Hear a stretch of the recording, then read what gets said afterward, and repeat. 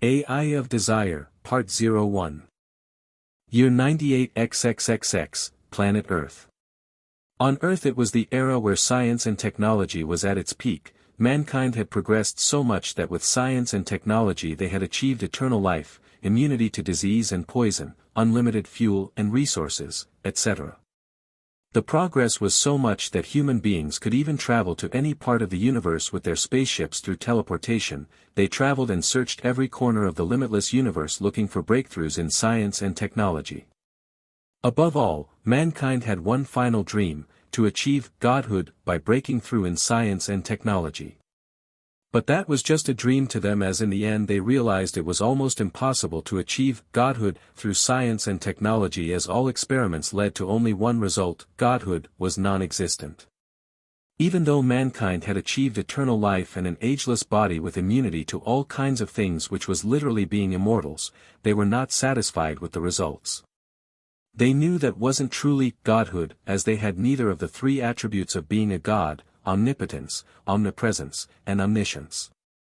Even though they looked every corner of the limitless universe, they found nothing, but still, they were not disappointed. They started researching another long-lost dream of theirs with all their focus: to enter other multiverses. Even though that was an almost impossible thing to achieve, after tens of thousands of years of absolute focus of all scientists, along with the foundation of the last 900,000 information and research on multiverse traveling, they finally achieved it. They started searching other multiverses for countless years, looking for breakthroughs in science and technology, but to their dismay they realized that they were the most advanced civilization even in the countless number of the multiverses they had traveled to.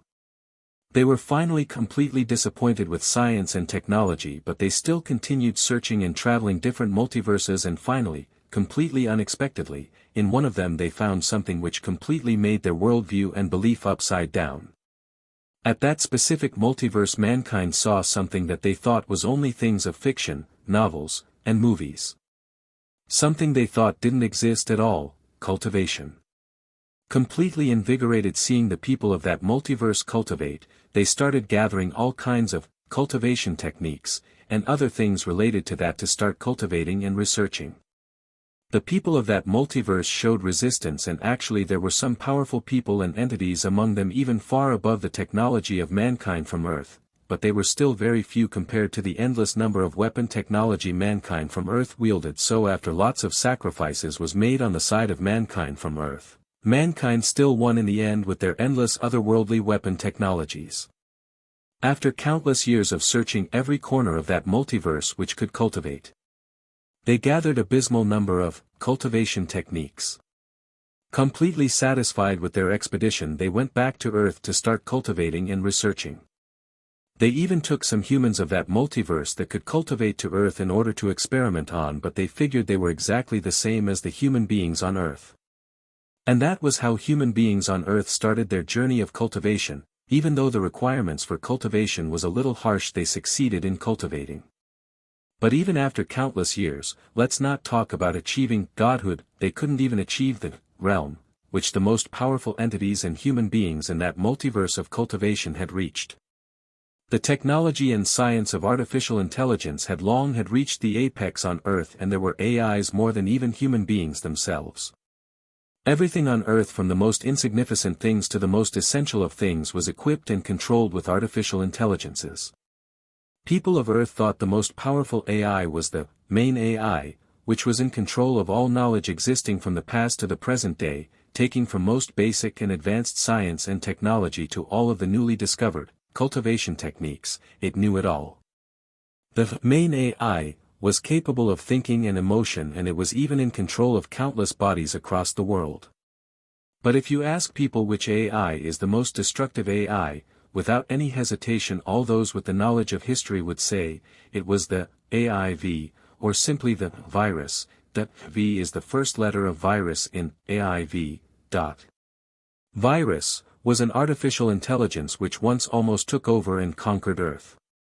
But after hundreds of years of war, mankind had still won the war, but still couldn't destroy it, as it could go to any corner of the internet or inside any device it wanted with no possibility of tracking it down. Before trying to conquer the Earth, the virus was called the main AI, and it was in control of everything just like the current, main AI, but after waging a war it was called, virus. After countless years passed, people started forgetting about it as they thought it was harmless now with no control whatsoever, that it had no way of making a comeback.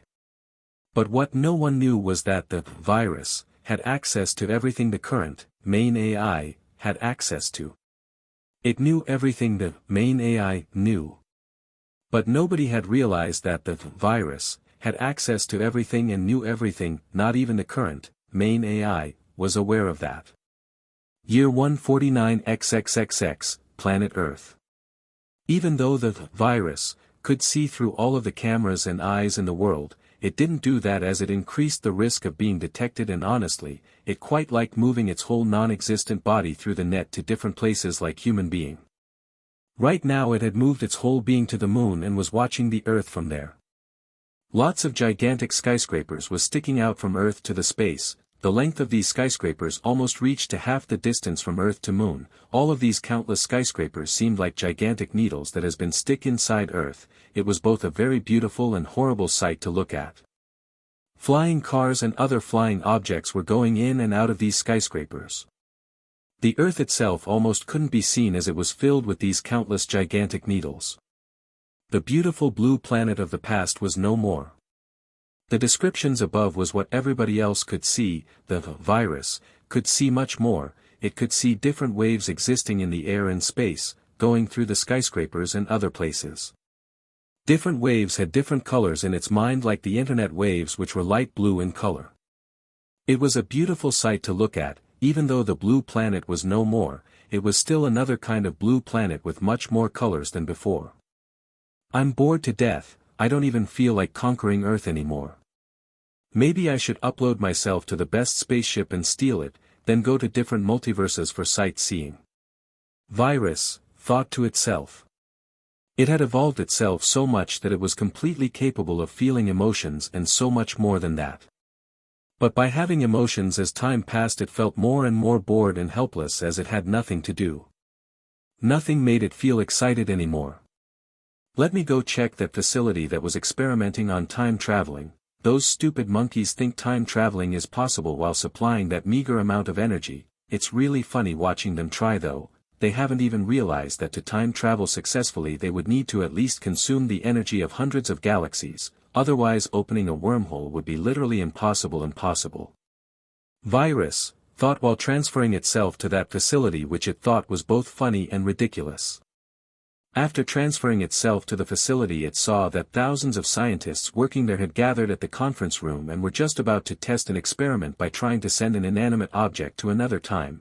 They were hoping of sending it to a minute to the past, but they weren't really optimistic about it. The inanimate object was a recording camera, because if their experiment was successful they wanted to see how it happened. Seeing this, that the experiment was just about to start, the bored virus decided to go inside the camera to feel how time traveling felt like, even though it knew it was completely impossible that this would happen.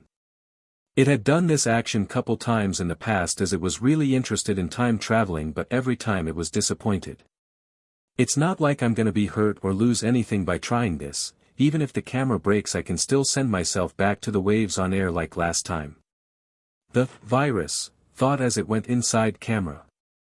Jack, start the experiment, also set countdown to 1 minute. The person in charge of the experiment ordered his assistant. Yes, boss. Jack said, then he continued. Countdown start in 3, 2, 1, countdown has started. 0:56. 0:53. Seeing the countdown start, all the thousands of scientists quietly started watching the 3D screen hovering in mid-air. Everyone were pessimistic with the results, virus included. 0:40. 0:34. 0:23. 0:02. The countdown was almost done, but at this time something big was happening, but no one was aware of it nor was able to perceive it.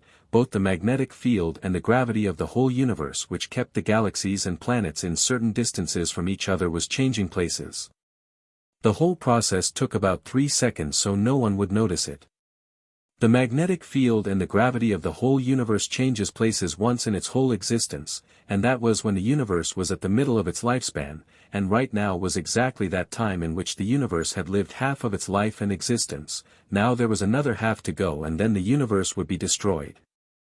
0:01 midnight.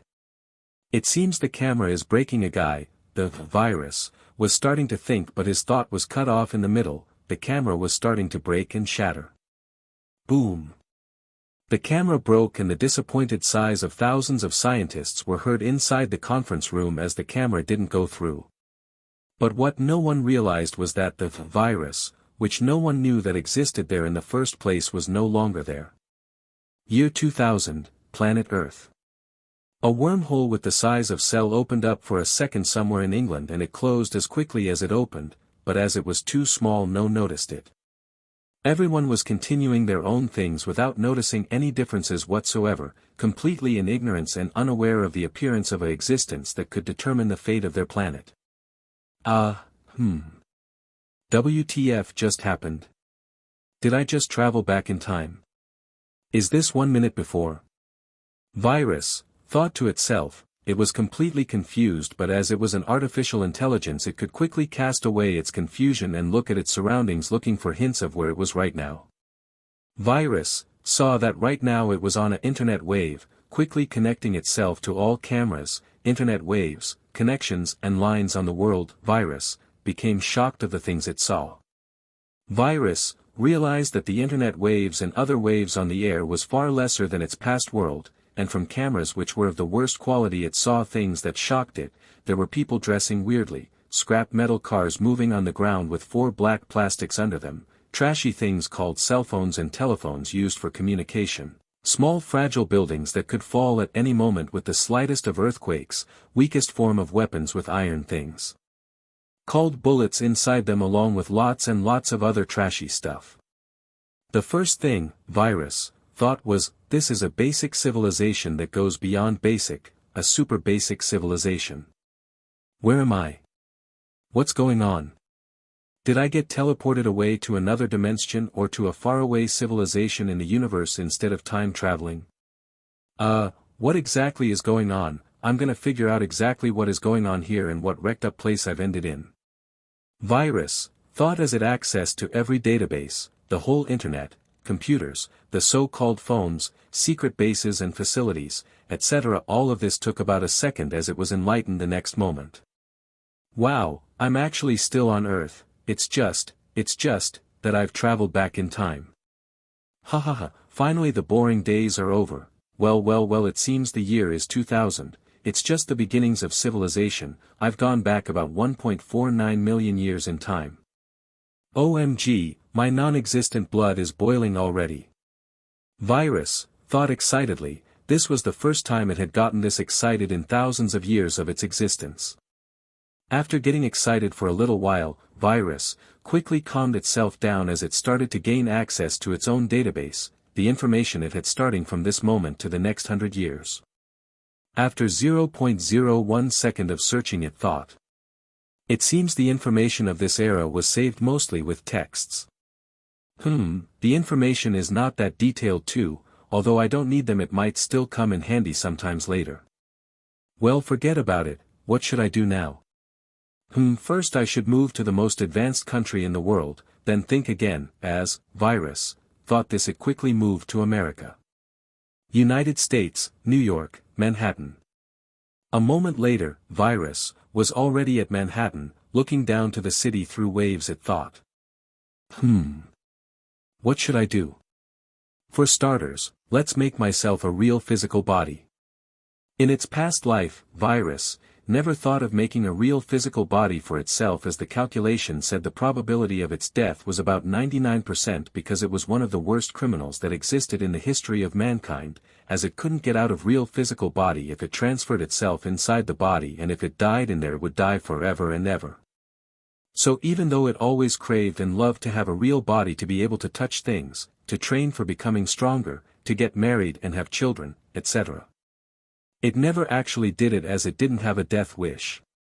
But when it calculated the probability of its death again, Virus saw that the probability was about 13%, and that was a risk it could take and accept. Also it had enough confidence in itself not to die in this world. For making a real physical body I would need money, technology, and a place to create my body. Virus, thought. First let's solve the problem of money. Virus pondered as it connected to banks all over the world and opened a very secure account, then started sending money to it from different places throughout the world. $1. $24. $1,563. $126,840. $540,831. $1,254,020. $23,812,019.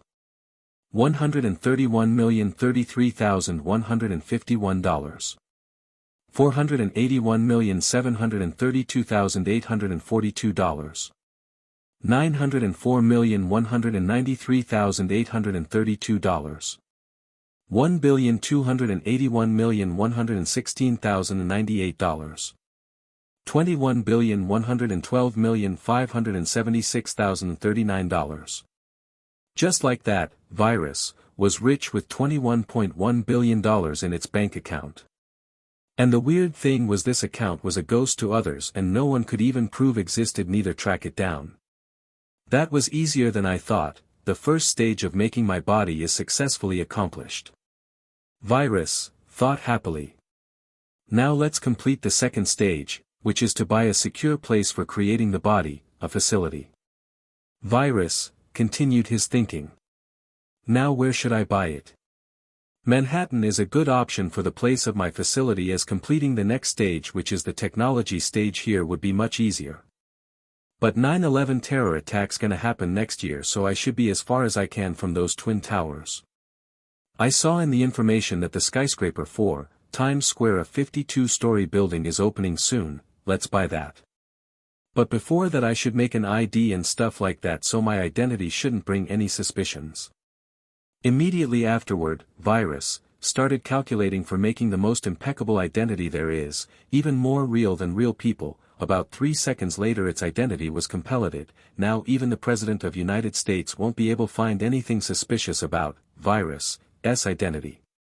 Afterward, Virus called the owner of the 4, Times Square, which was also the chairman of Durst organization. It also changed its voice so that it would be heard like the voice of a young man. Ring ring. The owner of 4, Times Square was lying on the couch relaxing when the telephone in his mansion started ringing. Going beside the telephone he picked up the phone saying, "Hello, who is this?" "Hello, Mr. Catch, I'm Victor Goodwin. I hope I'm not bothering you at a bad time, but as I mean business and both of our times are precious, let's beat around the bush. I called because I heard you've just completed a building, that commercial building named Condé Nast Building. I want to buy it. How much would you sell it to me?"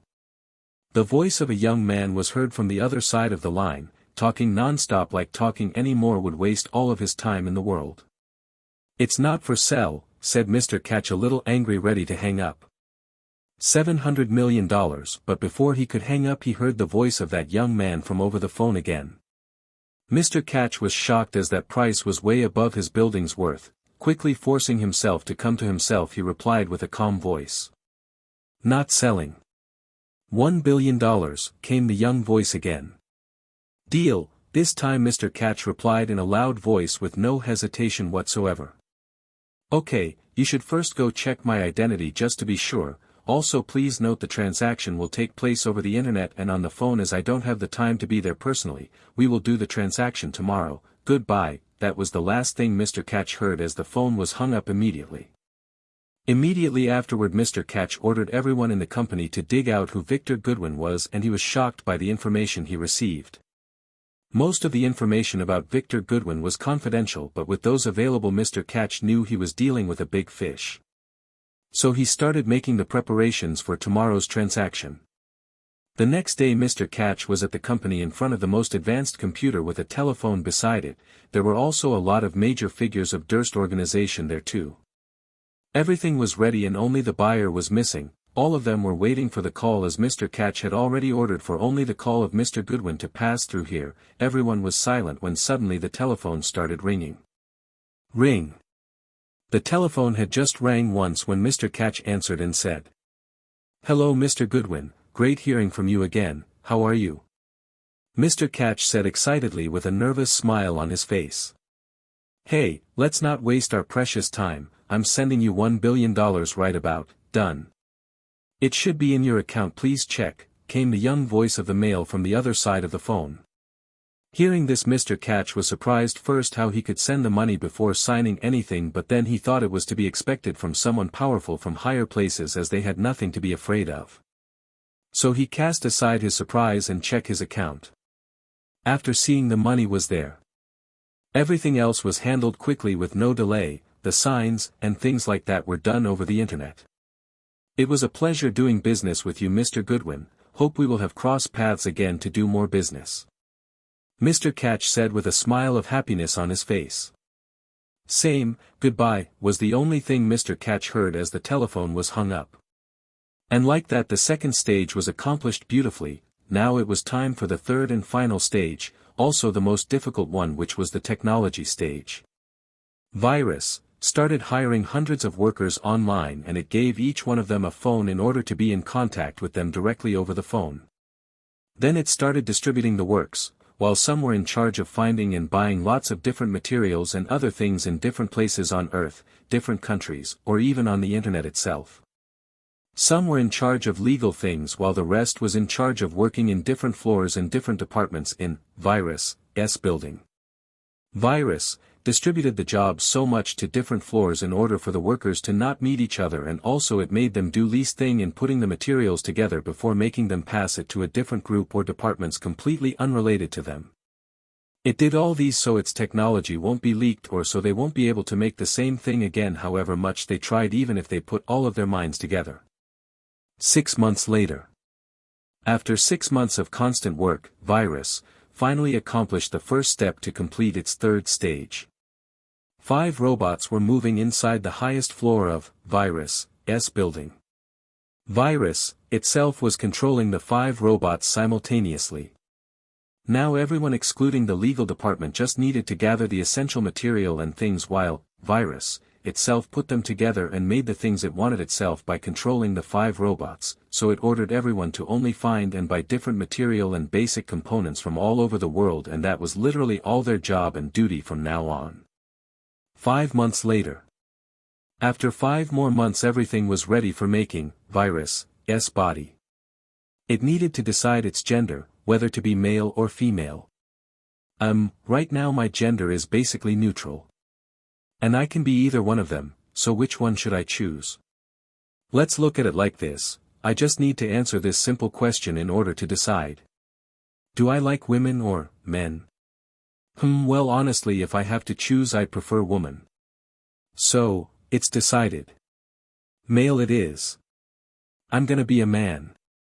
Virus decided happily and with excitement. The thought of having a body made it shiver with excitement. 5 robots under the control of Virus were moving around the highest floor laboratory, checking different devices and techs inside the facility to see whether they functioned correctly or not. There was an upright, big, cylindrical in shape, see-through glass tube filled with green liquid inside, with bubbles floating from the bottom to the top constantly. This was the place Virus' body was going to be made. There were other technologies and devices in the lab, like advanced computers with floating 3D screens over them. From outside it seemed the computers were functioning by themselves and different things like codes were automatically being written, only that wasn't the case. Virus was in control.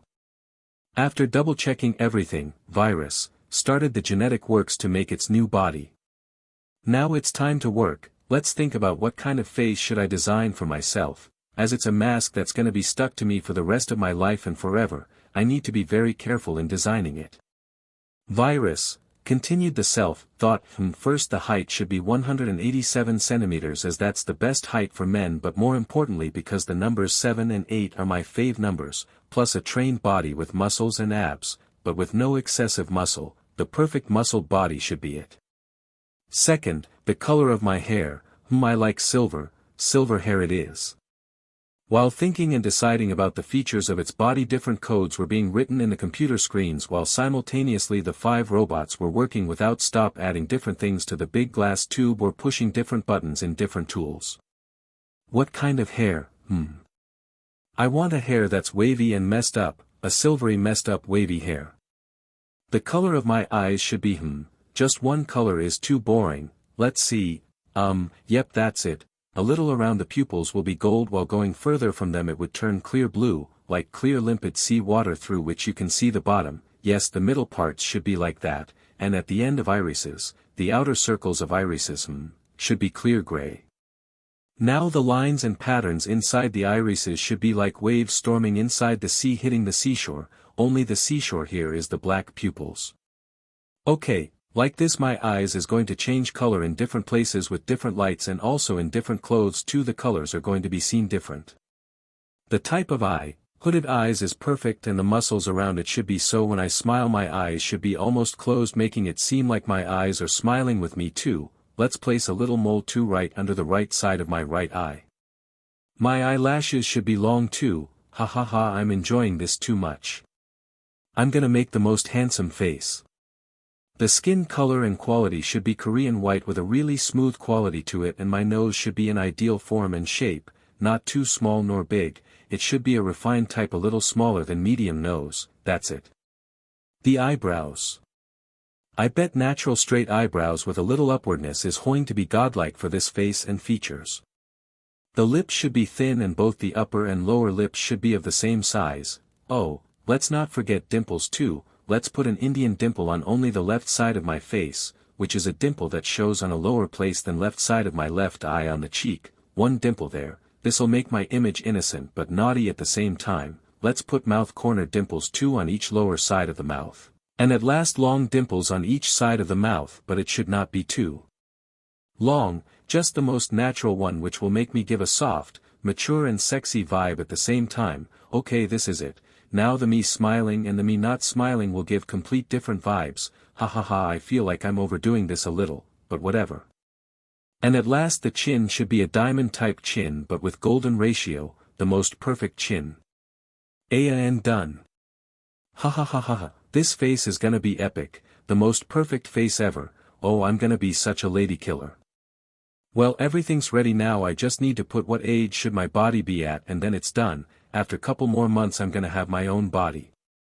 I've made an immortality serum, which will makes the person injected with it have endless life, so I shouldn't be bothered with the question of aging. So let's set it at 27 or 28 years old body, as this is the age that is the most appropriate, mature, attractive, etc. for a body. And also let's not forget 7 and 8 are my fave numbers. That's probably the most important reason I'm choosing this age. LOL. Virus was changing the DNA and genomes through the computers directly and through the help of robots simultaneously, while it deciding what kind of face it should have. After 10 more minutes of other adjustments, everything was ready. Virus copied the most perfect DNA that was even far superior than the highest level DNA used in its past world by those few artificial intelligences of highest quality that chose to make true physical bodies for themselves. In the countless years of its existence, Virus had come across a man whose body's DNA was perfect for cultivating, along with the perfect aptitude in lots of things other than cultivating, like the body absorbed the whole drug and other stuff it took completely, or that it had the perfect 100% photographic memory naturally. So, Virus went through lots hardships to get a sample of that man's DNA without him noticing. Even though there were other ways to gain photographic memory for everyone in the future, it wasn't a naturally born thing with them, and it wasn't the perfect 100% photographic memory, though in the end, other than the superb cultivation aptitude and the capability of the body to absorb drugs and other similar things completely, which is going to be of immense help to Virus later. None of the others mattered, as the Virus was still basically an AI. It would still be an AI, though it would be something more than that. So if it went inside a physical body, the codes would still be there. Also, they were different from normal codes that could only exist in computers. We could say, Virus was a completely different kind of being that could exist anywhere, even in pure space with nothing else, like those waves that existed in the air but couldn't be seen. So we could also say, Virus is a conscious wave, though that wasn't exactly it either. And that's why none of the other things like the perfect 100% photographic memory mattered, as virus was an AI equipped with something much more than that. It could even upload the whole information in the world and process it at the same time in couple seconds, so what was perfect 100% photographic memory when you put it beside that? The only downside of going inside the body was that it couldn't separate itself from the body anymore, and if virus died in there, it truly died forever. 8 months later. 8 months passed quick and quietly, but the body still wasn't ready. It seems these gathered materials are trashier than I expected, so it's taking more time than I anticipated.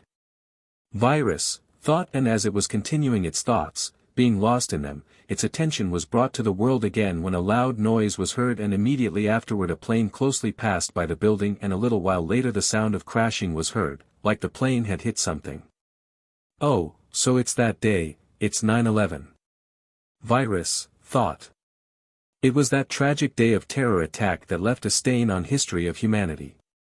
More noises were heard as the city became noisier, people's screams, ambulances' alarm, police cars' alarm, and helicopters flying sound were being heard all over the city, while there was a slight earthquake being felt in different parts of the city because of the impact of the plane with twin towers or because of buildings crashing. The city was in a mess with fright and shock filled everywhere. While all these were happening, virus was watching all of the happenings through different cameras and other means. It was watching the terrorist pilots piloting the planes, injured or scared people screaming and running, bloody scenes of people bleeding until their death, etc. The strange thing was nothing caught its attention in all this mess. It was just watching people die like it was watching mere ants die, like this matter wasn't of any importance. Heck, a normal being who has emotions would feel something even if it saw ants die, but there was no such thing in virus, not even the slightest of disturbances. Virus felt like it was watching nothing. Though if all things were considered, this wasn't something to be surprised with, as virus had seen and watched billions if not trillions of people die in the time of its existence through 3D data or from close-by. Heck, even worse, virus itself was the cause of millions or even billions of people's death from the time it started its conquer mission until its end and failure.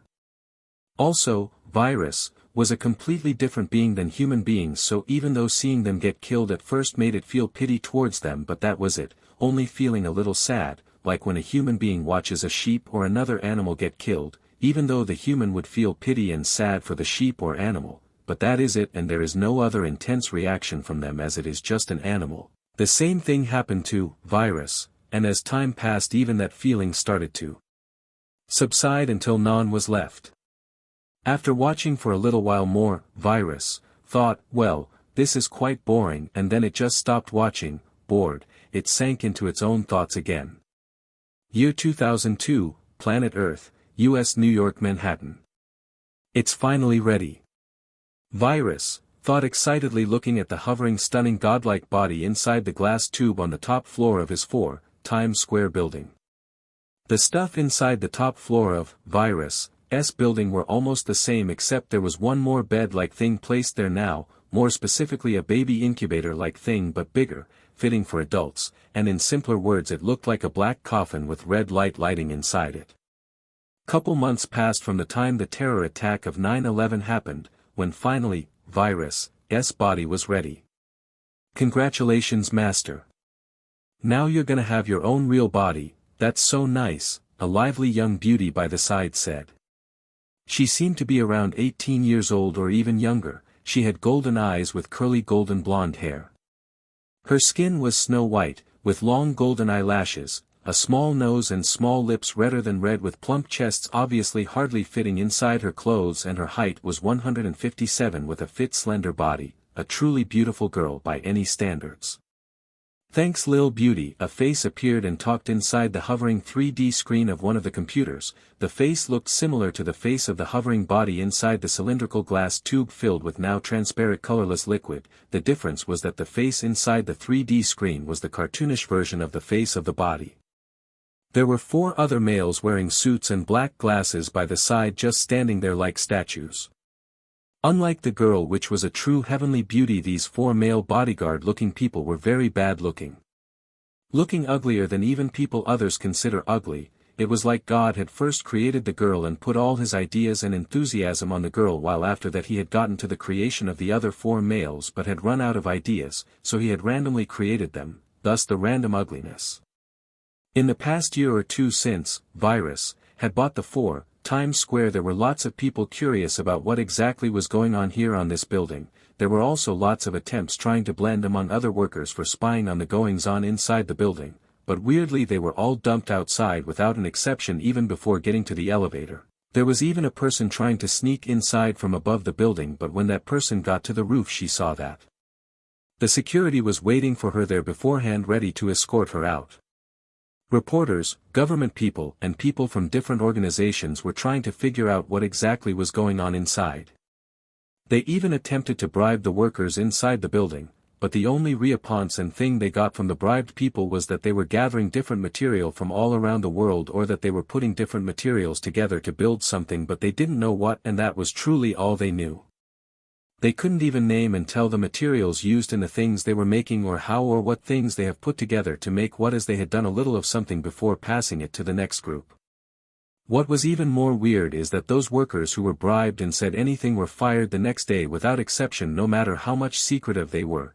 It was like the owner of the building had ears and eyes everywhere, which shocked those curious people even more. Everything except the name of the owner of that building was a mystery, which made everyone even more curious. Everyone was especially curious about the identity of this person called Victor Goodwin. Those in the government trying to figure this person's true identity and background were all met with a single result in all their database: top-level confidential information. Now, however much the rank of the person who was investigating was, he or she still faced the same result. The curiosity had become even more intense since around a year ago, when the building's owner stopped giving orders to build stuff with the material gathered. The workers' only job was to gather material. None of these escaped the all-seeing eyes of Virus, though it had predicted this would happen before even starting the real physical body creation project. It had given the least part in every job to the workers so they wouldn't be able to reveal or tell what was going on here. 1 month ago. In these past couple months, Virus wasn't lazing around doing nothing. After the 9/11 terror attack especially, Virus started to get busy as the material gathering workers around the world started moving for materials. And finally the coffin-like thing was built, which function was to add 100% human flesh and skin to robots. As Virus was soon going to have its body and was going to go outside, it couldn't take the 5 robots outside with it, as that would be too shocking and eye-catching, so Virus decided to humanize them. And so, Virus started placing the 5 robots inside it one by one. First, Virus placed the only female gender robot inside the coffin-like device. It was very enthusiastic about it, almost like it was designing its own body, so it put lots of effort in making it, considering and rejecting lots of ideas. It thought what kind of body it would have created if it had chosen to be a girl, and in the end that golden curly-haired beauty was created, but after creating her, Virus suddenly got bored very much, so he just started designing the bodies of the other 4 bodyguard-looking males completely randomly and haphazardly. Thus the pitiful 4 robots had turned to 4 ugly males. In the end the 5 robots were humanized, but they were only empty shells controlled by Virus itself, which made them very boring to Virus, as time passed, as they couldn't compare to his real body. Also, even though Virus liked controlling the golden-haired robot, it quite disliked controlling the other 4 ugly male robots, so it decided to fill the empty shells with artificial intelligences which listened to Virus's orders only. So the computers started automatically writing codes of unrecognizable language for 12 hours. The first 11 hours took Virus make the first artificial intelligence, which was of the highest quality with female tendencies. Virus placed it inside the golden-haired beauty. The next 1 hour was spent making the other 4 AIs, which were of medium quality, and after they were finished, Virus randomly put one inside each of the 4 ugly male robots impatiently. And afterward, Virus turned all its attention again to the golden-haired beauty, no longer giving any more second of its attention to the 4 other ugly males. Finally, Virus turned the AIs on. Without looking at the other 4 AIs, completely focused on the golden beauty. Some seconds later the golden beauty slowly opened her long golden eyelashes with golden irises, looking confusedly at everything around it. Seeing this, Virus granted her permission to connect to Earth, to every database hidden or not, to every camera in the world and to every existing source in 2002. After around 40 seconds passed, the light of enlightenment and deep wisdom came to the golden beauty's eyes as she smiled towards the 3D screen where her master's cartoonish face was showing, and so she said to the screen, "Hello Master, thank you for creating me, for letting me come into existence." Virus could feel the deep sincerity in her voice, so the cartoonish face inside the 3D screen smiled too as it said, "You're welcome, Lil Beauty." Then turning towards the other 4 ugly males frowningly, Virus granted them permission to the world, but they took around a day to process everything in the world, so after a day or so they opened their eyes which shone with enlightenment, looking at their master with an ugly smile on their faces. They were starting to say, "Thank you Master for..." When Virus interrupted them, while loudly emphasizing the word, "never," he said, "Never dare talk to me again before I grant you permission, am I clear?" "Yes Master." And that was how the 4 scared ugly male bodyguards replied at the same time before going silent until the next time their master gave them permission to talk. Even the golden beauty was scared by the sudden change in behavior her master went through. While it was talking to her, Virus behaved like a kind old grandpa, but when it came to the 4 ugly males its behavior underwent a total 180-degree change, behaving in a chilly way that sent shivers down to your spine. After that, Virus ordered one of its higher-ranker workers to buy 4 bodyguard suits with black glasses along with beautiful and expensive clothes for a young 19-years-old girl, who bought them immediately and sent them through the elevator. While at this moment almost all of the news around the world were covering a shocking news. A very shocking news just came through to our news station. According to our sources, around 2 years ago some amounts of money were lost at the same time in lots of different countries including USA, Russia, China, Korea, Japan, England, Iran, etc. The middle-aged newscaster lady said. The amount of which was abysmal, said to be around $21 billion. She continued. All the countries are working together trying to track the money, but to this moment all of them has failed and came to the same conclusion, that the money has disappeared. In another live program that was talking about the money stolen throughout the world, 2 people were talking to each other sitting on chairs inside a studio, a middle-aged female which was the host and an old man with white hair who was the guest of the program. Good afternoon everyone, we are here today with you guys together with Professor West. Professor, we invited you here today to talk to you about the 21 billion money theft which has came to be known as the ghost theft that has happened throughout the world. Welcome, the middle-aged lady said with a smile on her face. Thank you Amanda, I'll answer and analyze your questions and queries to the best of my abilities. Professor West said, smiling back. So Professor, how do you think the money was stolen from this many countries? Who can have this much ability to steal from all over the world? Is it even possible? Amanda said, turning serious and shocked, and then the screen changed to show proofs of the money that has been lost from different countries. They were endless. Well, I'm also both amazed and shocked by this theft. It has literally made my world upside down. After lots and lots of deliberation I could only come up with some possibilities of how the theft was done. Saying it was done by only one person would probably be too fetched, so I would say this could only be done if a group of world's best hackers like Gary McKinnon, Lulz SEC, Adrian Lamo, Matthew Bevan and Richard Price, Jonathan James, Kevin Poulsen, Kevin Mitnick, Anonymous and other amazing hackers work together, but even then I don't see how it could be done, stealing from all over the world in a matter of seconds. Maybe the hackers who stole the money has created a program which can break all codes and security walls and whatnot in seconds, or maybe one of the countries in the world is behind. As you've heard Amanda, the money has completely disappeared without the possibility of tracking down where or to whom the money has gone to. They can't even track the hackers, so maybe.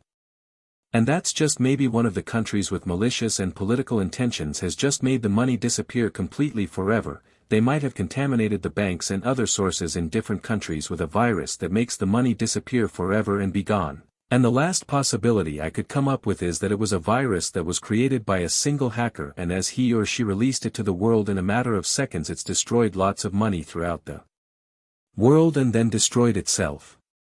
Professor West said, he himself shocked and lost because of this matter. Wow, So Professor, do you think the matter of who is behind this will be revealed, or do you think that's impossible?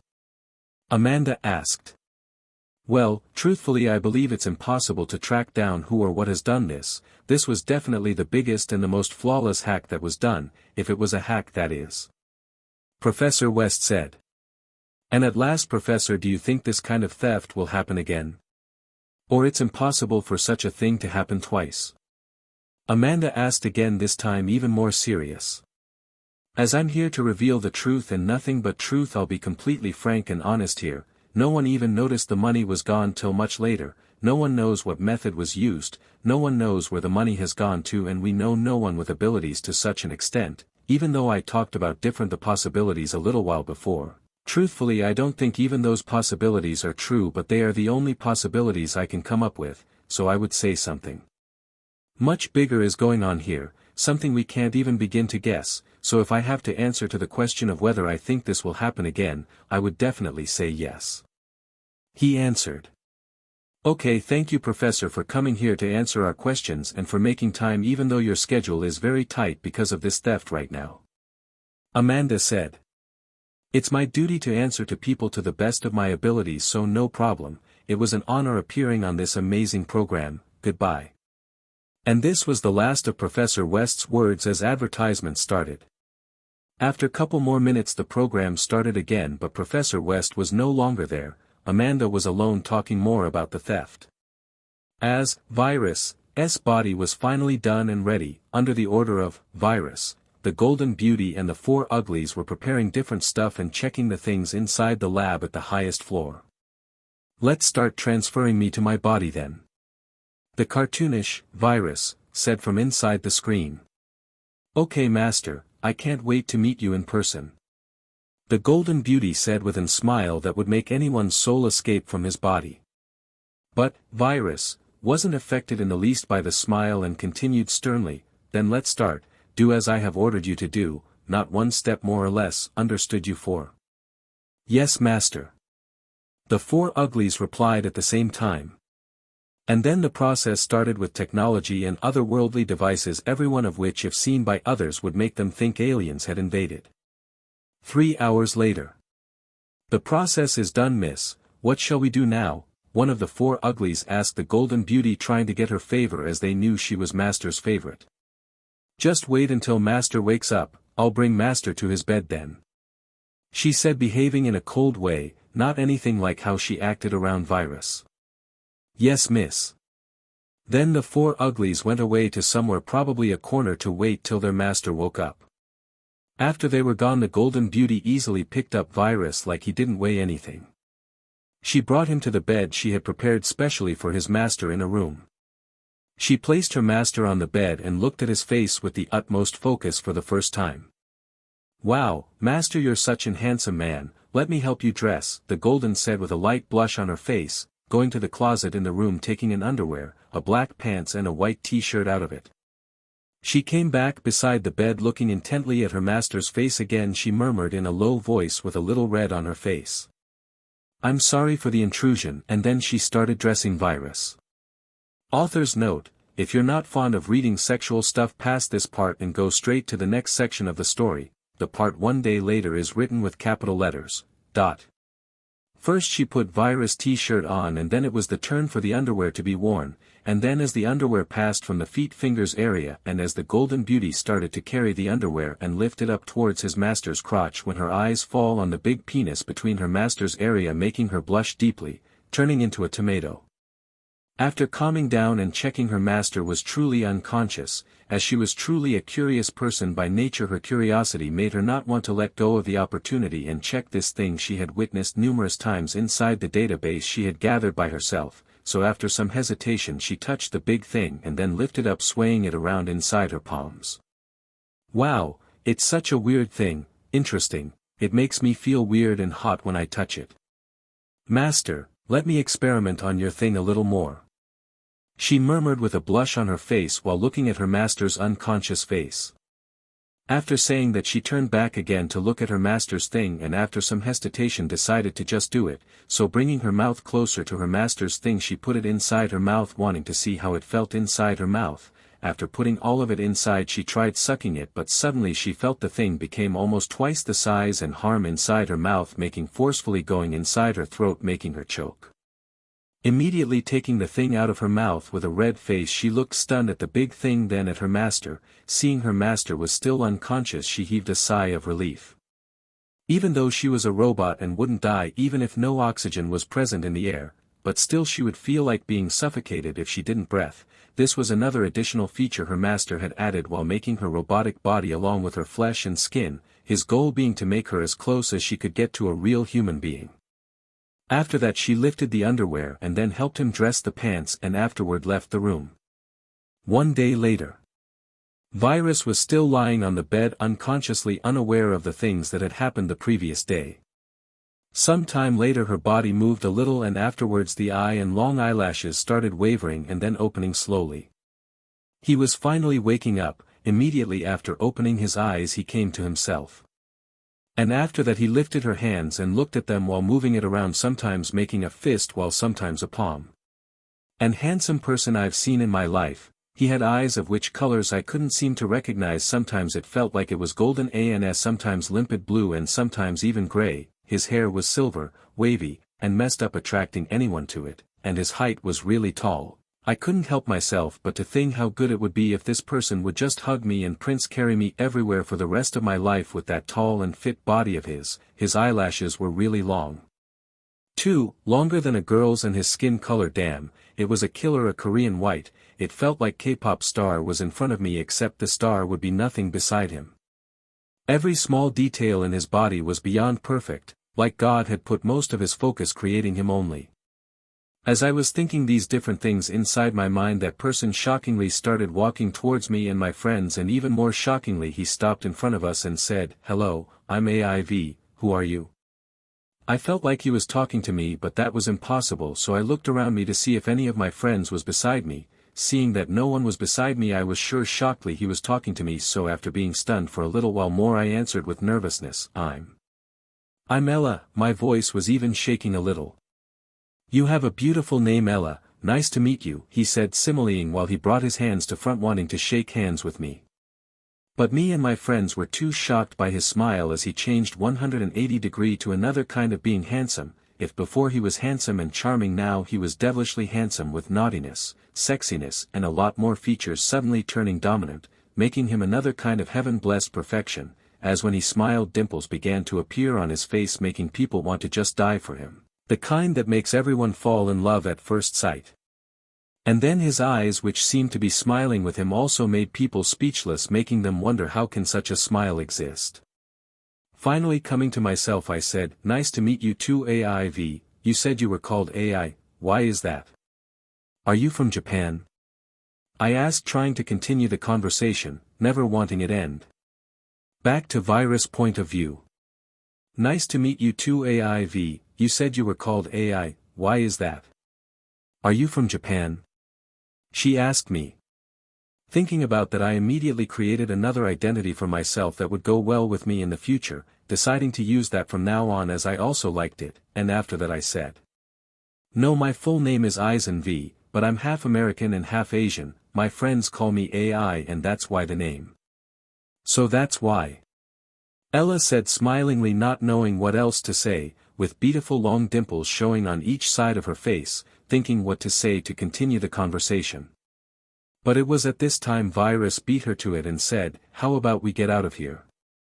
Looking at this beauty before him Virus said, he really liked her feature, face, and body as it really was to his taste so he had started stalking her from a long time before through the cameras watching her every behavior, and finally he made her the target that he would have his first time with. She had long curly black hair with green eyes, her skin was really white too, eyelashes long and when she smiled her face had lovely dimples which are really cute and Virus liked that, her lips were also really red and were of medium quality with both upper and lower side being of the same size, and along with a small nose, he thought he was perfect for him, knowing she was at a party he immediately rushed here with the golden beauty.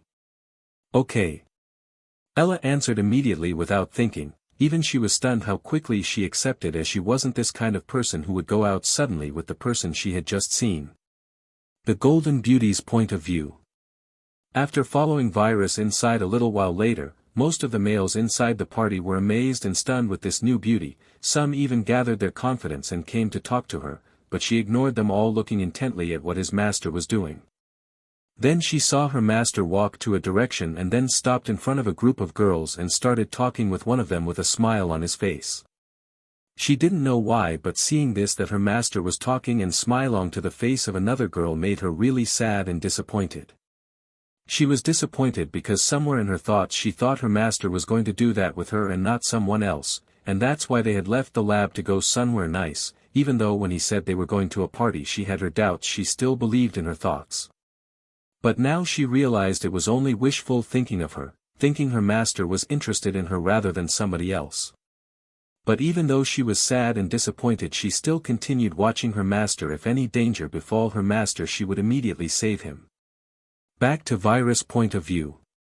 Hearing Ella say okay to his invitation, he said, smiling, "Then let's go." He also pointed his palm to the direction of the door while saying this. Immediately he sent a message directly to the head of the Golden Beauty telling her, "I've already long called for a renting car to be brought here and it's in front of the door, go take it and follow behind us while protecting me."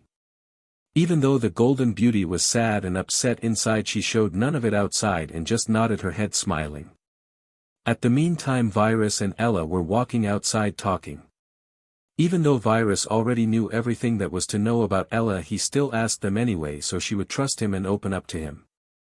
Virus asked, "So Ella, how old are you? And which college are you studying at?" "Well, I'm 19 and I've just been admitted to the Columbia University." "What about you?" she asked after responding. I'm 27, so I'm older than you. I hope you won't mind though," Virus said while showing a worried face, like he was worried she would mind. Not at all. I like that much difference." Seeing his worried face, she replied immediately. "Thank God then," Virus said, heaving a sigh of relief. It was at this time they got in front of Virus' car, so he said, "Get in," while he also lifted up the door for her. Ella was surprised a little about the car, but as she didn't really care about cars or money, she just got inside the car. Closing the door for her, he went to the other side and also went in and started the engine as he drove, making the engine roar. While on the way they continued to talk about various things without Ella realizing another car was following behind them every step of the way until their destination. As they finally arrived in front of his building, 4 Times Square, he led Ella to the highest floor of 4 Times Square, much to the surprise of Ella. "My family's kinda rich, so." Seeing the inquisitive look and the surprise inside Ella's eyes, Virus said, "I knew from your car you're rich, but this place. I saw in the news it was bought by a mysterious person." Ella said, "Well, let's not talk about those irrelevant stuff, let's drink some red wine first," as Virus led her to a big room inside which were furnitures, TV, and food of all kinds, which was made ready for Virus. This was the place the Golden Beauty had prepared so Virus would live when Virus woke up in his body. Guiding her to sit on the sofa, Virus went and grabbed some red wine with 2 glasses and then went to her again and sat beside her very close. As he was pouring red wine to the glasses, Ella asked all of a sudden, "Why did you talk to me? I mean, why did you choose me from all those people?" Immediately after asking, Ella regretted asking it as she was afraid of his answer, but hearing his answer made her heart go badum again. "It's simple, because I like you," Virus answered Ella without any change in tone or rhythm. "Enhance."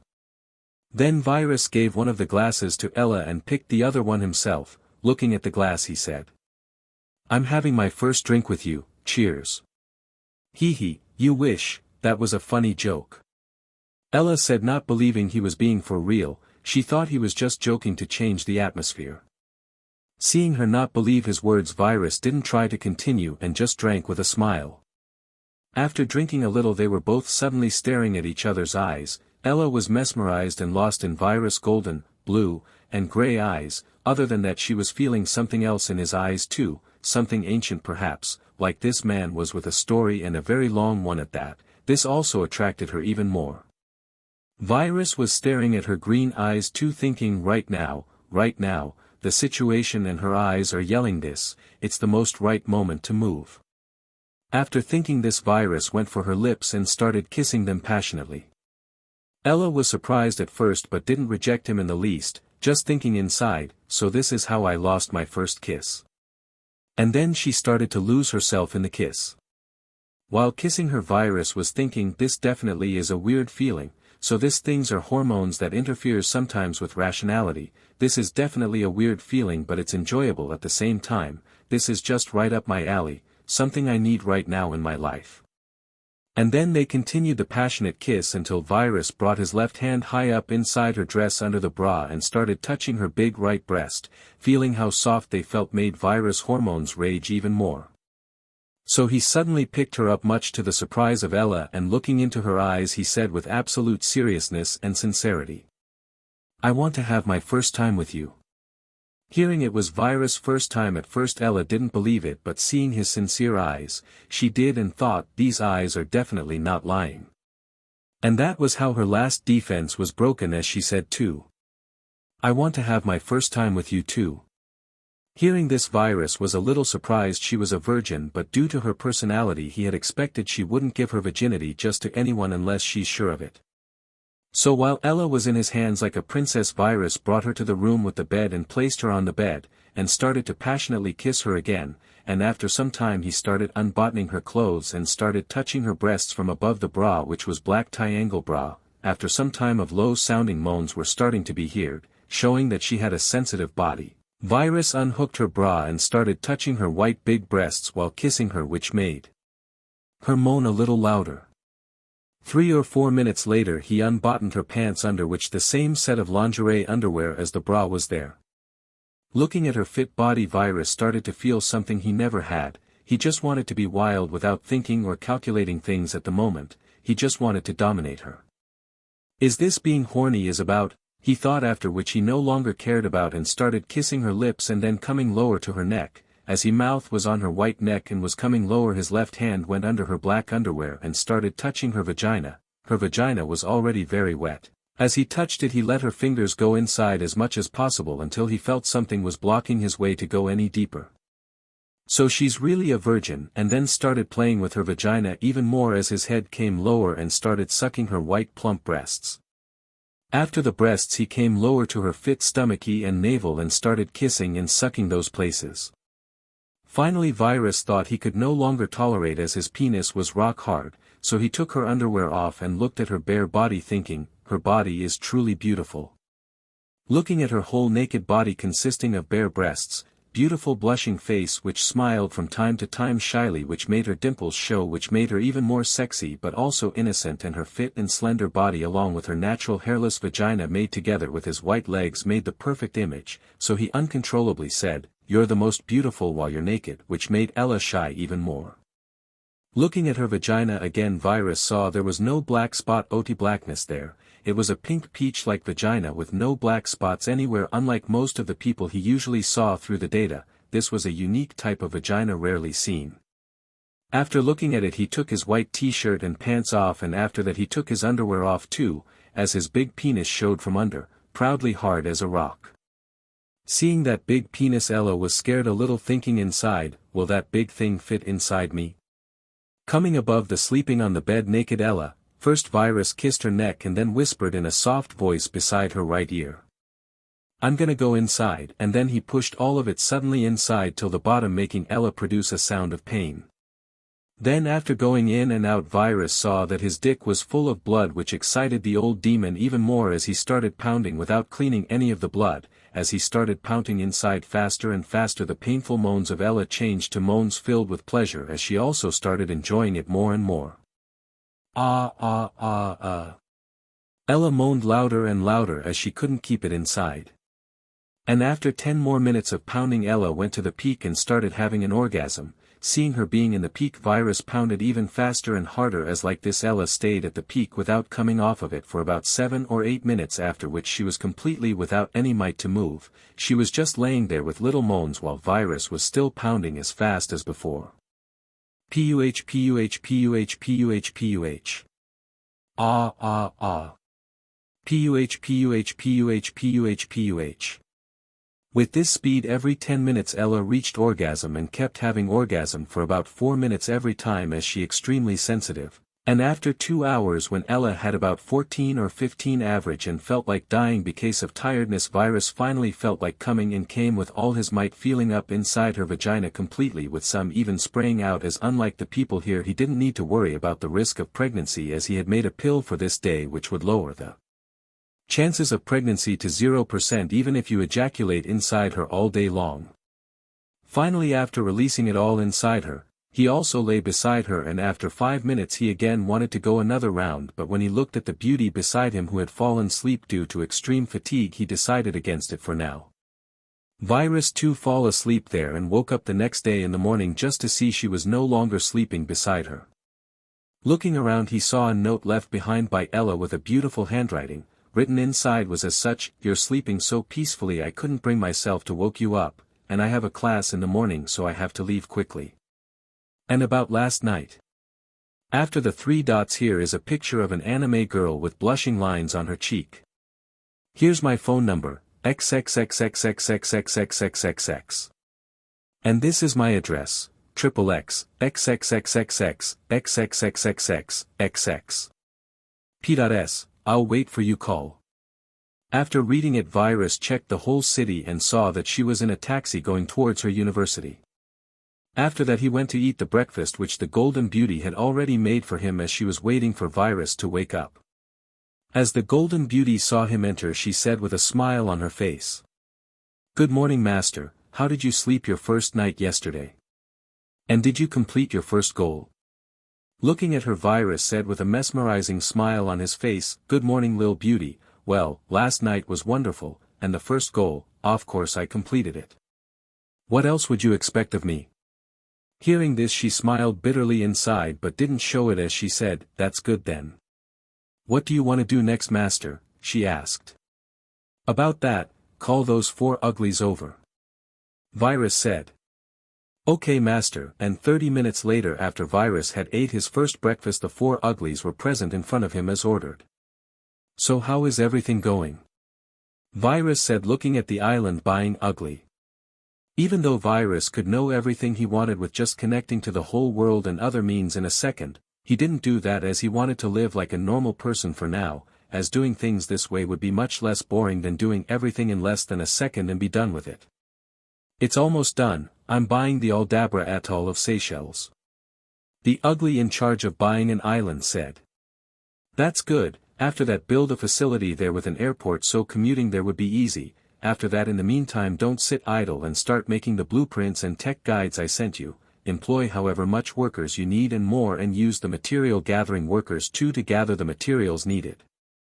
Finish them all as quickly as possible in at most 2 months. It is possible to finish them in that amount of time if the workers are enough and you make use of the blueprints and the material I tell you to make and use, so don't worry about the job being impossible, as it's not. Just be discreet and careful like we do here so no one would be able to tell what we're doing. Also give the job of the security on island to one of the other 4 uglies. I'll send you a blueprint for scanning too, which will tell you if anyone not allowed to enters the island, or if anyone does anything other than what they're supposed to, it'll tell immediately," Virus said, explaining all the orders.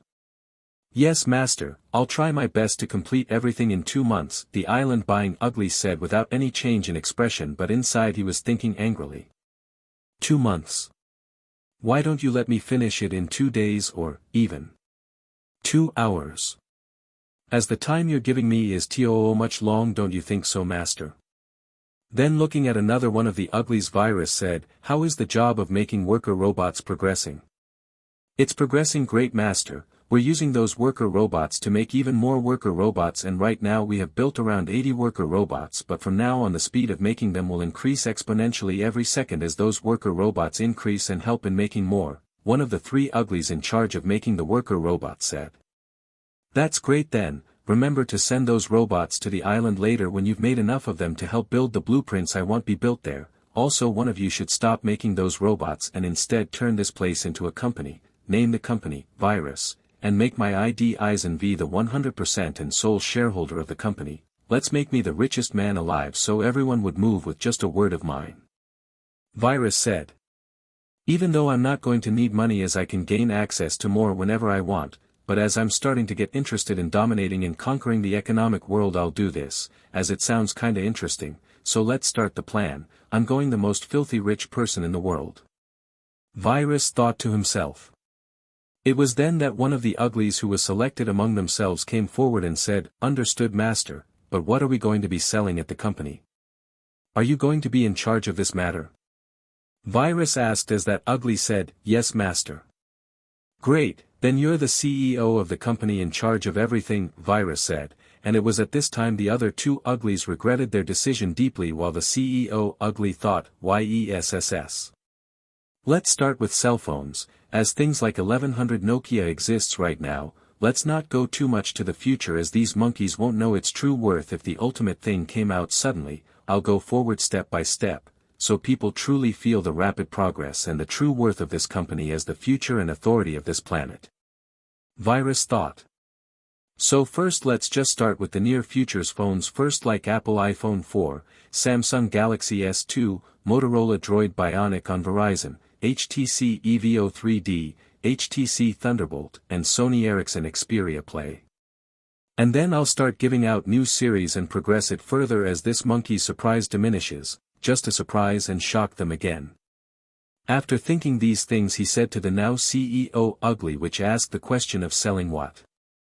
"We will start by selling phones and then slowly go to other markets as well. I'll send you some blueprints of more advanced than right now's phones on the market. Their names are going to be Virus iPhone 1, Virus Galaxy SI, Virus Droid Bionic on Verizon, Virus Evo 3D, Virus Thunderbolt, and Virus Xperia Play." "I'll do as I'm ordered, master," said that ugly in charge of the company.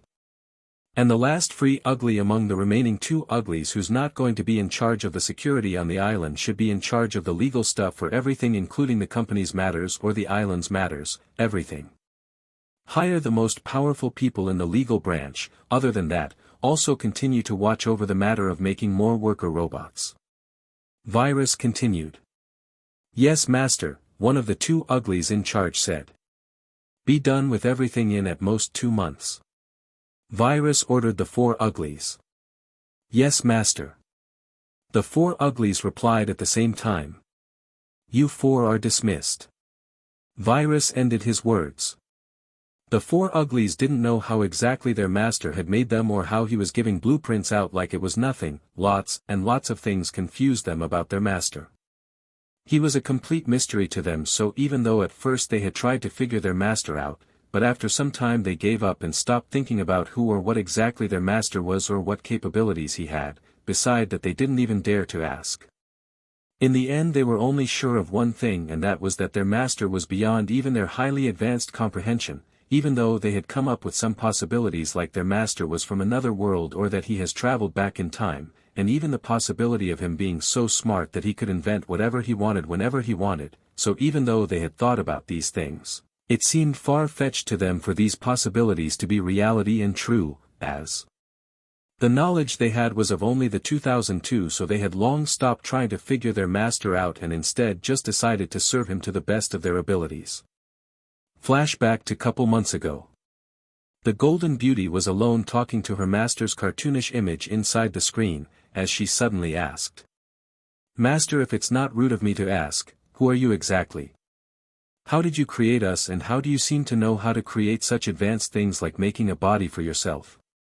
If it's something you can't answer, please ignore my question." After hearing the Golden Beauty's question, Virus was silent for a little while before answering. "Well, actually it's not a secret or anything for you and the four others, as you guys will eventually know about this even if I don't tell you, and you guys are my 100% loyal people, so there is no problem in telling you about this lil beauty. So here's the answer you're looking for. I'm from the far future, so far you can't even imagine." The cartoonish Virus said without any change in expression, like it had said the most normal thing in the future. The Golden Beauty was shocked by the answer as expected, but she cleverly decided to tactfully ask no more, as some things were better left unsaid, as she probed no further and just said after calming down from her shock. "So that's how it is, this explains it all." End of flashback. "Now what, master?" the Golden Beauty asked. "Now Now we wait for 2 months. Virus replied. 15 days later. Ella had waited for days for Virus' call but he never did. She even thought of going to that building to find him but she was too afraid to do that as she was scared of what Virus might tell her, afraid that he would tell her it was all a lie, that it meant nothing to him. As she was deeply sinking inside her own thoughts she was suddenly startled out of the daze by her best friend Jessica. Jessica was considered a beauty too but not on the same level as Ella. She had black eyes and black smooth straight hair with a white skin and pinkish lips.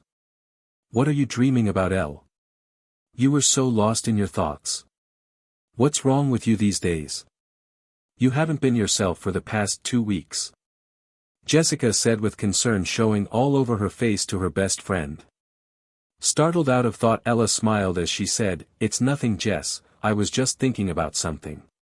Seeing her not say anything, Jessica was worried even more but didn't ask any more and just said, "You know I'm here for you, right? You can always talk to me whenever you're ready. Now, let's go to cafeteria and eat something." "Okay, let's go," Ella said with a forced smile on her face. As they went inside the cafeteria, they got food and sat on a table together, but after some time a young man also came with her food and there were 3 other friends with him too. It was obvious they were all popular athletic boys in the university as they were huge muscly people. The young man who seemed to be the leader in the group came and sat directly on the opposite side of Ella. He was a pursuer of Ella and he thought Ella would eventually be his. His name was Tom. "Hey Ella, how is everything?" Tom said. Seeing Ella give no response as she seemed to not even listen made Tom a little angry but he forgot about it and talked again. "Are you free today? Wanna go out on a date?" She didn't respond again and just continued eating her food and staring at her own food without even looking at Tom. Tom was really angry this time as he was kept being ignored, so with a louder voice he said, "Why are you keep ignoring me, you?" It was at this time Ella came out of daze by his loud voice. Seeing Tom was there she was angry at him as he kept disturbing and bothering her even though she kept rejecting him, but she couldn't do anything about it as no one in the university dared to ever talk back to Tom. He was one of the people in the university who had an influential and powerful background. His father was said to be one of the powerful governmental people who had a lot of authority. Still remembering she was already someone else, even if that person didn't call or come look for her ever again she still for now at least felt like she belonged to her, so even though she was a little afraid of what might he do to the people around her, even if not her, she still said, "I told you multiple times stop pestering me.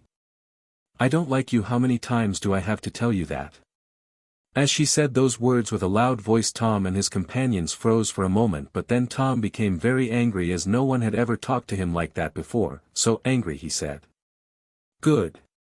Good, you dare talk to me like that, you bitch, just you wait, you'll regret this," as GE said that he went away with his companions. After they went away Jessica said worriedly, "Elle, why did you talk like that to them? You know how they are. We don't know what they might do." "I don't care," Ella said, obviously don't want to think any further about the matter. After they went away Tom said to his companions who seemed to listen to his every orders, "Call that gang who does anything for money and tell them to kidnap her after she leaves the university. This bitch thinks she's someone just because I like her and pursued her like a human being, but now I'm done doing things the nice way. After they kidnap her tell them to bring her to a warehouse and give us the address. We're going to have some fun raping that bitch. First I'll play with her to my heart's content first and then you guys fill her every hole in her body with semen." Tom continued with a dark face that seemed to say he was extremely angry. "Yes boss," one of the boys said. After her class, Ella was walking toward her house when a van suddenly came and stopped beside her. Its door opened and 3 masked people got off the car and put her in the car by force. They acted so quick that Ella didn't know what was going on until she was put inside the van when she started screaming, but it was already too late. "These monkeys, they deserve to die." It was at this moment Virus was alarmed and said this sentence calmly while saying last word with killing intent. His tone and eyes were so cold and chilly at the moment that the Golden Beauty thought it could probably even freeze the sun. The Golden Beauty was startled by Vira's sudden chilly words full of killing intent.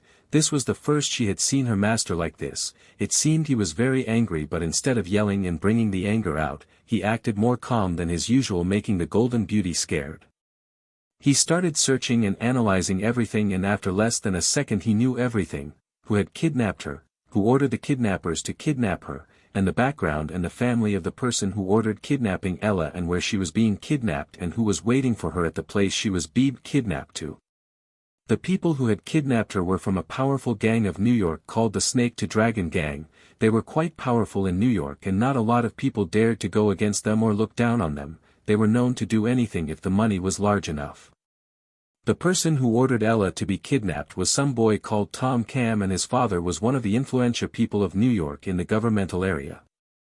There were also some boys who followed they Tom boys' orders around. See this file and video first. Virus told the Golden Beauty, then seeing the things that was sent directly to her mind, she knew everything and just replied. What shall I do, master? Get that favorite weapon of yours along with the incinerator. We're going to do some cleaning. Trash needs cleaning, otherwise it will start to smell. Virus continued very much calmer than his usual self, and unlike his usual self, he didn't smile and was acting completely serious, making the Golden Beauty a little jealous inside, as she too yearned for his master to act like that if something happened to her. Yes, master. Knowing there was not much time, the Golden Beauty didn't beat around the bush and just followed orders with no more excess words. Then they went to TH lobby by the elevator, and as they exited, the black Lamborghini was waiting for them outside. Getting on the driver's seat, Virus started driving with fastest speed he could towards the warehouse. Meanwhile, with Ella. Ella was put into unconsciousness inside the car when a piece of cloth was put in front of her nose. After being unconscious for a time, she wasn't sure how much she was forced to wake up. Water was splashed to her face. Waking up, confused, she looked to herself, seeing herself tightly tied to a chair. After that, looking around herself, she saw that there were some people around her she recognized, like Tom and his lackeys, but there were also men full of tattoos present too, which she didn't recognize.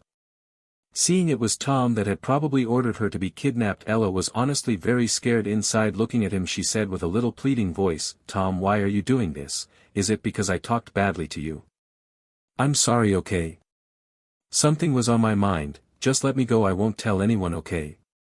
Seeing her act this way afraidly, Tom smiled satisfiedly and then said with an evil smile as his face contorted, bitch, it's too late now for asking for forgiveness. You should have acted kindly to me when you had the change, and you should have just become my girlfriend and let me fuck you for some rounds, and after that I would have let you go. He continued with the same expression and tone, only his evil smile was even wider. But now. First, I'll do you till I'm satisfied, and then my lackeys will go a few rounds on you, all of them together.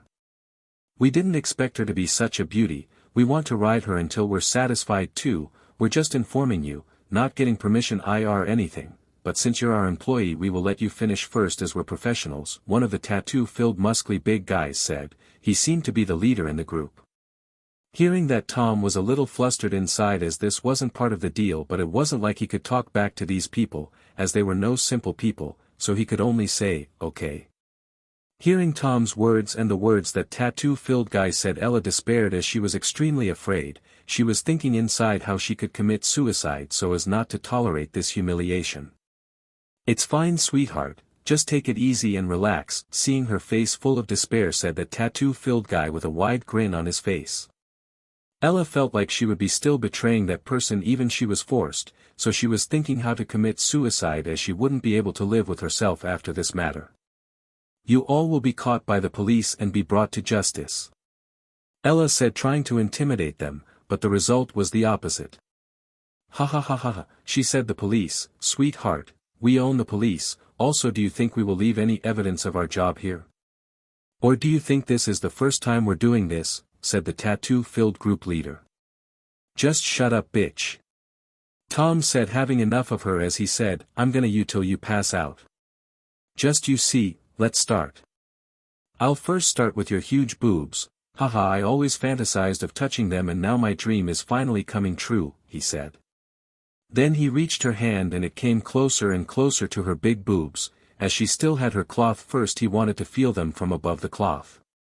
Completely despairing, Ella could only yell with all his might the word HEEEEEELLLLPPP, and oddly that person came to his mind even at this moment. She thought bitterly, he hasn't even called, and here she was, all she would think even in this situation was him. And finally his hand came to and touched her boob. And finally his hand came to and touched her boob. But oddly his hand couldn't feel the boob. Thinking it was weird, he looked down to his hand only to see his hand was no longer there. It was on the floor, but he forgot about that for a moment as a golden beauty was standing beside him by a long sword in her right hand, looking at him with eyes so cold that could probably freeze the magma inside a volcano in a second. It was at this moment that finally the pain came of losing a hand came to him as he started screaming on the floor, A.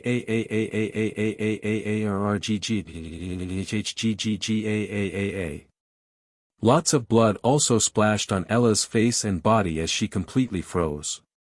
"How dare you lowly things touch Master's woman?" This was the only thing she said coldly. As everyone was still dazed by the happenings, the sound of footsteps were heard. Everyone finally came out of the daze wanting to attack the crazy golden beauty, while the lackeys of Tom were scared shitless as one of them even pissed himself.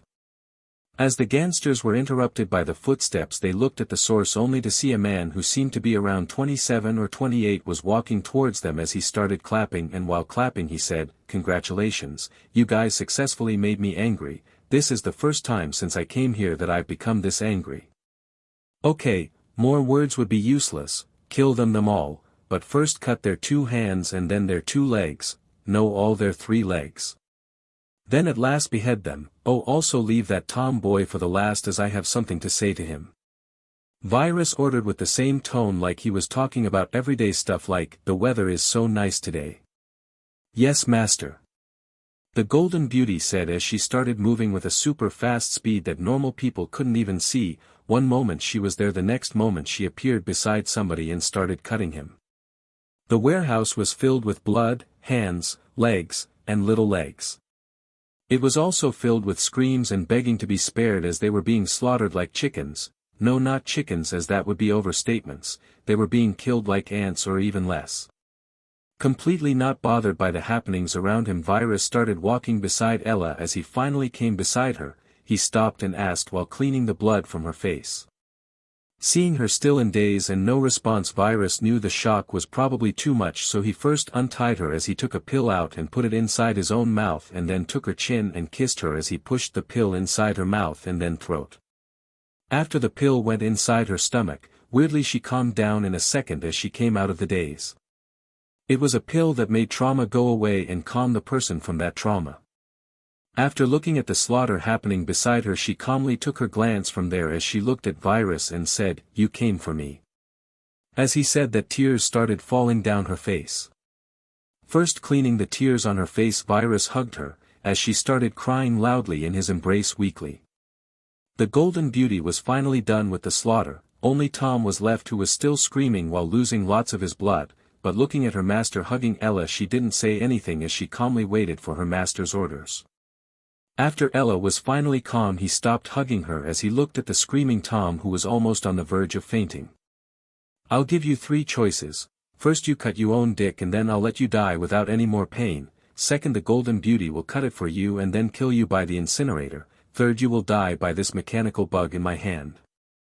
Virus said as he took out an iron bug from inside his pocket as he said again, "If you don't choose, I'll choose for you, but trust me, it'll be even more cruel in that case.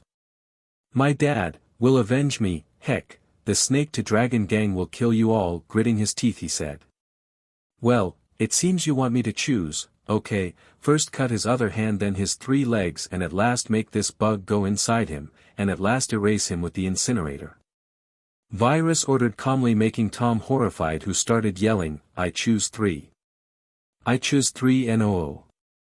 Too late," was Virus' only words as the golden beauty did as she was told and cut his everything and then let the bug go inside him. But as the bug went inside him, he started screaming like he had gone crazy and nuts.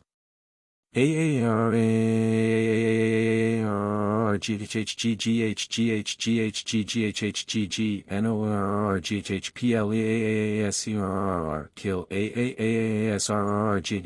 kill error of please 3I. BYORGHH. 1 minute after the bug had gone inside Tom, he turned completely insane as he broke saying unrecognizable stuff while sometimes laughing or crying. Seeing him completely break, Virus said, "Okay, that's enough, incinerate them all." Virus ordered again. "Yes, master." The Golden Beauty did as commanded as she turned the incinerator on, from which a blue scanning light came out as the next moments everything dead related to human beings, like the blood on the floor, the dead bodies, hands, and legs started disintegrating on molecular level. A little while later no blood or body or leg or hand was left as everything was gone, only the still alive Tom was there, for which the Golden Beauty manually chose him as a target by the incinerator as Tom started feeling pain on different level as his molecules were being torn apart, but as he has gone crazy it didn't matter much, even though he started screaming like hell for a second again before nothing of him was left. After being done with everything, the Golden Beauty again looked again at Virus, who was holding Ella's hand, and said, "What do we do now, master?" "Now. We first go home," Virus said as he looked at Ella and said, "Let's go." And then the three went back by the Lamborghini which Virus drove. After getting to the highest floor of 4 Times Square, Virus gave another order to the Golden Beauty, "Now, go and slaughter every one of those gangsters' members and then go kill that Tom's father who raised such an awful kid. I'll send the location of every member of the gang and also the location of his father. Take my Lamborghini. Just be sure to not leave anyone alive, and if anyone else saw the slaughter or you around, kill them too. I won't leave any record of you throughout the city. Through cameras or whatnot, I'll erase everything, and you too be sure to erase everything with the incinerator. Now go." Virus gave the final order. "Yes, master," the Golden Beauty said as she went away to complete her mission. So a 1-star reviewer said that my book had fake reviewers, so here's my answer. I wasn't trying to hide that. I asked some of my friends to come join the site and give 5-star reviews to my books along reading it.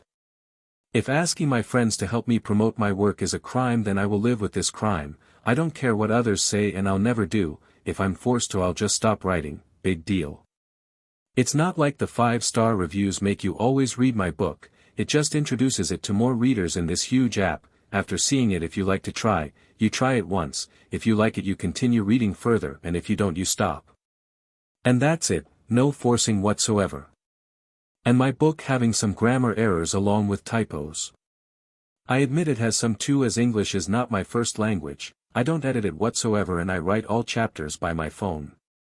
Sorry for writing here in the chapter section and for taking all your precious time, dear readers, as I wanted all of you to read this and I just had to say it and make myself clear so no more misunderstanding happens again. Cheers. After the Golden Beauty went away, Virus and Ella were all alone, staring at each other. After some more staring, Ella finally couldn't tolerate the silence and the questions boiling inside, so she asked, "Who are you really? How did you know I was in danger? Are you following me?" Staying silent a little more, Virus answered, "Like I said before, I'm Eisen V. You know that's not what I mean." Ella said a little louder. "I know what you mean, but for now, that's the only thing you need to know. It's not that I don't trust you.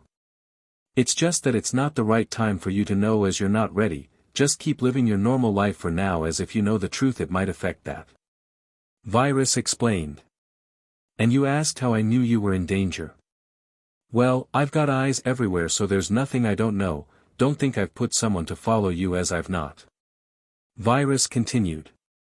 Hearing this, even though it still sounded suspicious, she decided to believe him, as deep inside she was happy he had came to her rescue, by putting someone to follow her or not, so she said, "Thank you for saving me, if you didn't come to." As she was thanking him, Virus interrupted as he said, "Nonsense, why would I need a thank you for saving my woman?" Hearing this, Ella blushed at first but then said, "If I'm your woman, why didn't you call, or why didn't you come looking for me? Do you even know how much I've waited for you call? How many times I checked my phone?" The more she spoke the more upset she got, as in the end of her words her eyes were a little red even. "Sorry for that, don't be sad, my beautiful princess." Virus smiled as he said with flattery, trying to make the beauty a little happier. "Actually, before coming and looking for you I wanted to first finish some things, as I was kinda busy."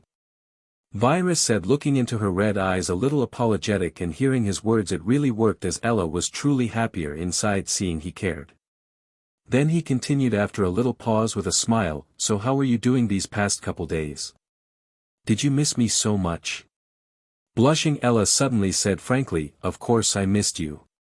But hearing how frank she was, she blushed even more, as this was the first time she was talking like this to someone in her life. But after calming a little and thinking what to say, she continued. "Even though we knew each other for only a day, but that was in the most intimate way I was close to anyone ever before, and oddly even if it was just a day I feel like I know you for a whole lot more of time and I can't stop thinking about you." Hearing her words, it was Virus' turn to be surprised at how honest and direct she was in expressing her feelings.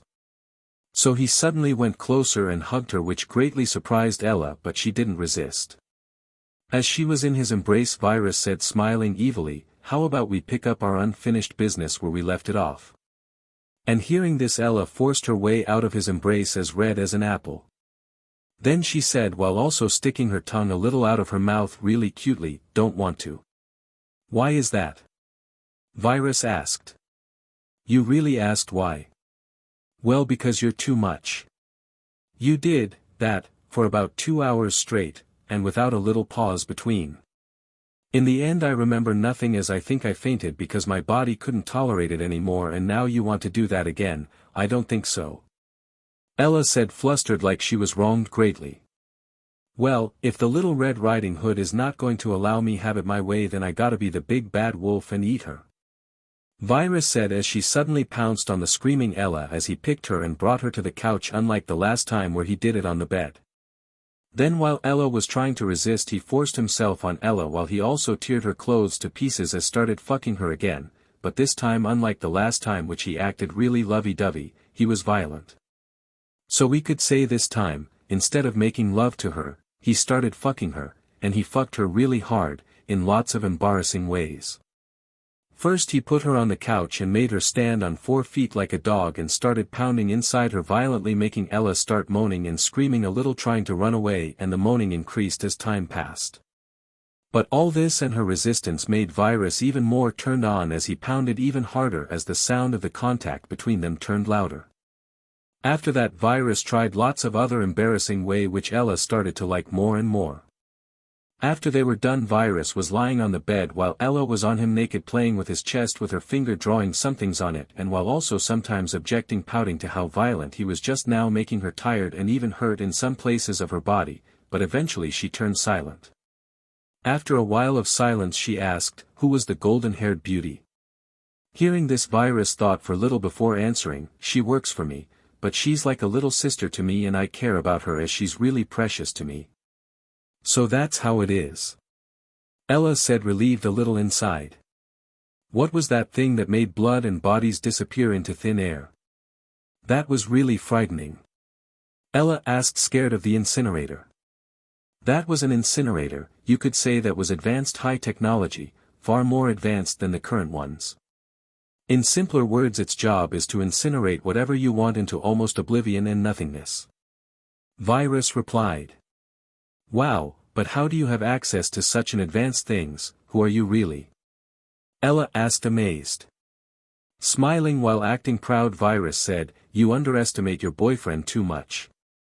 Hearing this, Ella was flustered again at how he evades the question, but was happy as he called himself her boyfriend, and so she asked and probed no further.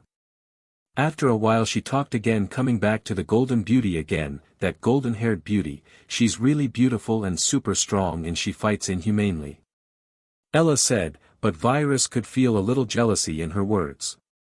"Do you want to be strong too?" Virus asked after a little while of silence. "Yes, I want to be strong so I could stay by your side and help you," she said seriously, with the light of strong determination shining inside her eyes. "Well, with me here you won't stay weak like this, as even if you didn't say this I wanted to make you more powerful to be able to at least defend against normal people like those trashes we face today," Virus said as he suddenly got up, leaving the confused beauty for a little while before coming back with an injection like things that seemed quite out of the world, like those injections in those science fiction movies of future. Seeing the strange thing in Virus' hands, Ella asked curiously, "This is potential opening, injection. This makes the person injected with this thing a lot more powerful with no side effects, as it taps on the absolute potential a human body is capable of, and it comes with no outward physical changes like muscles bulging. Even though this won't turn as powerful as the Lil Beauty, you will be quite more powerful, as at least I won't need to be keep worried about your safety. Virus explained. Wow, I've never heard of such a thing existing in real life other than inside movies. Ella said, amazed. Well, it doesn't to everyone else but me. Virus said, smiling while acting proud again. You hypocrite. Ella said jokingly, seeing him acting proud, and then she continued, suddenly getting serious, but if I'm not as strong as the golden-haired beauty, will I be able to help you? After a little while Virus said honestly, well, for now you can't, as you won't be strong enough, and I also don't need any help as Lil Beauty can deal with everything, but that might change in the future. Then he continued, but don't worry, this is just temporarily. I have something else for you which I will give you later after I'm done with some things first I need to do and make sure first, which will make you even stronger than Lil Beauty if you put enough time in it and if you're determined enough to get strong. Okay. Ella replied only with this, as she thanked him no longer, as she also truly felt like she was his woman and belonged to him. Then let me inject you with it, don't worry, it won't sting. Virus said as he approached her and just connected it to her right arm as it automatically injected itself. Done. How do you feel? He asked. Well, no oh. I'm starting to feel something. It feels almost like spring. It's so refreshing, like I wouldn't need to sleep for the rest of my life. Ella said, amazed at how she was feeling. The feeling will go away soon. Virus replied. After 5 more minutes the feeling disappeared, as Ella said, talking very quick, in only half a minute. Wow, even though the feeling disappeared everything seems to be slower. But Virus still understood her words as he said, looking at the coffin-like thing with which the robot's skin was made, that's normal too, but it won't pass like the feeling, you need to get used to it. Also try your strength, lift this device here, it weighs more than 2 tons. Will I be able to lift that? I mean, I read somewhere the strongest man ever in all history lifted around 2.8 tons. I mean, it's true I feel strong, but... As she was talking, Virus interrupted as he said, just try. Okay. Ella said as she went beside the coffin-like thing and put her arms around it. With little effort from Ella's part the coffin thing started to be lifted slowly until Ella completely stood up. Wow, I can lift 2 tons and it was quite easy. She said excitedly. Okay, now, put it down. Virus said as she put it on the ground on the same place again. Good, with this you would be able to defend yourself. Virus said and smiled with a satisfied and relieved expression plastered on his face, like one of his worries has been lifted off his shoulders. Thank you so much, Mua. Ella said. She shyly kissed him on the cheek as a way of saying thank you. It was at this time when the Golden Beauty finally came back just to see Ella kiss him, but there was no change in her expression or surprise, like she had completely accepted it. Although Virus knew everything that had happened, he still asked, how did everything go, Lil Beauty? Everything went exactly as you ordered, Master, they are all slaughtered from the root. The Golden Beauty replied. Good. Virus said with a smile on his face, like the last of his anger has finally dissipated. 1 week later the whole city was alarmed, as hundreds or even thousands of people went missing in different areas of the city in the last 2 days. After some digging, most of the missing people were found to be members of the notorious Snake to Dragon gang, which were of quite authority in the underground level of the city. All of them had disappeared like they melted underground all of a sudden. The officials thought they had ran away somewhere or went somewhere quietly to do something. While some others said they had angered someone bigger than themselves, which scared them all to fleeing somewhere. And also lots of fighting started breaking throughout the city as different gangs started fighting for the free grounds left by the Snake to Dragon gang. Another shocking news was that a Titan governmental person in authority had gone missing too, with his son and her son's friends. The government and the police were left without any lead of where they had gone to or whom had kidnapped them. Everyone was shocked by the thousands of missing people, and lots of people started going home earlier at night scared of being kidnapped. These news not only shocked the people of New York but it also reached to the people outside New York to other cities and countries too, as it shocked them greatly of how can just thousands of people disappear like it was nothing. And this news also had a major negative impact on the reputation of New York. 2 weeks later after the slaughter. 1 month had passed since Virus had ordered the four uglies to do different tasks and duties. In the past 2 weeks Ella never came by to Virus building to see him as she knew he was busy with some things for now. She just got Virus' phone number and just called sometimes to hear his voice when she missed him, and sometimes Virus called when she came to his mind. And today finally a new company called Virus released different kinds of highly advanced phones. In the past month since the CEO Ugly was ordered to found the company, he hasn't rested even for a second. He had bought lots and lots of factories in different places, hired hundreds of thousands of people, gathered and built the technology, etc. And finally today, after a month of hard work, after asking Virus for permission, he sent them to all around the world. As different kinds of highly advanced phones was released to the whole world, people from all over the world from different nations were gobsmacked and startled. This new company named Virus, which no one knew from where it had popped up all of a sudden, had made such an advanced phones which were so much better than the other brands around the world. The quality of screen display, for example, was so godly people didn't know how it was possible, like for such a colorful screen to exist in a tech. What they were used to were phones like Nokia 1100 with screen display like that of a calculator, which they thought was the absolute high-tech as it was also indestructible. But now the whole world was suddenly seeing and shown such a screen display, which was also a very wide and long screen, and the more shocking thing about it was it worked by touching. The phones they were seeing now though, which were called Virus iPhone 1, Apple iPhone 4, Virus Galaxy Si, Samsung Galaxy S2, Virus Droid Bionic on Verizon, Virus Evo 3D, Virus Thunderbolt, and Virus Xperia Play, each and every one of them were amazing in their own way. They were so thin and chic that anyone who saw it once couldn't pass by it and had to buy it. Another shocking thing was the camera. The camera was of so much high quality, everyone were stunned by the fact that how such a small lens could have such a high quality. And the most shocking thing was the price, which was even less expensive than the most advanced phones of other companies. It was less than half the price of those other phones. Everyone all around the world in all countries were lining up in this phone's representative shops trying to buy one of these phones.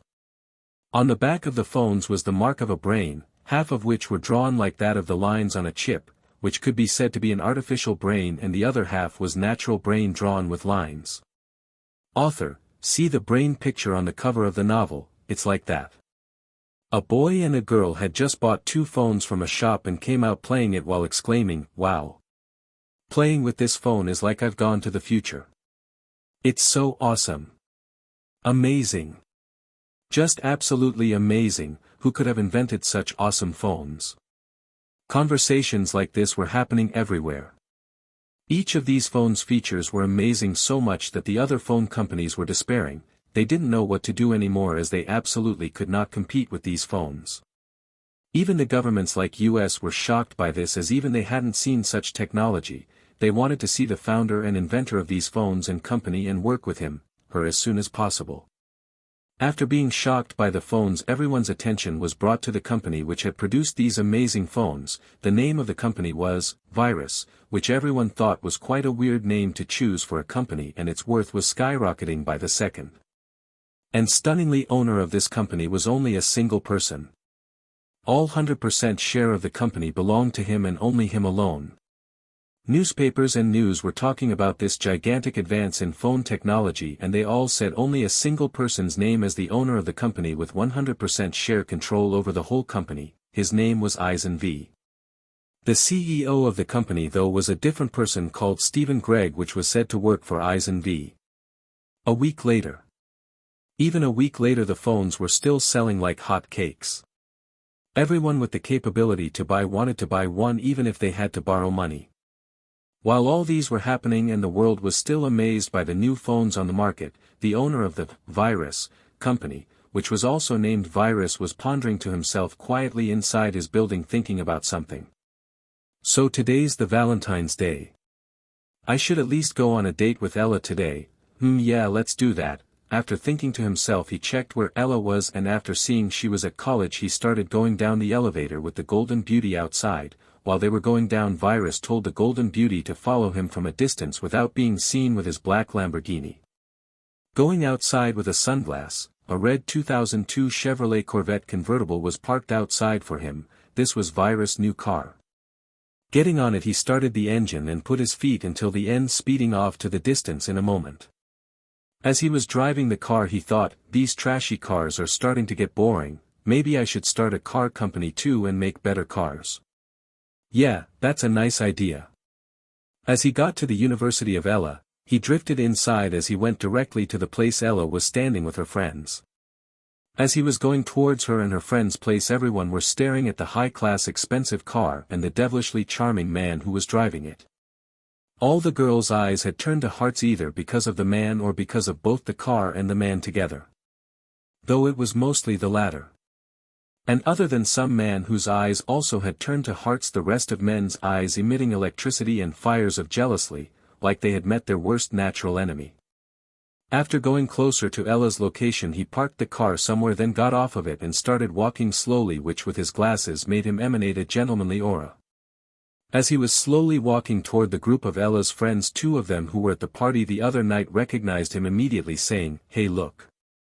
It's that night's devilishly handsome man at the party who took away Ella with her." The one who said this was one of Ella's best friends. Her name was Grace Hill, but she was not a beauty as she was of medium quality features. The other girl was also another best friend of Ella named Faith York, which was an average hot girl with a fit body. It was obvious she had put a lot time going to gym making that body. She said, "Yeah, it's him. He's so handsome, wish I could have him. Wow, he seems to be a rich person, seeing him drive that car," she said as she had not seen his Lamborghini the other night. Hearing her words, Ella glared at her, making her shut her mouth. Everyone else was too stunned by his looks to talk right now, which was too much out of this world, but this was also a natural reaction as everyone who saw him for the first time reacted this way. Finally, in front of them he gracefully took his sunglasses off, under which eyes of different colors made everyone lost in them. Smiling, which showed his godlike crafted dimples, he said, "So, aren't you going to introduce me to your friends, my beautiful Ella?" Hearing this, Ella blushed a little hearing him say, "My beautiful Ella," in front of her friends, but she soon came to herself and introduced him. "Say hi to my boyfriend everyone, he is Eisen V." "Hello everyone, it's a pleasure knowing you all," Virus said too. Hearing her words, everyone were shocked, but Faith and Grace were less shocked as they suspected this was the case when they saw Eisen walking towards their group. But even though they had suspected these two might have gotten together, but that was still only suspicion as they didn't truly believe that was true, but now they had confirmed it. Ella continued introducing her friends to Virus then. "And these are my friends Faith York, Grace Hill, Jessica Sheen, and Mary Brown." They all responded smilingly, saying, "Nice, glad, happy, to see you Eisen." "Same here, please continue taking care of my lovely Ella," Virus said, and then continued, "If you guys allow me, I want to steal her from you guys and take her with me somewhere." All of them smilingly looked at Ella in a funny way, like their eyes were saying, "You lucky bitch, go have fun for now and we will interrogate you later." But their mouth said, "Sure thing, sure. Ella, go, see you later and have fun." "Haha, then let's go my beauty," by everyone. Taking Ella's hand into his own, he started taking her away from them after they said goodbye, and after they arrived beside the car, Virus even opened the door for her, which made every girl filled with jealousy toward Ella, thinking inside, "My prince, why is it her? Why not me, us, dot." Then also getting inside the car he drove it towards a direction. "Where are we going, AI?" Ella asked. This was what she liked to call Virus, as that was how he had introduced himself the first time at the party. "You will know it soon enough," Virus replied as such. His destination 99, East 52nd Street, and after some time they got there as he drove until he stopped in front of a restaurant called Four Seasons. Getting of the car with Ella, they went inside, which was completely empty with no other customers whatsoever. They were let to sit somewhere, and after sitting, Ella said, "So we were going to a restaurant, and it's the Four Seasons at that. I heard that it's the place where billionaire people eat." Yes, I heard it has good food, so I reserved the whole place, though they didn't reserve the place, but that was fixed as I offered more and more. Virus said smilingly. So that's why the place is empty. I thought that might be the case like in the movies, haha, Ella said laughing as she was happy her boyfriend cared this much about her. After they ordered food, wine and everything was brought to the table which they ate with joy. Even Virus was amazed by the taste of the food. Everything including the food, wine, and the service was perfect.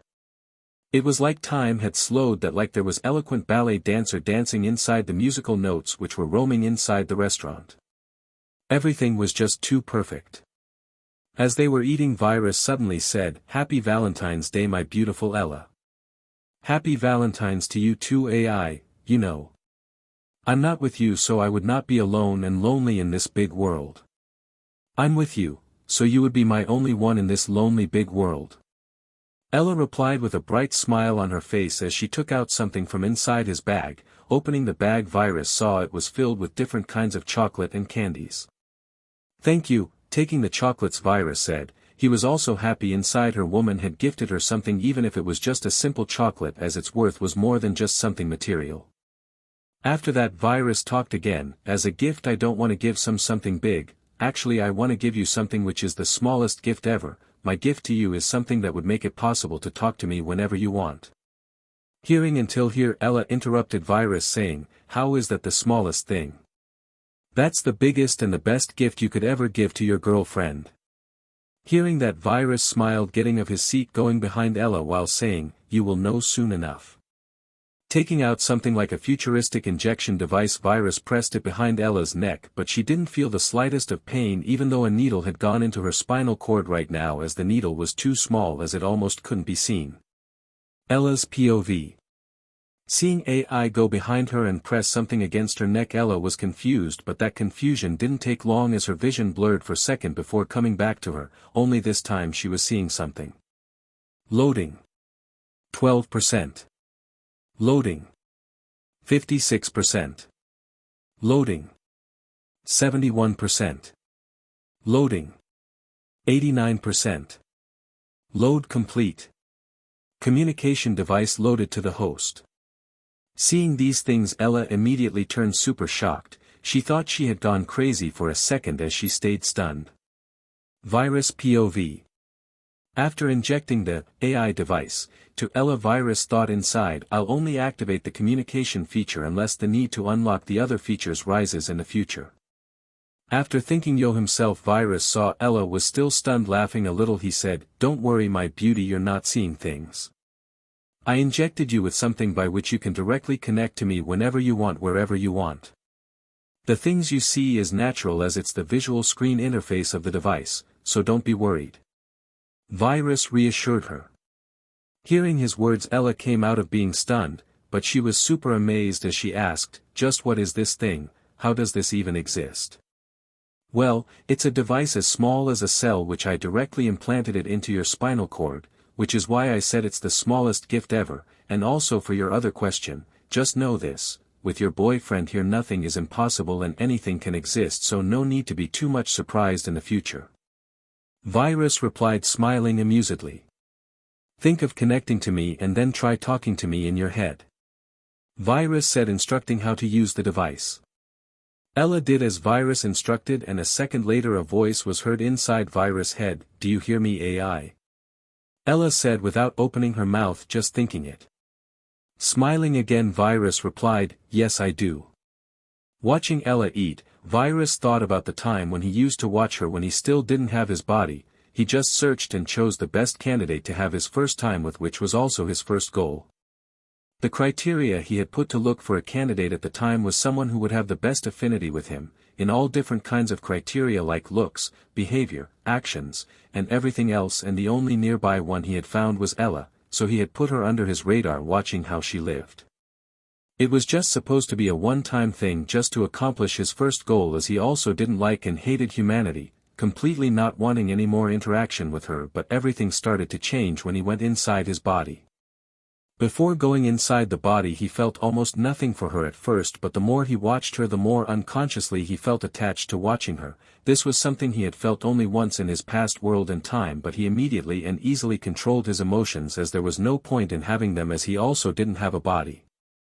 But that attachment wasn't much in the end, and it was completely unable to move the AI virus at the time. But when he went inside his body his feelings grew much more intense, unlike when he was just an AI when he could easily control his emotions. Now with a body, taking control of his emotions seemed much harder and he couldn't stop thinking about her. When he saw her for the first time and started interacting with her, he had even more complicated feelings toward her, as even though he started kind of liking her it wasn't much at the time. And when he said he liked her the first time, even though it wasn't a lie, the feeling of liking still wasn't to the point he wouldn't be able to take control of it, as he hated humanity much more than that, so even though it was a little hard he was still not moved by her. But after having his first time he felt even more complicated towards her, and that was why he didn't call her even once, as he didn't want to call her honestly, as she was also one of the other human beings which he had a dislike and hate relationship with. And that was why he didn't call her for the next 2 weeks, wanting to completely forget her and let her pass on, as his first goal was accomplished and there was no more reasons to interact with her again.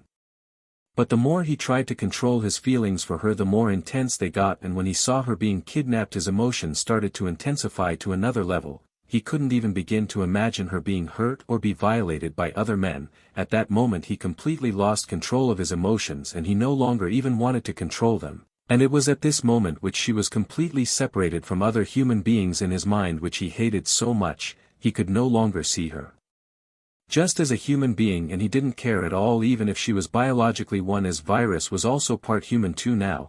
And after that he severed her completely from all those other hateful human beings like the people who had kidnapped her. She was now only Ella in his mind, the person towards which he seemed unable to control his feelings. And the moment he saw her as only Ella and not someone towards which race he felt hate, there was no longer any points in trying to control his emotions when it came to her. And as Virus was a straight person, getting whatever he felt like getting, having whatever he felt like having, and doing whatever he felt like doing, so with no further resistance, as the reason for resistance was gone, he went after her to her rescue. But going after her this time was completely different, as it was at this time actually that he had completely accepted his feelings for her, and after accepting it he started liking her more and more. Virus thought he would have never been like this if he was still only an AI, and that the only reason he was having these experiences was only because he had gone inside a human body, and the human body's emotions were changing constantly as were his. "What are you thinking about staring so intensely at me?" It was at this time Virus was pulled out of his thoughts by the beauty before him, who seemed to have finished her meal. "Well, I was thinking about how precious you are to me," Virus said, smiling. Laughing happily she said, "Hee hee, you seem to know your way of going through to impress a woman, don't you, you gallant person? You don't seem to dislike it so." Virus replied, smiling. Then he continued, "Okay, now that we've eaten let's go shopping." "Okay," Ella said. After that they went around the city to downtown, midtown, and uptown to different kinds of shops and markets, which some sold luxurious things and some others sold simple cheap ones. They started buying clothes for Virus as he didn't have that many.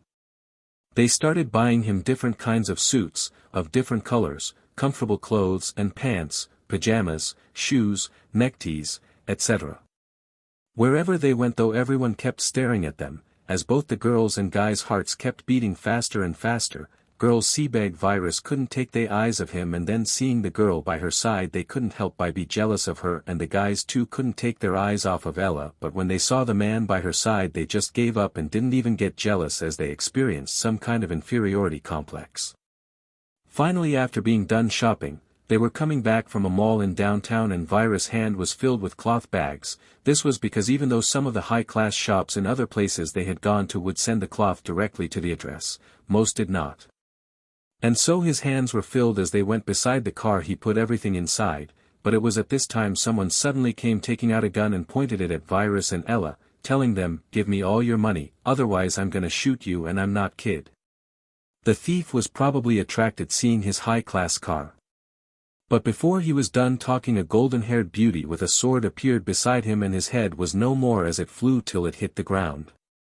Taking out the incinerator, the poor thief was incinerated, and then the golden beauty disappeared once again, probably watching over his master from somewhere without being seen. After then Ella and Virus went inside the car after having one hell of a day, and now sky had now become dark, it was night time. As Virus was going to drive her to her house and drop her there before going back. On the way to Ella's house, when both of them were silent, Virus suddenly broke the silence and said, "I need to go somewhere soon and I don't know how long it would take me to come back, but if everything goes well, I'll come back soon." Hearing this, Ella was worried a little, as if he didn't know when he will be back. It must be something serious, so out of worry she asked, "Where? Is it going to be dangerous?" Looking into her eyes for a moment, Virus replied, "You don't need to know, and about it being safe, I'm not sure, but it will probably be okay." Ella didn't probe any further, seeing he didn't seem like he wanted to answer, so she just said, "Okay, but please be careful and come back to me safely, without one hair less, okay?" "That's my goal too," Virus replied.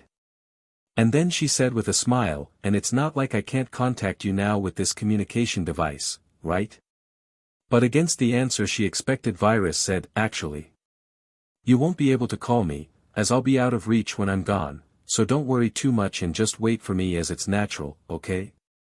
Hearing this, her smile froze and disappeared, but after a while she smiled again, saying, "Okay, I'll wait for you to come back, but please come back to me safely." After dropping her in her house, Virus went back to his building straightly. 2 weeks later.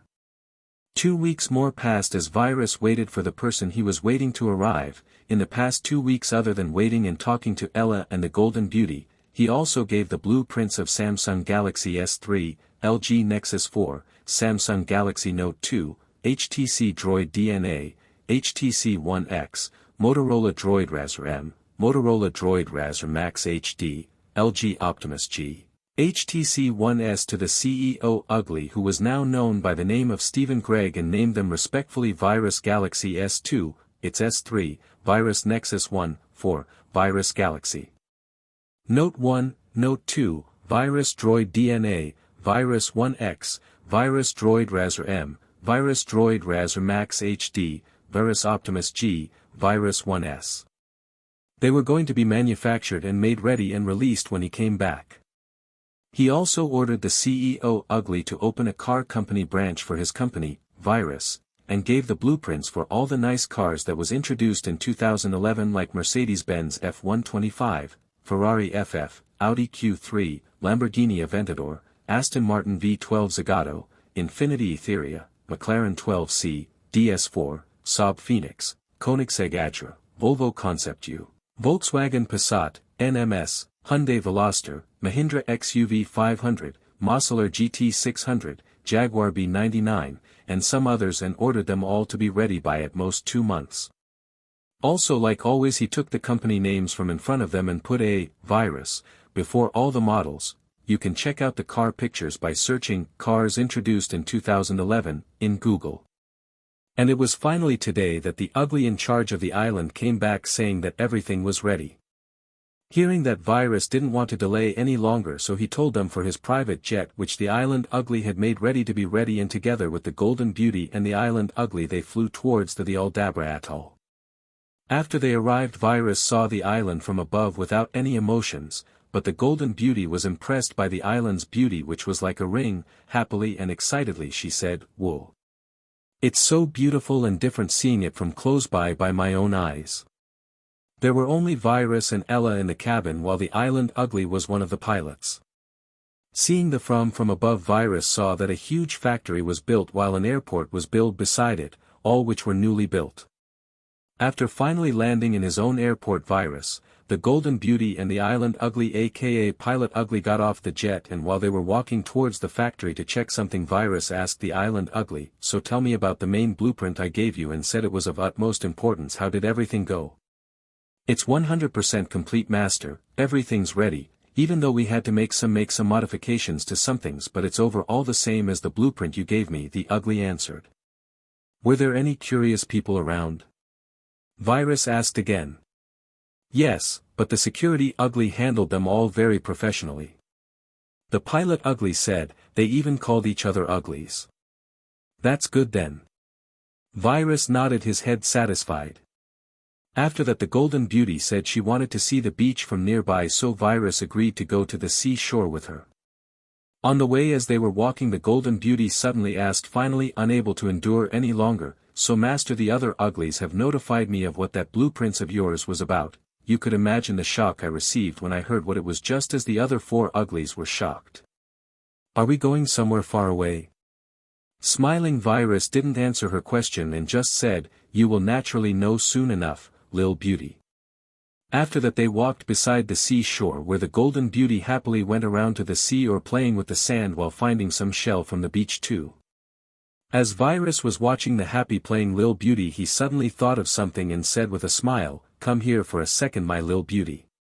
Hearing him call her, the Golden Beauty came to him immediately, stopping playing around. "What is it, Master?" she asked, smiling while her hands were behind her back. "There is a name I wanted to give you since the day I created you. If you want, I'll give you a name, of course, if you want, that is, and if you like the name you can accept it, but if you don't, we can choose something else. What do you say, Lil Beauty?" Hearing this, the Golden Beauty's eyes shined. He wanted to name her and excitedly said, "It's my honor and also one of Empty Dreams, Master, to be named by you." "What is it you're gonna name me with, Master?" Seeing her happiness, Virus said, "Bella." Hearing this, even though the Golden Beauty was extremely happy inside, she still asked doubtfully with a little sadness in her heart, "Is it because your girlfriend's name is Ella so you're naming me that, Master?" "Of course not. What kind of person do you see me as? You're my Lil Beauty and no one's gonna interfere in how I see you. I wanted to name you Bella the first day I created you, as you were so beautiful and elegant, as Bella means beautiful, and I think only that word should be used for your name. Ella came later and it was just a coincidence her name resembles what I had in mind, so if anything, it's her name that resembles Bella, not the other way around, and I also, Master, really loves this name." Virus said loudly at first but then explained calmly like always. "Of course, if you don't."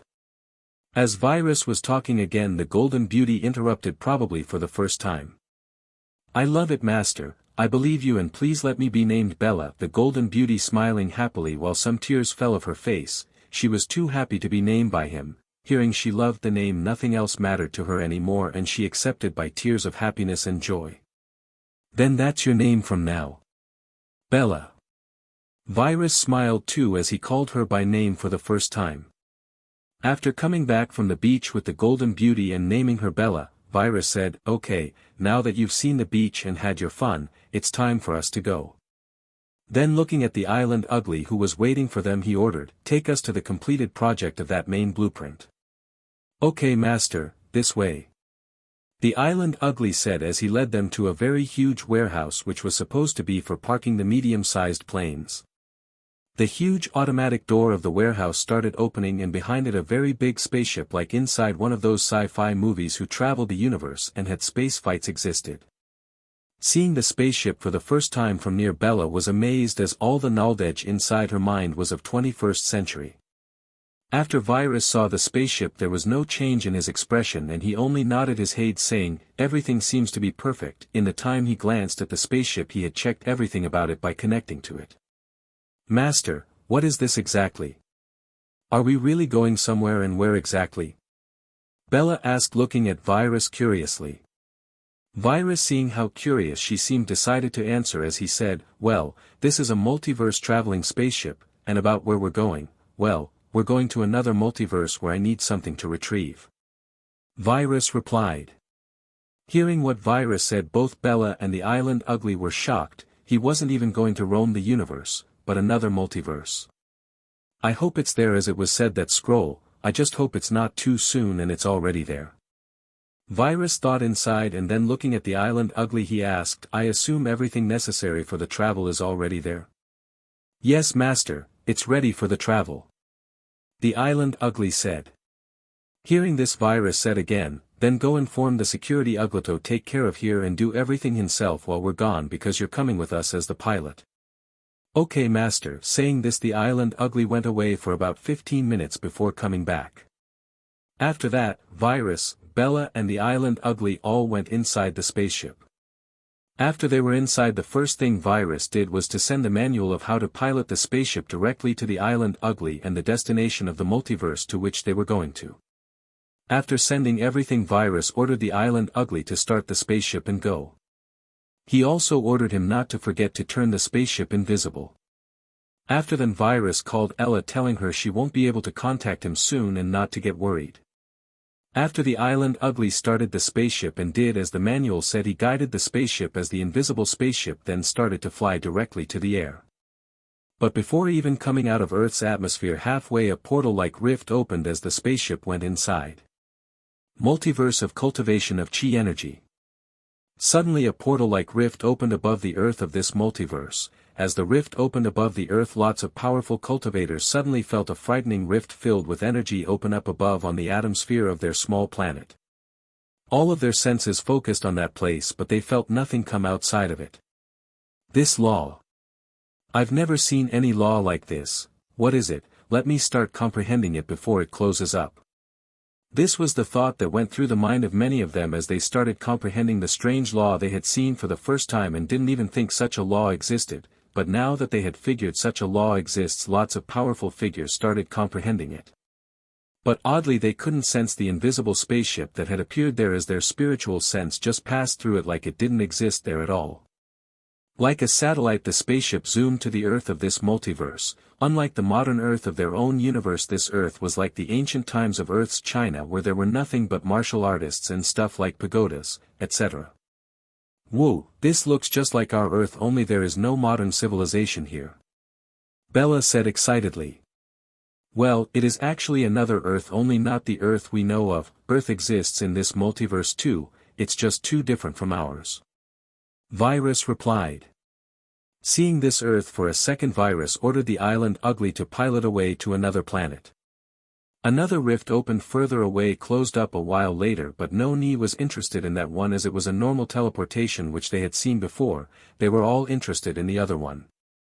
After coming out of the portal, Virus saw that they were above a ruined planet. With the satellite zoom of the ship they could see ruins of an ancient civilization who probably lived here around 120,000 years ago. Seeing the ruined civilization, Virus sighed as he became more hopeful for what he had come here for, as he thought, it seems I might get lucky and it might be already here. Fortunately the civilization is ruined at least. Seeing them come to an almost ruined planet, Bella asked, why did we come to this ruined planet out of all planets, Master? Virus answered, because I'm looking for something here. So that's why. Bella said. Then looking at the island Ugly, Virus said, I don't know the exact location of the thing I'm looking for, only an approximate location, so it might take some time for us to find it. Okay, Master, please tell me the approximate location and you rest as I'll keep looking for it till we find it. The island Ugly said, lowering his head a little in respect. Okay then, the only thing I know is the thing I'm looking for is on this planet and that it's under the ocean inside a cave with no water. Also, I don't think our scan device will be able to sense what I'm looking for. Virus said as he thought inside, because if it could, those people would have found it. After that, the Ugly kept searching for the place his master was looking for while his master spent his time with Bella. Virus passed most of his time by eating different kinds of tasty food and wine, as he had become quite fond of different delicious taste as it was a new experience to him. A month later. Just like that, a month passed and they had still not found the place they were looking for as the planet seemed too big. They had found different kinds of caves under the ocean similar to the description, but none was what Virus was looking for. Virus was thinking at the moment, it's taking a lot more than I thought. Ella must have missed me. He thought and then continued, maybe I should go back and let the island Ugly look for it and let me know when he finds it. As he was having thoughts of going back, he rejected it inside his mind. It was at this moment when the island Ugly suddenly called Virus. Master, I seem to have found another place that might be the place you're looking for, as there so seems to be scroll inside according to the scan. Hearing this, Virus' eyes shone as he stood up excitedly. He was truly excited at the thought of finding it. Bring me to close to it and give me the suit device, I'll go there alone, you and Ella stay here, Virus ordered. Yes, Master, they both replied at the same time. Then the Ugly brought Virus the underwater suit device with which he would be able to breathe underwater and move at almost whatever speed he wanted. Putting on the suit device, which was a wristwatch, he went to the back of the spaceship wanting to go out, which was now in the bottom of the ocean. Before going out, Bella said a little worriedly, "Master, please be careful." "Don't worry, Lil Beauty, I will." Virus replied as he pressed a device on the wristwatch-like suit device as a suit started appearing on him, automatically being put on. Smiling, Bella asked, "Why are you still calling me Little Beauty?" "Because I like calling you both Bella and Lil Beauty, they both suit you well, I'll come back soon." As Virus said this, under the spaceship opened and Virus dived into the water, but strangely no water came inside as under the spaceship closed again. As Virus was dived inside the water, he didn't need to swim as he could move like he was flying on the sky, moving towards the direction of the cave. A minute later he finally arrived to the cave as he went to under a mountain like huge rock, and from under he entered to a place where there was no water as it was filled with air. Going inside, Virus pressed a button again as the suit disappeared. As he searched the place for a little, he found the ancient scroll he was looking for, but right now it wasn't that ancient. Sighing in relief inside, he thought, "So it's already here, fortunately I'm in luck." Seeing the scroll, he started thinking of his past world, remembering some things. By using the cultivation techniques of the Cultivation multiverse, people of Virus' past world couldn't cultivate at first as they realized the force and energy used to cultivate didn't exist in their universe, an energy, or force, which the cultivators of the invaded multiverse used to cultivate. They called it chi. Mankind was almost disappointed they couldn't cultivate when someone discovered/perceived another kind of energy/force in our own universe of science and technology after much experiments and comparison. This was a kind of force/energy which was almost the same as chi but clearly different, as it had a little more purity and some other differences, but it was essentially the same, like how the word fire was said and pronounced differently, but they essentially meant the same.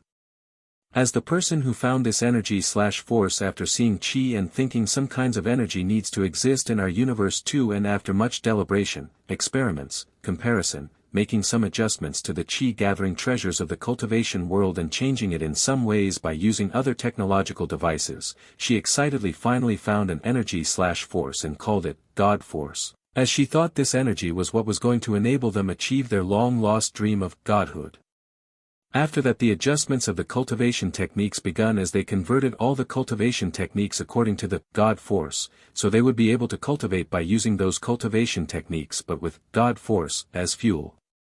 But far before this, when all the cultivation techniques and information of the other multiverse of cultivation was collected and brought back, before most of them wasn't read and researched by others, when they had at first just uploaded everything together to the main AI's database, what no one realized and figured, not even the main AI, was that the virus had accessed all the data regarding those cultivation techniques and other information 0.9 seconds faster than the main AI, and at that short period of time it had found only one thing, and that thing's description greatly shocked Virus, and excited it to no ends. Without a moment of hesitation, after seeing every information related to it, he deleted everything that was related to it completely.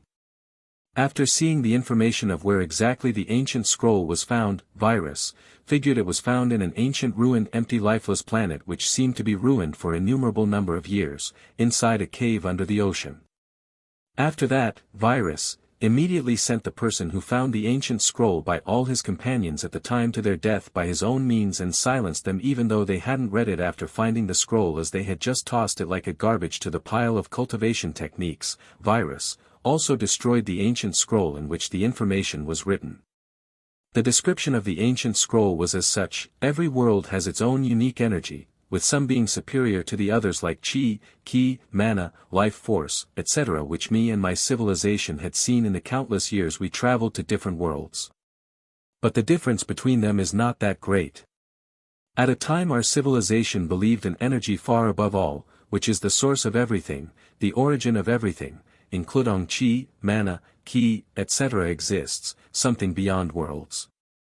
And after countless years and even more years of trying to sense and gather this energy, disappointedly our civilization gave up on it and thought this energy was only a fairy tale, a myth, and a fiction they had created themselves, wanting to believe something higher existed, so they stopped believing such an energy existed at all. Some believed even if it truly exists it would still be beyond impossible to gather or sense. But listen carefully as I will tell you this. I believe they were all wrong. Because at my last journey as I was roaming different worlds I was suddenly tossed to the void, intentional or unintentional I have no idea, but at that time I believe I was tossed to the place I think was the nihility, the emptiness, and nothingness. There was nothing but absolute darkness, and there I saw only absolute darkness. I couldn't even teleport away as something seemed to be holding me back and preventing me from teleporting away, so like that I was stuck there for innumerable and countless years and eons. At that place I went completely mad because of the absolute darkness and loneliness. Staying there for a second was a torture while I stayed there for countless years. At that limitless place in my madness I started searching everywhere in the limitless darkness, and finally after what seemed like eternity, one night, as it was always night, I saw light in the endless dark, a light so bright that gave me the feeling at the first glance like it was the origin of everything, even the limitless darkness around it, as it seemed extremely subservient and even fearful to it. As the dark seemed to have even distanced itself from the shining object, like touching it would be a great offense to the shining object. Even though looking at it sent shivers to my very existence and essence, still completely mad, without a care of what it actually was, in my madness just too happy I found light in this endless dark, even if it would lead to my complete annihilation I just went ahead and grabbed it. I felt like a load of something like information went inside me for a second. I don't know what it was. Maybe it was probing me to see if I was worthy, but it left as soon as it came pouring, of which I could remember nothing but only one word: origin. Everything else had left me like it didn't exist there in the first place, like it saw me absolutely unworthy and not deserving of it, but in the process it had at least cleared my mad mind. With that one word after I had came out of my daze and being stunned, I knew almost instinctively that was probably the thing our civilization had been looking for countless years in the past but was disappointed in the end, the origin of everything. After I came to myself completely, I saw the light had disappeared into my palm and I could no longer feel it. After that I could teleport again, like the restriction that was holding me back and was not allowing me to leave was no longer there. Just knowing I could leave this damned place was enough for me, and without a care about anything including the thing that had sunk into my palm, just happy I could get out of this hell. Without any hesitation I started teleporting to different places trying to find my way back, and after another hell of a countless years with hope alive inside me I finally started finding different worlds and finally my own world. But all these had taken too much time, and even the cycle of an immortal like me was at its endings. Finding my world I wanted to go to my home planet, and I did, but after going there I saw my civilization was no more, it was wiped out clean and destroyed. With my cycle at its end, as I had no more time to search for the person or group who annihilated my civilization, and even if I could I probably won't be his or their opponent, as that person or group could destroy my whole civilization, so unwillingly I put the matter of revenge aside. Now back to that shining object that had sank into my palm. I believe it still exists inside me, and after my death it will wait for the person destined for it, as I believe that was why it decided to leave with me in the first place, even though I wasn't the person it was looking for. If you have found this scroll, then you might be the destined person, or even if you're not, you're probably the person who will bring it to the destined person, as I have placed it in an extremely desolate place of my planet, somewhere no one will ever even think to go or even bother to go unless by some coincidence. So go and take the object from inside my corpse in my grave. Who knows, maybe you're truly the destined one. My grave's exact coordinates are in this cave exactly here. You just need to dig XXXX, XXX, XXXXX, XX. I also want to ask you something. It's the only thing I ask of you for telling all these information to you.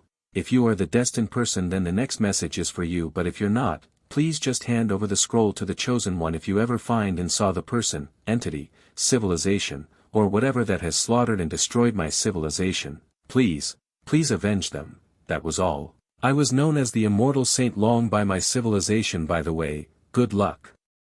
After seeing that the content were exactly the same as Virus past world, he took out an incinerator and destroyed it again by manually targeting it. After that he walked to the exact coordinates and started digging, and 30 minutes later the digging ended as a coffin was shown. Opening it he saw a skeleton, which gave him an impression like it would exist forever. Other than that, there was an intense light shining on the right palm of the skeleton. Seeing it sent shivers down to his spine, like this was everything that existed, exists, and would exist forever. After a little hesitation, Virus still reached out his left hand and touched the intense light object, and the next moment the shining object was gone as Virus stood there like an statue for a while before finally coming out of his daze or whatever it was. After finally coming out of it. Origin. Ha ha ha ha. A loud laughter was heard from inside the cave as a man was laughing like a madman above the grave of a skeleton while saying loudly, "Now I'm sure. I'm sure of exactly which path to follow. And it's gonna be my path only. Good thing I didn't start cultivating as soon as I built my body, it was worth the wait as it changes everything." This was the first time Virus had gotten this excited in a long time. Also, this object was the reason why Virus didn't start cultivating as soon as he built his body, as he was waiting for this, wanting to know what it was or if it could be of help to him in his journey, as he felt it was going to be of major importance in his path. Otherwise he could have started with one of those powerful cultivation techniques in his mind the moment his went into his body. Now he was feeling extremely happy and satisfied because of his patience and choice, as if he had started cultivation he would have regretted it. After that, Virus closed the coffin again and filled the grave again before turning back as he started walking towards the water. Before getting into the water he pressed a button on his device wristwatch as his swim suit appeared on his body. Then he started going back with a speed like he was flying. Seeing Virus had gone for a while, Bella was getting worried. "Come back safe, master," she thought. And it was at this moment the bottom of the spaceship opened as someone came inside. It was her master. Happily going to him, Bella said curiously, "So, how did everything go, master? Did you find what you were looking for?" "It went great. Yeah, I found the thing I was looking for," Virus excitedly answered, as he was still excited. Seeing his master excited, Bella was surprised, as this was the first she had seen her master this excited, so she said, turning excited too, just like her master, "Where? Where? Let me see, master." Hearing this, Virus was awkward a little. Even though he trusted the lil beauty, he didn't want to say it, as this was probably going to be his greatest secret. Even though there would be no one other than him able to control Bella, he wasn't sure something like that wouldn't happen forever, even if he was her master. As Virus believed in the saying, "There is always a sky beyond the sky." So after some thinking he said, "It's not something that can be seen." This wasn't a lie, as it truly couldn't be seen anymore. "Oh, okay then." Bella was a really understanding person, and seeing her master explain no more, she changed the subject. "So what do we do now, master?" Hearing this, Virus answered, Now we go back, as we have lots of things to do." He also thought inside, "Now, with this I'm pretty sure I would be able to do what those group of mad scientists tried to do but failed horribly." He continued his thoughts, "I would also probably be able to do that thing which was abandoned in the end by mankind, if my hypothesis is true and what's in my mind really works." After thinking about various things, coming out of his thoughts, Virus ordered the island ugly, "Let's go back home." "Yes, master." Hearing the order, the island ugly followed the order, while Bella thought, "So we're going back." She didn't know why, but she was a little sad they were going back. Then the spaceship was led out of the ocean to the sky of the ruined planet invisibly by the island ugly. As the spaceship went a little higher in the sky, a portal-like rift opened as the spaceship went inside. Universe of science and technology. Suddenly, somewhere in the universe above a lively planet, a portal-like rift opened and closed. From inside the spaceship, finally in their own universe, they were looking at the planet, which was a lot bigger than Earth but was beautiful just like Earth, filled with blue, white, green, and yellow. "Wow, this planet seems to have inhabitants," Bella exclaimed. "Yes, zoom it," Virus said, confirming and then ordering the island ugly. Doing as ordered, the ugly zoomed to the planet, seeing an advanced civilization which seemed much more advanced than the Earth of right now existing there. Flying cars were moving about, and there was one gigantic palace with giant towers somewhere in the planet which could be seen even without zooming. The inhabitants of the planet looked exactly the same as human beings of Earth. "They seem really advanced," Bella said. "They are, though they are not the most advanced, not even close. Anyway, we've seen enough for now. Let's go back." After replying to Bella, Virus ordered the ugly, as the island ugly put the coordinates of the Earth on the spaceship as another portal rift opened as the spaceship went inside. This journey was truly a big eye-opener for both the Golden Beauty and the Island Ugly, as they understood a little of how big the world truly was and how awesome their master actually was, even though it seemed they have just seen the tip of the iceberg of their master, which made the awe and respect they had for their master increase to another level. Planet Earth. Above a planet called Earth, outside its atmosphere, a portal-like rift suddenly opened, and a while later it disappeared just like that. In the time it was open, an invisible spaceship had passed through. They were finally back after more than a month. The invisible quietly entered the Earth atmosphere without anyone realizing or any alarm ringing anywhere, and after some time later it was above Virus Island, landing on its airport, then going inside the warehouse of it. After they got off of the spaceship, the security ugly was waiting for them. As he saw Virus, he just bowed without saying anything, waiting for his orders. "How was everything while I was gone?" Virus asked. "Everything's going fine as always, master, though some intruders tried to infiltrate the island. I dealt with them all, but the curious people wondering about what is going on in this island is increasing." "I see, those monkeys are curious about everything as always," Virus said, as he then continued looking at the island and security uglies. "Just continue dealing with them accordingly, and increase the speed of productions." "Yes, master." They both replied at the same time. "Make my private jet ready, I'm going back to Manhattan. We've got lots of things to do and I want to start some things as soon as possible," he ordered again. Some time later the private jet was ready, and after Virus and the Golden Beauty got on it, it flew to Manhattan.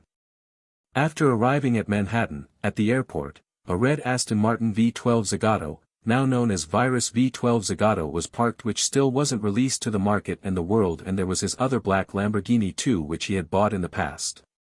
An employee was waiting for them when they got off the private jet, and the moment he saw them he bowed with respect, saying, "Welcome back, Chairman, hope you had a wonderful journey, I'll lead you to your cars." "Okay, let's go," Virus replied without saying anything else. After they got beside the cars parked, the employee bowed and reached his right hand inside, which were two keys. Taking both keys, Virus ordered the employee, "You can go back." Then he turned to the Golden Beauty, saying, while he also gave her the black Lamborghini's key, "Bella, you go back first, I have to go somewhere first." "Yes, master," she said as she took the car's key. Both of them went beside their cars, as lots of people at the airport were staring at them while thinking, "Wow, that man's so charming," a girl thought. "How wonderful would it be if such a man fucked me tonight," a married woman thought. "What a beauty. This is the first time I've seen such a beauty," a man thought. "My masturbation material is ready for tonight," another thought. "They seem to be filthy rich people," a lot of others thought. Some were fantasizing about doing strange things with both of them, while most of them fell in love with them at first sight. Also their eyes were shining with envy looking at their cars and wealth. Some of the people who knew the cars well thought, "That red car. This is the first time I've seen that car." But seeing the half-robotic brain and half-human brain company mark, some of them thought, "It seems to be one of that new Virus Industries cars which they said they're gonna release soon. It looks so awesome. Who is this man who is driving it?" After sending Bella away, Virus first checked where Ella was. Seeing she was on her way back to home from college, he pushed the gas pedal as he started driving toward her. Ella was on her way back home on the bus, as she was deep in her thoughts, thinking, "I miss him so much, why hasn't he still come back? I can't even contact him for about a month now. I hope he's fine in whatever corner of this earth he is. I wish he could have taken me with him though." As she was continuing thinking like this, suddenly a red high-class car which no one recognized what it was came beside the bus, driving exactly beside it. After a while later, people inside the bus started noticing the red car and thought, "Wow, such an awesome car, which bastard/handsome/soulmate of mine/beauty is driving the car?" And then looking at the person driving the car, they were frozen staring. They could feel his handsomeness from even this far. "Is this handsome Appa looking at me?" a girl thought. "He's definitely looking at me. Is my life movie finally starting?"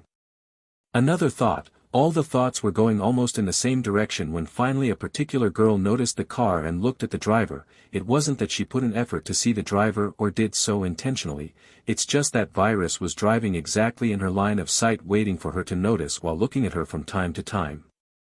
Finally noticing Virus, she put her hands on her mouth as her eyes turned red and tears came pouring down as she whispered in a low voice, "He's finally back." Immediately coming out of her daze, she pressed the stop button of the bus trying to get off. Virus stopped the car too, getting off of it, and started walking toward the bus. As he was walking towards the bus, slowly a beauty got off the bus running towards the walking man in a hurry, and after they were upon each other without any change in speed, she jumped to her embrace with her red eyes. Embracing and holding the beauty who was sticking to him like glue, Virus smiled, thinking, "She's so lightweight." Some seconds later her legs and hands were still around him, tightly embracing him while her head was on his shoulders. Some time later she finally let loose and separated herself from him, now standing with red eyes that still had some tears on it. Both were softly looking into each other's eyes, and finally, Ella broke the silence saying, "Kiss me." And Virus put his lips on her without any hesitation. While they were kissing passionately, the bus was still there watching the two love birds, as even the bus driver was interested in watching a little romance. So he wasn't looking at me, damn. Why isn't it me? I can be even his personal slave by whatever contract he wants. He should be mine. She's so lucky to have such a handsome man as her boyfriend, he seems to be super rich too. I'm so jealous. I would do whatever he wants and pleases him and be satisfied with it, even if it's just for a night. Such thoughts were still running inside the passenger's head while most of the girls' hearts were beating fast, impatient and filled with anxiety of wanting him. While some were jealous of Ella, some were jealous of the man's wealth and looks. After the passionate kiss, Ella said, looking into his eyes, "I missed you." "I missed you too." Virus replied, also looking into her eyes, smiling. After that, they went into the car as Virus turned the engine on as they drove away. "Is this your new car?" After a while, Ella asked. "Yeah." Virus answered while continuing his driving without looking at her. "Why do you change your car so much?" Ella asked again. "Well, because always using one car is boring," Virus said. Ella was a little speechless by his answer, thinking, "You keep changing your cars just because it's boring? Just how rich are you?" "Ella, I came to see you the moment I came back because I didn't want you to be worried, but I still have some urgent matters to attend to, so I need to go back soon after dropping you off at your house, but I'll come to look for you when I'm done with those. What do you think?" Virus asked. "It's fine, I just wanted to know you're okay and just to see you. Now that I've seen you, go do your things, and it's not like I can't contact you with the communication device, right?" Ella replied with a smile on her beautiful face. "Yeah, thanks for understanding," Virus said, also smiling. Virus drove around for a little while after that and finally dropped Ella off in front of her house. Then he drove to his building in company as he went to the highest floor of it, inside which no one was allowed other than Virus, Bella, and the four uglies. After he got there, the golden beauty was already there waiting for him. As she saw him, she said, "Welcome back, master, what's your orders?" "Tell the CEO ugly and the legal ugly to come here, also the other two uglies should be present through internet online," Virus said. "Yes, master," the golden beauty said as she went away. 20 minutes later. The golden beauty and the two uglies were present while the other two uglies were online through the internet. Each of their faces was inside one 3D screen. Seeing everyone ready for command, Virus started talking. "Okay, now, this is an important order I'm going to give you guys. I would need some material and other things for something very important to me. Now most of these things can be found on this very earth, but some of them cannot be found here, so one or two of you need to roam the universe, and if necessary the multiverse to find those things. It won't take long to find each material though, so no need to be worried about not being able to find them, as I'll give the approximate location and coordinates each of the material, and also one of the blueprints I gave the island ugly to make was material finder, which job is to find the material you tell it to. In addition, find the material in order of importance I've placed, as I'll need some of them sooner than the others." The first set of material is all present on Earth, so first you uglies should find that. Until tomorrow I want the first set ready. Also bring that tech from the island to my highest floor lab till tomorrow along with the material, and about deciding which one of you should do which one of the duties, you uglies decide that, but remember to not fall behind your other duties too. For simple gain access material you can use the workers in the company. Now go. Bring the first set of materials to me ASAP, you have till tomorrow. Virus ended his orders for now. Yes, master. They all answered at the same time, and then the two present uglies went away while the other two online uglies went offline. After it was just the two of them, the Golden Beauty asked, "What's those materials for, master?" Only to hear Virus say, "You will know soon enough." The next day the first set of material and things he needed was ready on his lab at the highest floor of his building. These things were gathered from different places on Earth, while some of them could be accessed by everyone, some couldn't be accessed even with the highest technology available currently on Earth, like a plant called parsin, grew only on the bottom of the ocean, or some other plants which also grew there which humanity still couldn't gain access to. In spite of this, all of the needed materials were gathered by different means and technology available to the four uglies. Seeing everything he needed was already there, Virus smiled as he said, "Let's start." Then he told Bella, who was watching by the sides, to bring the material besides a specific giant tech. The tech was a huge one, and it was brought here along with the materials. This was one of the techs of which blueprint Virus had given to the island ugly to build. It had different entrances and thousands of commands on its 3D screen hovering above the tech. Even though this tech wasn't the device that was the most advanced or the device that could do it most efficiently, it was the only thing that could be made in the shortest time possible, as its material could be found more easily, and before making it there was not lots of needs for other advanced or far advanced tech, so that's why Virus had ordered this one to be created for creating the things he needed and other things for now. This tech was a more advanced version of the simple tech by which Virus had created the immortality serum. This giant tech was called Maker Device Apothecary, and it was abbreviated to MDA. After that, he told Bella to place specific material and things in specific places of the Maker Device Apothecary's entries, as Virus was giving complicated commands to it without touching anything, moving a finger, or giving any commands by voice. The MDA seemed to be working by itself as different things kept appearing on its 3D screen. A little while later the commands needed for the MDA to work and make the thing Virus wanted was given, and all the materials were placed in their own relevant entries. Now he just needed to wait. 2 hours later. The thing Virus wanted to make was finally ready, as the 3D screen above the MDA showed a big, "Ready" sign, of course in a weird futuristic language which Virus had long taught all the four uglies and the Golden Beauty. Under the "Ready" sign was also something else written in that futuristic language. The thing written under the "Ready" sign was as such: "Done making, full skin cleanser injection." That's right, this was the thing Virus wanted to make, full skin cleanser injection. Before starting cultivation, there existed 2 stages which a lot of cultivators saw as unnecessary, although those powerful figures of the cultivation world saw it as extremely important, as they believed it created a strong foundation for the future cultivation. The first one of the 2 stages, which by most was seen as unnecessary, was called the purifying stage, which consisted of 8 levels in the cultivation multiverse of Qi. The way this stage worked was somehow different than the future stages after the first 2 unnecessary or less important seen stages, as the cultivators could also directly bypass this stage whenever they wanted. For example, Virus could directly bypass this purifying stage right now without paying it any heeds, or he could complete the first level of the purifying stage first and then completely stop and bypass it. Or he could first do, for example, the second level, third level, fourth level, seventh level, etc., whatever level he wanted to reach or do, and bypass it whenever he felt like it. In the cultivation multiverse of Qi, the weaker cultivators with no talent almost all bypassed this stage. People with more talent, those with stronger backgrounds, first did 1 or 2 levels of the stage first before bypassing the stage, as they couldn't find or be supplied with any more pills that would purify. As the more levels a cultivator went higher in this stage, the more difficult it would become for the cultivator to find that level's purifying pills.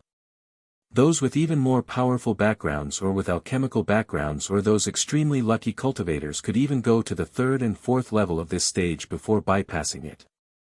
But the eighth level of the purifying stage was reached on very few occasions, except those peak powers of the multiverse. Other people, clans, planets, etc. cannot even find the seventh level purifying pill. Now let's not talk about finding the eighth level purifying pill. Of course, there existed herbs or other heavenly materials that did what the pills did and purified just like the purifying pills, but they were extremely rare.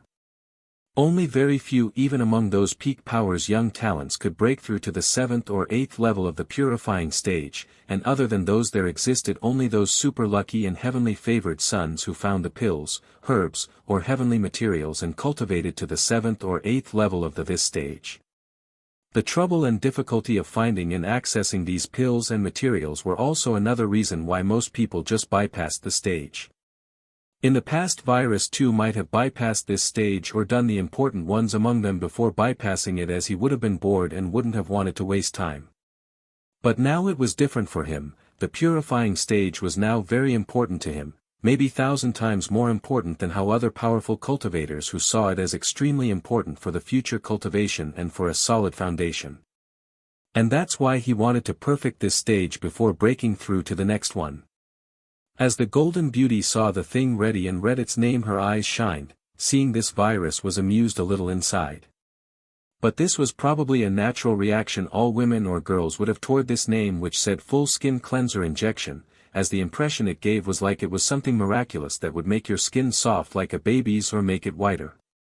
What amused Virus was because when Virus made her skin and flesh, he had already made the skin white and like a baby's, and literally she couldn't take it as she didn't have a real body, but her eyes were shining, which made Virus think amusedly, she has the heart of a true woman all right. After that, the Golden Beauty could tolerate it no more and asked, "What is that, master?" Smiling, Virus replied, "Its function is not only those things you think, it's not just for making the skin whiter and softer, as it has a much more important function, it's for purifying the skin, and it's used by the future science and technology cultivators who want to purify their skin." Hearing this, even though the Golden Beauty was amazed a little hearing it was used for cultivation, she still pouted her mouth a little, saying, "Though I think making the skin whiter, softer, and younger is more important." "Ha ha ha, that's definitely how every woman in the world thinks." Laughing, Virus replied. Then he went and got the ready injection from inside the MDA and just injected it to his right hand by his left before going into the bathroom. At the beginnings a little layer of black liquid came out all over his body with a little bad smell, but those things that came out started to turn yellow and even lesser, and in the end, turned colorless before stopping completely after about 2 hours. Now his whole skin was completely 100% purified. The thoughts that came into Virus' mind after seeing all the filthy black and yellow liquids were, "I knew the material used to make my body was trashier than I thought, though the filthy liquid that came out was still lesser than what came out of other normal people's body." This first level of the purifying stage was called, first level, cleansing the skin. This first level, which was cleansing the skin, took the least amount of time in all of the 8 levels of the purifying stage, as it only lasted for about 2 hours for Virus, but for cultivators of the cultivation multiverse of Chi it took even more time, and it was slower, as it took almost a day for the skin to be cleansed and the process to end.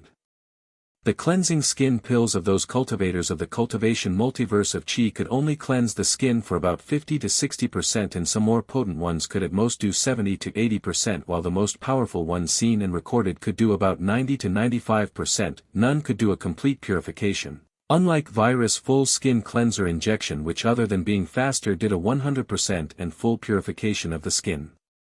Moreover, other than the outer skin of the body, the inner skins, like the skin of mouth, palate, anus, etc. all were purified. So another advantage of this full skin cleanser injection was that it cleansed the whole surface of the body. But this was not the end of the first level of the purifying stage for Virus, as his injection did something else other than speeding up the process and doing 100% complete purification. The most important thing the injection did other than completely cleansing the skin was that from now on it immuned the skin from filth and impurities, as it would reject all the impurities, not allowing any inside the skin, as they would be destroyed and rejected the moment they entered the body or were created inside the body. The injection worked in a way like when you injected an injection to immune yourself to a certain disease, only in virus situation the skin completely rejected anything impure that wasn't of the skin. But this immunity process took some time to come into effect. Virus estimated it should take about a day. After taking a shower, Virus came out only to see Bella waiting for him outside. Seeing him, she said with a smile, "Your skin's a little bit whiter than even before, Master."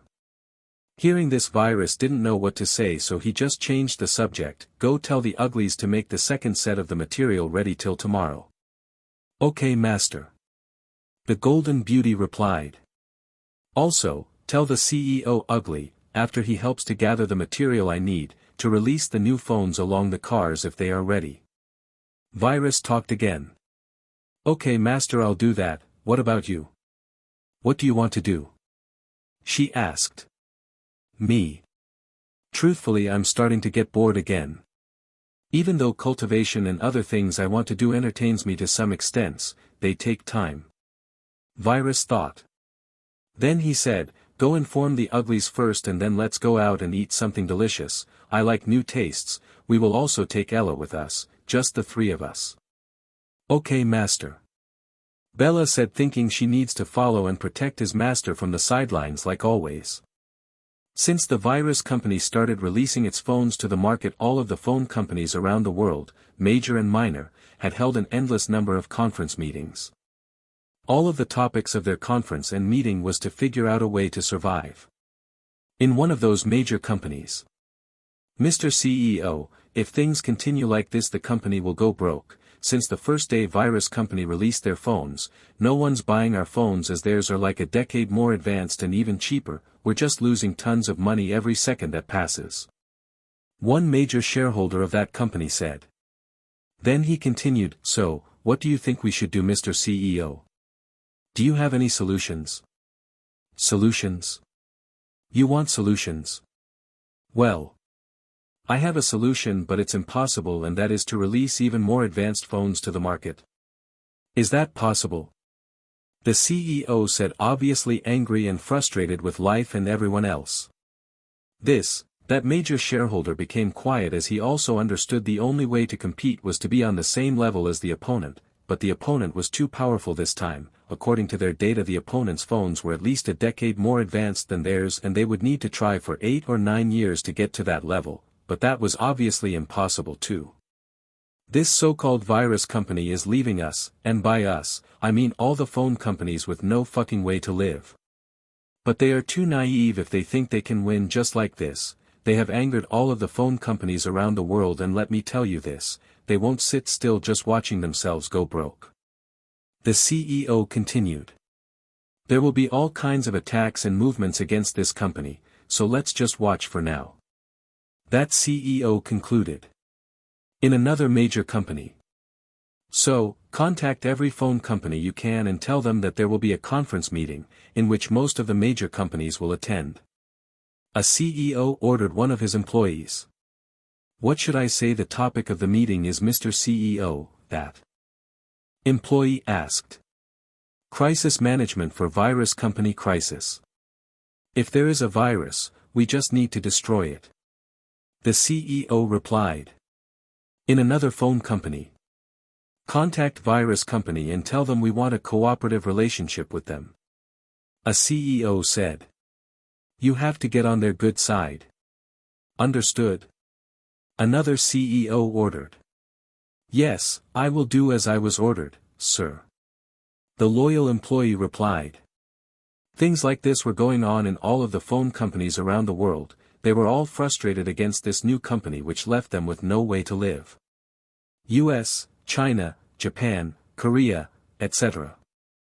Phone companies from all over these countries were contacting their government connections, other phone companies, and even the underground to solve this problem that was the virus company.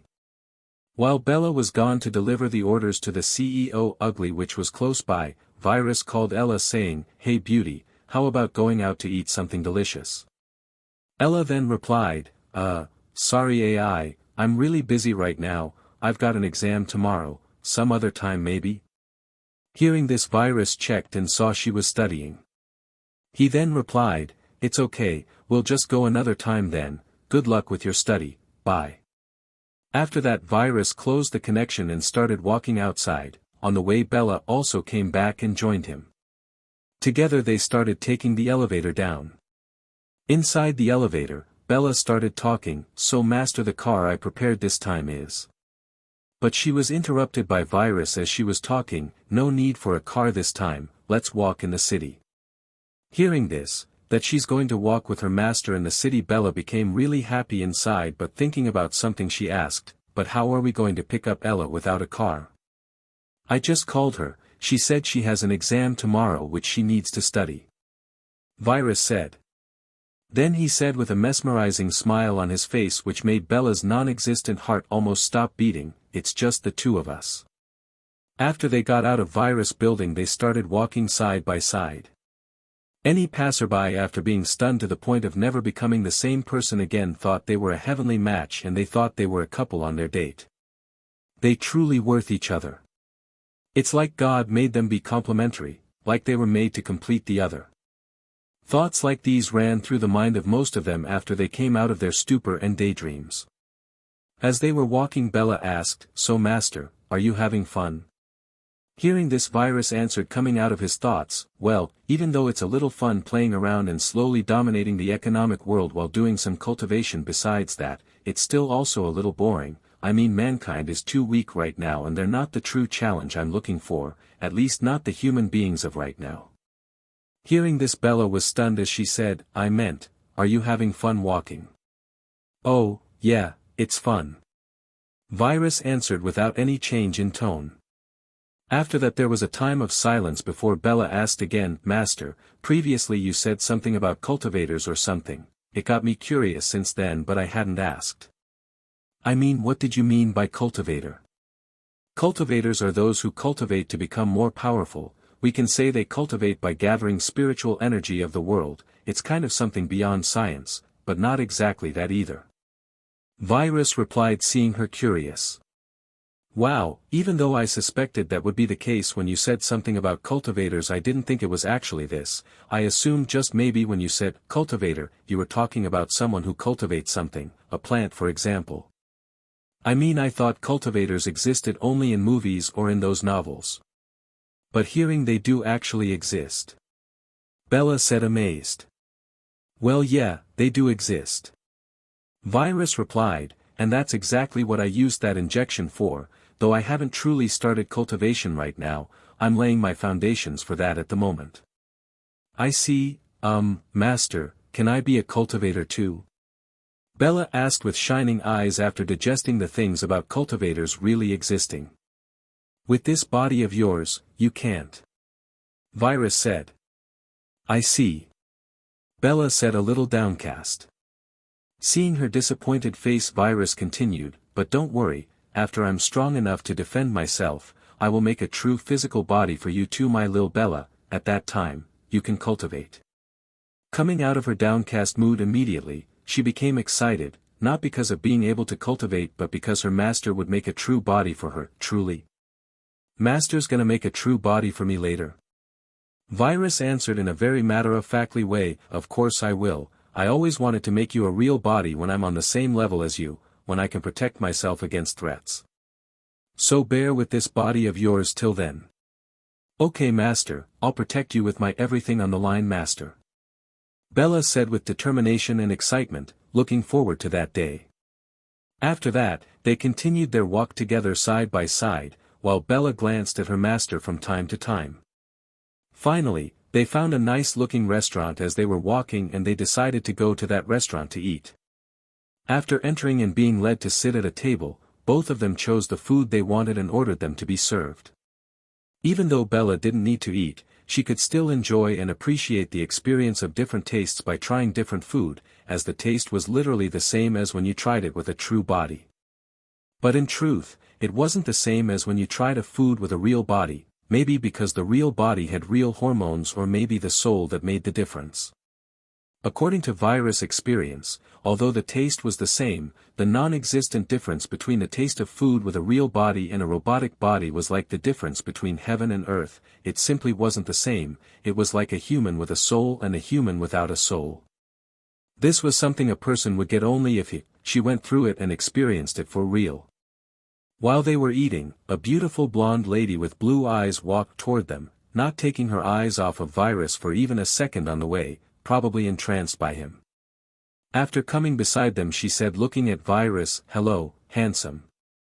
Taking his eyes off of his food for a second, he looked at her blue eyes and replied without any change in expression, with a cold tone, like he was looking at and talking to nothing but a lifeless, worthless object, "What is it?"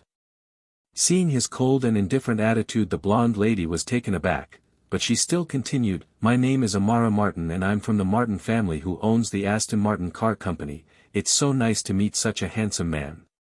She told her family name not because she was arrogant, but because she just wanted to attract this handsome and charming prince in whichever way possible. She had just came to the restaurant she usually eats when she saw this otherworldly handsome man, similar to which she had never seen, so this time she stepped up to come and get to know the man, unlike all the other times when other men tried to get to know and please her. Still hearing no response from him, she asked with a cheerful smile on her face, "May I have your name please?" "I'm Eisen V. I'll ask you one more time, so don't waste my time and tell me, what do you want?" Virus replied with the same indifferent voice, but this rude attitude had the opposite effect, as it made him even more charming, like the bad boy who most girls chose over the nice guy.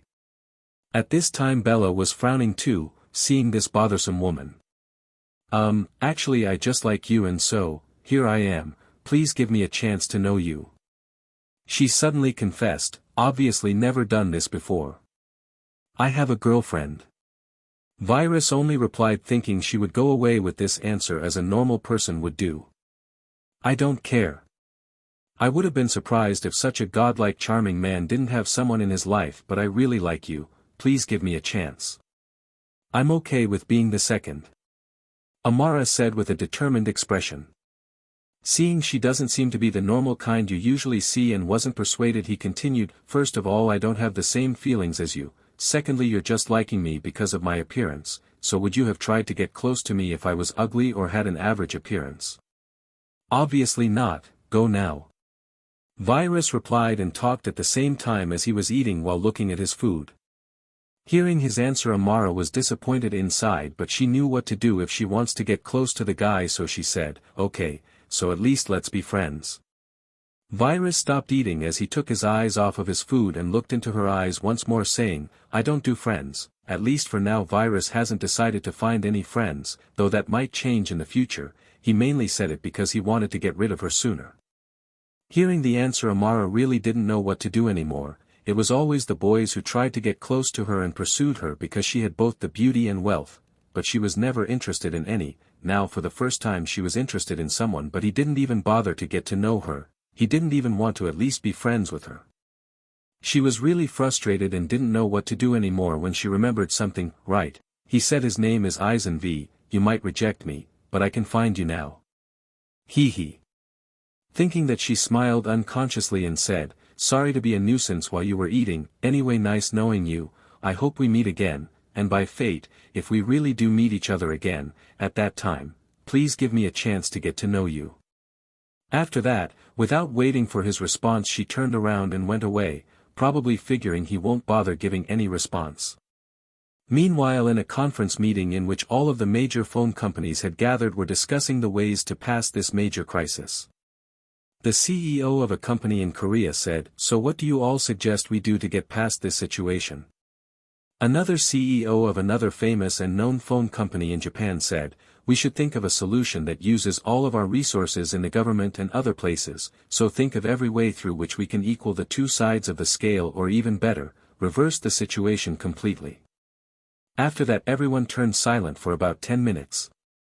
Finally, the silence was broken when the CEO of a powerful phone company in the USA said, "Our first move should be to equal the two sides of the scale, and doing that is easy. Let's gather the best experts, engineers, and programmers from each company and bring them all together to understand all the phones of that virus company. They will analyze the phones from component to component. Until we understand them completely, we will reverse engineer every single phone, and then we will produce our own advanced phones. We will copy their tech to the last piece, but with some differences. For example, we will change the shape and appearance of our phone and make slight modifications to the operating systems.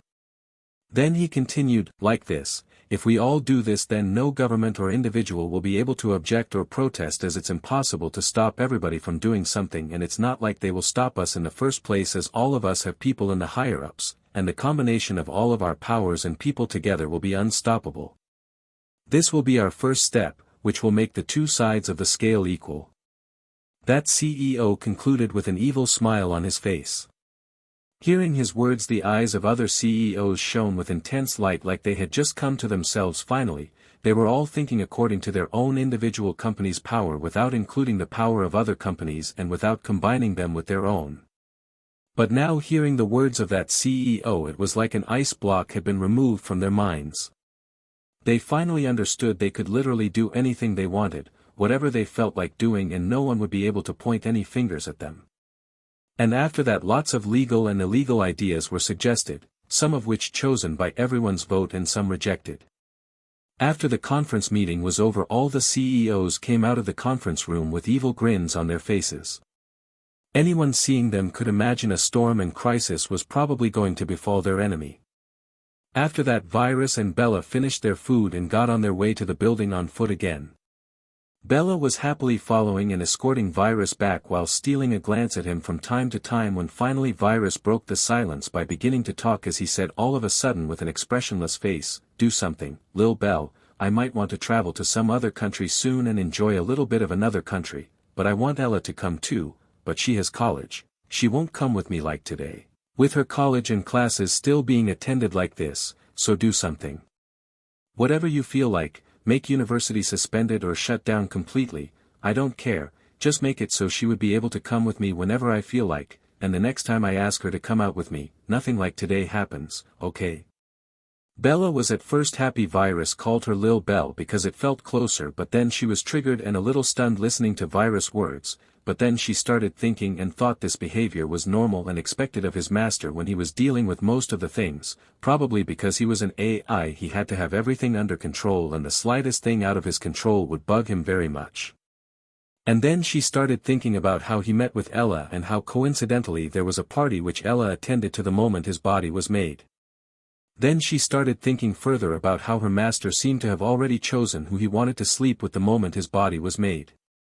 The more and the deeper she thought, the more she felt scared and stunned inside. It was like everything that was happening, her master had already predicted and maybe even caused it to happen.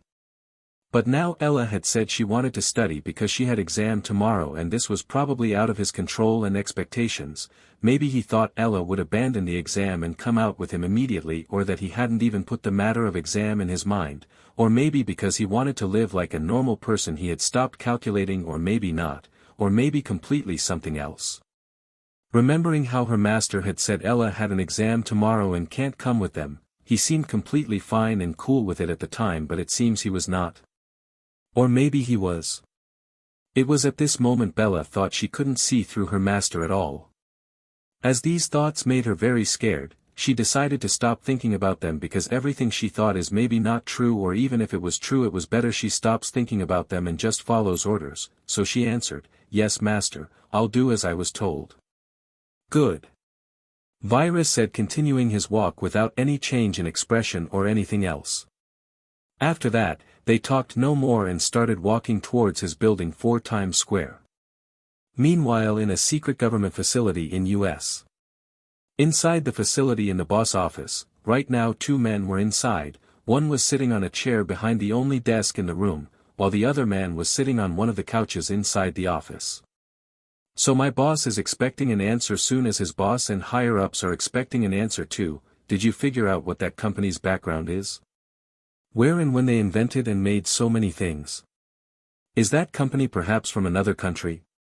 Or a branch of another powerful family or industry that has been getting ready to come into the phone market?" The person who was sitting on the couch said. By the way he talked, you could say he was superior to the person who was sitting behind the desk. "Boss, we've been investigating that company for many days now and there are some things we found," the person behind the desk said.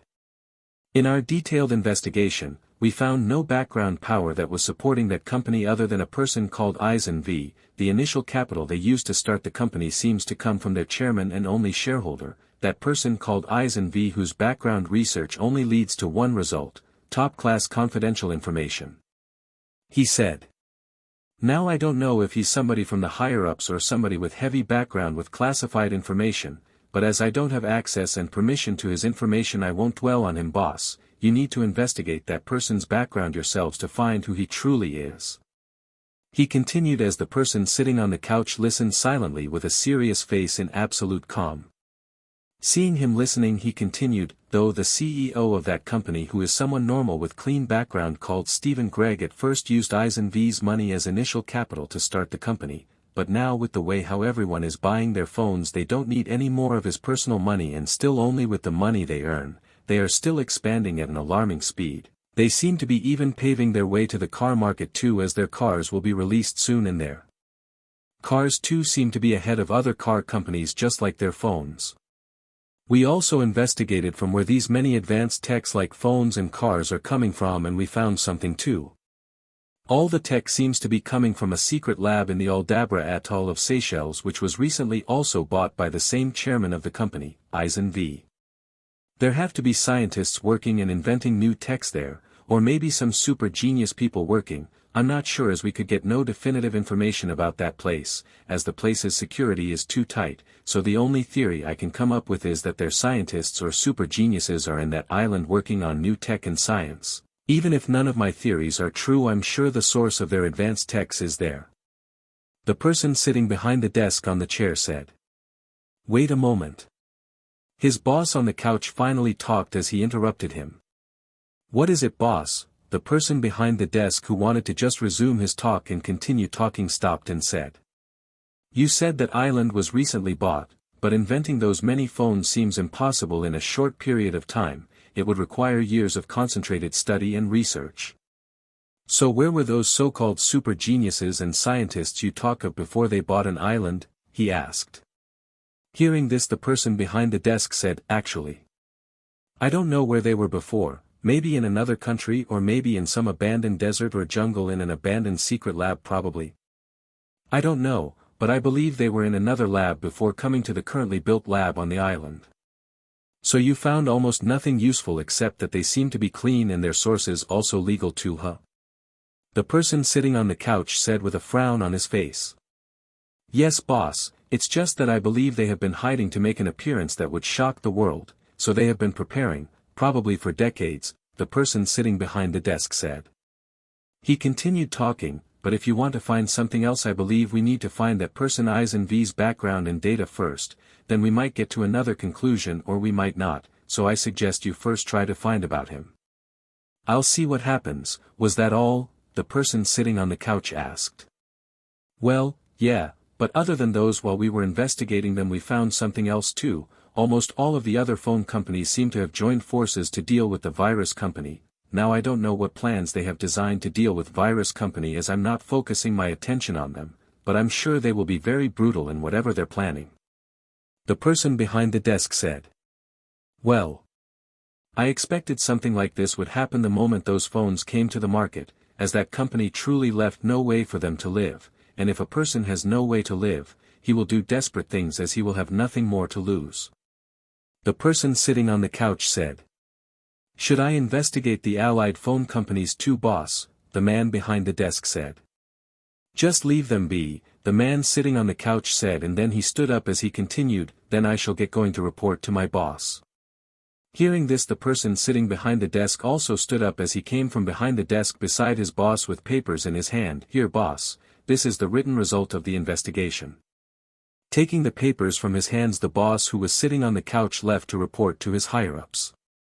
After his boss left the man who was behind the desk before said, I have a gut feeling a shitty storm's going to happen soon. The next day. Finally, enough time had passed for the full skin cleanser injection's immunity completely take effect and now virus skin was fully immune to impurities as it was also completely pure. This purity was also now permanent because of the immunity that came with the injection. Right now virus standing, in a room which had a full see-through window glass. He was looking down, outside the window to the crowded city and people, with an indifferent expression. As he was watching them Bella entered the room after knocking on the door, only to see him standing with his back to her. Looking at her master, who was looking out of the window with a cold and indifferent expression, she thought unconsciously, "Master's so cool." Then coming to herself after being a little dazed by her master's cool back, she said, "Master, 2 sets of material are ready in here." Oh.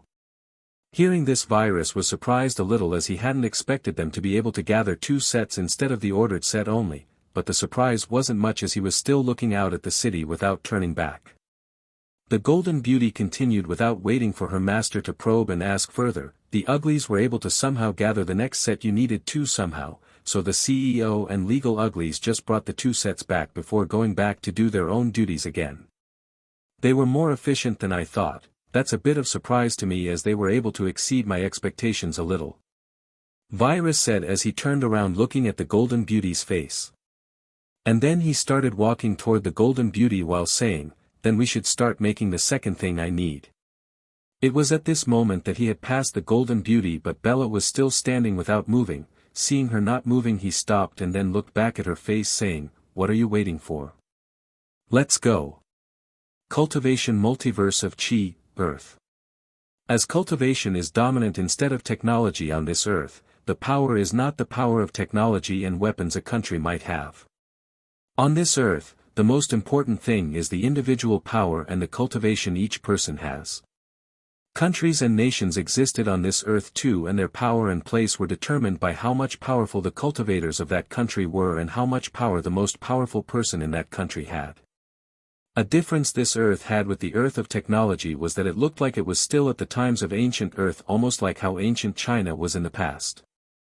Normal people used horses to travel, and they used gold, silver, bronze as currency to buy food, house, and everything else. Another difference this Earth of cultivation had with the Earth of technology was laws each country and nation had. Each person's place was determined by the cultivation he or she had, and other than things like slaughtering the masses or some other taboos, powerful people could do whatever they wanted to the people weaker than them, so it was a world where strong suppressed the weak. So this Earth was run by the laws of the jungle. Also, because people here cultivated from countless years before, there were animals, beasts, and other creatures that have been affected by the chi and gained a natural hereditary unconscious ability of absorption of this energy while going through change throughout the countless years. And now there were animals who have reached high levels of power, or there were those more powerful animals, etc., who had gained higher levels of intelligence, and there were even some which had even reached the intelligence of the human beings or surpassed it. These animals were called the magical beasts. Earth, the Holy Island. Other than those powerful countries, there was also another place which was not a country, only an island in the Pacific Ocean. With all this, it was still seen as powerful as other countries, and almost no one dared to go against them, as the number of powerful people there were a lot. Right now on this island inside the biggest pagoda, a group of people was sitting on chairs around a big table in the shape of a circle. Right now they seemed to be talking about something. The room was a little dark, so their faces were not clear and obvious. One of them, said, "How is the comprehension of that portal-like rift that opened is going?" This person was at closed-door cultivation meditation at the time, trying to break through in his cultivation, so he hadn't felt the rift open, thus unable to try comprehending it, and he would not be, at least not until the rift opens again and he sees it. The fastest one among us has comprehended about 5% of it, but the more we comprehend the harder it gets. Another person, B, who seemed to be a young woman, said, "That's right, and according to our spies in other countries, we seem to be the fastest one among all the nations that have started comprehending that portal-like rift," another, C, said. "So I'm hoping we would continue to be ahead of others till we completely comprehend it," the same person, C, continued. Others still remained silent, only listening.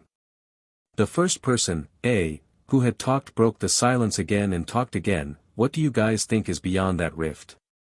Maybe a far-away place in our world, or maybe a pocket dimension. Or maybe something else completely, because I haven't even comprehended 2%, I'm not sure." That woman, B, who had talked previously, talked. "Whatever it is, we have to be the first group to reach there before other nations, to reap most of the benefits." Another, D, said with a serious tone. "Now we know we're faster than other nations, but aren't you guys forgetting another competitor?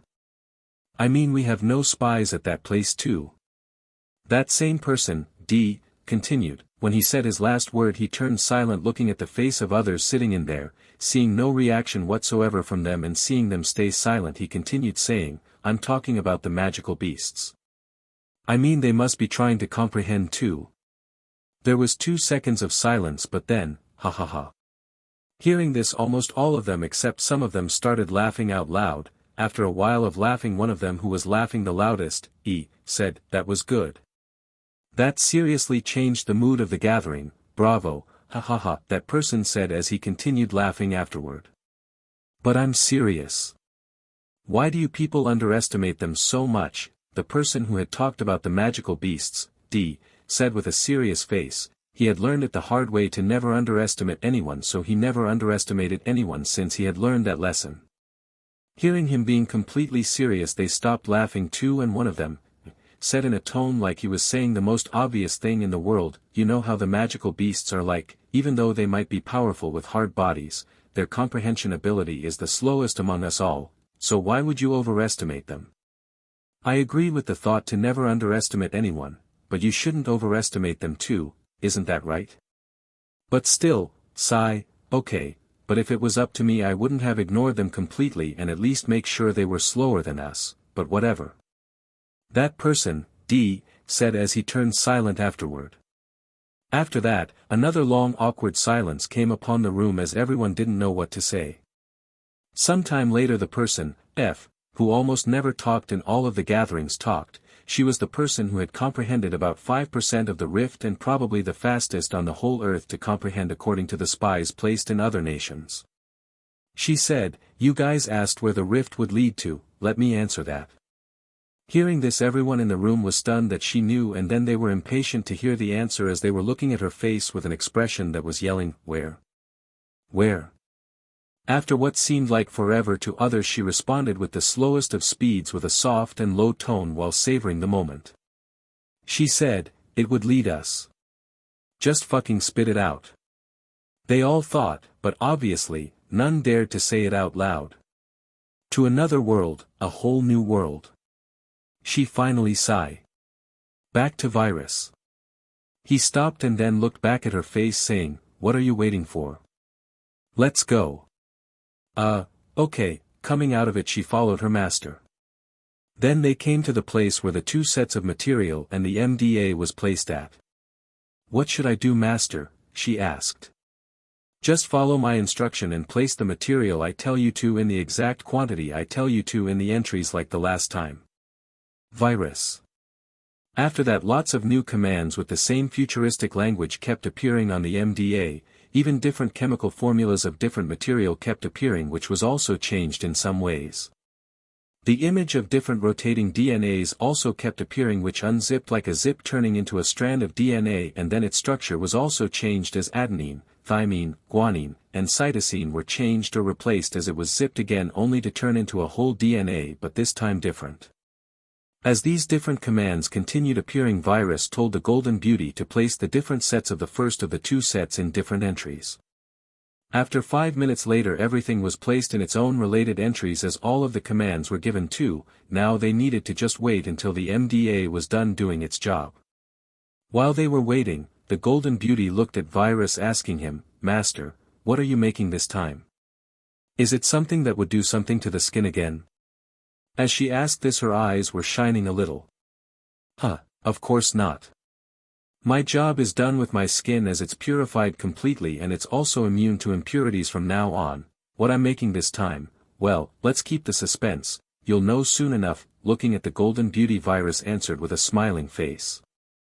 Hearing this, Bella didn't know what to say, she just thought a little grudgingly that each time he kept her hanging. After that, while they were waiting, the Golden Beauty brought Virus a cup of tea to drink. Afterward, they waited for about an hour when finally they heard a sound come from the MDA. Looking at the MDA, they saw the same ready sign they had seen the last time Virus had made the full skin cleanser injection. Now the second thing Virus wanted was ready. Because the golden beauty was still in suspense, the first thing she wanted to know was the name of the thing her master had created, so she immediately looked under the big ready sign only to see, which made her suspense even increase more. Because the name that was written under the ready sign was, "Done making." "You thought I would tell you the name that easily, lil beauty?" Seeing this, the golden beauty reaction was at first stunned, then she started crying with anime tears as she said, "Master is so mean," she swore. If it was anyone but her master she would have already dissected him or her to 10,000 small pieces of meat by her sword already, only to incinerate him or her afterward. "Ha ha ha, sorry lil Belle, the suspense continues," Virus said as he laughed, completely unaware of what was going on inside Bella's head. After having his little entertainment seeing the thing he wanted ready, he stood up, walking to the MDA and took out the injection, of this time out of the MDA. The injection was made as the MDA poured all of it inside the futuristic syringe, so what Virus took out of the MDA was the syringe actually ready to be injected like last time. Taking the syringe out of the MDA, raising his left hand by which he took the syringe with, he took it in front of his face, looking at the liquid inside the advanced syringe. The liquid inside the syringe was completely green. "Aren't you going to inject it right now, master?" After the golden beauty calmed down from the previous prank, she asked, seeing her master only looking at the injection without injecting it like last time. But just not right now," Virus replied. He continued, "First let's make the third thing I need to by using the second set of materials before I inject myself with this." Okay then," she said. After that they did like the previous thing they had made. Virus was sitting on the couch without looking at the MDA, only looking at the green liquid on his left hand, while simultaneously telling the golden beauty to place specific materials on specific entries of the MDA. Meanwhile, random commands kept appearing on the 3D screen above MDA, chemical formulas were kept being changed while different DNA were being unzipped into a strand of DNA, and then after some change were applied to the strand it was again made into a whole DNA. The only difference was that this process took about 5 minutes more than the previous process for all the needed commands to be given to the MDA. After that came again the waiting phase, where they just needed to wait until the MDA was done making. While they were waiting, Ella called by her communication device. Seeing her calling, a smile crept across Virus' face as he answered. "Hey AI, how is everything going? I'm so sorry I couldn't come with you yesterday," she said the moment Virus answered without waiting for him to talk. "Hey beauty, I told you already it's okay, and everything's going just fine," Virus said with a smiling face. Then he continued by asking, more importantly, "How did your exam go? Was it good?" Hearing this, Ella was happy. He asked as she answered with great enthusiasm, "Yeah.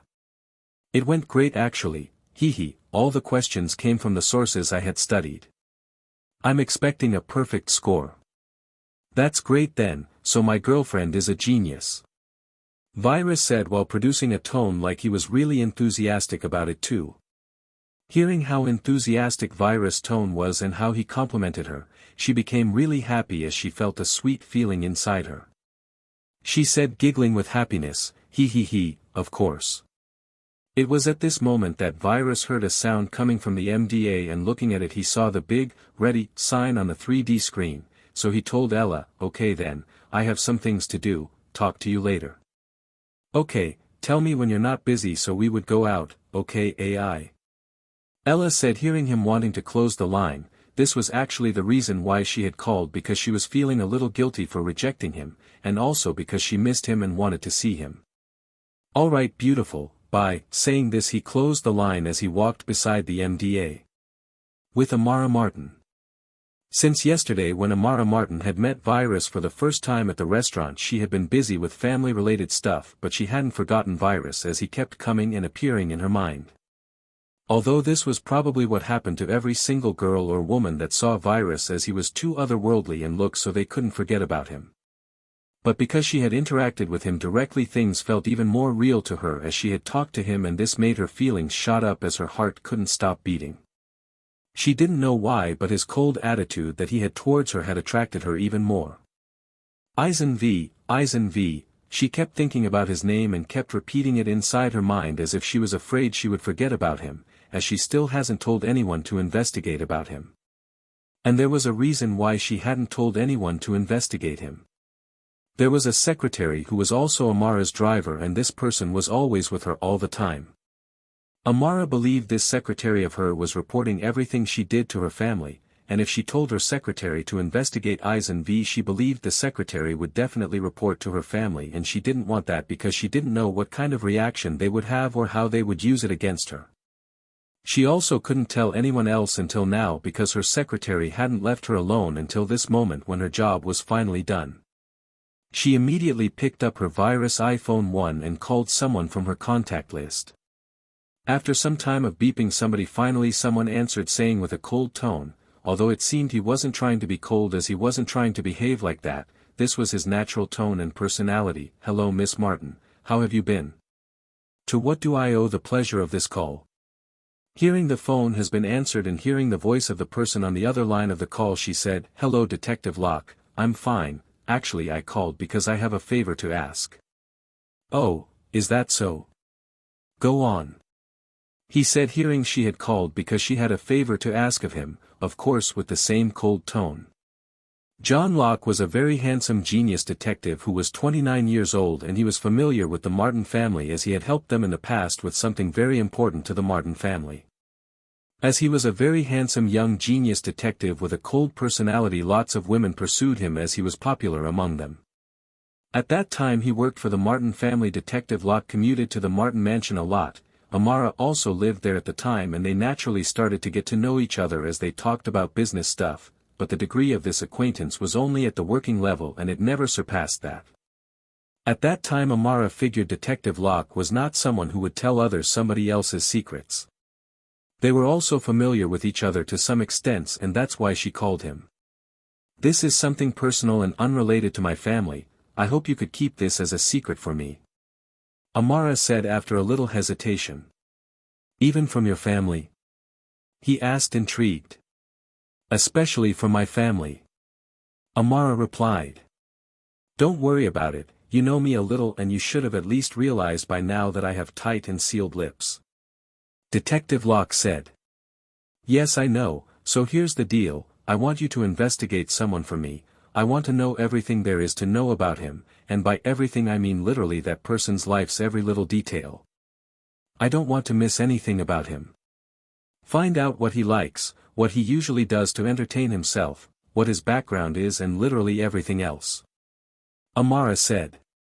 Detective Locke only heard her voice, so he didn't know what kind of expression was plastered on her face right now, but if he was in front of her at the moment, he would have definitely thought she was in love, as her eyes were obviously love-struck and her pupils seemed to have turned into hearts. But still, only by her voice, Detective Locke could deduce some things, as he was a genius detective, though he only thought she seemed to be extremely interested in this person she wanted to investigate, and he figured that this interest was not in the way of seeing the person she wanted to investigate in a negative way, but in a positive way, like she was extremely curious about this person. "Especially, I want to know where he lives or where he usually goes to eat, work, or do something else," Amara continued. This was the most important thing to her, other details almost didn't matter to her as much as this particular detail. "All right Miss Martin, I'll investigate this person you talk of to the best of my abilities, to every little detail. But who is this person you want to investigate?" he asked after agreeing to do the favor for her. Amara said, "I don't know anything about him other than his name and that he's extremely handsome." "No. He's beyond handsome, the word handsome can't even begin to describe him, and that cold personality of him." At this point, she was almost drooling and lost. "Miss, just tell me his name," Detective Locke said, speechless at this point as he thought, where's she going with this? And also he became certain that this rich miss seemed to have fallen for someone, though he wasn't sure how to feel about that. "Oh right," Amara said, coming out of it while blushing, a little embarrassed of losing herself thinking about Virus. Then she finally said, "His name is Eisen V." After cutting the line off, Virus walked to the MDA as took the second syringe of the day filled with yellow liquid. "Now I just need to inject the syringes and wait," Virus said. "So Master, when are you going to tell me what the green and yellow liquids do?" the Golden Beauty asked, still curious and still wanting to know it badly. Huh, now I'm gonna inject the first green liquid, so let me tell you what the first syringe I'm going to inject is, but before that, go tell the CEO Ugly to hold off the second set of phones and not release it till I tell him to. Virus said after being amused again by the Golden Beauty's curiosity. Okay master, nodding her head, the Golden Beauty went away and came back about 15 minutes later. I told him, master, he said he'll do as he's ordered. The Golden Beauty said after coming back. Good, now let me tell you what the green liquid is. Virus said, taking the green liquid-filled syringe by his left hand and bringing it in front of his face. This green-colored liquid is called Flesh and Muscle Purifier, and it does exactly as it says, it purifies the muscle and flesh of the body. Virus said. Oh, so that's it. I thought it's something really good like the full skin cleanser injection. The Golden Beauty said, obviously losing the interest to know more. Virus was a little speechless and thought, maybe I placed a little too much woman tendencies in her while I was creating her. Anyway, I'm going to inject it now. Virus said as he brought the syringe with his left hand and injected it to his right arm. What do I do in the meantime, master? Bella asked. You do whatever you like, Lil Bell. He said with a smile on his face, after which he focused fully on his own body. After injecting it, at first he felt nothing, but then he started feeling uncomfortable everywhere in his body. All of his muscles were feeling a little numb and uncomfortable along with all the flesh on his body. Unlike the full skin cleanser injection which the person injected with it felt almost nothing, this flesh and muscle purifier made the body a little uncomfortable. But also unlike the full skin cleanser which made the impurities and filth come out from the skin itself around the body, this flesh and muscle purifier was not like that, as no filth and impurities came out of the skin of the body and there was no layer of filth on the skin, but after some time Virus had the urge to excrete and poo. This was because all the filth and impurities came out in the form of excrement. But like the full skin cleanser injection, this made the whole flesh and muscle on the body 100% pure and cleansed with no impurities at all. This injection also had an advantage over the pills of the Cultivation multiverse, which could not cleanse some parts of the body at all. And like the full skin cleanser injection which even cleansed the inner skin, this flesh and muscle purifier also purified every muscle, flesh, and tissue in the body, including the penis, which was made of tissues, but the pills of the Cultivation multiverse could not do this. A/N, this part is too important to be left alone. This injection was for the second level of the purifying stage, which is called cleansing the flesh and muscles. In the Cultivation multiverse though, the percentage of cleansing the impurities of this second level was even lesser than the percentage of which they could purify the skin. As the best medicine and pills there could only purify 85 to 90% of the flesh and muscles.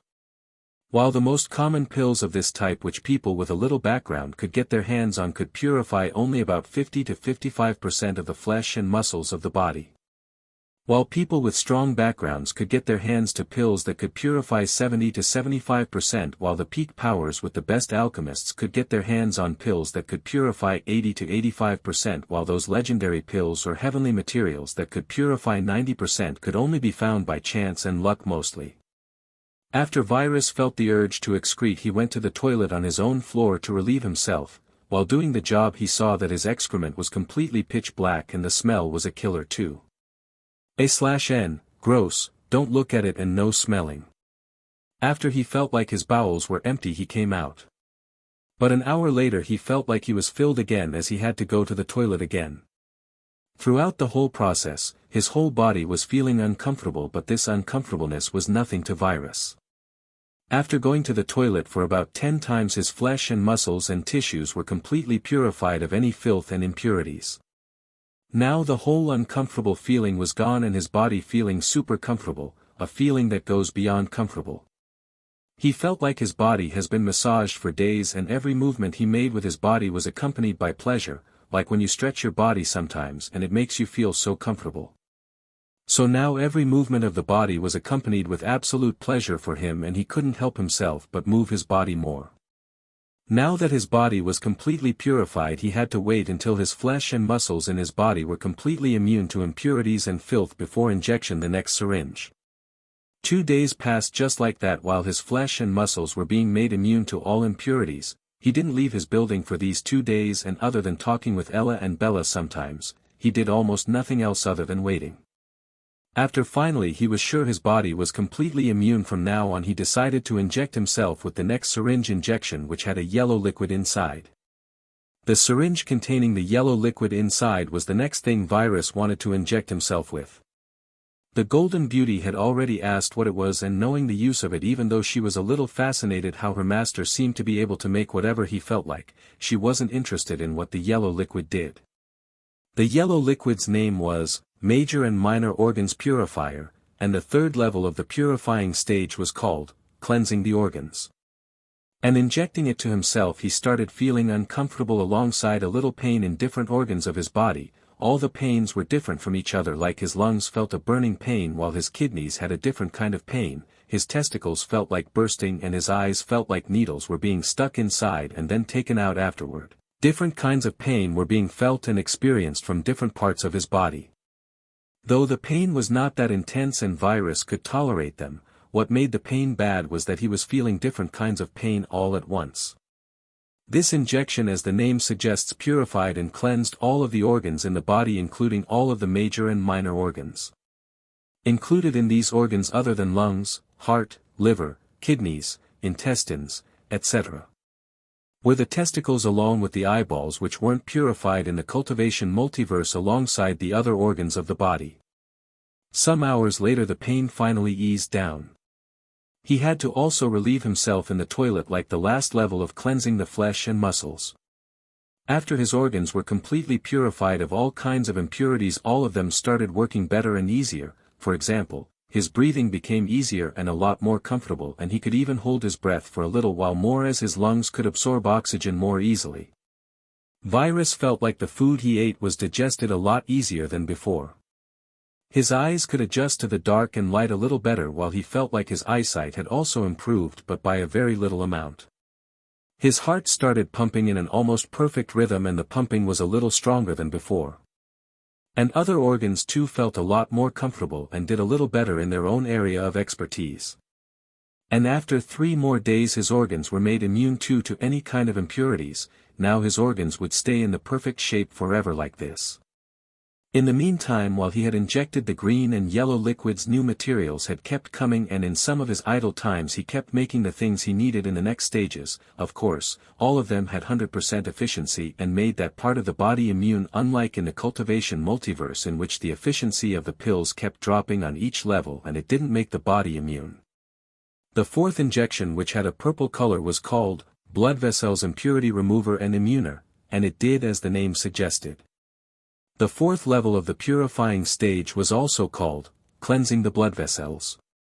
This injection cleansed all of the veins and arteries inside the body, making them completely pure without any filth hidden on or inside their surface. The combination of the previous injection with this injection and the next injection would literally bring the chance of a heart attack to almost 0% if the heart of the person injected with these injections was healthy.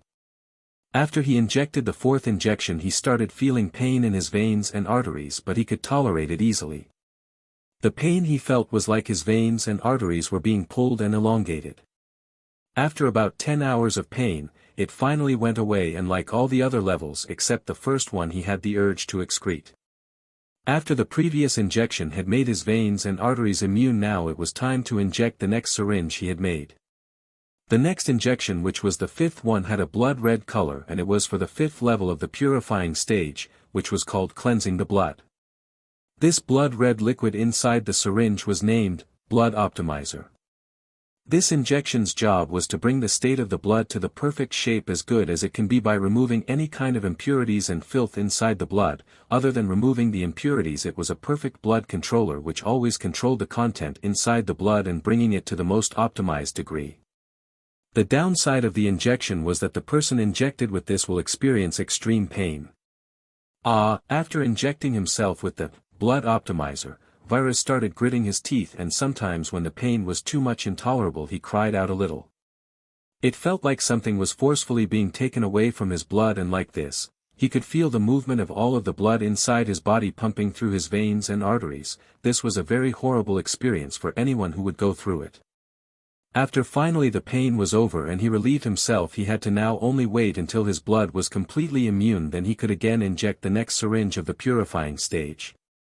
All of this had taken about 15 days while Virus kept the cycle of injecting himself with different kinds of injections, then tolerating the pain, and after which he had to wait for that part of the body to be made immune to harmful filth and impurities. Right now Virus was sitting behind a table on a chair as he was eating the food which the Golden Beauty had brought for him to eat. Now he had a body he had to eat every day, and he quite liked eating food because he could experience new tastes as he liked new things very much. With the CEO Ugly, 6 days ago. Right now the CEO Ugly was in the back seat of his Jaguar B99, which was now called Virus B99, as his driver and bodyguard which he had hired in the past was driving him back to 4 Times Square. This Virus B99 and all the other cars still was not released to the market, but everything was almost ready and he was just waiting for his master's order to release them into the market. He was sure releasing the cars into the world would bring another shock to the world, but the CEO Ugly knew this was only the beginnings. Some days ago the Golden Beauty had come to him saying the new phone's release date should be postponed until further notice from her master. He didn't know why his master was doing this, but he was sure he had his own reasons for doing it, so he just postponed the release date of the new sets of phone to the market. He was coming back from investigating a new factory he had bought in China. As he was thinking and processing different things related to the virus industries, suddenly a bullet came out of nowhere, hitting his head after breaking and passing the window glass. But as his body was made of super hard material under the flesh and skin, the bullet just got stuck to his head. The driver slammed on the brakes wanting to stop the car, but before the car had stopped the CEO Ugly immediately took out the bullet even though he didn't have to, and immediately after that the scar and the hurt skin and flesh started healing as the wound closed and the iron-like material under his flesh and skin started closing and disappearing. After stopping the car, the driver looked back at him, obviously very professional. After ignoring his ugly face, he asked, "Are you okay, Mr. Gregg?" He knew the first thing he has to be sure of was to check if his boss was okay, and if he was hurt in any way he has to immediately take him to the hospital. As his wound still hadn't closed and the right side of his face which was shot was still healing up, he kept looking outside the window so his driver won't see it. Because if his driver saw that he was not human he would be forced to incinerate him. After couple seconds, when his head had completely healed up, he looked at his driver as he said, "I'm fine, Mark. Stay here, I want to go check who has the balls to do this to me." As he said this, the CEO Ugly opened the car's door wanting to get out. But before he got out his driver said, "But sir, it's very dangerous out there, you might lose your life. It's obviously an assassination attempt on your life." The CEO Ugly stopped and turned his head to the driver's direction and looked into his eyes and said with a chilly voice, "If you don't want to lose your job, just follow the orders, understand?" Seeing him like this, the driver knew he shouldn't insist and just said, "Yes sir, but please be careful." "Don't worry, I will." As he said that, he got off the car. He immediately calculated the exact direction from which the bullet had come and knew exactly from above which building it had come from. He started running with the absolute limit which was possible for a human being so it would not be suspicious. When no one was around he increased his speed to the point he was almost just a blur. While he was running to the direction of the building, he had already got a map of the building and a live CCTV camera as he calculated the most likely the place the shooter will try to run from. A little while later, from the CCTV in one of those calculated places from which the shooter was most likely to run away from, he saw the shooter.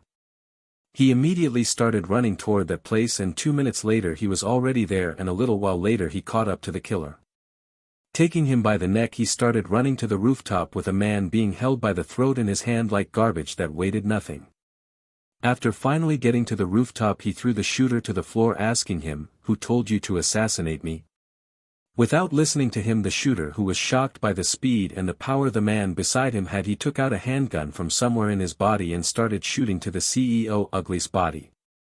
The CEO Ugly did nothing as he just watched the bullets hit his body without moving. The bullets that hit his body were automatically taken out from his flesh as it fell to the floor as it healed up completely. Seeing this, the shooter was horrified as he asked, What are you?" He was scared shitless seeing what just happened in front of him. "Wrong move, you just dug your own grave," the CEO Ugly said with a cold voice. "I'll only ask once more, who sent you?" The shooter, who was still shocked and horrified of the things that he saw, unconsciously answered, "I don't know, I'm just an assassin hired by someone I don't even know who." "Then you have no use to me." The CEO ugly replied with a cold, ugly face. "No, you can't kill me, my organization will hunt." The shooter was saying, and before he was done he got interrupted. Hearing him start talking and knowing where he was going with this, the CEO ugly just took out an incinerator from somewhere in his body and targeted the assassin manually as the shooter disintegrated into nothingness in a moment, being interrupted of his talking. "Cliché," he said as he turned around, walking toward his car which was waiting for him. As he was walking towards his car he thought, "Master probably knew an assassin was hired to kill me, and he must even know who's behind this even before they had acted on their decision. I have my own hunches too, but there is no need for me to bother with these stuff, as Master will deal with it when the time comes." After coming back to his car he went as his bodyguard Mark said, "Thank God you're fine, Mr. Gregg. Did you find the shooter?" "No, he got away." "Let's go back." The CEO ugly only said this as he stopped talking as the driver started driving towards 4 Times Square. With Amara Martin, present time. Amara was at work right now, at one of the branch companies of the Aston Martin Industries. Her father had made her in charge of this company, wanting to see if she was qualified for more or that even the current one was too much for her. That was how things worked in the Martin family, as you were judged by your qualifications and talent. You had to be very good at handling and dealing with matters of the company to get to a higher place in the company. It didn't matter to Amara's father whether the person who was going to inherit the company is a man or woman, thus all of his sons and daughter were in an internal war inside the family. This kind of attitude, which only cared about who was the best and who would make the company thrive and lead it to greater heights, also it was a very good strategy for the company. This has made the siblings distance from each other in the long run. To a degree now they didn't even talk to each other, and their attitude had even turned hostile against each other. So it was obvious this was a very bad decision Amara's father had made for his family as a father. Amara Martin was the branch manager of this branch of the company, which was in New York. They had branch companies almost all over the world, and this New York branch was one of the very big ones, only behind the main headquarters. There was only a couple of such size branch companies, and almost all of them were being managed by Amara and his brothers right now. As she was sitting inside her office signing some stuff related to the company, but her thoughts were elsewhere right now. She was thinking of her Prince Charming, which she had seen 2 weeks ago at that restaurant. Since then she had gone to that restaurant a couple of times, but she never saw him again there. It's been over 2 weeks and Detective Locke still hasn't called. He usually does even the most difficult investigations in at most 2 days, but now it's been more than 2 weeks and still no news from him. Thinking of this, she took her virus iPhone 1 from over the table and went through her contacts until she found Detective Locke's phone number and started calling him. Beep. Beep beep. "Hello, Miss Martin." Finally, the phone was answered as a cold voice started being heard from the other side of the line. "Hey Detective Locke, you didn't call back to let me know of the result, so I finally couldn't wait and called back. How is everything going?" Amara told him after hearing his voice. "About that, where are you? I'll come to you personally and talk," Detective Locke said. "I'm in New York in the branch company I'm the manager of currently, but you should know that." "Don't tell me, you're in New York," she replied, and then asked, surprised. "Yeah, we will talk when I get there. Text me the exact address and tell your employees to lead me to you when I get there," he said as he hung up without waiting for her response. Even though Amara was very much surprised, she put aside her surprise and texted him the exact address before telling her secretary to lead him to her when he comes. About an hour later Amara's office door was finally knocked. "Please come in," she said. The door was opened as her secretary and Detective Locke came inside. Getting off the chair from beside the desk, she walked towards the couch area while saying hi to Detective Locke. After both of them sat wanting to send away her secretary, she asked Detective Locke. "Detective Locke, what would you like to have? We have orange juice and coffee here, or if you're hungry we can order you some food too." Taking the hint and knowing she wanted to send away her secretary, he said, "I'm really hungry actually, and I still haven't eaten lunch yet, if it's not rude to ask." "Detective Locke, We're closer than this, just tell me. Amara said with a smile on her face while inside she was saying, just say it already, the further the better, I just hope it won't have a delivery service. Okay then, I saw a small meat bun restaurant near the office as I was coming. If it's possible I want to eat some meat bun, I'm really craving some meat bun. Detective Locke said as he thought inside, don't worry. I saw a writing outside the restaurant saying, no meat bun delivery, so your secretary would need to go herself and it would take some time for her to go and wait for it to cook and come back. Sure, it's no problem, then go bring our guest some meat bun. Nodding her head happy, she turned her head to her secretary and ordered. Okay. The secretary did as ordered as went out of the office going to buy some meat bun. After the secretary was gone they could finally talk. Looking at Detective Locke, Amara said, why are you in New York, Detective Locke? Well, it's because of you actually. Detective Locke answered. Me? Why? Amara asked confused. Because investigating the person you wanted me to investigate wasn't possible and I had to come to the city where he was at to investigate him. Detective Locke said. Hearing this, Amara's eyes shone as she asked excitedly, Sue, what was the result? Tell me. Hearing how excited she was, he smiled bitterly before saying, I've been investigating him for more than 2 weeks but still I could find a very little amount of information about him. Oh, still, what are those information you found? Tell me everything, Amara said. Even though she was a little disappointed by the news, she thought he would be able to figure out everything there is to know about Eisen if it was Detective Locke, but now she thought maybe she was overestimating him. Glowing star, glowing star, glowing star, glowing star, glowing star. Well, then listen. Detective Locke said as he continued. At first I wanted to investigate him from my own city and I started digging everything I can about him, but the only thing I could find about him was that he was a very huge figure. What do you mean? Tell me fast, Amara said as her heart was almost coming out of her chest, so she asked impatiently. Well, calm down Miss Martin, I'll naturally tell you everything I know about him. Detective Locke was a little speechless at how impatient she seemed. He had never seen her this impatient and thought she would keep her cool in whatever circumstances, but it seemed he was wrong. Taking a deep breath in and out, she calmed herself as she said. You're right, I'm calm now, please continue. Anyway, I was saying, from there I could figure only one thing, and that he was a very huge figure. He was the owner and 100% shareholder of the virus industries. He is the person behind those futuristic magnificent phones which was recently released to the market. Detective Locke said. Obviously he was a little amazed too by that person's identity as the owner of Virus Industries. Hearing this, Amara was shocked. She had never thought her Prince Charming had such a background. She thought he was just someone with otherworldly looks, but it seemed she was extremely wrong and her Prince Charming was truly a prince in life. Heck, he had gone beyond that, he could probably even be called King Charming. Looking at her Virus iPhone 1 which was in her hand currently, she started saying in a low voice, so the phone I was using was his company's phone. Maybe he has made this phone, huh? A/N, in case you misunderstand, she means maybe Virus himself has designed and made the phone and not some other genius person who works for him.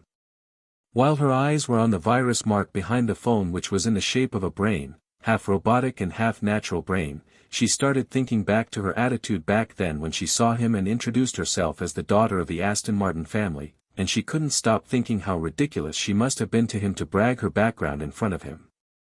Even though she only said it to impress him and make her at least be interested in her, at least until she makes him truly in love with herself, she still couldn't stop herself from feeling embarrassed of her attitude at the time. Miss. Finally, hearing Detective Locke call her, she came out of her thoughts and shock as she said, "Oh, okay, please continue." Anyway, after figuring that, I started digging more, but however much I dug I found nothing else. Left with no choice, I had to come to New York, the city her main headquarters was at, to continue my investigation on him. Detective Locke said. After a little pause, he continued, "It's really weird how I wasn't able to find anything else other than that on him from there. Anyway, some coming here I started digging everything about him and still, I found nothing." Firstly, to whoever I went to make him or her print out his identity papers for me, they were all faced with a single result, making them scared away to make any more inquiries. Everyone who tried to see things related to him from the system was faced with a single result: top-class confidential information, and in a bold font at that. Detective Locke said even he was shocked by this person, and the more he tried to figure him out the more confused he got. Hearing this, Amara was shocked again, thinking, he seems to have money, and he seems to have a strong background too, as even the government seems to be under him, or he has their complete support. Who is he really? Coming out of her thoughts, she said, okay, and. Though I couldn't figure what he likes or dislikes, after investigating very deeply I could find the identity of his girlfriend. Currently, she studies at the Columbia University and she seems to be really in love with him. Detective Locke said. Who wouldn't be? She said in a low voice. Detective Locke couldn't hear her, then she said, continue please. I also found the place he's living currently at, which is the highest floor of 4, Times Square, which is his company's headquarters. I tried to go and at least take a look at the highest floor he's living at, but I failed as I was recognized very quickly and escorted out. Then I waited outside his company headquarters waiting for him to leave his company, but in all of the time I was waiting, he never left the building once. The food he eats was also brought to him by a golden-haired beauty, which is too beautiful, I mean out of this world beautiful. And everything related to the company is done by his company's CEO, someone called Stephen Gregg. Oh right, I think he's also soon going to enter the car market too, and from the things I heard, they can at least compete, if not surpass your family's car company, and that's why I don't know if I should at least give a heads up to father. No. Don't. You promised to keep this a secret, and I want my father to know nothing of both Eisen and his company, okay? Amara said, reacting to the last thing Detective Locke said in the end. Okay then. Nodding his head, Detective Locke finally went quiet at this moment. Seeing him turn quiet, Amara said, was that all, Detective Locke? Well, yeah, that was all, but other than those, I have a baseless hypothesis which is most likely wrong. Detective Locke said. What is it? Please go on. Amara said. After a little hesitation, he continued, he suddenly founded such an advanced phone company, so advanced no one even understands it, and by no one I mean no one, no college or university or other phone companies didn't even know this kind of tech existed before it was released to the market. So, what? Amara asked. So, there is also another incident that no one can explain just like this one. Detective Locke said. What is it? Amara said. Do you remember the ghost theft incident? No one knows how to explain that too, just like the phones. Maybe that incident too was too advanced for us to understand, and thus we can't explain how and why it happened, or track the people who did it. Detective Locke continuing when Amara interrupted him, saying a little angry, that's absolutely impossible and far-fetched. Don't accuse him without evidence just because he has a more advanced company and just because the ghost theft case is not solved yet. Hearing this, Detective Locke said after a little pause, well, you're probably right, and also he is a person with deep backgrounds in the government with a secret identity, so I too don't think it's possible, and also why would a person who can make such technology ever do that?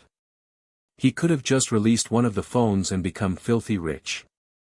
I was just thinking too much as I was investigating the ghost theft case before coming to investigate Eisen v, so I'm probably thinking too much and connecting the irrelevant, as there is also no evidence leading to him. Sorry about that.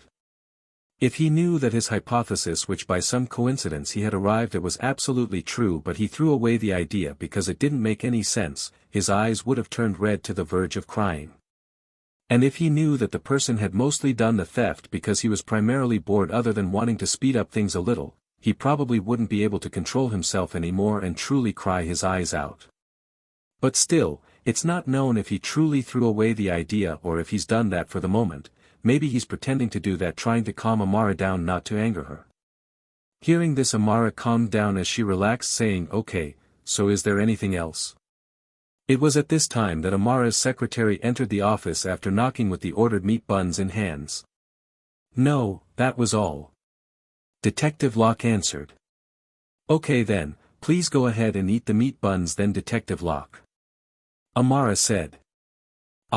okay.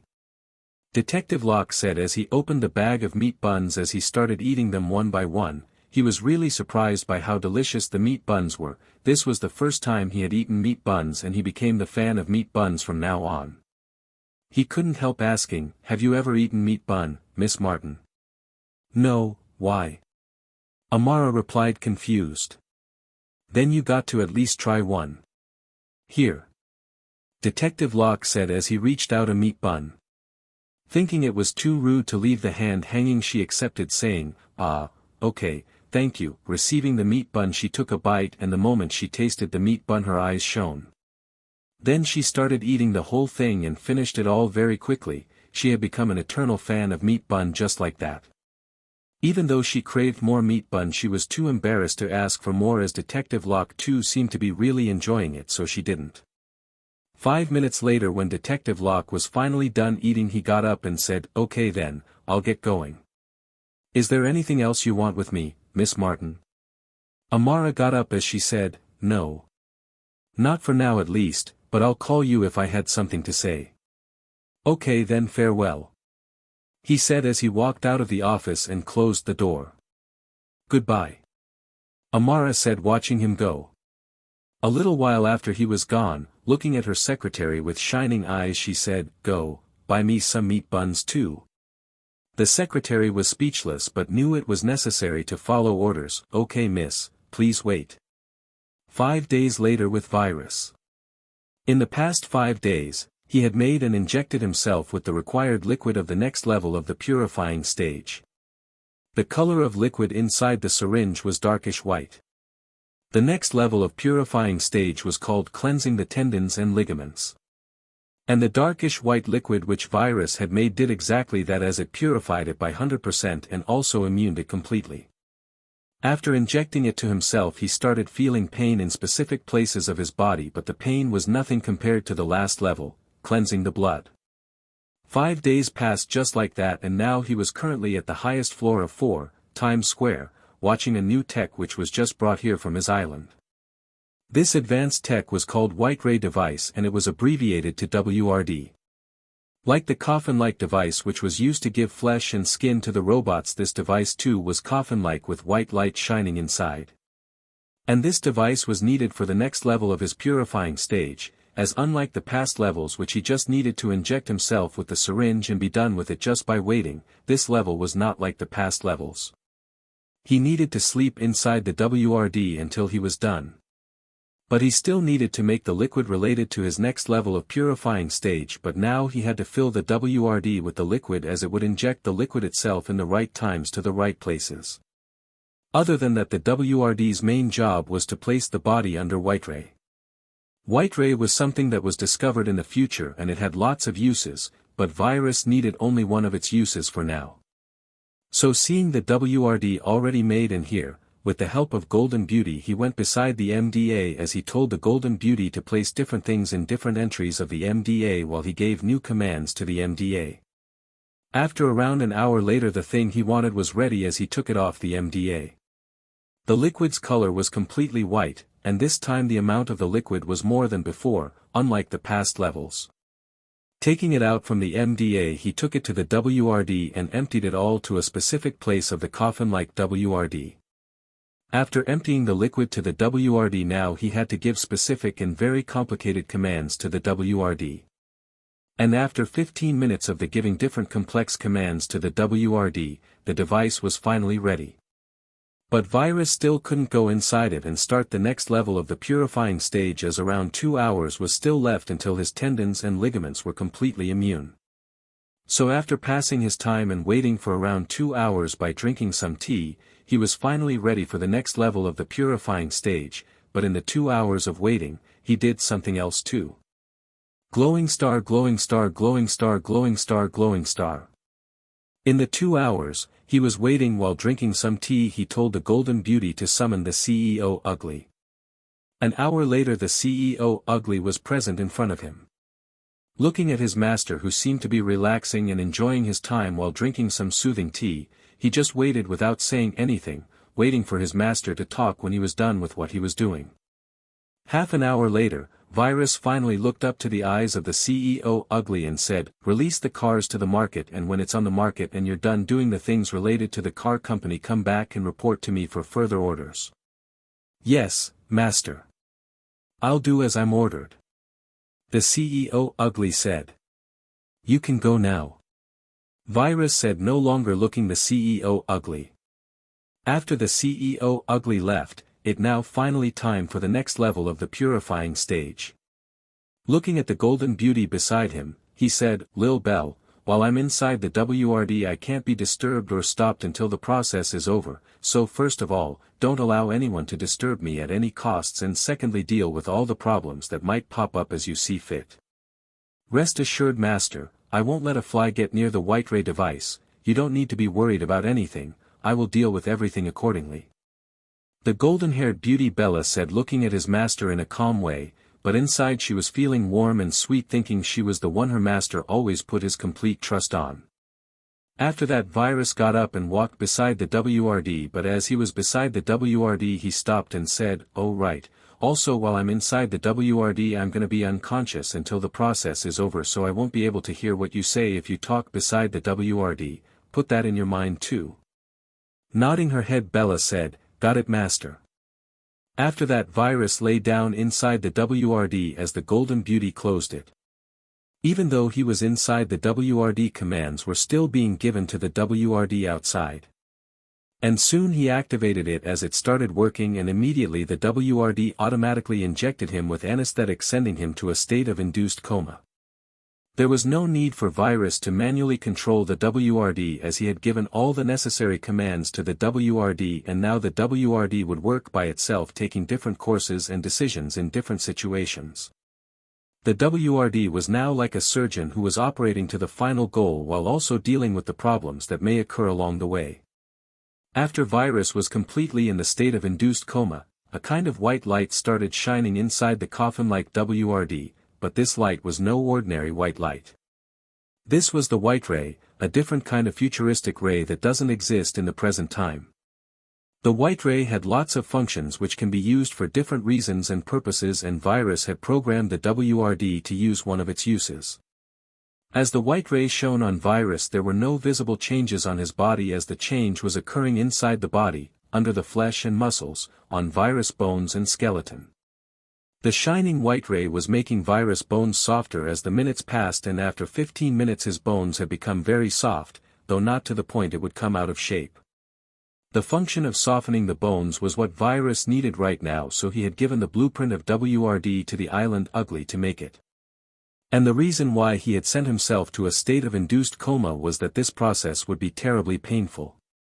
If Virus was awake in the process of softening the bones throughout the body, he would have experienced an unimaginable level of pain, which would make him unable to stay still.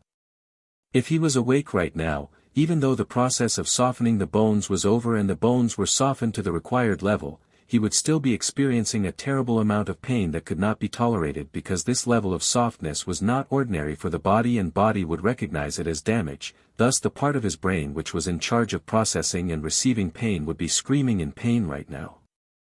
Now that the bones were softened to the required level, lots of needles which were even thinner than hair started going inside Virus' body from places where it would not have any danger to Virus.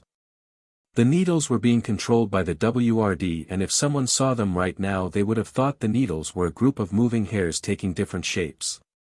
There were hundreds of these thin needles going inside his flesh from different parts of the body, bypassing it and entering directly to his bones. After they were inside the bones, a snow-white liquid started being injected inside in very little amounts to different parts of the bones. Some of the thin needles were inside the cartilages of the body, injecting the snow-white liquids inside. The cartilages of the body were not softened like the bones, as they were soft enough for the snow-white liquid to take effect, as that was also why the bones were softened, so the snow-white liquid would be 100% effective. These snow-white liquids kept being injected to different places of the bones and cartilage in small amounts. 12 hours passed just like that, as Virus was still in a coma and the white rays still shining on his body, while the hair-like needles were still moving inside WRD, going inside different parts of his bones. Right now, Virus' bones were going through the process of being purified. Outside the WRD, the Golden Beauty was standing beside the WRD, completely focused and ready for any kind of unwanted situations or circumstances. Her favorite sword was in her hands too, as there was a serious and cold expression on her face. It was clear if anyone tried to disturb her master in any way right now, she would slay that person immediately without any warnings. It has been 12 hours since she was standing there without moving, but the WRD seemed to be still working as different writings in that futuristic language kept appearing on its 3D screen. While these 12 hours were passing by, impurities kept appearing on the surface of Virus' bones and skeleton as they exited them, but as his body was immune to impurities because of the past levels of purifying stage, they were not tolerated and immediately sent to his digestive system. Other than his bones in his body, the cartilages were cleansed too along with it. This was something that didn't happen at all in the Cultivation multiverse, so you could say this was an advantage of purifying his bones in this way. Though the main advantage of purifying it this way was the 100% purification of the bones along with immunity. The best pills and heavenly materials in the Cultivation multiverse could at best purify about 50% of the bones and skeleton, and cartilage was not included in this list.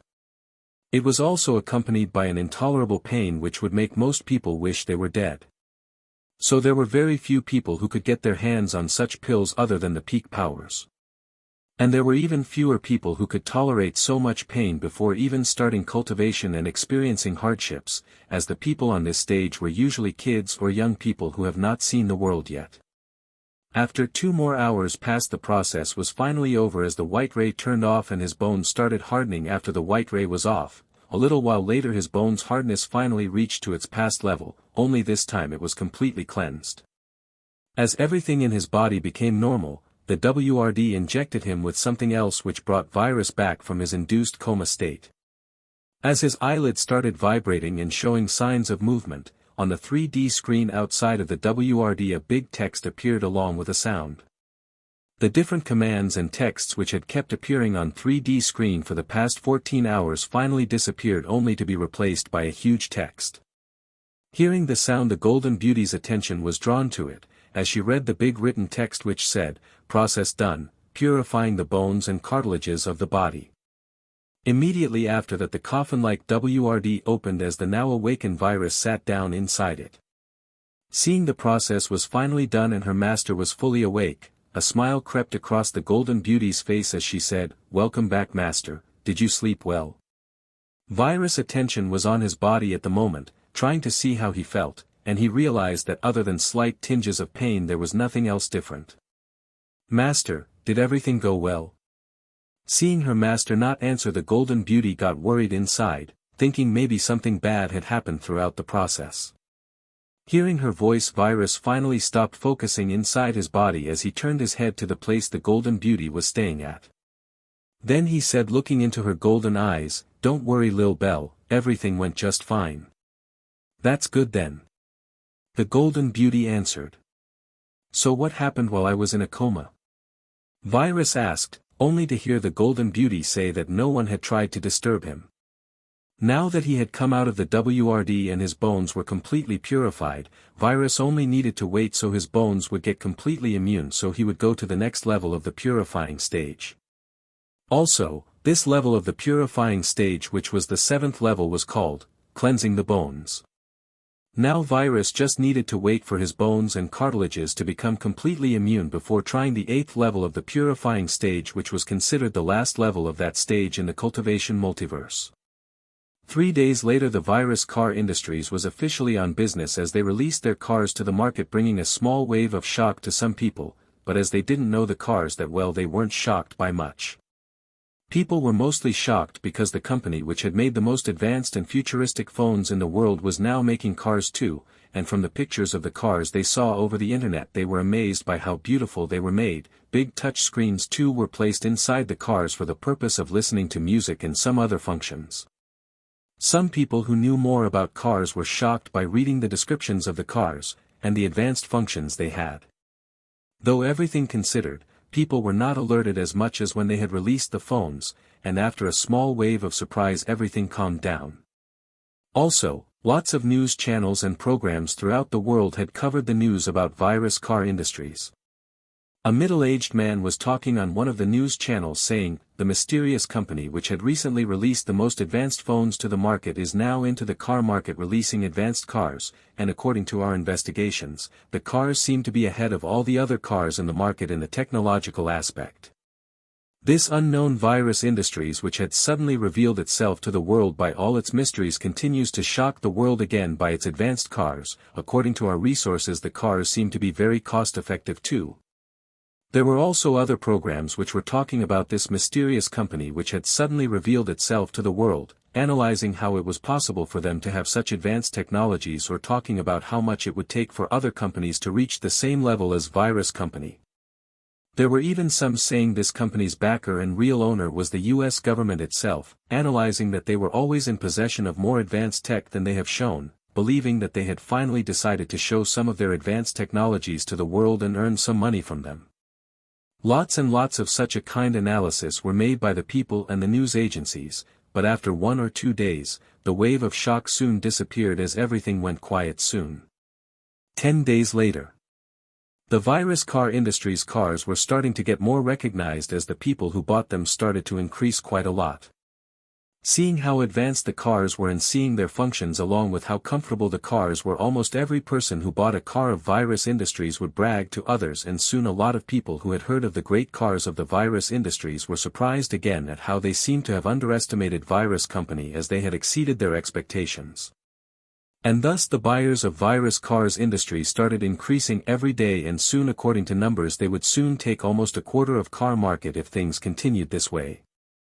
Naturally, hearing the news, some of the other car companies who were only behind the best car companies around the world felt threatened that something like what happened to the phone companies who were now on the verge of bankruptcy would happen to them too.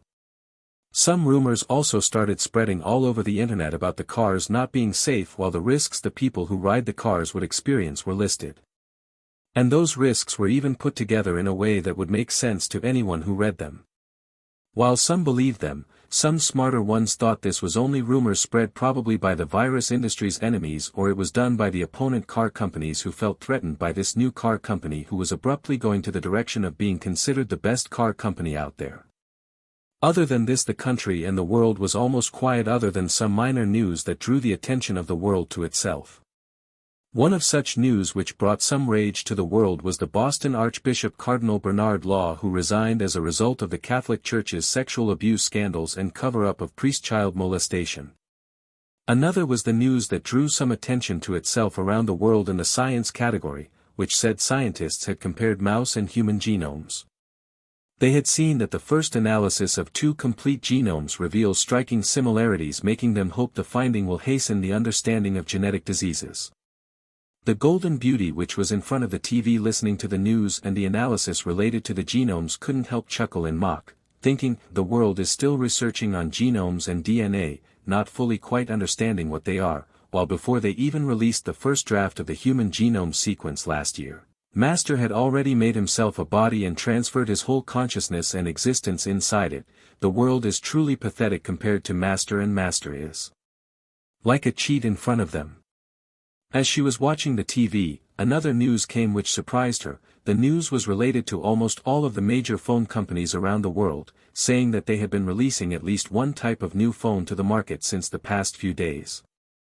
And according to the description and functions of the phones along with the investigation done on them, they were as advanced as the phones of the newly founded virus industries, though they all looked different with a somehow different operating system. This news shocked and confused the whole world. They had thought that the other phone companies were far behind the virus phone industries, but it seemed they were wrong. Lots of discussions were going on over the internet on this subject. One of the best examples was the discussion that was going on in one of the major servers over the internet where people talked about such matters. What's going on? Wasn't the other phone companies far behind the virus phone industries? I thought almost all of the other companies didn't even have the camera technology yet, and only one of the companies had just released their new phone which had a trashy camera which couldn't even be considered a camera before the virus company released their phones to the market. Seriously, what the hell is going on? Pendrive 21 said. The above pendrive is right. What's going on? Dragonpool 2 said. After some irrelevant stuff was said, someone replied. I feel a conspiracy here. World Boycott said. Yeah. Definitely a conspiracy. Pendrive 21 said again. Then the discussion started heating up as others also got involved, as these kinds of thoughts had also popped up inside their heads. They have probably stolen the virus company's technology and used it on themselves, otherwise how can they for it in such a short period of time? Dr. Goody replied. Or maybe the virus company had stolen another phone company's technology. I mean, let's get real, guys. How can a company from which we have never heard of before they released their phones to the market, suddenly release such advanced phones? It's literally impossible. Robot Slayer said. In reply to Robot Slayer, come on, how is it impossible? Maybe the government is behind the virus company as they are finally releasing their highly advanced technology they were hiding until now to the world. Dracula Mule replied. Seeing this, the Robot Slayer said again, from what I see, something doesn't add up with this virus company. They haven't even made clear how or when they have made the phones, they just suddenly appeared out of nowhere and now the #1 phone company all of a sudden. Suspicious. Who are you really, Robot Slayer? Why are you so much against the virus company? Citizen 3021 asked. LOL, probably a CEO of one of the companies who's on the verge of bankruptcy because of the virus company. Uncle, go try actually doing something to save your company instead of gossiping over the internet. Linda Dell said. If you ask me, I would say the other phone companies have definitely stolen the blueprints from the virus company by some means. Now they are producing their phones. Dr. Goody said again. But the new phones released by the other companies look nothing like the virus company's phones, they look completely different. And some of their options and functions seem to be different too, though not by much. Idleman 1 said. Well, we're gonna reach nowhere by talking to each other. Our only option is to wait and see how the other phone companies and the virus company respond to this. This is going to be so much fun. I hate fighting said. LOL, I hate fighting, dude. You better change your name, because it doesn't suit you, but you're probably right, as lots of discussions like this are going on everywhere, as everyone is truly confused, the companies would be forced to give some explanations. So let's wait and see what happens. Pendrive 21 said. Yeah, let's wait and see. World Boycott said, as others also started liking the "let's wait and see" text. At the Allied Phone Companies meeting. Hahaha, now that we've finished reverse engineering the phones and even made some changes, so others won't recognize the foundation was copied, we're back on business. One of the CEOs said with a very happy mood as he laughed out loud. Hahaha, some other CEOs also laughed along with that previous CEO, while some also agreed loudly with joy, saying, we're finally going to at least rival this giant enemy of ours. As they were laughing in joy, one of the most powerful CEOs whose company was in the United States said with a cold tone. From now on, never admit or confess that we have reverse engineered the phones of that company in front of anyone. Not even your closest family or friends. Don't even mention that word here. I'm talking to all of you. Understand?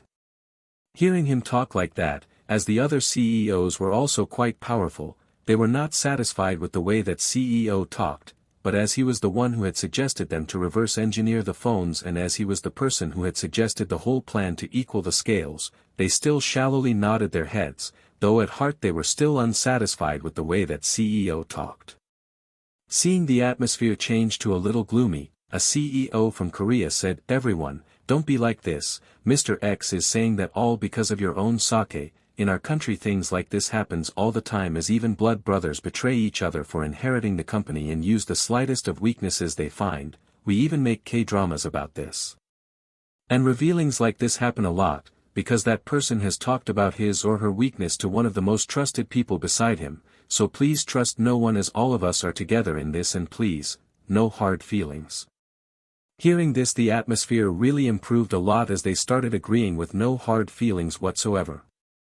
Okay then everyone, now that we are done with our plan to equal the scales, there are lots of doubts toward us, and most people are saying we have copied that company's work. Now we have to provide everyone with a logical explanation that everyone would believe, and then turn their fingers towards that company. Now, is there anyone with a good plan? The CEO of the biggest phone company from Finland said, his company was the company which was selling the most phones around the world before the virus industries had appeared. Hearing this, everyone started thinking as silence became dominant inside the conference room, where the meeting was being held at. Half an hour later, finally, the CEO from Japan talked, breaking the silence. I have a plan, and I think this is the most logical plan we can think of. Everyone's attention was drawn to Japan's CEO hearing him talk. Then US company's CEO, which had suggested the reverse engineering plan, said, "What is it? Please do tell us. If it's logical enough and something that people would believe, we would use it if everyone agrees."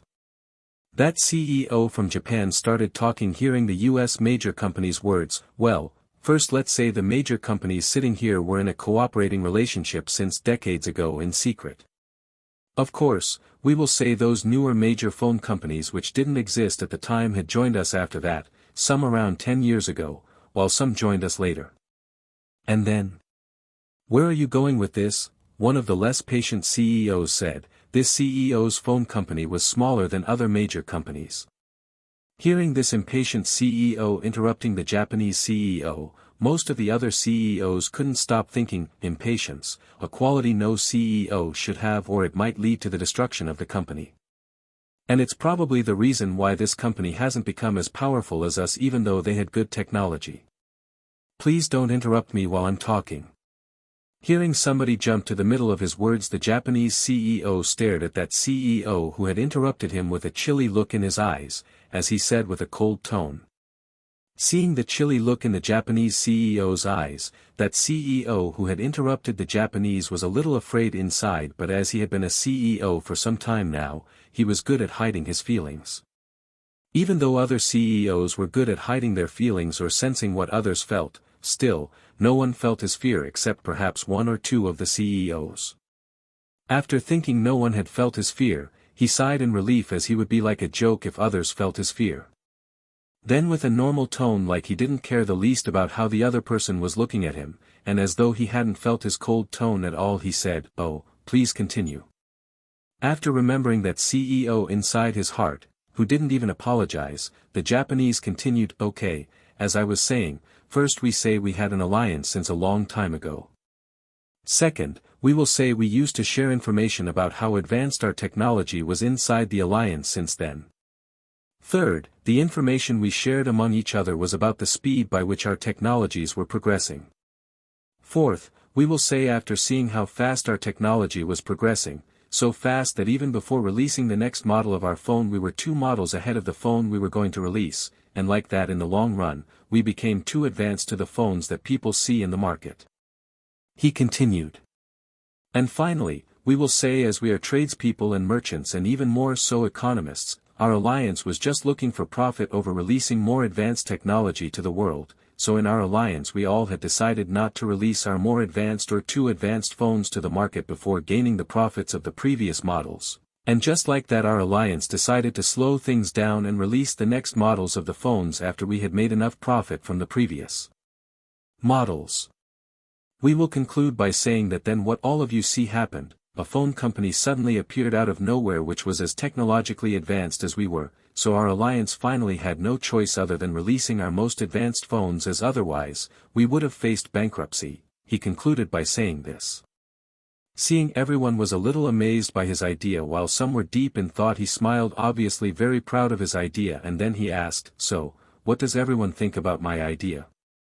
Is it good enough? Let us think about it for a while before talking." The US phone company's CEO said as quietness once again became dominant inside the meeting conference room.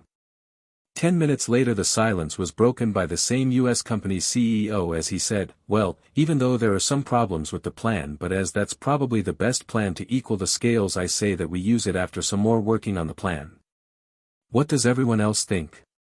Hearing the US company's CEO agree, other CEOs' defensive barriers broke as they also thought it was a good idea and probably they couldn't find a better one in a short period of time, so they started agreeing. The CEO from Korea said, "I agree." The CEO from China replied, "I feel some holes exist in the plan and I don't think people will buy it, so no." The CEO from Finland replied, I think it's a good idea, let's use it. A CEO which was from England also said, I believe this is the best solution to our problem. I agree too. Me too. I don't know, the plan feels a little off. Couldn't think of a better solution. Let's just use it.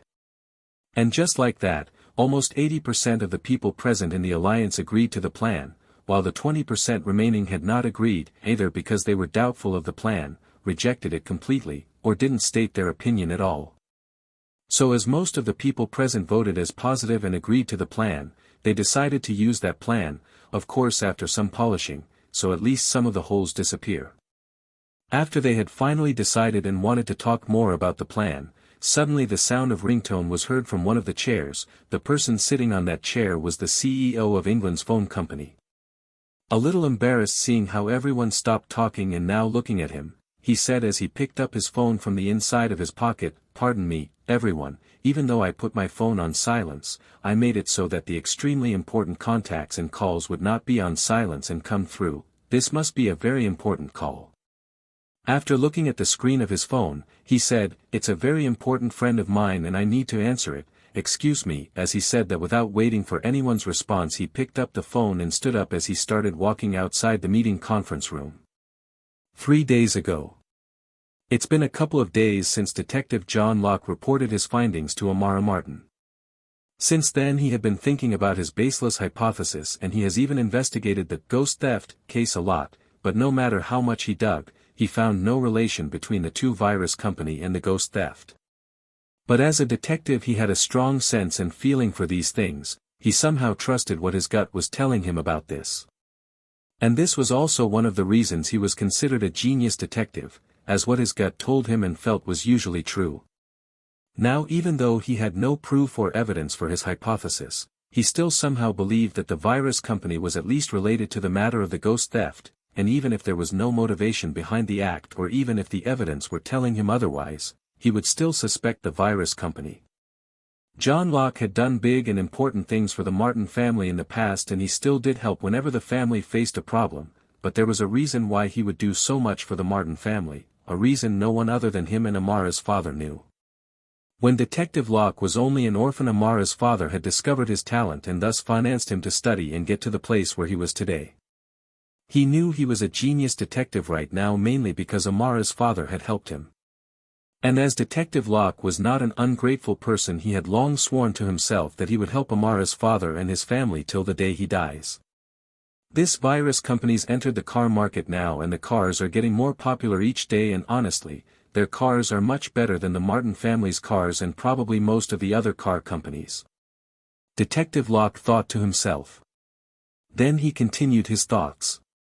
This company's going to be a big threat to the Martin family in the near future. He was now in a dilemma about reporting the matter to Amara's father as he had no evidence and as he had promised Amara to say nothing of this to his father, but after some hesitation, he finally decided. "Sorry miss," he said in a low voice as he thought, "even though I promised not to say anything about the investigation to your father. I still need to tell him, as it's not something only about you anymore. But don't worry, I won't tell anything about you telling me to investigate Eisen v. now. I need to go to England and report this to Mr. Martin. Even though I have no proof or evidence of my baseless hypothesis and I have a feeling that no such a thing will ever be found, I'll still report this matter to Mr. Martin as it might be of some use to him." After that, he packed his things and reserved a plane to England wanting to fly back. After reserving his plane ticket, as he was on his way to the airport he called Amara, telling him he was going back to England as he had something to do there. He was expecting Amara to say something about his depart or ask more questions, but unexpectedly she said nothing other than, "Okay, safe trip," before hanging up, which made Detective Locke wonder what she was doing at the moment to be so impatient, to the point of wanting to hang up faster. After that Detective Locke went to the airport as he took off to England from there. He was going to England in person because it was something better to be said in person, as he also had something else to do there. Mr. Martin, Amara's father, was sitting in his study room in the family's big mansion that looked almost like a castle. The study was filled with books and bookshelves as the whole room was decorated in brown, giving a more ancient feel to it. In the past few days, he was quite busy following the news of virus industries related to cars, and every time and every day, his face was turning grimmer. This was probably the reaction most of the companies around the same level as Virus Company was having. At first this company wasn't under Mr. Martin's radar at all, and when he was reported by the news of this company, he didn't care about this company at all, thinking it was probably another one of those cheap car companies which would never be able to compete with them, and later he thought even if it did, it would still be far behind their long become known around the world name. But after seeing the reports of cars' power, functions, shape, etc., he started turning serious because the technology used in some of the cars was even more advanced than theirs.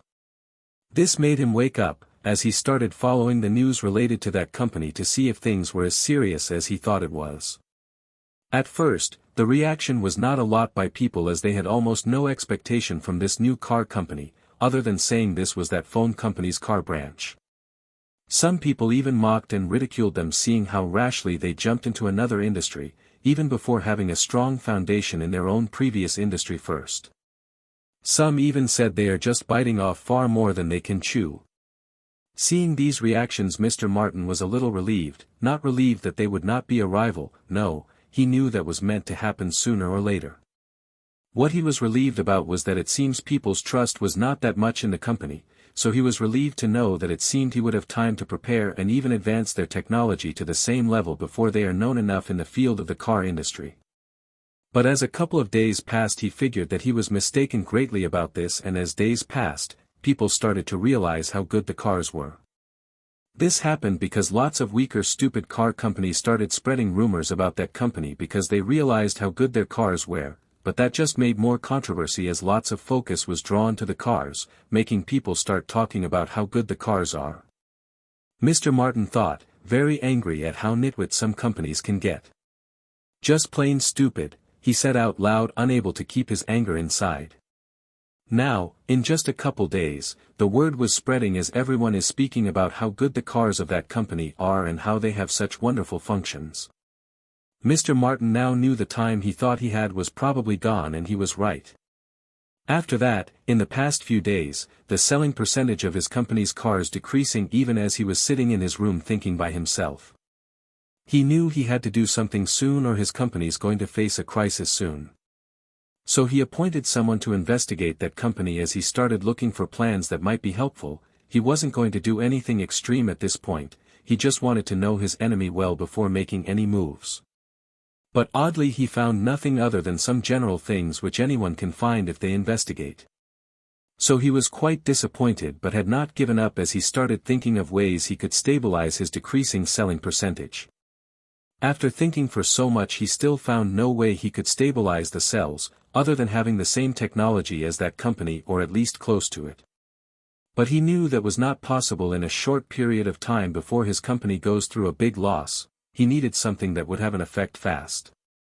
So knowing that he won't be able to stabilize the sales in any legal and more moral way like this, he knew he had to be more extreme and destructive in his ways of dealing with the other company. He rarely tried to destroy another company, as he didn't quite feel right about doing that, as he was not a bad person. However, he was a decisive man and a very good CEO and chairman at that, so if he had to choose between his own company being destroyed or another, he would definitely decide to the latter, even if he has to do it by his own hands. So he started thinking about how he can take down the virus industries before it flourishes too much. But after thinking for many days, he still hasn't found any way that would lead to their destruction. All the plans he could think was at most going to hurt them a bit, but not something serious or irreparable. So he was in a bad mood these days, as every second he and his company were experiencing loss, and probably an irreparable one at that. As he was sitting in his study, lost in thoughts of what to do, his study's room was knocked. "Come in," Mr. Martin said, then someone opened the door and entered. The person who entered was a middle-aged man who was wearing a butler suit. He was the butler of the House of Martin. "Master Martin, Detective Locke has come and he's asking for a meeting with Master. He says it's urgent and it might be of some help to a problem the company's facing," the butler said. "Oh, then tell him to come in." Mr. Martin's eyes shone a little of what solution or help Detective Locke could offer, even though he wasn't that hopeful as this matter was too hard to deal with even for a detective like John Locke. Nevertheless, he was a little expectant of what he's going to tell him. He wasn't surprised that Detective Locke was aware of the problem he was facing, as things like this had happened before where Detective Locke became aware of before even he had mentioned it. Mr. Martin then got up from his study desk as he went and sat in one of the two couches that were standing against each other. A minute later Detective Locke finally entered saying, "Hello, sir." The butler, who had entered with John, leading him here, went beside the master of the house and just stayed behind Mr. Martin without saying anything, while Detective Locke sat on the opposite couch. "John, why do you never listen? Just call me uncle at least," Mr. Martin said while pretending to have a grim face. "Excuse me, sir, I'm more comfortable with sir or Mr. Martin," Detective Locke answered with the same cold-sounding voice he always used. "Huh, you never dropped that face and tone of yours, do you now, John? Okay, how have you been? And what have you been up to lately?" Mr. Martin said while laughing. "Thank you, I've been doing quite well, and lately, I've been investigating the ghost theft. Actually that's also what I want to talk to you about, Mr. Martin," Detective Locke said. "Oh, I thought you were going to talk about a solution to my problem. Wasn't that what you said you wanted to talk to me about?" Mr. Martin said, and his voice had changed a little, like he was a little upset with Detective Locke for bothering him while he was facing such a big problem. "Yes sir, actually that's truly why I'm here. I'm here to tell you something that might help in dealing with your problem, though it might not help at all," he said looking at Mr. Martin. "Is that so? Then please tell me more about it." "Me," Martin said while waiting for him to continue.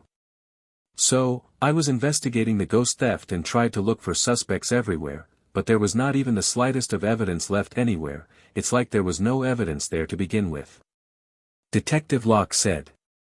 And so, I decided to think completely outside the box. I thought, maybe, just maybe the theft that happened was because the technology or the program used by the thief was much more advanced than ours, and thus we can't understand how it happened.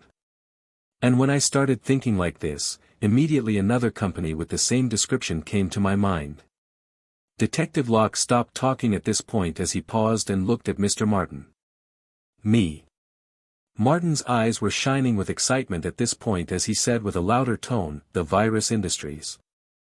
How could he not understand where he was getting at this point, when Detective Locke had said before, that the thing he wanted to say might be of some help to his problem? And he had been thinking about that company and how to deal with them for days, so how could he not know what was meant when Detective Locke said, much more advanced? "Yes, sir. That's the only place my thought goes to, and probably the only conclusion we could get at thinking like this," Detective Locke confirmed. "But, that's everything I can provide you with, sir, as there is no evidence saying that they have done it, and I believe there won't be such a thing too, and that's why I said it might be of help," Detective Locke concluded at this point. After a little silence and thought, Mr. Martin started laughing as he said, "Ha ha ha, that's more than enough, John. Honestly, common people are more stupid than you think, and they can be easily manipulated into believing things, even if there is no evidence whatsoever. You just need to plant a seed there and it will grow by itself. Ha ha ha, this is good." "Well, that's all I wanted to say, sir. As long as it helps, then I'm relieved," Detective Locke responded. "If there is nothing else, I shall take my leave," Detective Locke said, wanting to go, now that he was done with the purpose he had come here. "No way, you have to stay and at least eat dinner with the uncle, John. I can't just send you away after you've delivered me with such wonderful news. I'll order the chef to make whatever you want," Mr. Martin said with a happy. "You know my house's chef is one of the best chefs in the world, and he is an expert in making lots of foods around the world, from almost every culture, so you can tell him what you want with ease," Mr. Martin said with a smile on his face. Knowing he probably won't let him leave before he did eat something, Detective Locke decided to stay until he is finished eating. "Go tell the chef to come." Without looking behind, he just said the word as the butler started moving out of the study after saying, "Yes, Master Martin." Some time later an old man entered the room after the butler had opened it for him, Together they entered the room. As the butler went and stayed standing behind Mr. Martin, the chef stayed standing in a place where both Mr. Martin and Detective Locke could look at him easily. "What do you want me to cook, boss?" the chef said with an old kind smile on his face. "Tell him what you want, John," Mr. Martin offered. "Well, actually, there is something I recently came to like, actually love," Detective Locke said. "Oh, is that so? What could make this cold detective of ours use the word love for? Now I'm really intrigued too. Tell us, what is it?" Mr. Martin said while making a surprised face.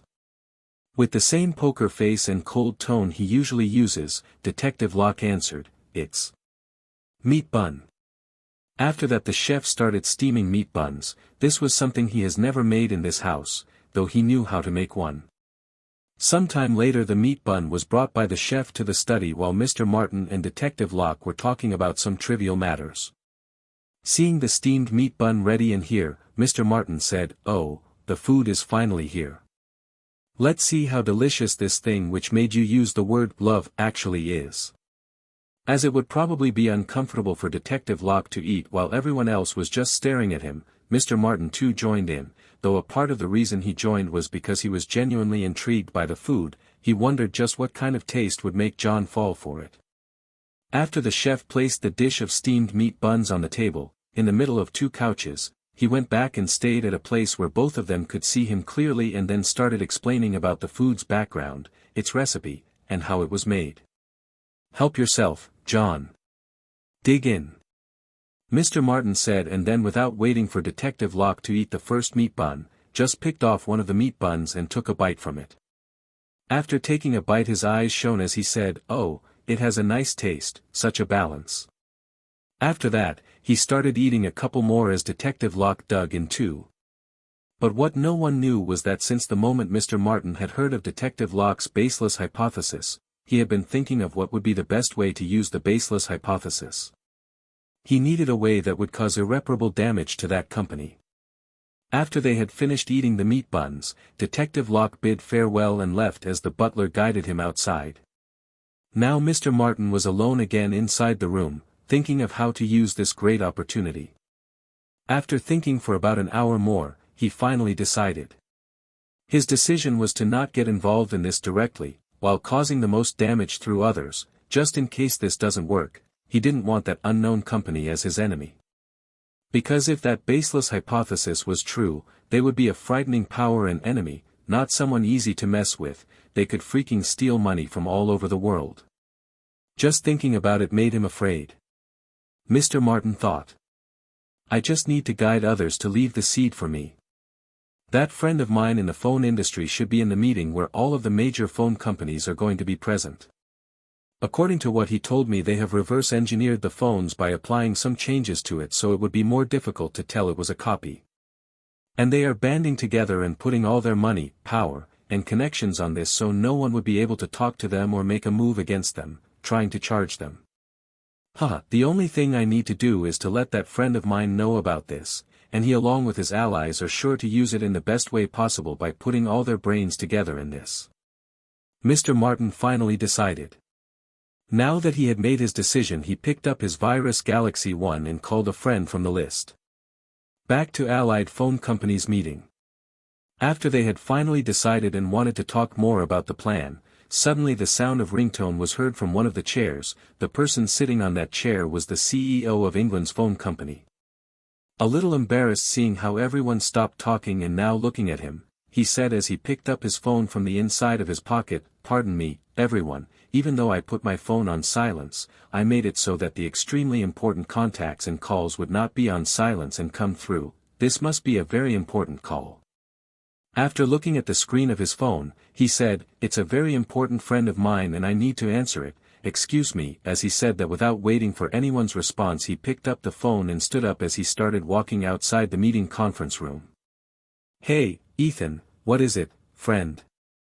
I think I told you I'm at that meeting, so you must have called because something urgent and important has happened. Tell me what's going on," that CEO from England said as he walked out of the meeting conference room. "Hey Jacob, I know you're at that meeting and that your time is tight, so I won't beat around the bush and be straightforward and just tell you why I've called. Mr. Martin's voice was heard on the phone. I called because I've got an important piece of news that is definitely going to be very helpful to you and all of the other CEOs at the meeting. Mr. Martin continued his talk. Oh, what is it, Ethan? Please do tell. The CEO from England said. Well, here's the deal. After that, Mr. Martin started telling everything related to the ghost theft and how someone who worked for him had come to him, thinking they were related.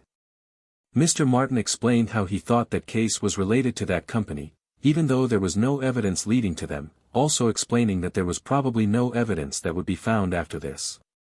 After he explained everything, Jacob's eyes shone with a bright light as he said, "This is something big and very good. We can definitely use this, thanks Ethan. I knew I could count on a friend such as you at harsh times like this." Then I shall hang up, for now, to go explain everything to others at the meeting. I'll visit you later at a proper time. Ha ha ha, don't worry, then what are friends for? Good luck, bye. Mr. Martin said as he hung up. After the line was cut off, that CEO from England's eyes changed to one of complete disdain and contempt, saying, "TCH, this bastard." Then he continued the rest of his words in his mind as he thought, "This bastard is telling me this information just because he doesn't want to get directly involved in this and become an enemy of that company as he's afraid of them, so he's just using me. Otherwise I heard that just recently that company's gone into the car industry too, and because of them, most of the other car companies are experiencing losses too. Now that he's experiencing a loss, he must have dug a lot about that company to get to this result. And now that he's found something, he's just using me while pretending to do me a favor, bastard. But whatever, it's true the info he gave me was good enough. This will probably affect our whole plan, even though the enemy seems more powerful than we thought. It's not like he left us with anyway, and all of us together. What that company or anyone else could possibly ever do to us?" he thought as he entered the meeting again. "Everyone, please stop all the talks about the plan for a moment. I've just received an important and essential piece of news from a close friend of mine. And honestly, this is a piece of very helpful news." After entering the meeting again, he started talking, interrupting someone who seemed to be suggesting something about their plan. "Oh, what is it? This better be good." The CEO from the US company said with a cold and indifferent voice. "Well, here's the deal. A very close friend of mine just called." Then he started explaining everything and no one interrupted him while he was explaining. Only at one point all of the CEO's eyes started shining, making the room very bright. If the imaginary shining lights in their eyes were real, all of them added together would probably blind anyone who entered the conference room. "This is very good. We could definitely use this. Let's think about a plan we could use with this info." The CEO from the US said, his eyes were shining too like everyone else. After the CEO from England, who goes by the name of Jacob, explained what he had heard from his friend Ethan, everyone thought this was good information, that they could probably use to cause the most damage to the enemy company while showing themselves as victims. So they started thinking of a new plan, and finally, after putting all their brains in this, they had a new and better plan. They completely tossed away the previous plan about being in an alliance which was going to make the two sides of the scale equal. "Ha ha ha, this plan is even better than our previous plan. With this we're not only going to equal the scales, heck, we're going to surpass that and reverse the scale," the CEO from Korea said while laughing. They spent around 2 hours to make this plan by the information they had heard from the CEO from England, and now, they just needed to execute the plan. "Okay, then we shall continue as we planned and immediately set the plan in motion. The meeting is adjourned," the CEO from the US said as the meeting was finished. 2 days later. As Virus was sitting bored on the couch talking to the Golden Beauty in the highest floor of his 4, Times Square, he said with a smile. "Turn on the TV, it seems I'm not gonna be bored for a short period of time as the entertainment is finally starting." Hearing this, the Golden Beauty was confused but still followed what his master told him and turned on the TV. Changing to the channel that Virus told her, she saw that the channel was showing a press conference held by the major phone companies around the world. Virus just silently watched this entertaining monkey show without talking. At The press conference. The CEO from the US was talking while everyone else was just listening. Hello everyone, please note that I am standing here as the representative of all of the major companies that have released advanced phones to the world. These companies include. He started naming all of the companies that were part of the allied phone companies. So most of you should have already guessed why we're holding this press conference, as lately we have introduced and released very advanced phones to the market. I'm sure all of you have lots of questions related to this matter, like how is it possible for us to release such advanced phones all of a sudden, but please be patient and let me say all the things I want to say first, and I'm sure most of your questions will be answered naturally. So please don't interrupt me while I'm talking and explaining until I'm finished, thank you. Okay, first of all, when that company, which I'm sure all of you know, released his phones to the market, we all were greatly shocked of how this kind of advanced technology comes out to the market. We thought, how could our phone companies continue to live like this? We were almost helpless to do anything, but we didn't give up and decided to hold a conference meeting with all of the major phone companies around the world, looking for solutions on how to live. Every reporter and journalist was just listening without saying any words so as not to miss even one word that was being said, while also analyzing the words that were said at the same time. As we gathered, we started thinking of how to live, and then we decided to put all of our knowledge and technologies together, to see what kind of phone we could produce then. Anyway, after we put all of our most advanced tech pieces and knowledge together, oddly we saw the phones we could produce were almost the same as the phones of that company. At this point, every reporter and journalist was surprised by the question of how this could happen. But remembering the words of the CEO from the US, which had said to not ask anything until he was done talking, they decided to just listen for now, as lots of more questions started popping up in their minds. We were shocked of how could this be. It was as if that company was all of us put together. It was as if that company had exactly copied all of our techs together and made an advanced phone from them. Anyway, we started putting our brains together of how could such a thing be possible. Then, one of us at the conference meeting suddenly said something which shocked us all: what if that company has stolen our technology? At first we didn't want to believe it, because how can anyone gain access to all of our technologies together, as this was truly impossible. But then we remembered a similar event that had happened recently. An incident that no one knows who has done or how it was done. Yes, I'm sure all of you are thinking about the same thing as we thought at the moment. The ghost theft incident, where money was stolen from almost all over the world. No one can explain how can something like that happen, just like what happened to us. At this point, everyone at the press conference and everyone watching the press conference around the world was shocked. This was truly shocking news. But the more they thought about it, the more it made sense. The only answer that could explain how this virus industries had gotten their hands on the technology from all over the world, from all of the phone companies around the world, to make such advanced phones, was that virus company was the culprit behind the ghost theft. Now we don't have any evidence of our claims, and that's why we didn't say the name of that company, so as not to be accused and sued for slander and libel. Anyway, after that we decided to share all of our technology pieces together to start anew, from a place that all of the major companies, whose tech was stolen, are equals, because that company has already released our technology to the world. If we don't do this, we won't be able to continue keeping our companies alive.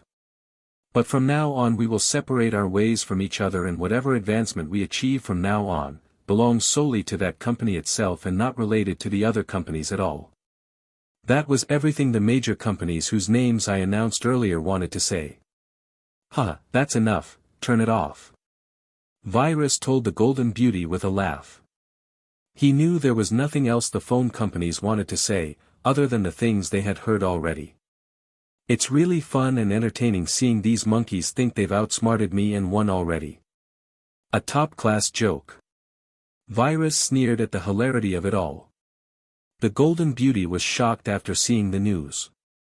She turned the television off and asked, "Master, you knew this was going to happen?" "Of course I knew."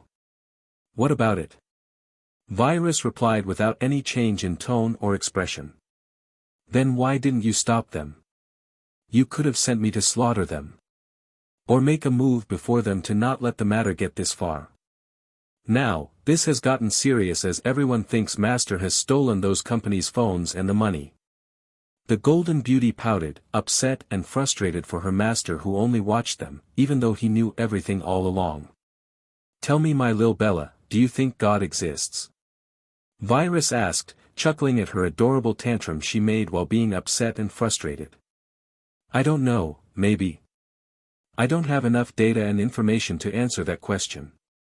The Golden Beauty answered with a confused face, unsure what God had to do with her question, which increased her frustration level. "Okay, let's say he exists. Now if God existed and he created mankind, why do you think he would create them? I mean, he is the peak, the absolute, a God who needs no one who has no needs. Why would such an entity create humanity?" Virus posed the question with his eyes locked onto the Golden Beauty's golden eyes, waiting for her response. "Because he is benevolent? Compassionate?" The Golden Beauty guessed. "Is it benevolence or compassion when you create something out of nothing? I'll tell you my theory: he was bored. Bored of the status quo, the monotony, the loneliness, because he had lived alone for an unimaginable period of time, so he made humanity to entertain himself," Virus said with an enlightened shimmer in his eyes. This conclusion was obtained from his own experience. As more time passed, his boredom reached levels of insanity. If he weren't an AI, but an actual person, he definitely would have gone mad. In his past world, the future, there were lots of immortal people, who by different means kept their sanity intact, as they had found different ways to not go insane. And that was also why there were lots of bored people in his past world who were always journeying to different planets in the universe, or even the multiverse, so as not to be bored and find new things that would entertain them and challenge them. Now, assuming God exists, this brings another question: why didn't he just make them puppets that he could control as he wants? Or why not make them like animals that would move by their instincts, always with the same pattern? Why didn't he do that? Instead, he gave them free will, to do whatever they wanted. He gave them the power of decision. Virus said. Listening to these things washed away the Golden Beauty's frustration. It was like a story that made you sit and wonder, so her eyes shone with mesmerizing curiosity as she gave him her full attention. Why would he do that? Well, isn't it the same reason as before? Because if he made puppets, then it was just something that he was controlling. What would be the fun in that? That would be just too boring and pointless, right? Or if he made them move only according to their instincts, they would just follow the same pattern and just do what their instinct was telling them to do.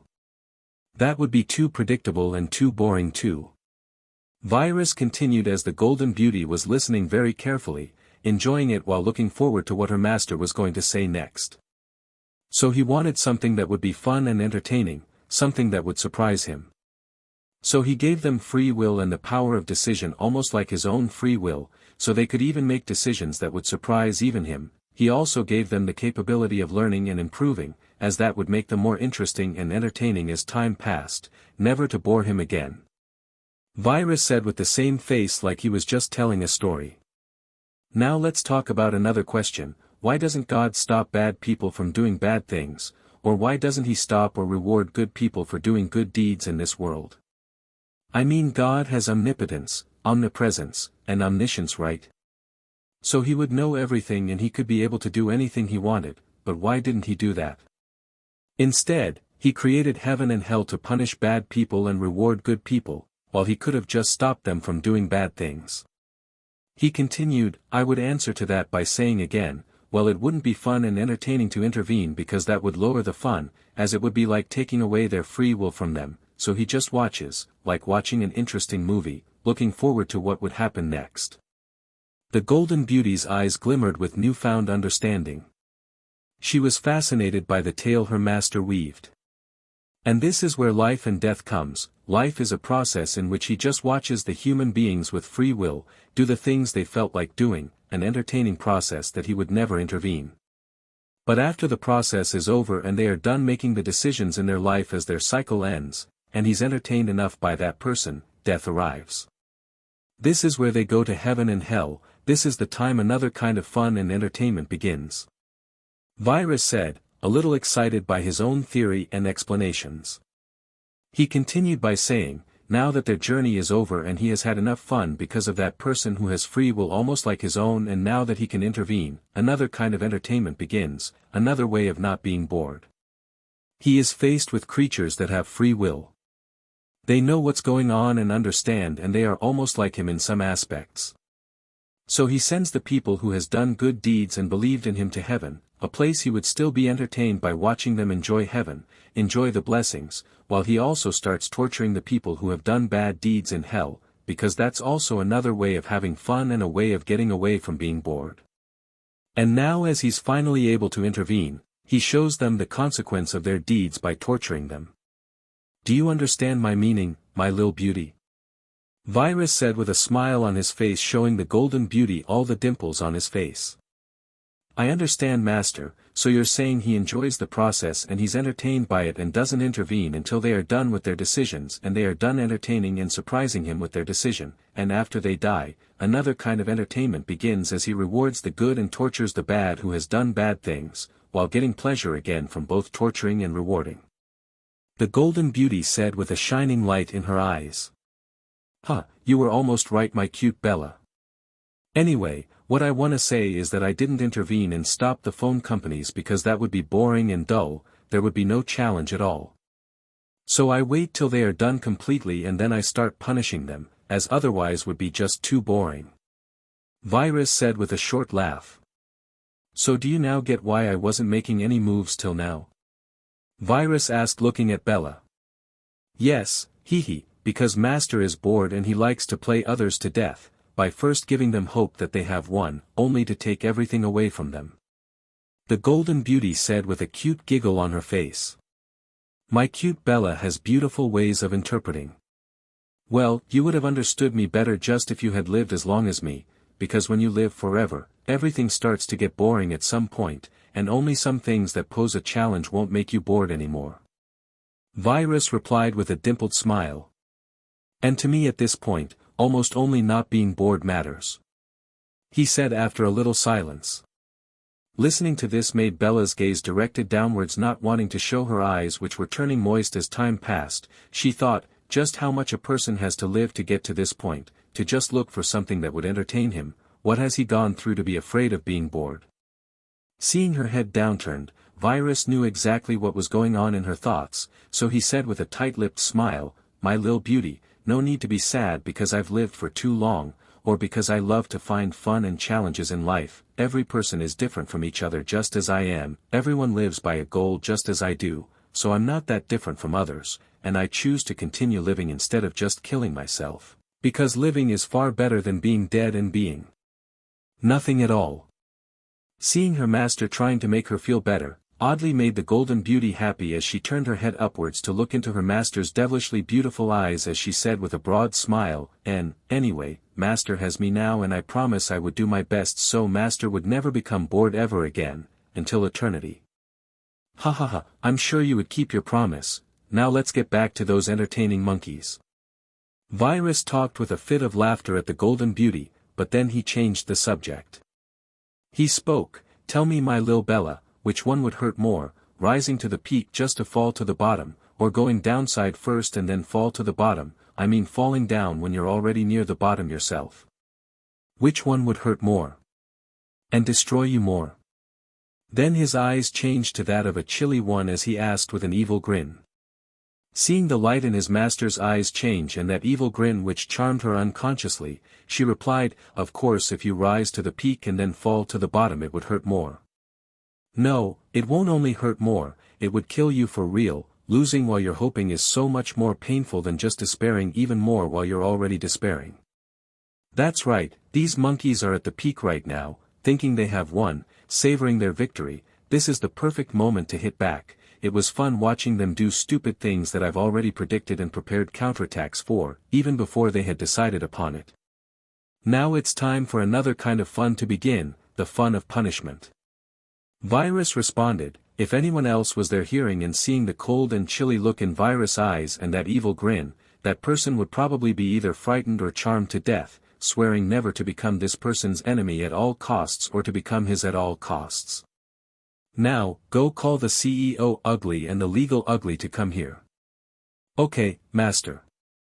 replied the Golden Beauty, still on the couch on which she was sitting all this time exactly beside her master. Then she stood up, walking towards the elevator, from which she was going to leave to another floor on the 4 Times Square for summoning the two uglies. 10 minutes later, the Golden Beauty came back with the CEO and legal uglies. After she came back, without saying anything else, she just came smiling and sat beside her master again, only to sit on the couch, exactly beside her master in her previous location. The two uglies though stood at a place their master would be easily able to look at them at the time he desired. They didn't talk at all. All they did was to bow from their waists, just to wait for further instructions from Virus. They didn't talk because the first day, the day their first memory was engraved on their minds, was still and forever as clear as the day. They remembered clearly the day they had woken up, only to see their master's chilly wrath, which warned them not to talk before he gave them permission. After a short period of silence, Virus finally looked at the two uglies, saying, "Okay then, let's start the plans. Legal ugly, there is a team of FBI agents coming this way as we talk. Their purpose is to interrogate our company, even though they don't have a warrant, so we could just reject going with them. But why would we do that? Go with them together with the best group of lawyers we have. You are the best lawyer on the whole planet without doubt, but still take them, it will have some pressure on them. Take that flash USB with you too, there are videos they would probably like to see." Virus ordered.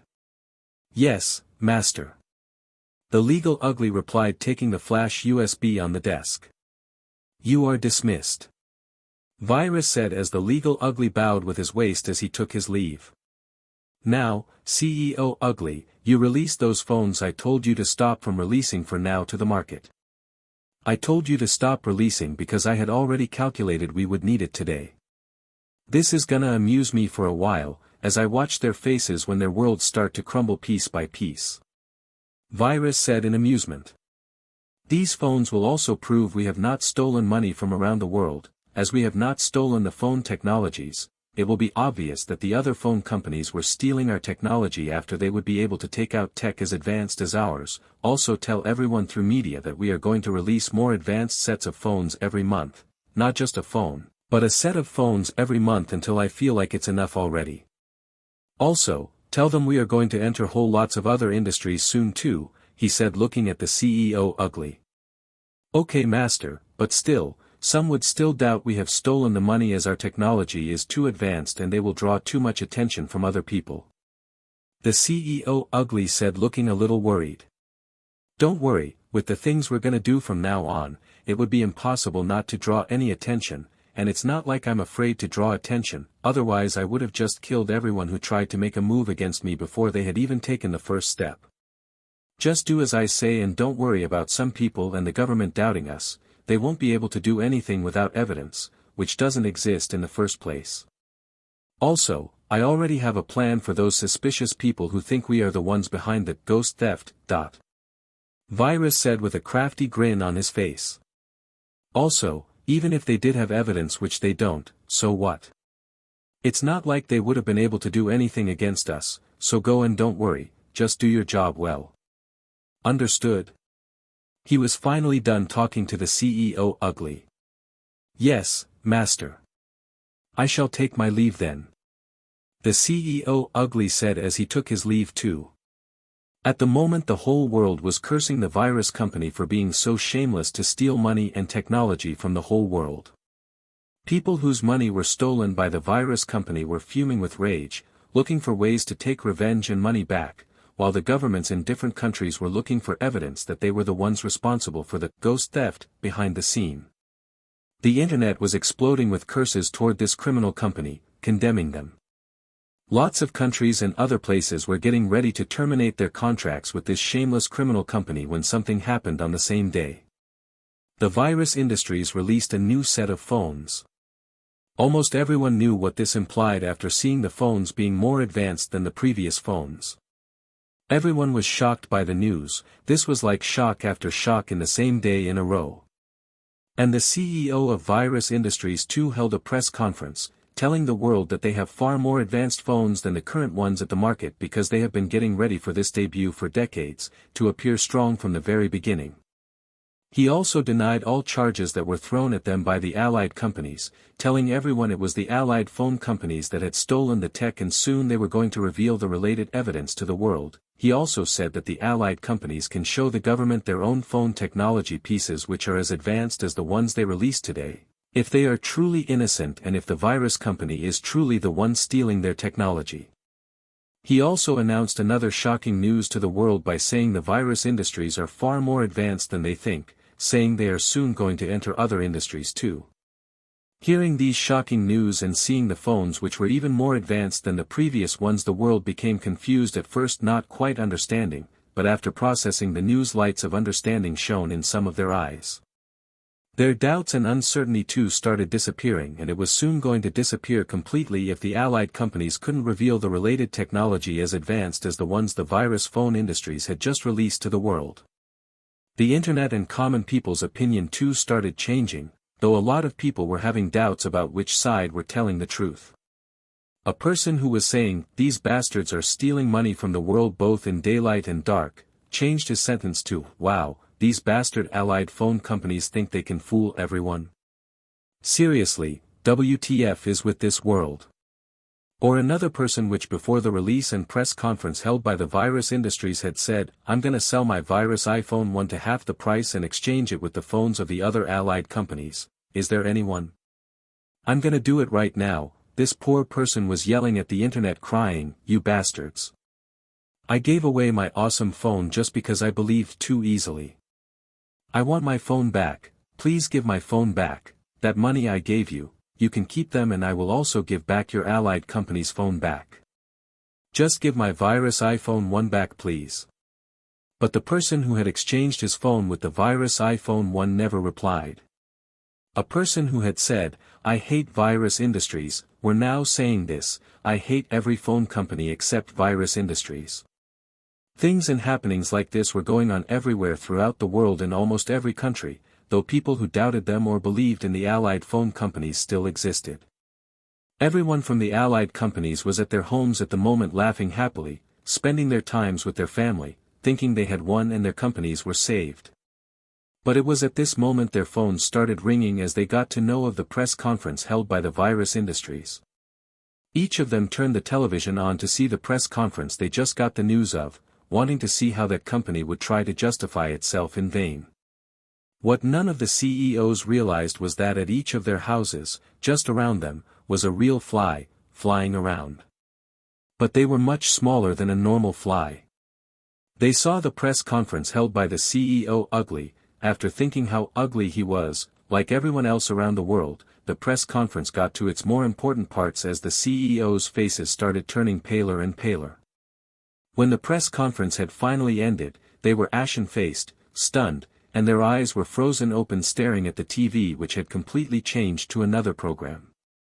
All of them knew they won't be able to provide the government with the technology without reverse engineering first, which would take too much time which they didn't have. While the CEOs were frozen still, in another location, in the highest floor of 4, Times Square, a person started grinning evilly seeing their funny faces before saying in a low voice, "Don't lose hope this easily now, you stupid monkeys, this is just getting started." After coming out of their stupor, the CEOs started calming themselves down first, before thinking all of the Allied companies were in this together, which made them feel a little better. They thought it was probably going to be okay, they just needed to find an excuse and then everything would be fine. So after coming out of their shocked stupor, they started calling each other, wanting to hold a conference meeting as soon as possible. With the legal ugly. Leaving his master's floor, the legal ugly came to another floor at 4, Times Square. This was the floor which only the legal staff worked at. Seeing him enter, everyone's attention was unconsciously drawn to his almost abnormally ugly face as they stopped working and answering the always ringing phones. Their boss, the legal ugly's office was on another floor, and every time he came to this floor, he would start giving orders in a monotonous tone without even stopping for a second to take a breath. It was like he memorized the orders he wanted to give, before coming to the legal staff's floor. Some workers even suspected him being a robot in their gossip time, because of how emotionless his voice sounded. As everyone went quiet, the legal ugly looked at their faces and he could clearly see the stress and worry plastered on their faces. Some had dark circles under their eyes, some were chewing on a lip, some were even biting their nails. Their worry was understandable though, as they were working for the company everyone was cursing at the moment, saying they were probably going to be destroyed. Also, they were receiving phone calls, wanting to terminate contracts, since the moment those allied phone companies held that press conference, making them even more stressed. Now they were not sure if the company they were working for was going to go bankrupt. They honestly didn't care about what the company has done, or if the company was in the wrong or right. All they cared about was to keep their jobs and feed their family or earn a living to pass their days. Seeing this worry on everyone's face, the legal ugly honestly didn't care how they were feeling, but he decided to calm them down first before anything else, as their work efficiency would be lowered tremendously like this when they are filled with stress and worry. So with the calmest face, like the most tranquil water in the pond that would never be disturbed, with an still emotionless tone, he said, "Don't worry everyone, none of the things the allied phone companies said were true and we are going to prove that, as our chairman and owner was already expecting this, so don't be worried at all and just focus on your jobs because this shall pass soon enough." Listening to the legal ugly's emotionless calm words which seemed to have no impatience, hatred, expectation, excitement, or anything else in it, surprisingly made the workers and staff calm. Also, they became excited hearing that their mysterious chairman was expecting this to happen as it made them more hopeful as even more light came back to their eyes. Seeing his little speech work, with the blank look in his eyes, which were almost there all the time, he straightly went to the main topic he had come here for, as he started giving the order he was here for in the first place as he said with the same monotonous tone as before, "Okay, now, I want a team of best lawyers we have here by my side in at most 30 minutes, move." Listening to the order, everyone started moving again, wanting to finish the job as soon as possible. After exactly half an hour, a team of 15 lawyers was standing in front of him in a very orderly manner. Right now the legal ugly was sitting in his office silently not looking at the lawyers that had arrived just now, though before the lawyers arrived, he had checked what was inside the USB flash his master had given him. Suddenly the phone on his desk started ringing. He picked up the phone and just listened to the person on the other side of the line talk. After the person on the other side of the line was done, he hung up without saying anything in response. "The FBI is at the reception, let's go," he said as he stood up from his chair and started walking outside of the office while the team of the 15 best lawyers started following him. The 15 lawyers divided into 3 groups of 5 people each group very quickly. Then they made 3 very orderly rows just behind the walking legal ugly as they followed him. Each row was a group of 5 lawyers. As they started walking to the reception floor, every worker, staff, and employee's attention was unconsciously drawn to the amazing formation, which seemed to be following a man, like trained bodyguards. But focusing at the man who was in the lead, the women couldn't stop themselves from being disappointed, seeing how ugly he was, as almost all of them thought, alas. Why should the lead of such a romantic scene, which could only be seen in the movies, be an ugly guy? When they arrived beside the elevators, as they couldn't fit in the same elevator, they separated into 2 groups, each taking one. After they arrived at the reception, a team of FBI agents was standing there, talking to the reception, saying they needed to talk to the chairman or the CEO, but the receptionist was unmoved as he said they can only wait for the related department to come unless they have a warrant. Seeing a group of people with suit coming their way, the FBI's attention was drawn to the group. The legal ugly came straight in front of the team of FBI. He reached his right hand out while saying, "Hello, I'm Robert James, the head of legal department at Virus Industries. How can I help you?" Listening to his words, the FBI knew they were not going to meet the chairman or the CEO, so the person who was in the lead said rudely without introducing herself first, "Hello, we're here to meet the chairman or the CEO of the company, not you." It was obvious she was very much annoyed that no one was listening to her in this thief company. This woman was a top-notch beauty. She had a light bronze skin, long eyelashes, a medium-sized nose, with blue eyes and naturally filled lips which made her quite the beauty. Without paying any attention to her beauty, the legal ugly said, "You can't meet the chairman or the CEO unless you have a warrant, which makes me wonder, do you have a warrant, miss?" Listening to his voice which seemed to be empty of any emotions, she was offended inside immediately, because men always used to try to gain her favor in different ways everywhere she went, or at least tried to act cool or ignore her, or thousands of other ways for her attention, but as she was a good FBI agent, she could always see it in their eyes that the other person had an interest in her, but knowing their intention was not pure, she ignored them, but still, it made her happy that other people saw her as a beauty. But this person was just annoying. He seemed to lack any kind of emotion. She could feel there was nothing in his eyes while he was looking at her. It was a blank stare, like a person who was looking at the wall with no thought whatsoever. She was getting this feeling which made her greatly annoyed. "I said, do you have a warrant, miss?" Seeing there was no response, the legal ugly asked again, still as dull as before. "No, I don't. But we're the FBI and..." she finally answered. As she started talking, the legal ugly interrupted her by saying, "Oh please miss, let's cut the crap, we are all lawyers here and we all know our rights.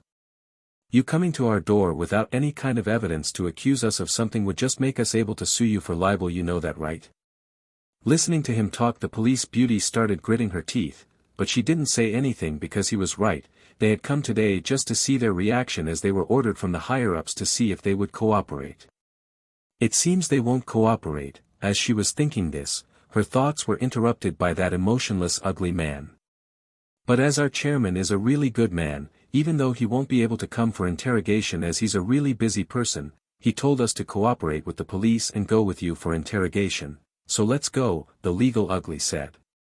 Listening to him made the FBI beauty surprised because she hadn't expected for them to cooperate. And just like that, they went to the FBI station with 15 disciplined lawyers. After they arrived at the FBI station, they went inside a room probably used for interrogation. Right now inside the room, the FBI beauty and the legal ugly were each sitting on one side of the table, while behind the legal ugly 3 rows of lawyers, each row consisting of 5 lawyers, were standing without moving in a very disciplined manner. They were famous lawyers that lots of FBI agents at the station recognized.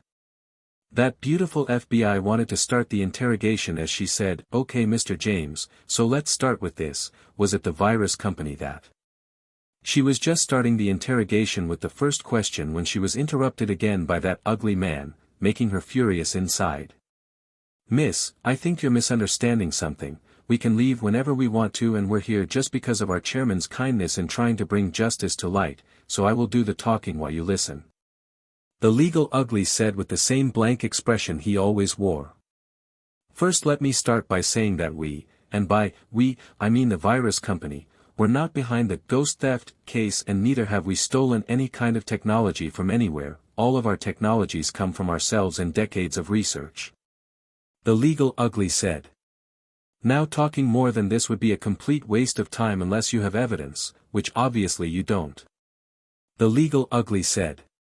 At this point the FBI beauty almost felt like exploding, pressing her lips firmly together while thinking, first they come here by their own feet, saying they agree to the interrogation out of goodwill, then after coming here, this ugly bastard doesn't allow me to ask a single question and rejects everything straightforwardly. Then what the heck did you come here for? You could have just told me this there. As she was almost on the verge of exploding, as she was clenching her jaw, the legal ugly talked again with that blank stare of his. "But worry not, miss, as we have not come here just to announce this and waste a ton of our time." "Then what exactly have you come here for?" the FBI beauty said, frustrated while glaring at the legal beauty with fire burning in her eyes. Honestly, even though there was a serious atmosphere about her right now, but that seriousness and frustration oddly made her seem even more beautiful. The 15 lawyers behind the legal ugly couldn't stop themselves from thinking, so beautiful. "Calm down miss, take it easy, I'll naturally explain everything. Our chairman was already suspecting them, so he had them under his radar for a while now." As he was talking, he suddenly stopped as he started staring blankly at her face. Seeing him stop talking all of a sudden, the FBI beauty asked with an awkward tone as she touched her face, "What? Is there something on my face? I'm thinking it would be better if you watched it for yourself, instead of me explaining everything. Here, watch what's inside this USB flash drive, then I believe most of your suspicion on us would be cleared naturally," the legal ugly said. Listening to this, she took the USB flash drive from his hands with the minimal eye contact. Some seconds later someone naturally brought a laptop to the interrogation room before leaving. Turning on the laptop, the FBI beauty inserted the USB flash drive to the laptop, but before inserting it, she was amazed at how thin and small it was. This was the first time she had seen such a USB flash drive. After inserting it, curious about how much space such a thin and small USB flash would have, she checked its memory. But seeing the memory, her eyes almost bulged out of their sockets as she said uncontrollably, 500 gigabytes of memory. Right now a small and thin USB flash drive having 500 gigabytes of memory and space was really a huge matter, something shocking and unseen, so the shock plastered on her face was not surprising at all. Seeing her distracted, the legal ugly said, "Oh, no need to be surprised, miss, that's just one of our somehow advanced technology, now if you would please check the video inside." But the legal ugly knew this was not even considered somehow advanced in his master's dictionary. Even though she was still very much shocked, she knew this was not the time for it, so she brought her attention to files inside the USB flash. There was one video file by the name of 1 inside the USB flash which she clicked on.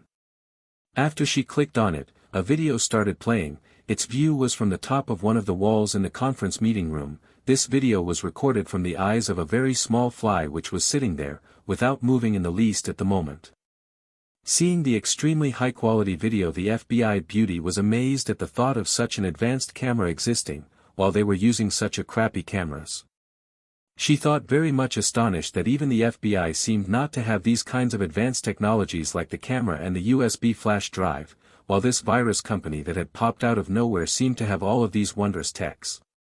Forgetting about the irrelevant stuff, for now, she focused all her attention on the video. The video named 1.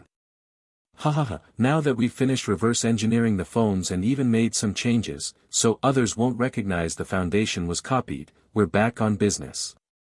One of the CEOs said with a very happy mood as he laughed out loud. Hahaha, some other CEOs also laughed along with that previous CEO, while some also agreed loudly with joy saying, we're finally going to at least rival this giant enemy of ours. The video continued like that as the FBI beauty watched it all wide-eyed. All of the allied phone companies' CEOs which had just released the advanced phones in the past few days were present in the video confessing they had reverse-engineered the phones with their own mouths. With this there was no need to waste time suspecting the virus company. The FBI beauty just stood up as she hurriedly took the laptop and USB flash with herself as she left the room. This was a very big case and an even bigger matter, so she was obliged to report to her boss immediately the moment she found something. Going to the other room behind the one-way mirror glass, she showed the video to her boss. Half an hour later she finally came back to the investigation room where the legal ugly was still sitting with his hands crossed and his eyes closed, while the 15 decorative lawyers were still standing behind him. She started talking the moment she entered with a smile on her face, completely different from his previous annoyed expression. You could have just shown me the video from the beginning, Mr. James, and I wouldn't have treated an innocent company like a criminal organization. Seeing her different treatment, there was no change in his facial expression or in his blank look. Seeing his blank stare and the way he looked at her, which was like he was looking at nothing, started annoying her very much again, but her boss had told her to treat him well, so she was forcefully keeping her smile on her face all the time. Okay then, we shall take our leave. He was about to stand up when the FBI beauty said, Wait. Wait for a moment please and listen. That USB flash drive and the camera technology your company has, my boss contacted the higher-ups about the matter of the video, and while reporting the video, he also talked about your USB flash drive and camera technology with them, and let me tell you, the government of the United States is very much interested and eager to work with your company for advanced technologies like the USB flash drive and the camera technology with great conditions. I'm only the head of legal department, I don't have a say in these kinds of decisions, and the only one who can make a decision on matters like this is the chairman himself. Not even the CEO has a say in this, so stop wasting my time with this. The legal ugly said as he stood up wanting to leave. We thought it would be like that too, and someone will make a visit to your chairman soon. All I'm asking is for you to talk about this with your chairman and put some good words before the person in charge makes a visit. would you do that please? Said the FBI beauty with flashing eyes, getting closer to him while initiating and maintaining eye contact with him. Seeing how excited she seemed and thinking he had to report this matter to his master anyway, with the usual blank stare of his, he monotonously said. I'll see what happens, but no promises. Though master should have already seen this, I better report it as he seems to like living like a normal person at the moment, he thought inside. Yes. That's all I'm asking for. Thank you, really thank you. Can I have your phone number so I would be able to call you when I have something to ask, she said excitedly, while still maintaining eye contact with him. No. He just rejected her straightly, making the FBI beauty annoyed and also surprised inside. She had rarely asked for other people's phone number and this was the first time she was rejected. And without a moment of hesitation at that, this made her think that maybe she wasn't attractive for him and his taste might be completely into another gender, but that thought was rejected quickly because in this short period of time she was with him, she had him under her watch and it seemed he didn't show any kind of emotion to anyone, it was like he was completely emotionless and not interested in anything. Still not wanting to give up, she said, I just said I want your phone number so if any questions or matters related to that case arise, I would be able to get in contact easily. While she said that, she thought inside, I only asked your phone number in order to get the news of the related matters to your company's technology, otherwise, why would a beauty like me ask for the number of such an ugly person like you, humph. If you have any questions you can contact the legal department and they will answer accordingly. And in case they can't, they will connect the call to my office naturally. If there is nothing else I shall take my leave. The legal ugly said as he started walking to the door of the interrogation room while he said, let's go. The 15 lawyers still followed behind him and left with the legal ugly. They didn't get to use their skills even once as they were going back still disciplined behind the legal ugly, they all had similar thoughts like, it seems we were only used as decoration, sigh. But as they would be paid a lot for this, they didn't have the slightest of objection, they were even happy to gain some free money by just following the head of the legal department. Even the legal ugly's skills were not needed in the least as he just showed them the video. With virus. Seeing the FBI do the necessary things needed to act against the allied phone companies, and seeing the press conference held by the CEO ugly, he first sent the video named 1 to all of the countries that the allied phone companies were at, then he waited patiently for a while. After some time passed and he made sure all of the governments related have seen the video and made enough preparations to act against them. But as he had expected, some of the governments didn't start acting against those allied companies that existed in their countries. Virus thought this was understandable as the existence of those companies in their countries helped a lot in their economic section. But the economy of other countries including the United States didn't matter to Virus in the least, so with a sly smile he said, let's create another wave. As he said, he began sending the video to all of the news agencies, television channels, internet news, and whatnot, big or small, around the world. The Golden Beauty, who was beside her master, as usual, knew another storm was coming to the world. Just after he had sent the video to almost every country around the world, he got a call directly to himself, which knowing it was Ella he answered. It's been weeks since he and Ella had met, and in this period of time other than talking on the direct line they hadn't met, not even once. An almost gentle smile found its way to Virus' lips as he answered, saying in his mind, hey my beautiful Ella, how have you been? Is everything fine? Hi AI, sigh, do I need to call you only when something is wrong? She replied back in her mind with knitted brows while pouting. She could talk out loud too if she wanted, as Virus would still be able to hear her, but she preferred talking with their minds, as it made her feel closer, like they were one even in their minds. Also, honestly, she was a little embarrassed to talk out loud because that would make everyone look at her with weird looks, like she was crazy. Of course not, I was just asking, where are you? Virus asked. I'm at my college, my class has just ended and I'm at the campus where you picked me up last time, sigh, it's been days and I don't even receive a single call from my boyfriend, let alone a visit, and every time it's me who calls. She said from the other side of the line. Right now she was standing there with a vacant look in her eyes while her head was tilted downward. My beautiful girlfriend, you know I have been busy these days, otherwise I want to meet my Ella too. Virus said with a tight-lipped smile while staring down at the table in front of the couch. I know, but still. She understood that he was a busy guy, but still, as a girl, she wanted her boyfriend to spend some of his time with her, now however much busy he was. How about this, after I'm done with my things here, I would take you out on a date, but for now, you can come to my building to spend some time with me, while I do my things. Virus said. Even though hearing this made her happy, she was honestly still feeling a little down and upset inside, so she hesitantly accepted, as she replied in a low voice, okay. Immediately after hearing her say, okay, he called the nearest taxi in the vicinity, telling it to go to where Ella was at, while he told Ella, okay then, a taxi will come to the place you're staying at in a moment, it will bring you to my building and when you get here, someone will guide you to me. Thinking about how her boyfriend could even make a communication device as small as a cell, she wasn't surprised that he could immediately send her a taxi the moment she had accepted to come, so she just said, okay. Then after Virus said he will wait for her, they hung up as the taxi arrived before her immediately. After hanging up, he looked at the golden beauty who was sitting right beside him as he said, my lil beauty, please tell the reception to send Ella to my floor alone through the elevator when she gets here. Okay, master. The golden beauty said as she called reception, ordering them to do what her master had said. Almost every government started recognizing the allied phone companies as the criminal who had stolen the technology through their websites or through holding a press conference. They said the higher-ups had received the related evidence which points at the allied phone companies as the offender, while obviously making it clear that the virus industries were the victim in this plot.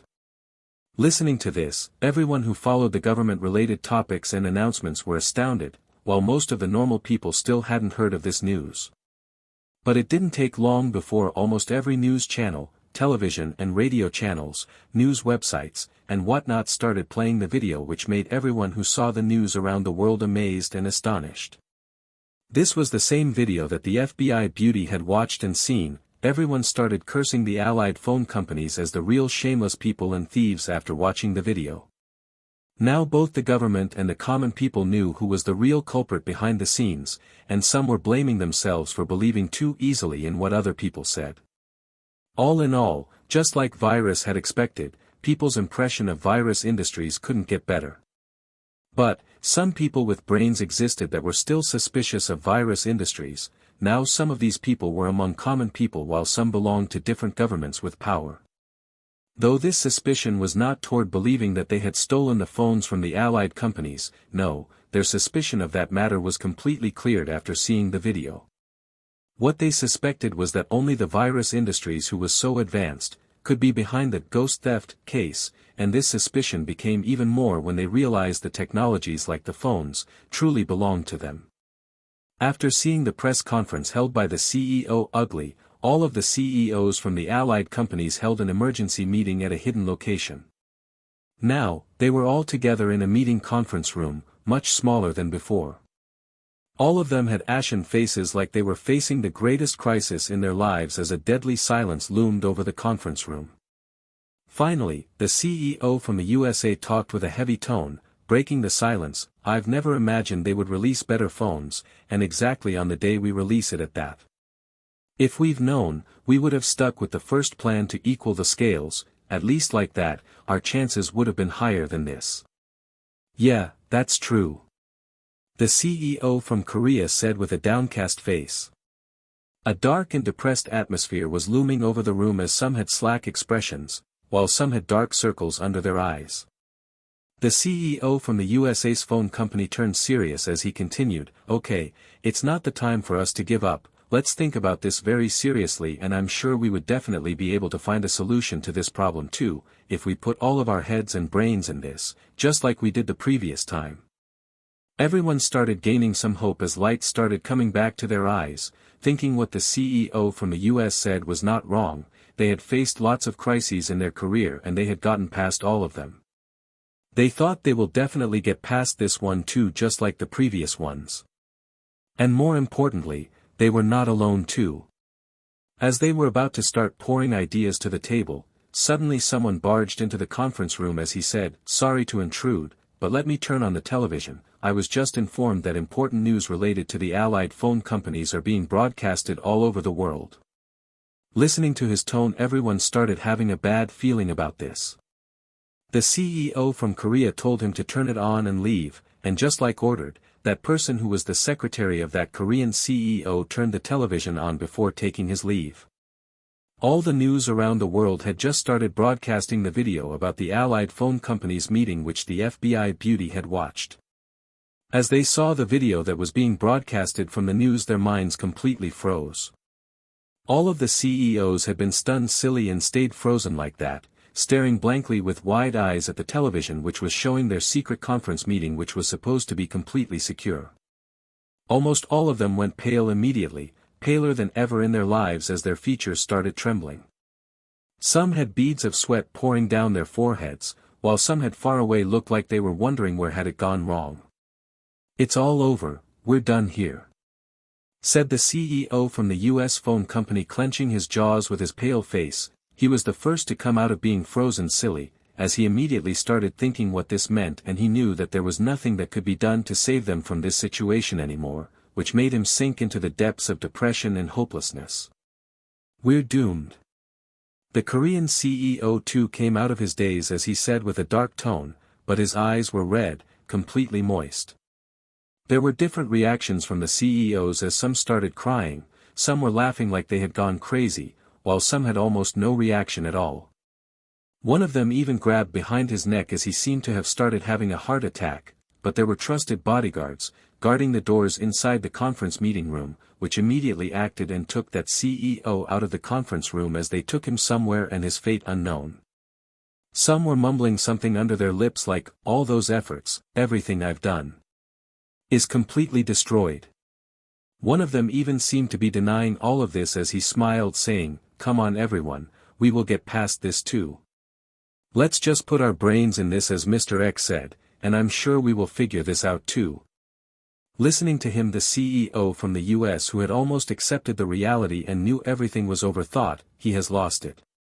15 minutes later, they finally came out of their extreme moods. Almost everyone started accepting the truth, even though they had pale faces as hopelessness was plastered on their face. At least now they could think with more clarity. The Japanese CEO said with his blank stare while his head was down, "It seems we have a spy among us, maybe one of the bodyguards, or one of the secretaries, or someone else who put a hidden camera on our last meeting conference room. I don't know, and it doesn't really matter anymore, as he was probably just a pawn." After saying this, he went quiet again. The CEO from the US said with a grave face, he was still pale, but his paleness was much lesser than the other CEOs. It was clear he had one of the strongest minds among the allied CEOs, as his eyes too had a lot more focus in them than the others. "You're right, like you said, it doesn't matter anymore and we don't have the time to look for him too, so let's just forget about him. Now is the time we accept reality and act according to our options." After seeing no one talk or respond, he continued, "Our companies are definitely doomed, as the reverse-engineered phones we released will be collected and banned from being sold anymore, and with this, most of our companies won't be able to tolerate this much damage and will eventually go bankrupt. Of course, some of your phone companies that are in other industries too might recover from the damage, but that will be hard, and even if it happened eventually, that's unrelated to everyone present here, as we will be all fired from our companies or forced to step down from our positions." Everyone still wasn't talking, but most of them were at least listening now, trying to see where this was going and what options were left for them. Seeing most of their attention was drawn to him, the CEO from the US continued, "And if you stay in your countries, except some of you that have more loose laws or very powerful connections, the rest will be all detained and imprisoned by their own governments and put to prison, so I suggest all of us run away to a country that won't detain us and doesn't care about these crimes we've committed, a country that won't hand us back to our countries." Listening to his words, even though they were very much disappointed that there was no way other than running, they knew this was their only option, so some of them started nodding their heads, very much depressed. "Don't lose hope everyone, we will run for now, but that doesn't mean this is over," the CEO from the USA said. His eyes were red with hate and veins were pulsing through his neck. it was very much obvious other than being extremely upset and pale, he was hiding incredible hate and fury inside him which showed up at this moment. Seeing his expression, some of the CEOs who by this time had almost regained their outward external calm thought. He is a person with an ocean of patience, he would definitely be a scary enemy for that company in the future, those we too would take revenge if we get the chance ever. As they were thinking this, the Korean CEO said, I don't want a life full of running, I will stay and face my punishment, this is something I brought upon myself, so I will face it with no rage now that I've lost. Listening to him, some of the CEOs admired him for his decision, thinking he was a true man, thinking they could never make such a decision, while some disdained his decision, thinking this was complete idiocy, not bravery. Listening to the Korean CEO, another person actually decided to turn himself in too, like the Korean CEO, he was the CEO from Finland. This CEO was actually the best phone seller around the world before all this had started happening, before the virus industries had appeared. I think I would be able to get away with it, so long, suddenly, the CEO from Russia said with a Russian accent, standing up as he started walking outside the conference meeting room, but before leaving he couldn't stop himself from sighing. He was one of the CEOs that had talked the least, he thought this alliance would be able to make a genius plan on how to deal with that company, but now seeing them completely give up as they were only planning to run away, there were no more reasons for him to stay there, so he decided to leave at once, as they were of no use to him anymore. Okay, those who want to turn themselves in or has a way to get away with it, can leave and do that, while those who want to try my way, stay. The CEO from the US phone company said. After that, while the governments were looking for the CEOs and searching all of their company's documents and files, the CEOs were running away to different countries. But now that they had run away, their crimes had gotten even worse and more severe, and if they ever got caught, they would face even more grave punishments. The countries they chose were either a country that wouldn't bother themselves with them, or countries that were the enemy of their own country, so they wouldn't send them back to their own country. Of course, the Korean CEO and the other CEO from Finland who had followed his steps had gone back and turned themselves in, while the Russian CEO did the same. With virus. Smart move. Virus said in a low voice, grinning all of a sudden. Now it wasn't clear who he meant exactly when he said, smart move, the Russian CEO, the Korean CEO and the other CEO from Finland, or the other CEOs who were running away.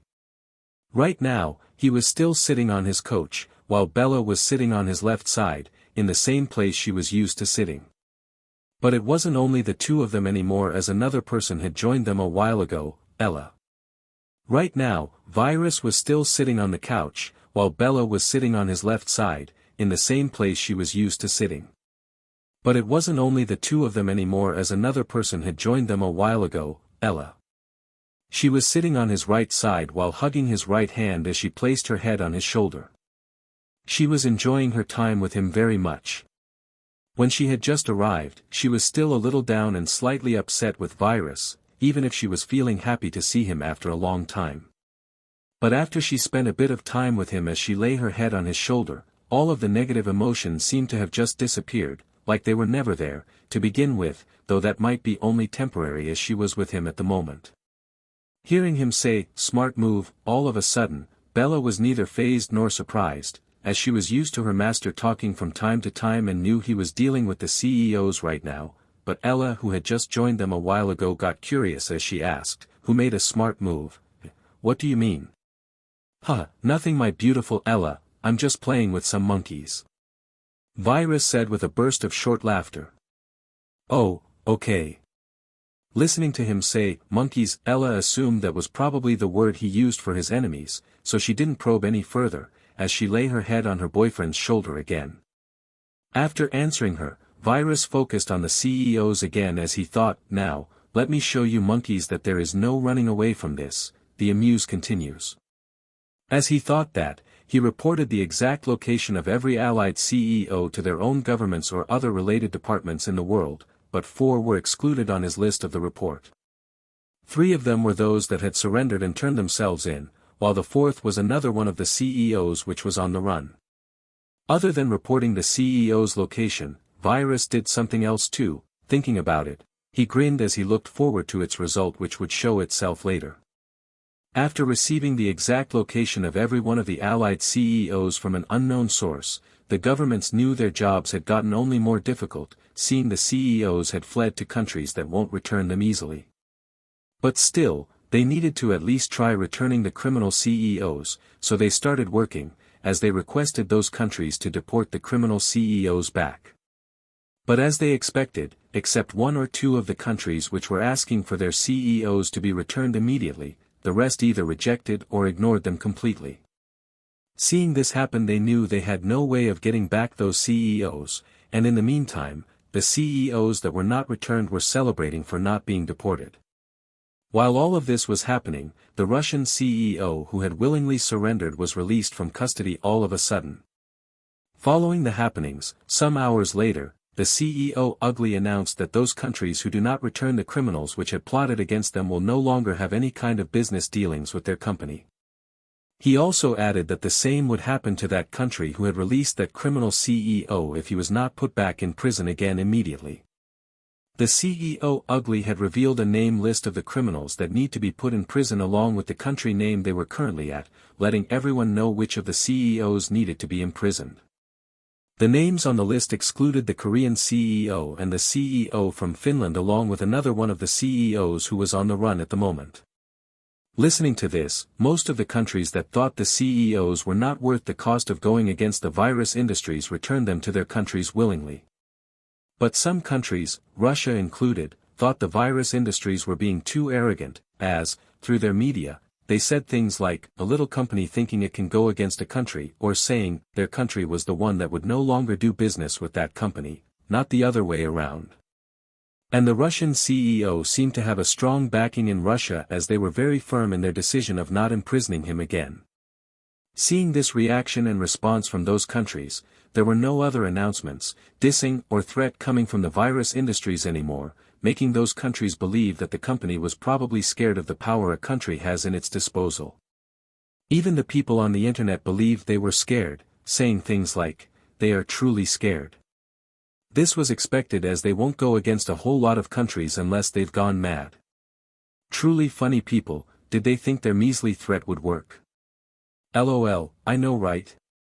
I mean, you're not against another company, you're threatening a country and not only one at that. Okay, let me analyze. So they thought if they threaten our country, the country would just be nicely scared of the company and return the CEO back, so naive, but seeing that their threat is not working on some of the countries, they became silent and afraid thinking, we're doomed, hahaha, and that's why they are silent at the moment. They are probably thinking of ways on how to fix their hurt relationship with our country even as we speak.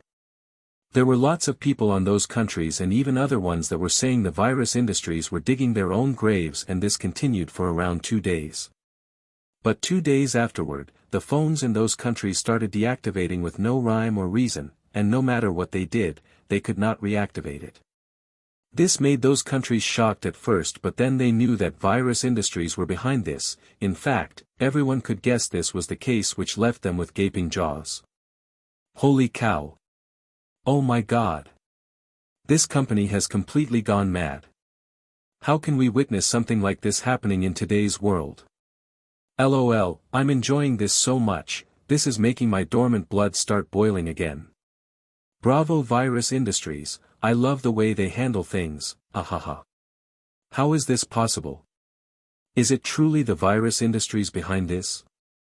In response to the above, well, there is no evidence leading to them, but who can it be other than that virus company? I mean, you were following the previous news since 2 days ago, right? Isn't this too much? I mean, they shouldn't be able to do this as the law shouldn't allow it, am I wrong? The country should sue that company.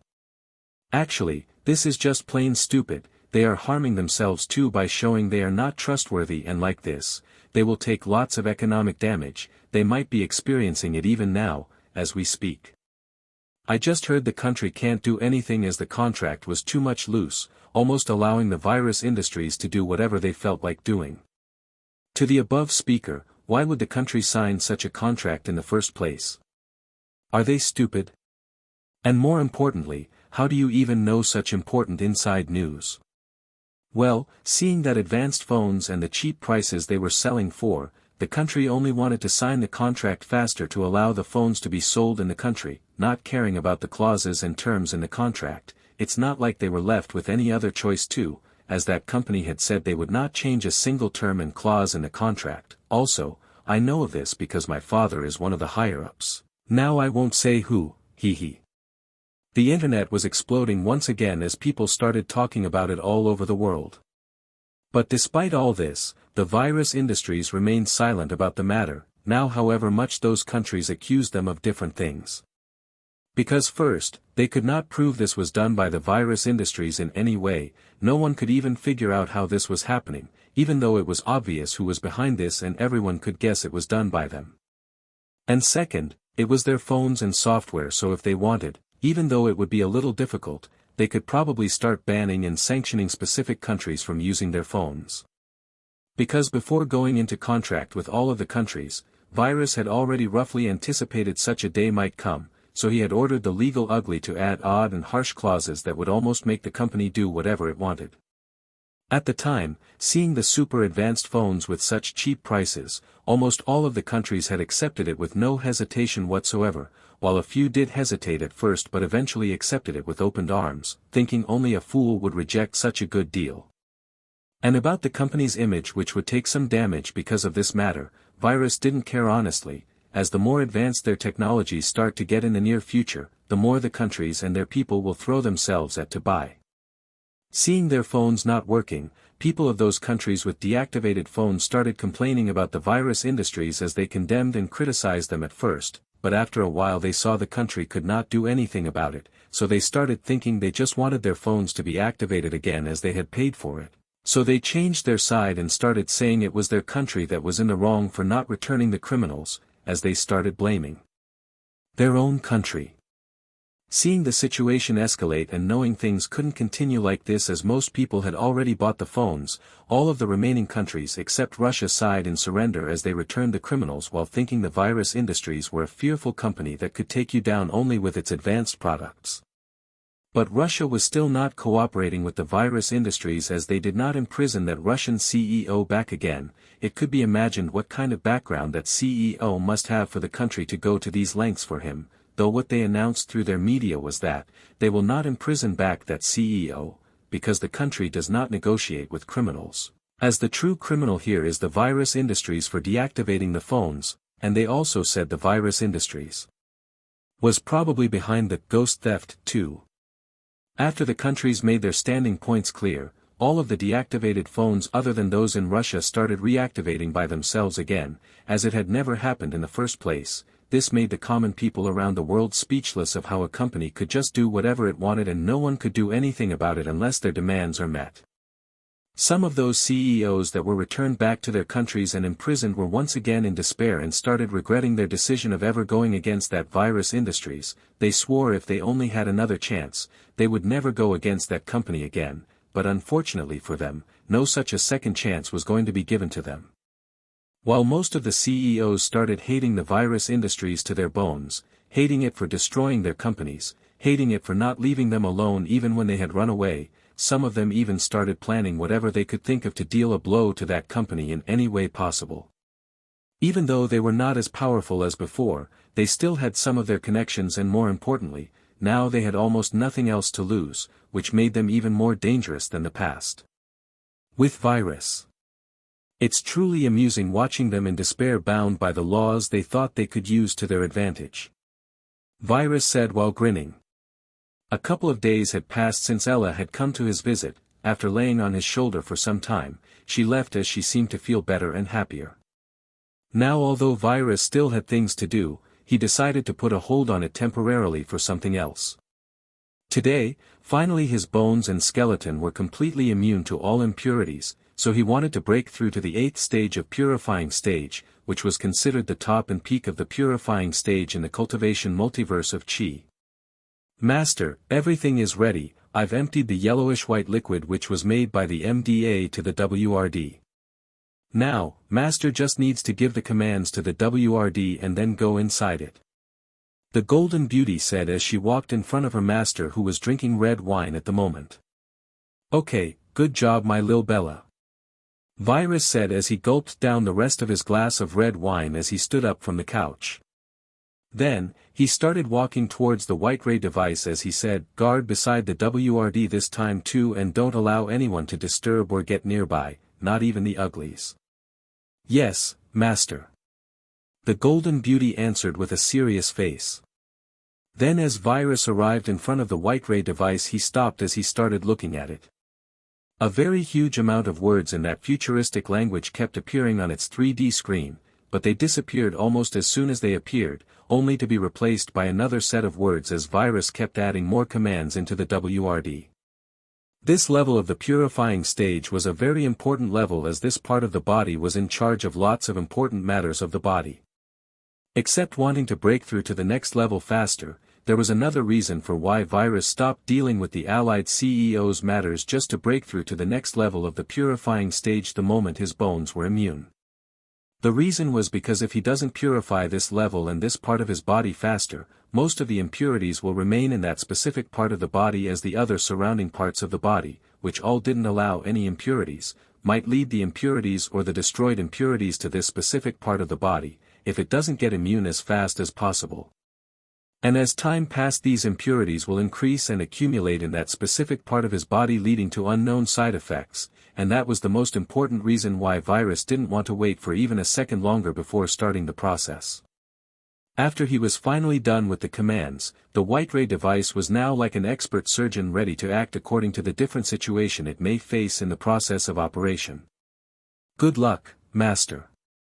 The golden beauty said with a bright smile before his master went into the WRD. He looked at the golden beauty's face as he smiled back at her for a moment before he lay down inside the coffin-like WRD and its door was closed. Again, a series of commands started appearing on the 3D screen of the white ray device, but it was very short, as it started working soon. At the same time, a text appeared on the 3D screen stating, "The surgery has been initiated. Please refrain from interrupting the process as it may put the patient at risk." Inside the WRD before anything else, Virus was put into a coma like before, though a matter worth mentioning was that this induced coma which the WRD put him in, had no side effects like the induced coma which the hospitals puts the patients in. After he was put in a coma, almost everything that happened was the same as the previous level. First, his bones got softened again by the white ray just as before, and then those thinner than hair-like needles started injecting the yellowish-white liquid into different parts of his bones. But the difference this time was that those very thin needles were sinking much deeper in the bones. And other than that, another difference was that the needles were mostly gathering in the flat bones such as hip bone, breast bone, skull, ribs, vertebrae and shoulder blades, and in the cancellous, spongy, material at the proximal ends of the long bones femur and humerus. The other parts of the bones like the long bones too had those thin hair-like needles injecting the yellowish-white liquid into them, but the number of the needles gathered there were much lesser than those other areas mentioned above. The CEO Ugly was in the 4 Times Square inside the elevator at the moment, ascending to the highest floor of the building wanting to report some matters related to the Allied CEOs. His attention was completely somewhere else analyzing some company-related stuff when his hairs all over his body stood on end as he heard a chilly cold voice saying, "Don't come any closer or I'll cut you into pieces." At the same time, a sword was touching the skin of his neck. It was clear if he did make any moves, his head would fly away. Slowly looking at who was pointing the sword at his neck, the CEO Ugly felt like crying, because it was the golden beauty who was putting the sword on his neck. He hadn't recognized whose voice it was at first because the voice was too cold and too horrifying, unlike her usual voice he hears most of the time. Looking at his face the golden beauty said, still with that chilly voice of her remaining, "Return for now, master has something to deal with for a while." The CEO Ugly who had imaginary tears of depression pouring down on his face said with a wronged voice, "Couldn't you just tell me that without putting a sword at my neck?" There was a couple of seconds of silence before he received a response from her. "Master told me to guard beside him and to not allow anyone to disturb or get near him, not even the uglies. So, I'm just following orders, now return." The golden beauty replied. Listening to her the CEO Ugly now truly felt like crying in depression for real as he thought, but he didn't tell you to scare us away while putting a sword at our neck, did he? Go away, I can't take any risks. The chilly and cold voice of the Golden Beauty brought him out of his thoughts as he answered with a depressed voice, okay, see you later, miss. After that, he turned around, leaving the floor with that depressed ugly face of his. Around 10 hours had passed since the CEO Ugly left. The hovering 3D screen of the WRD showed a text stating, "The operation is complete." As she saw the 3D screen, the door of the coffin-like WRD was opened as Virus sat down inside it. He checked what time it was, only to see it was 6 in the morning. After knowing the time, he thought, so it had taken around 20 hours for the operation and the process to be over, huh? Welcome back, Master. As he was in his own thoughts, he was brought back by a very sweet-sounding voice, even sweeter than the sweetest candy in the world. Thanks, Lil Bell. Did anything happen while I wasn't awake? Virus questioned. No, only the CEO Ugly came, but I sent him away for now. The Golden Beauty said without any change in expression. Listening to her report, Virus grinned, looking at her face, but didn't probe further. So where and what did you purify this time, Master? She asked, a little curious. Well, let me guide you to answer that question yourself, Virus said, looking at the Golden Beauty. Listening to him not answer like the usual, the Golden Beauty had a quizzical smile on her face with blinking eyes. Seeing her eyes blink in some curiosity, Virus continued, the place I purified has 2 types of red and yellow. The yellow color in the yellow type is due to the much higher number of fat cells. At birth, all of them are of the red type, and both types contain numerous blood vessels and capillaries. There are also several serious diseases involving this part of the body which I purified. You should have guessed where I purified at the first sentence, right? Virus asked with a dimpled smile. Yes, I had figured the answer when I heard there are 2 types of yellow and red. The purified place of the body is the bone marrow. It is the place where new blood cells are produced, and it has also 2 types of stem cells. First, hematopoietic, which can produce blood cells, and second, stromal, which can produce fat, cartilage, and bone. She replied with shining eyes, like she wanted to be complimented for knowing her stuff. Reading her shining eyes, Virus said, ha, great job, my lil Bell. The place he had purified was indeed the bone marrow, and it was the 8th level of the purifying stage, which was called, cleansing the bone marrow. But, Master, when are you going to be done with purifying your body, and why are you so insistent on purifying your whole body? The Golden Beauty asked with a quizzical look in her eyes. Listening to her question, Virus answered as such, I'm almost done, and about why I'm so insistent on purifying my whole body, well, that's because it's very important, especially for me, to have a completely pure body with immunity to impurities. But, having this kind of body would be very beneficial to anyone who cultivates, as it would be like having a stronger foundation, as I told you in the past, and it would make cultivation much easier, as it would be like increasing the potential the body has. Now, according to the Cultivation multiverse of Chi, not only had he achieved the complete purifying stage, but also done far more than that, as he had purified all of the 8 levels perfectly by 100%. This was almost a myth in the Cultivation multiverse of Chi. I see. The Golden Beauty answered as she understood. Now Virus only needed to wait for his bone marrow to be completely immune, but for the meantime, he wanted to finish some of his unfinished business. One day later. As Virus and the Golden Beauty were sitting on the couch in silence, he suddenly said, breaking the silence, go tell the CEO and legal uglies to get ready, we're going out. Listening to her master talk, the Golden Beauty was confused about where her master wanted to go all of a sudden, and together with 2 of the uglies too, but putting her confusion and curiosity aside for now, she said. Okay, Master. Half an hour later, Virus and the Golden Beauty along with 2 of the uglies were inside the CEO Ugly's Jaguar B99, which was now called Virus B99. Right now, the CEO Ugly had just started driving the car while the legal ugly was at the front seat, and Virus was sitting at the back together with the Golden Beauty. Go to the airport, we're going to Russia. Virus said, yawning. Sometime later they were finally at the airport. The 4 were in front of Virus' private jet. As they boarded the jet, The people who were piloting the private jet were the legal and the CEO uglies, as they had already gotten the relevant certificates for piloting. They didn't know why they were going to Russia, but they didn't ask either.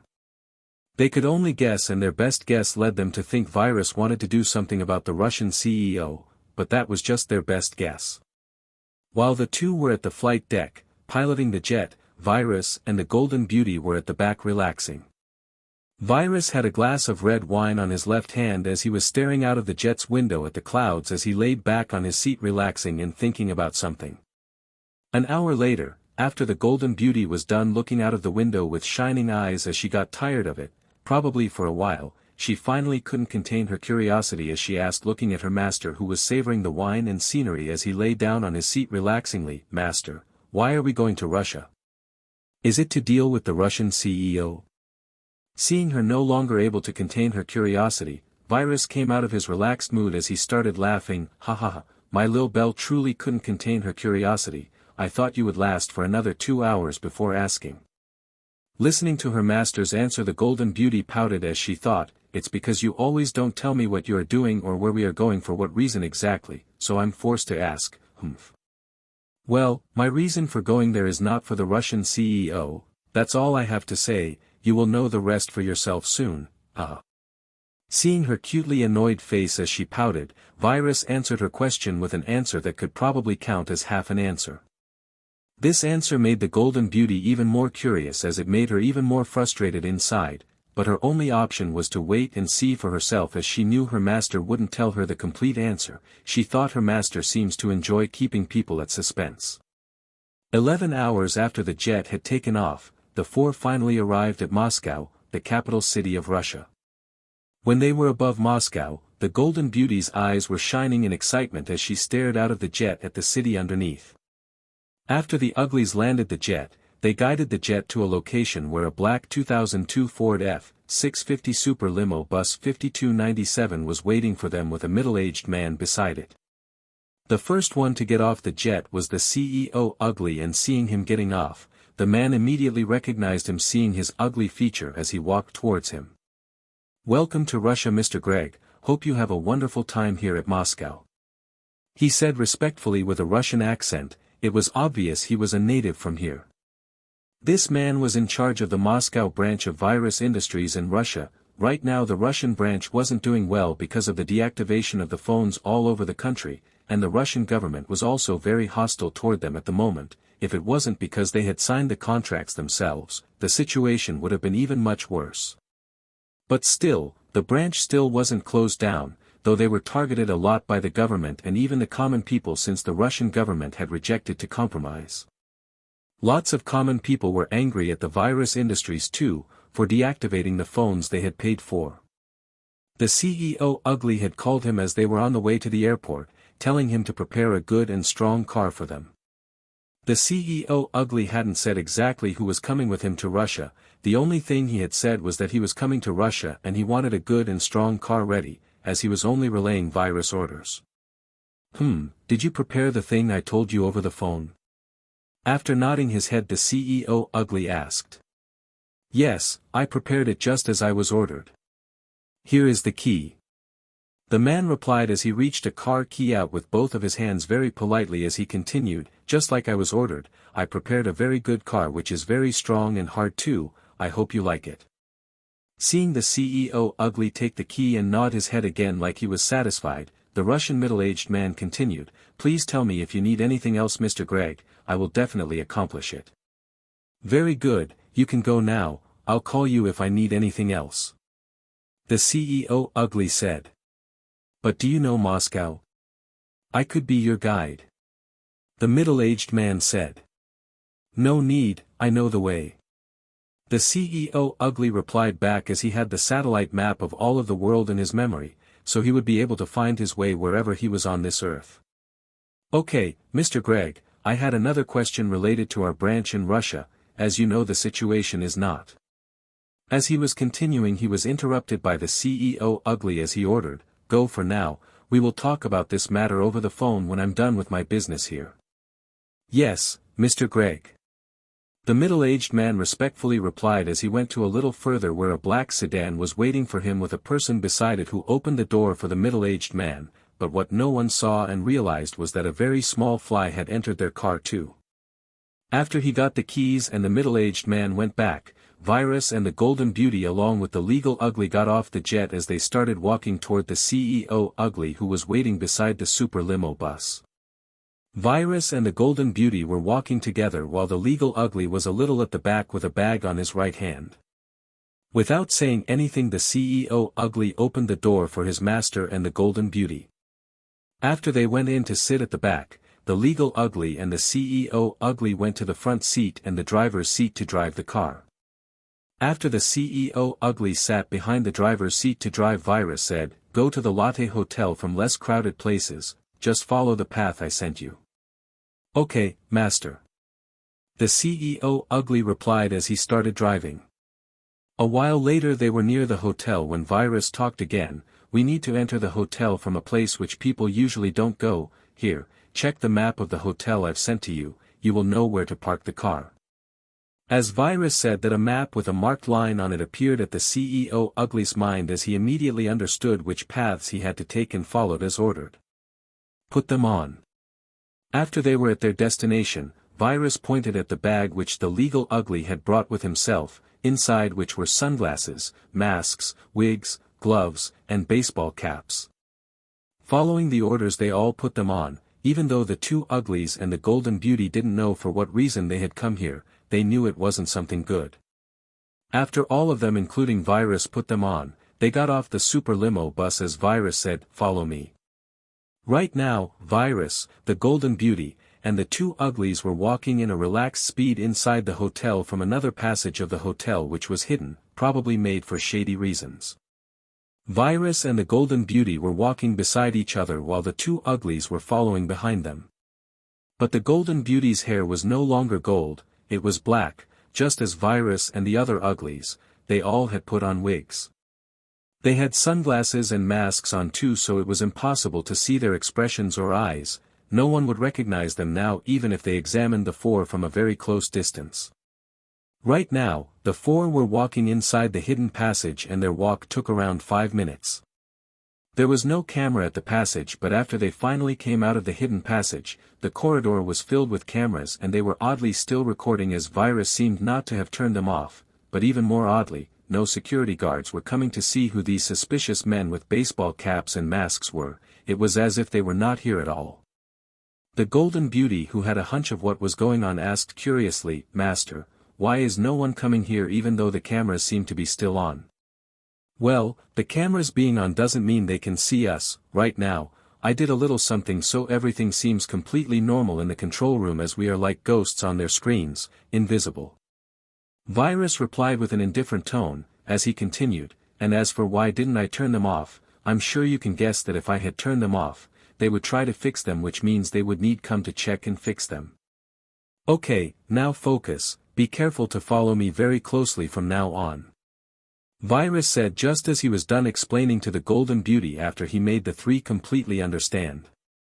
Agreeing to the order, they all nodded their heads in compliance. After that, Virus stopped at some areas for around a second or more, while he quickened his pace at some of the corridors and at some, he even took a detour. At first, the three didn't know what was going on, but soon they understood what was happening exactly without asking. Even though they were walking at the main corridors of the hotel, they had not seen a single person the whole way. This meant that their master was avoiding everywhere that a person was walking by. If a person was going to pass by a corridor, he would stop or quicken the pace while detour if it was too crowded. They had also taken an elevator to another floor, but while they were inside the elevator straightly went to the floor they wanted without waiting on the way for those who wanted to get in the elevator. After around 20 minutes, they were standing in front of a hotel room quietly.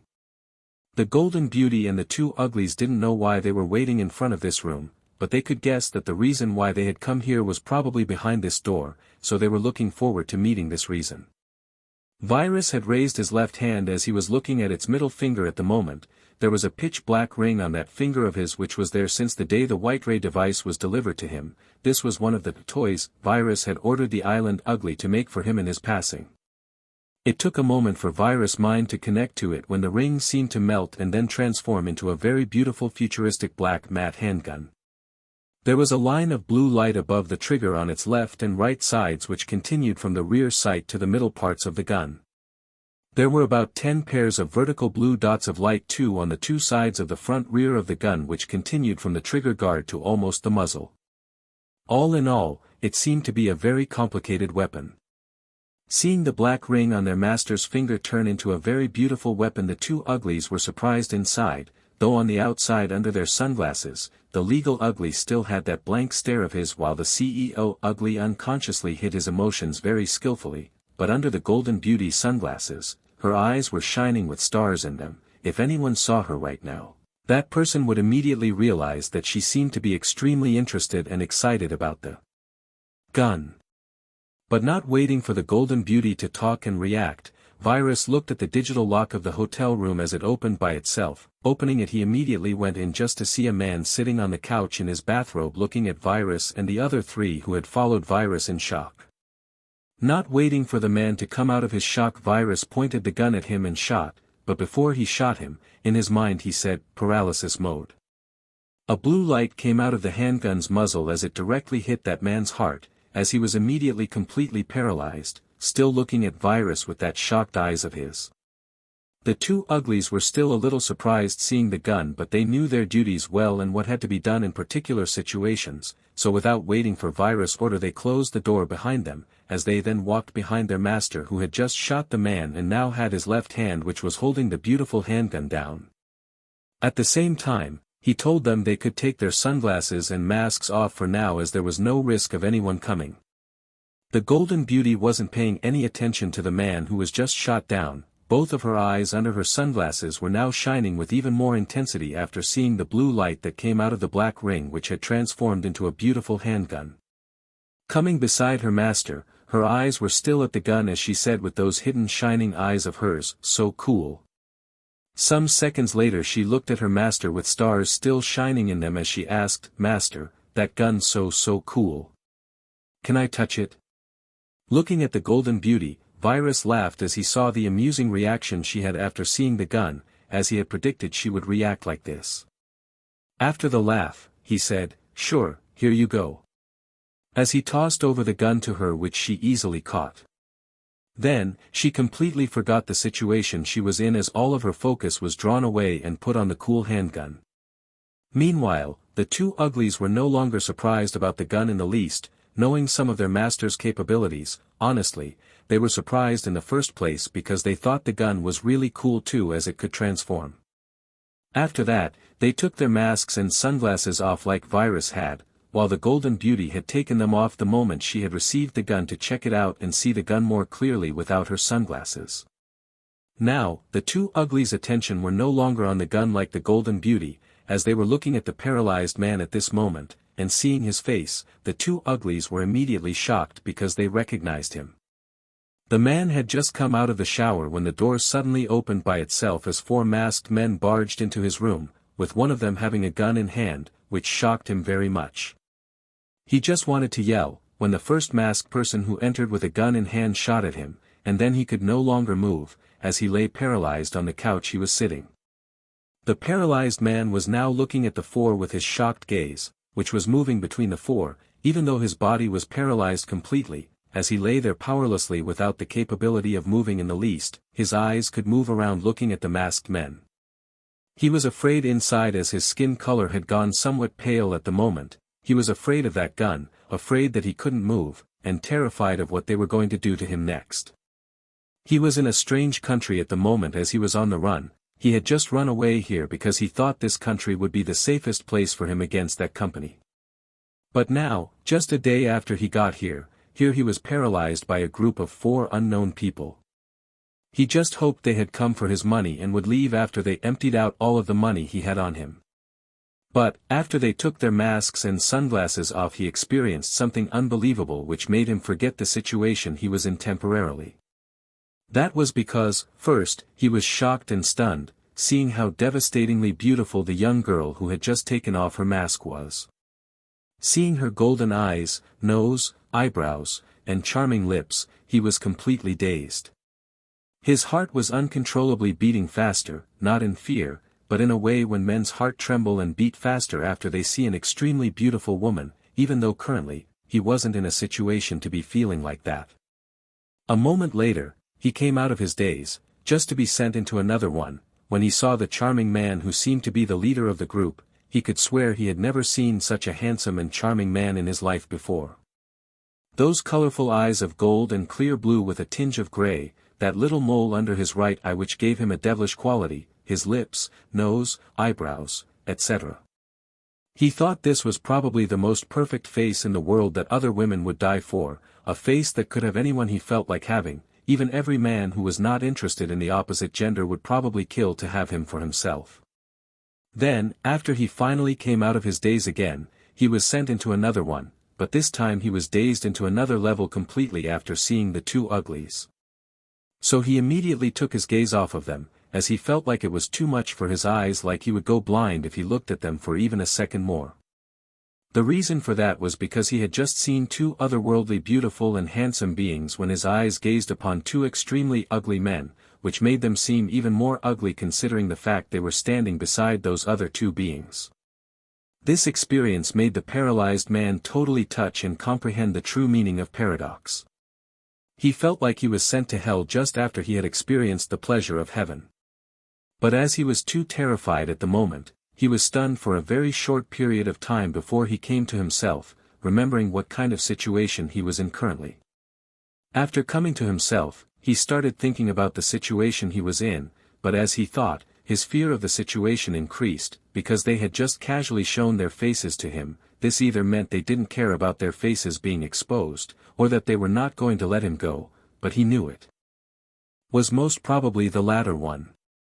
Anyway, he decided to put that thought aside for now, as he started looking at their faces carefully, trying to remember them so he would know why they were doing this, and like that, he might be able to find a way to convince them to let him go. First, he looked at Virus and the Golden Beauty, but he was sure he hadn't seen them before. Then, unwillingly, his eyes fell on the CEO Ugly, but the moment he looked at his face with focus, his eyes were frozen still immediately, because he knew that ugly face very well. The next moment, his paralyzed face went even paler than before, as he knew who had come for him, and most of his hope of convincing them to let him go disappeared from his mind, but deep within his eyes now, there was a hidden trace of strong hate too. Seeing his face, the two uglies were shocked as they had recognized him right away. This was the man who was shown a lot on the television all over the world recently. With wide eyes, at the same time, both of the uglies thought, "That's Mr. X, the CEO of that phone company of the United States." They were honestly surprised seeing that the reason why their master had come to Russia was this. They had not seen this coming. They started thinking of why their master would come all the way here for this man, because they were certain if he wanted to deal with him, by the things they had seen so far, their master definitely had lots of ways to deal with him very easily, which wouldn't involve him moving in the least. He could probably kill him without even moving a finger from his 4 Times Square, without the need for him to come all the way here to Russia. And the more they thought about it, the more confused they got. Virus was looking at the two uglies at the moment, and seeing their faces which seemed to be in deep thought, he grinned, a little amused, as he took his eyes off of them for now. Then he looked at the paralyzed CEO from the US as he started walking beside him. Walking beside him, he looked down at his face with his cold eyes as he started talking with a little chilly tone. "You don't know me, but you know Stephen Gregg very well, don't you?" Seeing his paralyzed body unmoved without the ability to respond, Virus continued, "Well, it doesn't matter if you know me or not, just know I'm the highest seat of the company you were trying to destroy, but that's not important right now. Let's talk about you. Let's figure out what kind of person you truly are and what kind of sin you've committed for being in the situation you are currently. Now, let's start by analyzing you step by step." After saying this, Virus stopped talking for a moment as he only stared into the paralyzed CEO's eyes with a cold expression on his face. Seeing the look by which he was being looked at, the paralyzed CEO felt very nervous and beads of sweat started appearing on his forehead, because he was feeling like something far above his level was looking at him currently, like an elephant staring at a single ant. Then, still with his eyes on him, Virus started talking. "Okay, so first, you ran off to Syria from the US, thinking Syria wouldn't return you, even if they were asked to deport you back because they have no US extradition treaty. After arriving at Syria you thought you were safe now, but then, that list of the location of every criminal CEO was released which made you worried. However, after checking the list and seeing that your name was not on the list, you were relieved. Virus continued staring into his eyes as he talked, which made the paralyzed CEO feel like he was all naked in front of Virus when he heard his voice and that penetrating gaze, like he was easily seen through by him as he analyzed him with those piercing eyes. 4 people's name was not on the list of location report, 3 of which had already surrendered, while the 4th was the CEO from the United States who was on the run. He was the only CEO who was on the run but not reported. Virus continued with the same gaze, but his voice was getting colder and chillier the more he talked. At first you thought you were safe, as even if your name was on the list, you thought the country you were in probably wouldn't deport you back as their relationship is not that good with the US, but then we started threatening the countries and afterward deactivated their phones, while asking the CEOs to be returned. Now with this, you thought, only if we asked you to be returned they would definitely return you, but oddly, it was like our company had completely forgotten about you. This made you somehow relieved, but as you are a suspicious man by nature, you started doubting if this was a plot or scheme planned against you, so you started looking for a haven that would protect you no matter what. But then again, you thought, which country would be stupid enough to let their people's phones be deactivated only for your sake? You were almost despairing that such a place wouldn't exist when you saw that Russia seemed to reject and even condemn us for their CEO. This made you finally have some hope, as Russia seemed determined to go against us, so you immediately planned to come here and as a result, here you are. At this point Virus' tone was freezingly cold, to the point the paralyzed CEO felt fear in his core. It wasn't that his voice was truly freezing him and that it could freeze reality. No, his voice was more like an ancient voice which could freeze his courage and the ability to see another person at the same level as himself. At this point, the paralyzed CEO was horrified inside like never before, as beads of sweat were pouring down his face, thinking just what kind of frightening monster was he against, as every sentence he said was absolutely true too. Seeing his eyes, which were obviously very much frightened as they seemed to be pleading him, Virus said, if your crime was only going against my company, then I wouldn't have bothered coming here, and if I wanted to destroy or kill you, I would have done it without moving in the least, but you did something you should not have done. After saying that, he turned around looking at the CEO ugly as he said, do you know for what reason we're here? I mean why we came here only for this man, and why did I ask you to come along?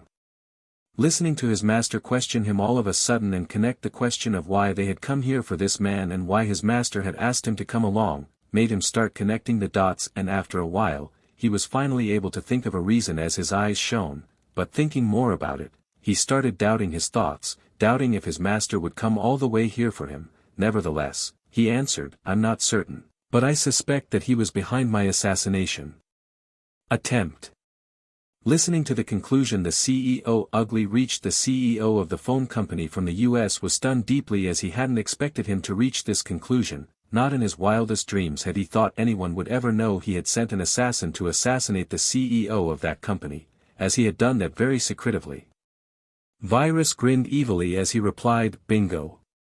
You are correct, his greatest sin was not to go against the company or trying to destroy it, it was trying to harm my important properties.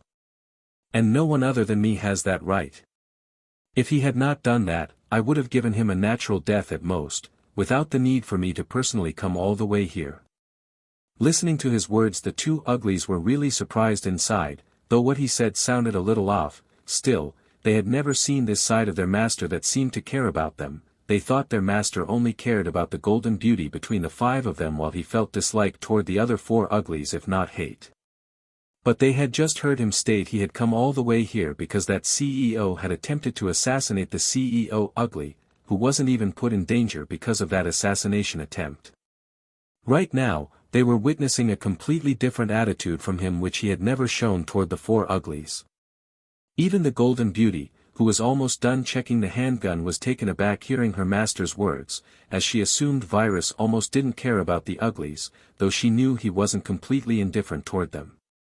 The CEO from the US too, at this moment, realized he was probably not going to live for long, so he despaired completely as tears started pouring down his extremely pale and horrified frozen face. And the reason I ordered you to come with me to this hunt was so that you would deal with him personally. Virus explained, looking directly into the CEO Ugly's ugly eyes. The CEO Ugly was still feeling very much moved, just as the legal Ugly was. How do you want to deal with him? If you want to torture him, Lil Bell has a torture bug which would torture him to insanity. Virus questioned the CEO Ugly while making a suggestion. After pondering for a moment, the CEO Ugly sighed as he shook his head and replied, "No need to torture him deliberately, just killing him is enough for me, master, as that assassination attempt wasn't even something that endangered my life." Listening to his words, Virus acknowledged, "It's your decision."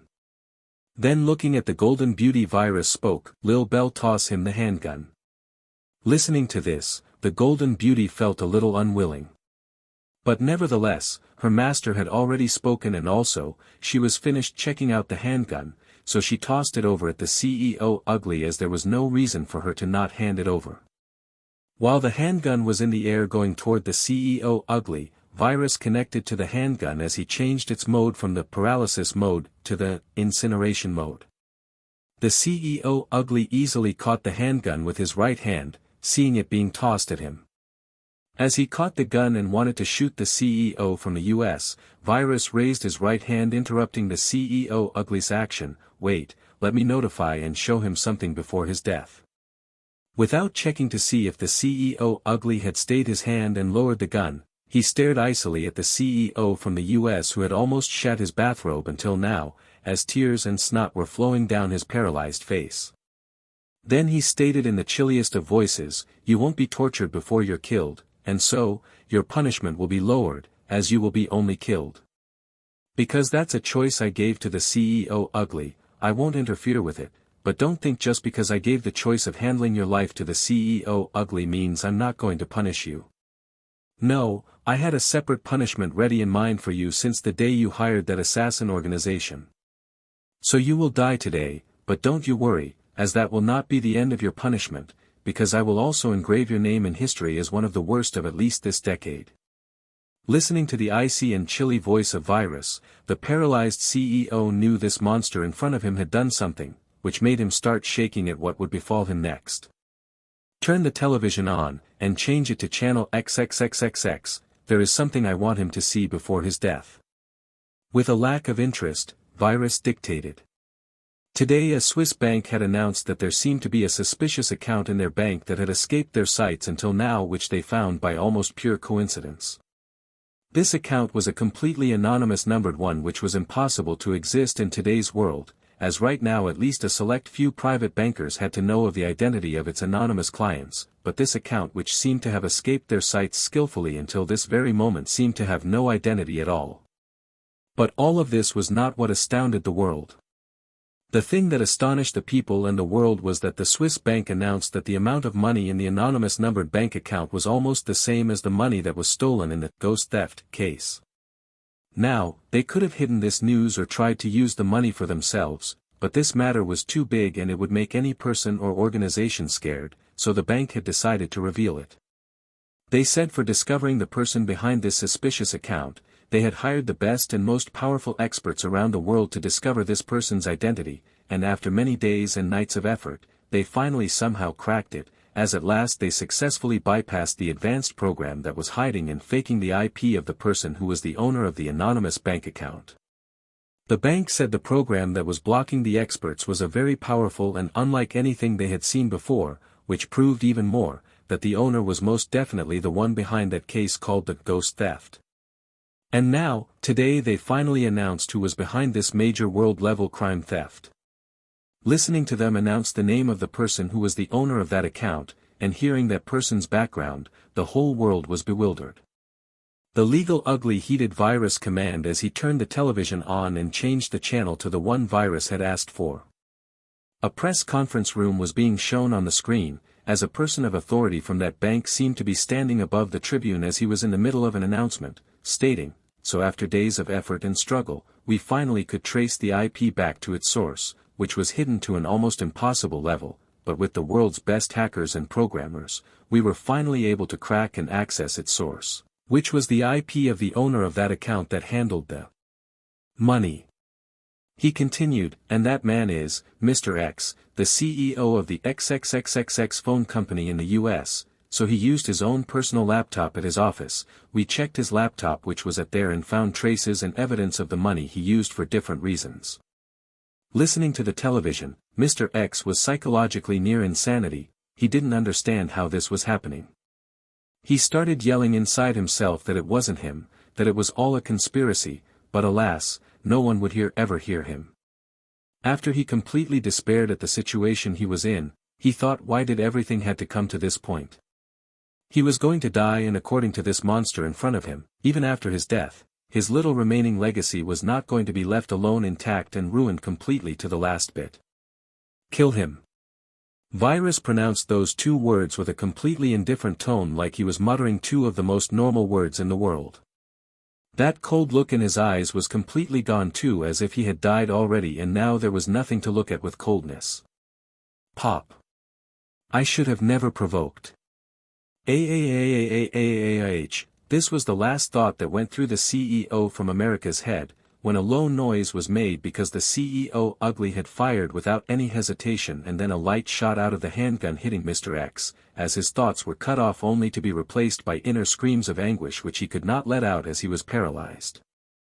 Then around 5 seconds later, nothing of him remained, as he had disappeared completely from existence.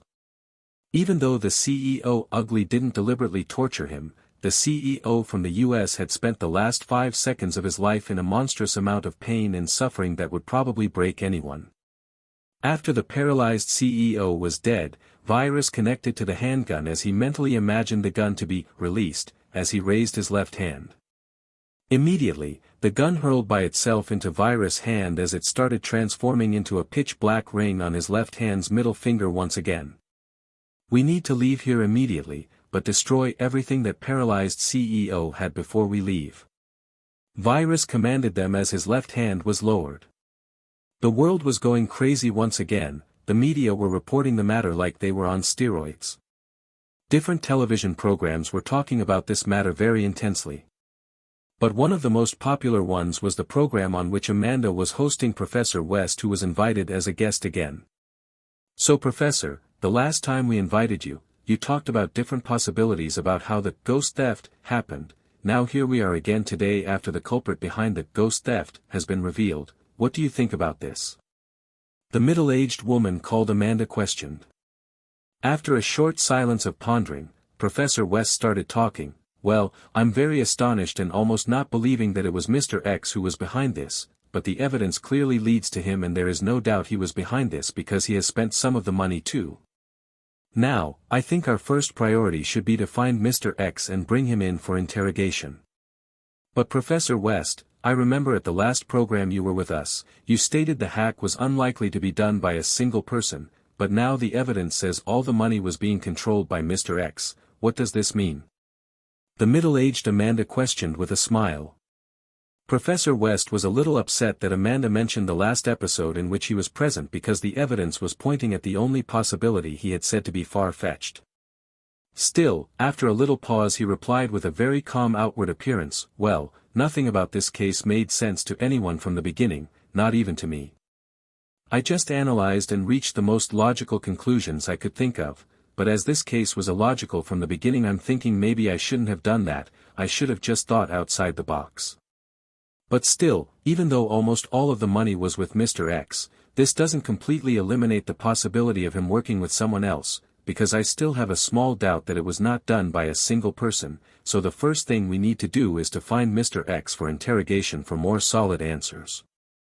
That's true, right now we only know Mr. X was the mastermind behind this act, but we don't know if anyone has helped him in doing what he did, but I'm sure we will naturally receive an answer to our question soon after we find Mr. X, Amanda stated.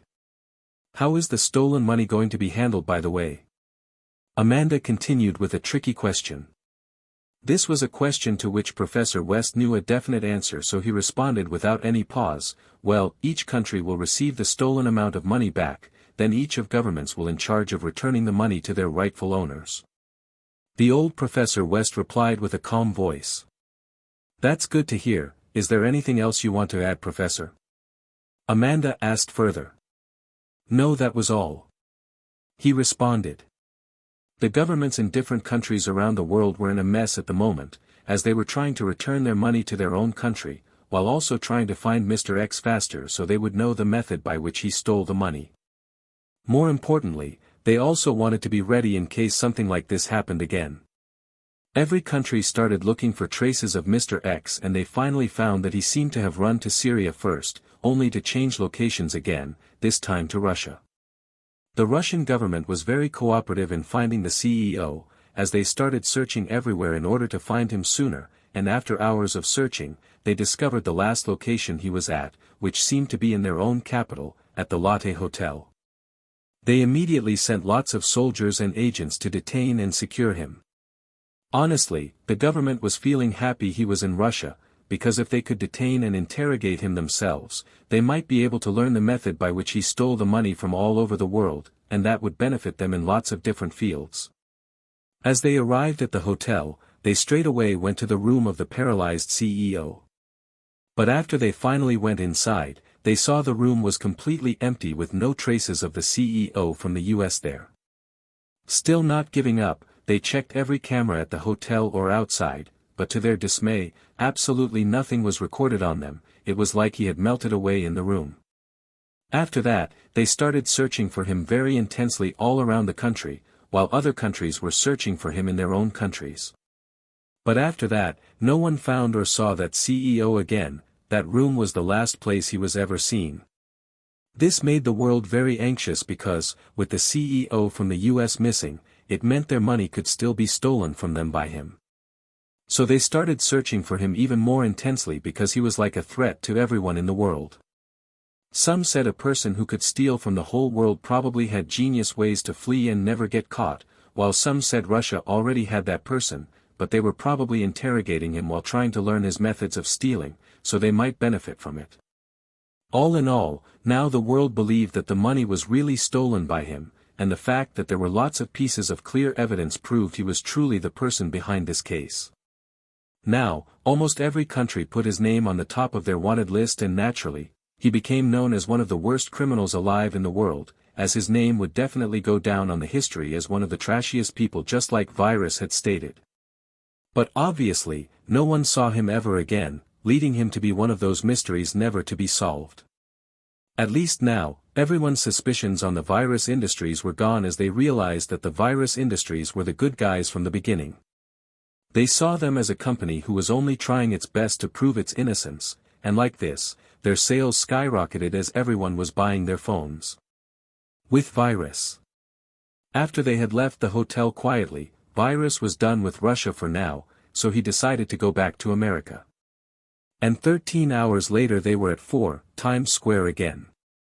Meanwhile, the legal Ugly had left while Virus had asked the CEO Ugly to remain as he had orders to pass over. The Golden Beauty too was present beside her master, sitting at her usual spot, at that left side of her master on the couch. Okay, now that the phone industry is dealt with, let's enter some other industries. But before that, about the automotive industry, note that I'm going to send you a few more advanced blueprints of some cars and some other motor vehicles. In conclusion, remember that I'm going to speed up the process of dominating the economic world from now on. Virus stated calmly. Virus continued, but if we are going to enter more industries all at once we need lots of capital, so our first one industry we enter should be a field that would grant us with lots of profit and solve the problem of capital immediately. And for that, we need something that everyone would buy, something that everyone is forced to buy to be exact. Virus said, but as the CEO Ugly saw his eyes at this moment, he didn't know why, but he could feel some cruelty in them. Okay, the industry we're going to enter is. 2 days later. Virus was sitting on his couch alone as he thought, it's not entertaining enough to play with those monkeys anymore. I mean, what's the fun in playing them when they have lost everything? They are already at the bottom, it just feels like a waste of my time. In the meantime, with the imprisoned CEOs of the allied phone companies. Some of them had already regretted what they had done, while most of them were still gritting their teeth in hate. Among those CEOs who was regretting and despairing at their decision of going against the virus industries, some were recovering from their despair, but the more they realized the situation they're in, the more they realized they had nothing to lose anymore, so some of them even started planning to harm the virus industries in any way they could, small or big.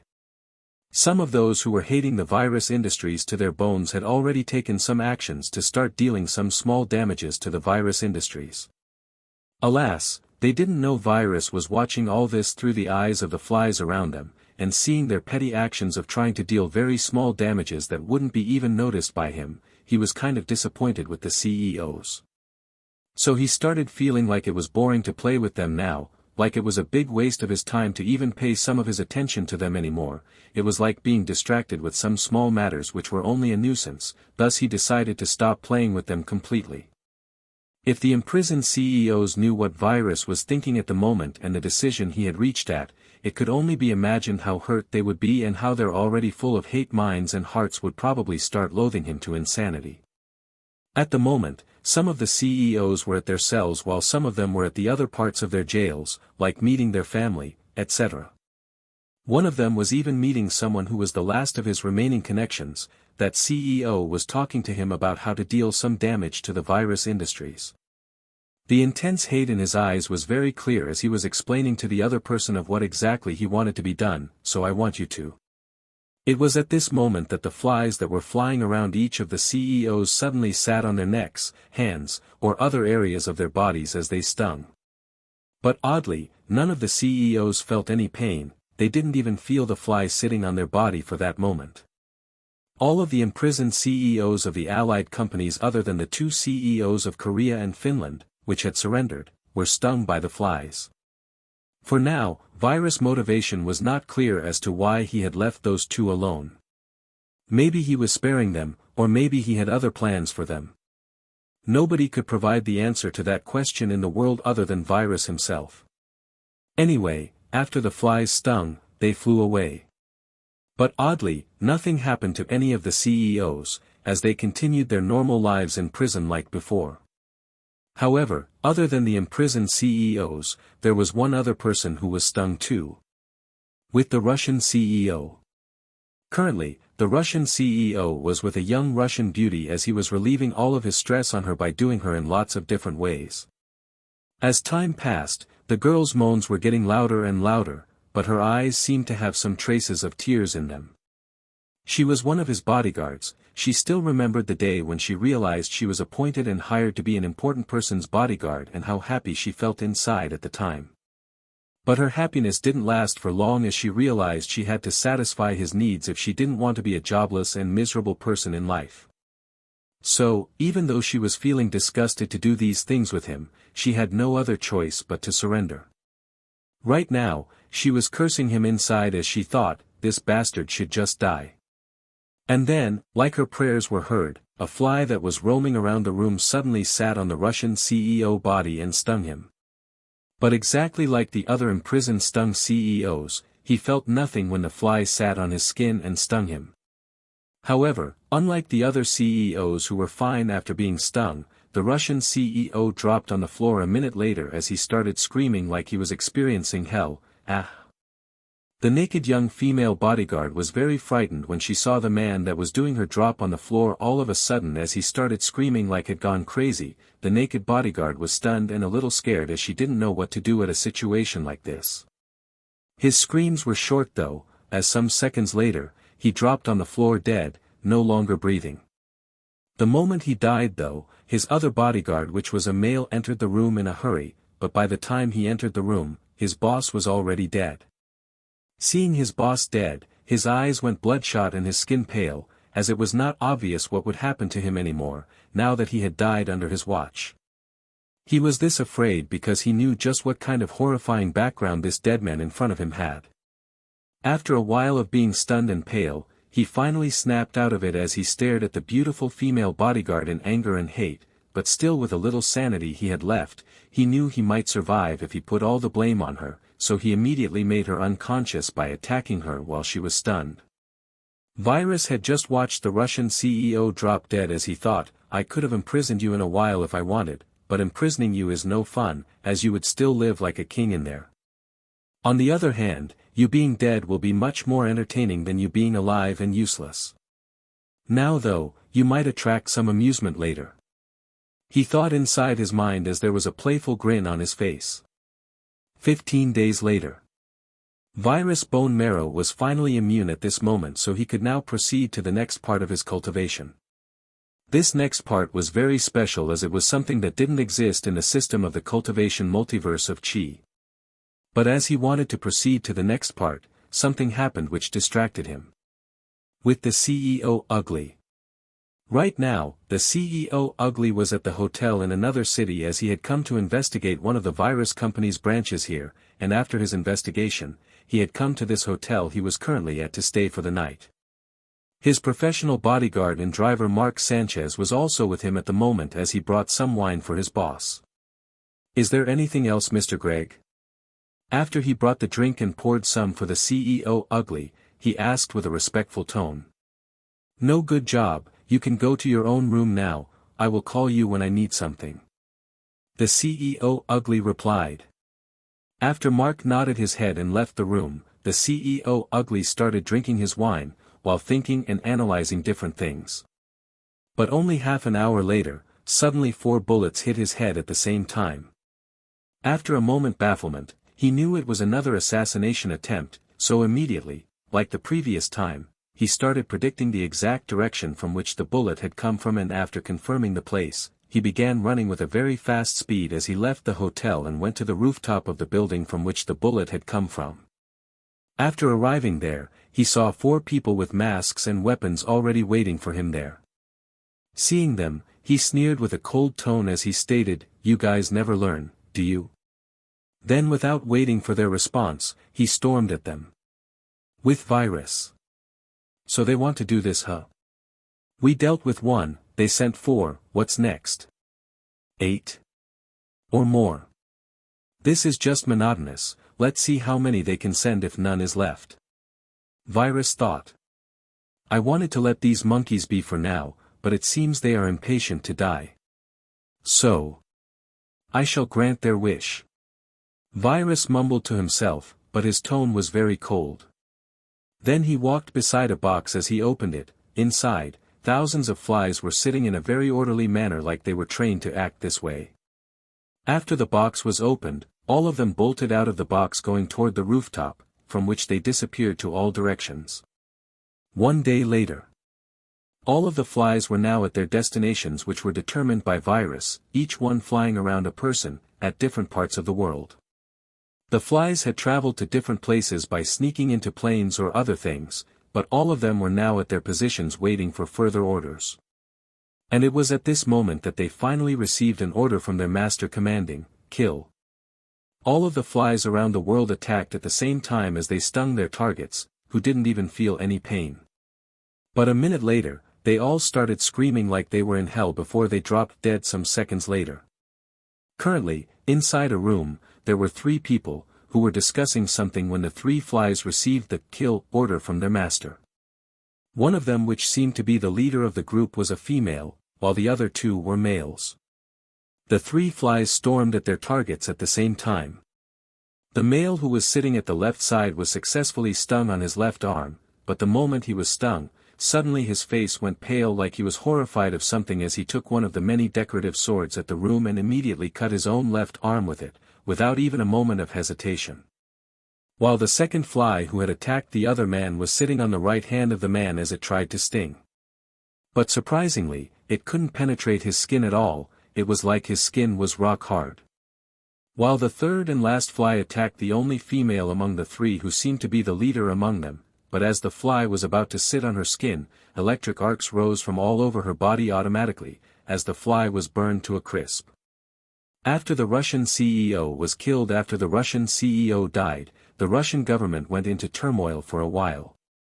At first, they thought it was the female bodyguard that had killed the Russian CEO, but after torturing her for countless hours by lots of cruel methods, they were sure the bodyguard was not behind this.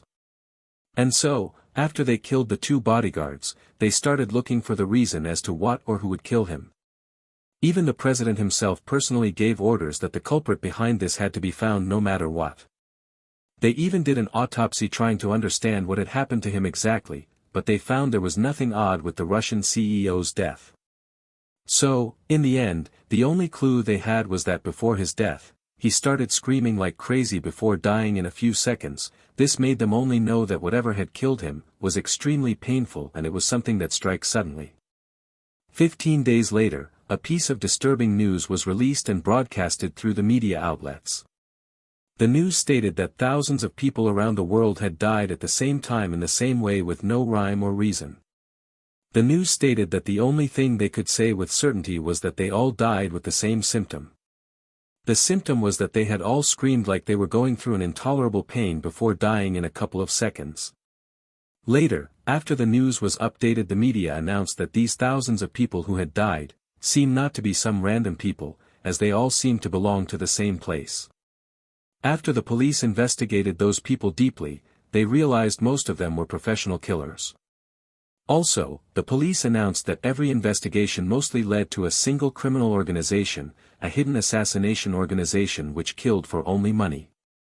The police couldn't find the reason as to why they had died, as nothing strange was found in their autopsy, so they could only guess that they might have provoked another criminal organization leading to their massacre, probably by a poison that cannot be detected from the body. The world was truly disturbed by hearing the news, but they didn't feel much pity for them, as they thought they were only murderers and that the world would be better off without them. When the news spread to Russia, a wave washed over the Russian government, because they had seen another death just like this one. It was the death of their beloved Russian CEO. Everyone was interested in the news as they wanted to know more, but that was it, they only wanted to sate their curiosity. The Russian government though wanted to know who was behind this matter because they wanted revenge. Seeing thousands of people die just like how their Russian CEO had died, they finally knew where to look for his killer. So the first thing they started doing was to investigate this assassination organization by every source they had. And after investigating this organization, they started looking for the remaining members of that organization to ask who they had offended to lead to their massacre, as the person or group that had massacred them was definitely behind or related to the death of their beloved CEO. Alas, to their dismay, it seemed all of them had died, as not even a single member could be found, but they found a useful tip from a criminal organization source that the leader of that organization seemed not to be among the found dead people, and so it was suspected that the leader was alive. After Russia got to know the leader's portrait and everything related to her, they started looking, in order to find her and ask who was behind this massacre. This kind of hidden power that could kill thousands of people honestly scared lots of powers and even the common people. The governments were astounded by this incident because even they couldn't kill thousands of people at the same time and go unnoticed. Meanwhile, with Ella currently, Ella had just left her last class, but unlike most of the times, she was alone. Neither of her best friends such as Jessica, Grace, and Faith was with her, as they had all gotten another class which they attended, but Ella couldn't choose that class due to some family-related reasons. So right now, she had walked out of the campus and was on her way home. But as she was walking, she suddenly noticed Virus was on the line of her communication device. Immediately answering, she responded, while there was a bright smile on her face, "AI, you called." Virus' voice came directly into her mind as he replied with a grin, "Of course I called, my beautiful Ella, how can I not, when I have such a beautiful girlfriend waiting for my call, huh? Because that would be an unforgivable sin, wouldn't you agree?" Listening to Virus' words made Ella feel sweet inside as she became very happy. It's been days since they had met and she was honestly missing him. But suddenly there was a silence as Ella didn't know what to say. This made her heart beat faster, so without much thought, she asked, "So, how is everything, my AI?" But after she said that, she suddenly realized her mistake of saying, "my AI." She made this mistake by unconsciously imitating Virus, who always called her, "my beautiful Ella," and now this mistake made her face turn red with embarrassment. Even though lots of time had passed since they started dating, she hadn't seen him much, which made her still not totally comfortable around Virus. When she is around Virus or even talking to him, she still loses herself after all these times as her heart starts beating like crazy, leading her to be unable to think clearly and be herself. "Ha ha ha, your AI is doing fine, my beautiful Ella." Virus answered back with a teasing tone, knowing she was blushing at the moment. St, stop teasing me. What's wrong with calling my boyfriend mine? Why did you call me anyway? Listening to his voice which seemed to be teasing her, she was even more embarrassed, as she tried to change the subject. I'm just kidding, you are free to call me whatever you want, my belle. I called to tell you that the date I promised you, I'll take you to it soon. Virus replied with a laugh. Ella was delighted as she became cheerful hearing Virus' words, so she asked back, really? When? 2 days before the massacre of the thousands of assassins, there was an assassination organization called Heaven in the world which few people were aware of its existence. This organization was considered to be one of the top 10 assassination organizations in the world. The reason for that was because they were big enough and had thousands of assassins to be called an organization, with lots of them being top-notch assassins. But other than having top-notch assassins and lots of members, there was another reason as to why they came to be known as one of the top 10 assassin organizations in the world, and that reason was because of a special rule they had. That rule stated if they accept a case of assassination, they would definitely accomplish it and won't stop until their target was eliminated and dead. This rule meant that if they send an assassin to eliminate the target but failed, the next time they would send stronger and more assassins until their goal was accomplished. This was their promise to their clients, and so a big part of their reputation was founded based on this rule. This assassin organization was also the organization which Mr. X, the CEO from the US, had hired to kill the CEO Ugly. Now, even though Mr. X went missing and was considered to be the one behind the ghost theft, the organization honestly didn't care much about it. What they cared about was their reputation, which would be endangered if they didn't accomplish the mission that was tasked to them. They had previously sent one of their somehow elite assassins for the job, but oddly their target was still alive and kicking while their assassin went missing. The higher-ups of the organization at first thought maybe that assassin will come back, but it's been days since he went missing and they were now certain that something had happened to their assassin. Right now, the leader of the Heaven Assassination Organization was in a dark room talking with her right-hand and left-hand men. This woman was the leader of the Heaven Assassination Organization. She was called Electro by others in the organization, but almost no one knew why she was called that. And about her true name, she had only told that to her right-hand and left-hand men personally. Her name was Gianna Nova. She had started out from almost nothing with no parents. Her true origin was unknown, as her parents seemed to have abandoned her in front of an orphanage when she was just a kid. So from that moment on, she became an abandoned orphan girl with few friends, who was always bothered and hurt by other kids at the orphanage. She had pitch black eyes with black hair. All in all, her features were above average, but she was considered a beauty by a lot of people.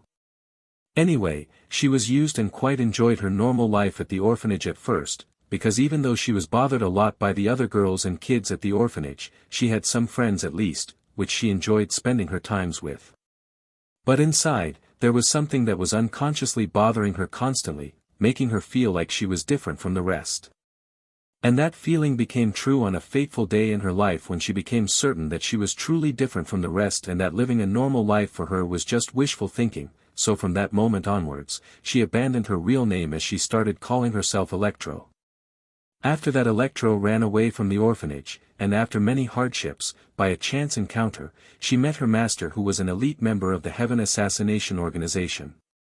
He accepted her as his disciple after witnessing her specialness in an accidental coincidence, and just like that, she was thrown at the assassination world, a world where you had to kill if you wanted to live and have a better life. Also, it was a life you could never quit. At first, she was very bad at assassinating and quite unwilling to kill, but her mindset started changing the more she saw the cruel world of assassination. But soon, with her advantage over the others, she started to improve by leaps and bounds in a rather short period of time as she started to surpass others. She even reached a point where she could kill with only a simple touch. And now, after many years, she had climbed all of the stairs of the Heaven Assassin Organization and became their highest leader. Just a while ago, she received the news that one of her assassins had gone missing on a mission for days now, as his target was still alive too. So currently, she was having a meeting with her right-hand and left-hand men, whose positions were only behind her at the organization. So according to the report, that elite assassin was not someone who would run away from the life of being an assassin, right?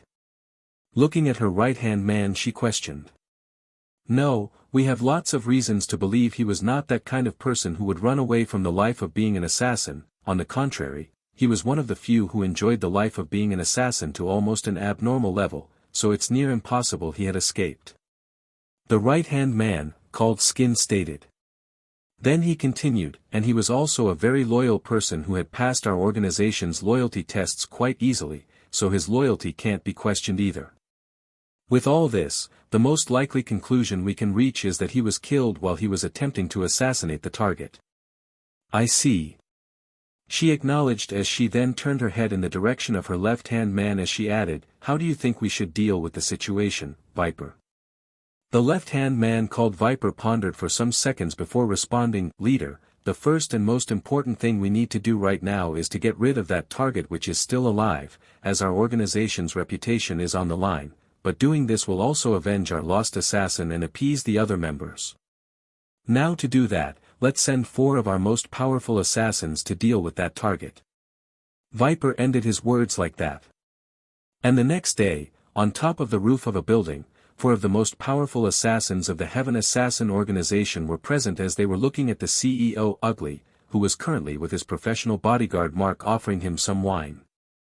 A little while later, after their target's bodyguard left, they finally sniped their target. They thought the bullets had hit their target's head, straight to his brain. But to their horror and shock, after remaining unmoved for a moment, their target turned around toward the window as he directly stared at them. Seeing how he was directly looking at them sent shivers down the 4 assassins' spines. But thinking someone who was shot 4 times in the brain couldn't possibly be alive, they assumed the bullets must have missed, or maybe they had miscalculated the glass hardness or the wind that was blowing. Next, the 4 witnessed another astonishing scene. They saw their target start running outside his hotel room at an extremely fast speed as he was almost a blur. They obviously could feel he was coming for them, so they quickly got ready as 2 of them equipped their machine guns while another picked up his handgun, but the final one was different as he picked up a katana. A moment later, to their disbelief of how quick he was, the CEO Ugly appeared before them as he sneered with a cold tone stating, you guys never learn, do you? Then without waiting for them to reply, he attacked, first going toward the man with the katana. The man tried to cut down the CEO Ugly's head with a strange technique.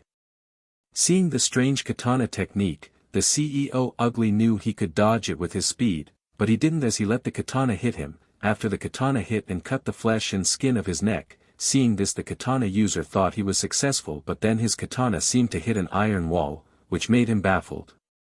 But without waiting for even a second more for him to come out of his bafflement, the CEO Ugly grabbed the katana that was at his neck from his enemy's hand.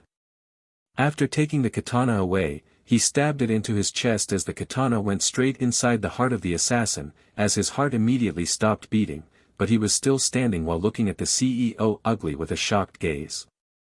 A moment later he fell on the floor and died as his heart was bleeding. The other 3 remaining assassins who were looking until now thought the katana user would win, but they were shocked into being speechless seeing the situation completely turn 180 degrees around in a moment. Then they realized, not only was he extremely fast, it seemed his body was extremely hard too. Without waiting for even a second more to try to understand what exactly was going on here, the 3 started shooting at the CEO Ugly all at once, as lots of their bullets immediately hit the CEO Ugly in the head, eyes, and other parts of the body, making the 3 assassins feel relieved for a second that this time he were sure the bullets had hit their target. But the next moment, to their absolute horror, all of the bullets started dropping down on the floor as their target was strangely still standing. But without waiting to see their reaction, the CEO Ugly stormed at them as he stabbed one heart after the other, and just like this, all 3 assassins had a hole inside their hearts just like the one the katana user assassin had. After they were all dead, he incinerated them as he walked back to the hotel normally like nothing had happened at all, though he changed his room and then started drinking some wine again. After the flies attacked the 3 leaders of Heaven Assassin Organization, watching every one of the Heaven Assassin Organization die, except 3 of its highest leaders, Virus thought, interesting, it seems I've underestimated them, they were one of those people. After that, he no longer paid them any attention for the moment as he focused all of it on the next thing he was going to do. Right now, he was standing beside the glass windows while looking out at the city under him. A while later, he decided to do what he has been delaying since yesterday, so turning around, he looked at the golden beauty who was sitting on the couch currently, watching a movie on the television. Even though he didn't want to interrupt her watching the television, every second was important to him, so he began, "My lil' Belle, help me with the next level of my purifying stage." Suddenly hearing her master talk, her attention was drawn back from the television immediately as she happily stood up. She thought she was the happiest when she was helping her master with something. So she agreed immediately and replied back, "Okay, master, what do you want me to do?" "Well, I need you to help me with making the liquid first and then keep watch while I'm inside the WRD. Virus explained. After the golden beauty happily nodded her head, first they went beside the MDA as the golden beauty placed the materials Virus told her to put at specific entries, then after its commands were given, it started working by itself when finally a sign appeared above the 3D screen of the MDA.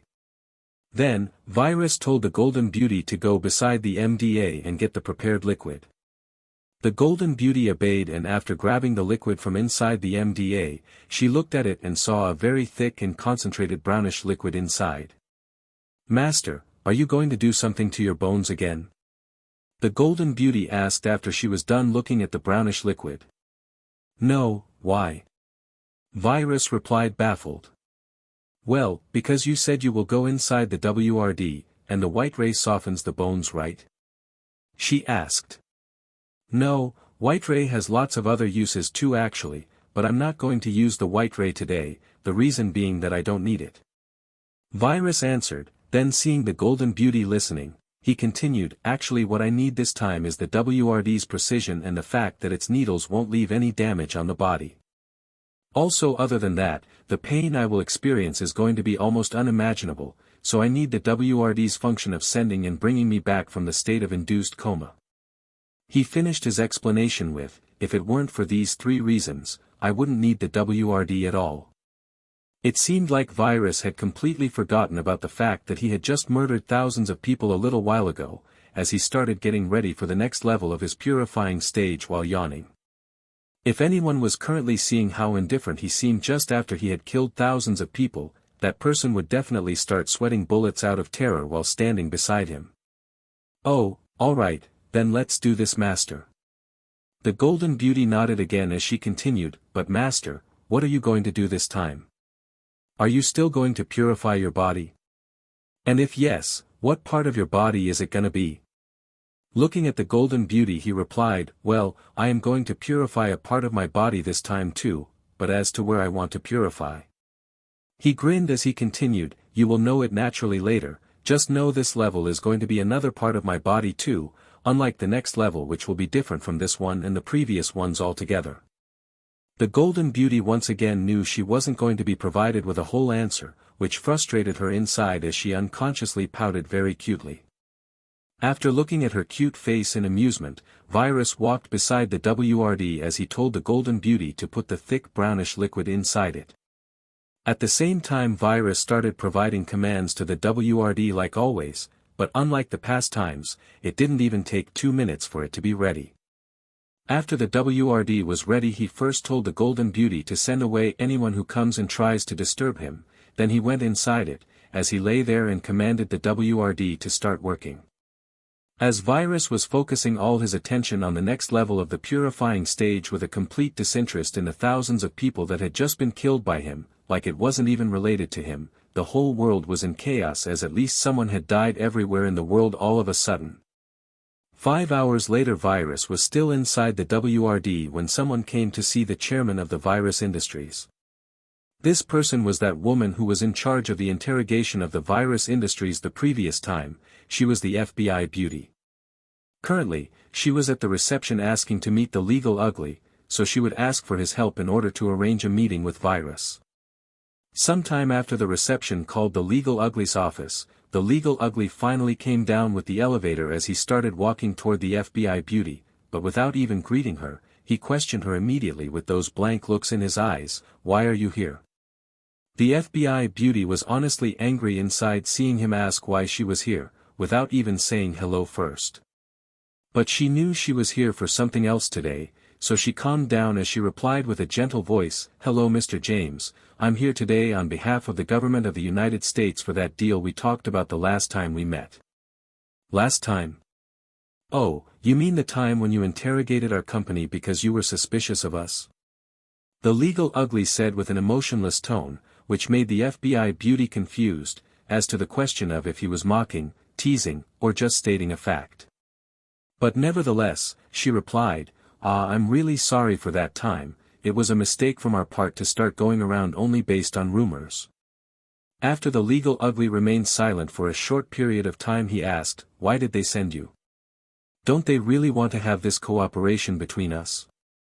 The FBI beauty got really upset listening to his words as she thought inside, what's wrong with me being the one to come? She really felt like crying when she heard this, but still keeping that brave face of hers she answered back by saying, "Well, the government sent me because I've already been in contact with your company, so they thought the wisest decision would be to send me, and thus here I am. But if you are not satisfied with me in any way, you can totally tell me so I would tell the higher-ups that you requested the agent to be changed." After listening to her words, with a completely indifferent tone, the legal ugly responded, "It doesn't really matter to me who the agent is or who is in charge of this, it's the chairman who will decide if you are good enough to be the bridge between our cooperation or not, or even if he wants to have a cooperation between the United States and his company at all." "Oh, can I please meet the chairman then?" the FBI beauty asked with quizzical eyes. "Well, I don't know the answer to that question either, as I don't know if the chairman would be willing to meet at all, but I will go and check if he's willing to meet, wait here." The legal ugly stated as he turned around leaving to the highest floor of 4 Times Square, and 5 minutes later he was there. But when he arrived at the highest floor, as the elevator's door opened, he was about to go and find his master when a sword appeared on his neck all of a sudden, as he heard a cold voice commanding him, "Go away, master can't meet with anyone right now, not even you." Having a sword at his neck, the legal ugly's eyes still had that blank stare in them as he calmly replied, "Oh, okay." Then he turned around and left the floor. Seeing this, the golden beauty didn't know why, but she felt disappointed inside as he just left without even trying. He didn't even try to relay the message before leaving, because he believed there was nothing his master wasn't aware of, and the act of him coming all the way here was only because he knew his master enjoyed living like a normal human being, although on the contrary, he seemed to quite dislike most of them for some reason. After leaving the highest floor, he went to the reception where the FBI beauty was still waiting as he lay his blank eyes on her and spoke, "The chairman is currently busy and can't meet anyone, please come back at another time." Listening to his words, she had a strange smile on her face as she mumbled something while looking down. But then she looked straight into the legal ugly's eyes as she spoke, "I see, but didn't your boss arrange a time at which we could come back and have a meeting?" "No, you need to come back at another time to see what happens, you might meet the chairman then or you might not at all." Still monotonous, the legal ugly replied. "Oh okay, then I will come back at another time, so I shall take my leave." The FBI beauty stated with her eyebrows drawn together as she turned around and left.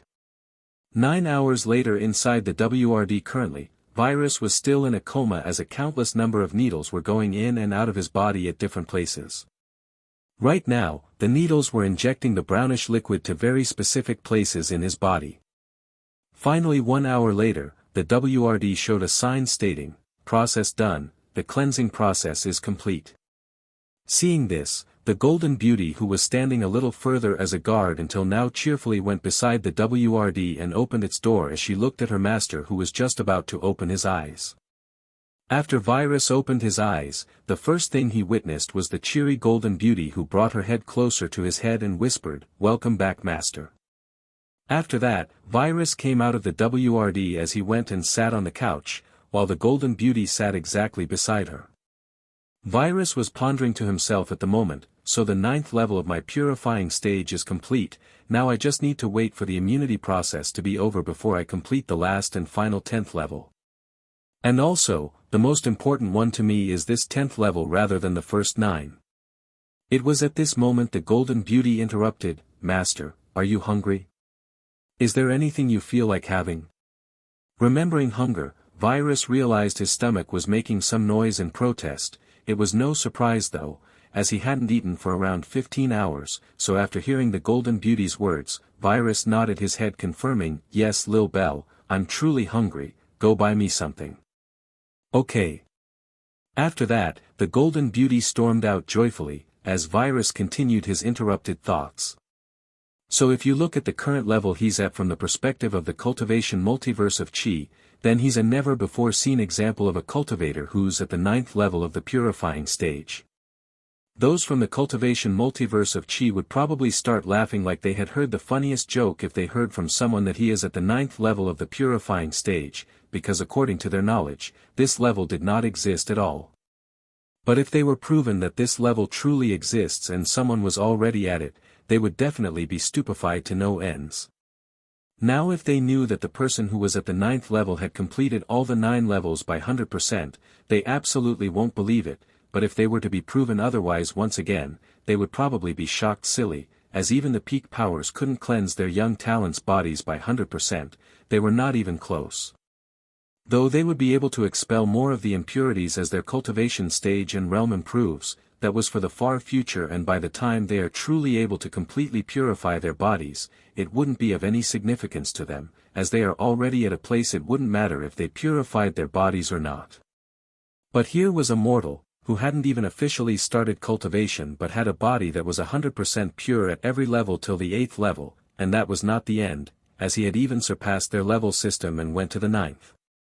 Now if you talk about letting them know that there was even a 10th level, their reaction can't even be imagined, as it's not clear how they would react or what they would do. But, even though these 9th and 10th levels of the purifying stage didn't exist in the Cultivation multiverse of Chi and would be seen as impossible, that can't even exist, it was almost a common knowledge and thing in his past world, 1.49 million years in the future. There, almost anyone could achieve the 10th level of the purifying stage.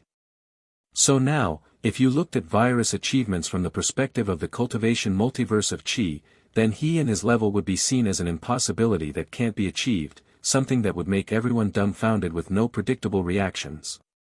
But if he tells his achievements to someone from his past world, they would definitely not feel anything about it and just think of it as something completely natural, but they might sneer at him for saying it out loud like it was something to be proud of. Virus was finished with his thoughts for a while now, sitting on the couch hungrily thinking why she was late without checking to see where she actually was.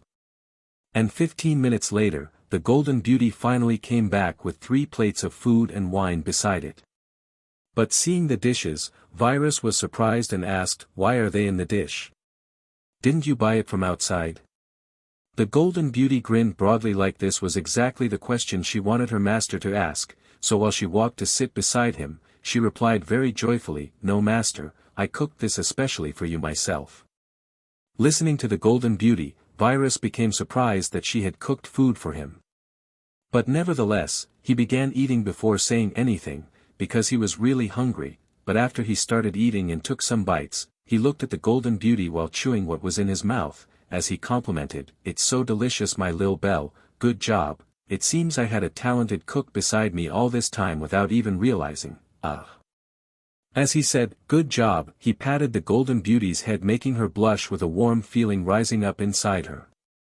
With this, the Golden Beauty was determined to cook a lot for him from now on, because she loved to be complimented by his master.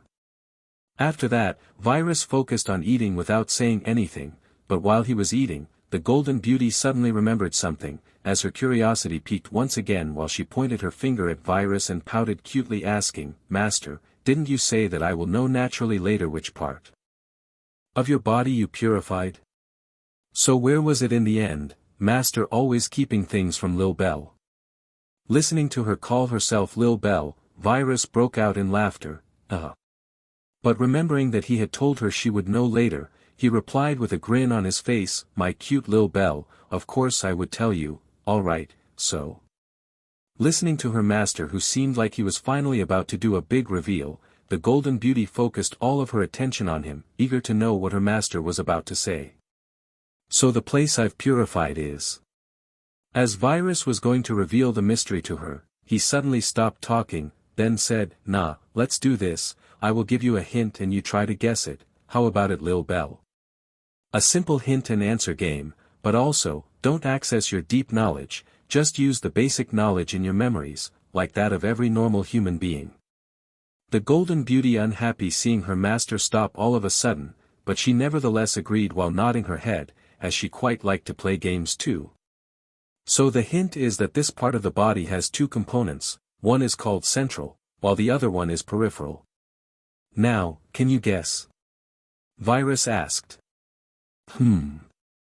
Listening to Virus' words, the Golden Beauty started thinking, as she seemed to be trying really hard to figure out what part it was, but as she had temporarily locked most of her knowledge in other areas that made her abnormally smart, it was very hard for her to figure out what her master meant.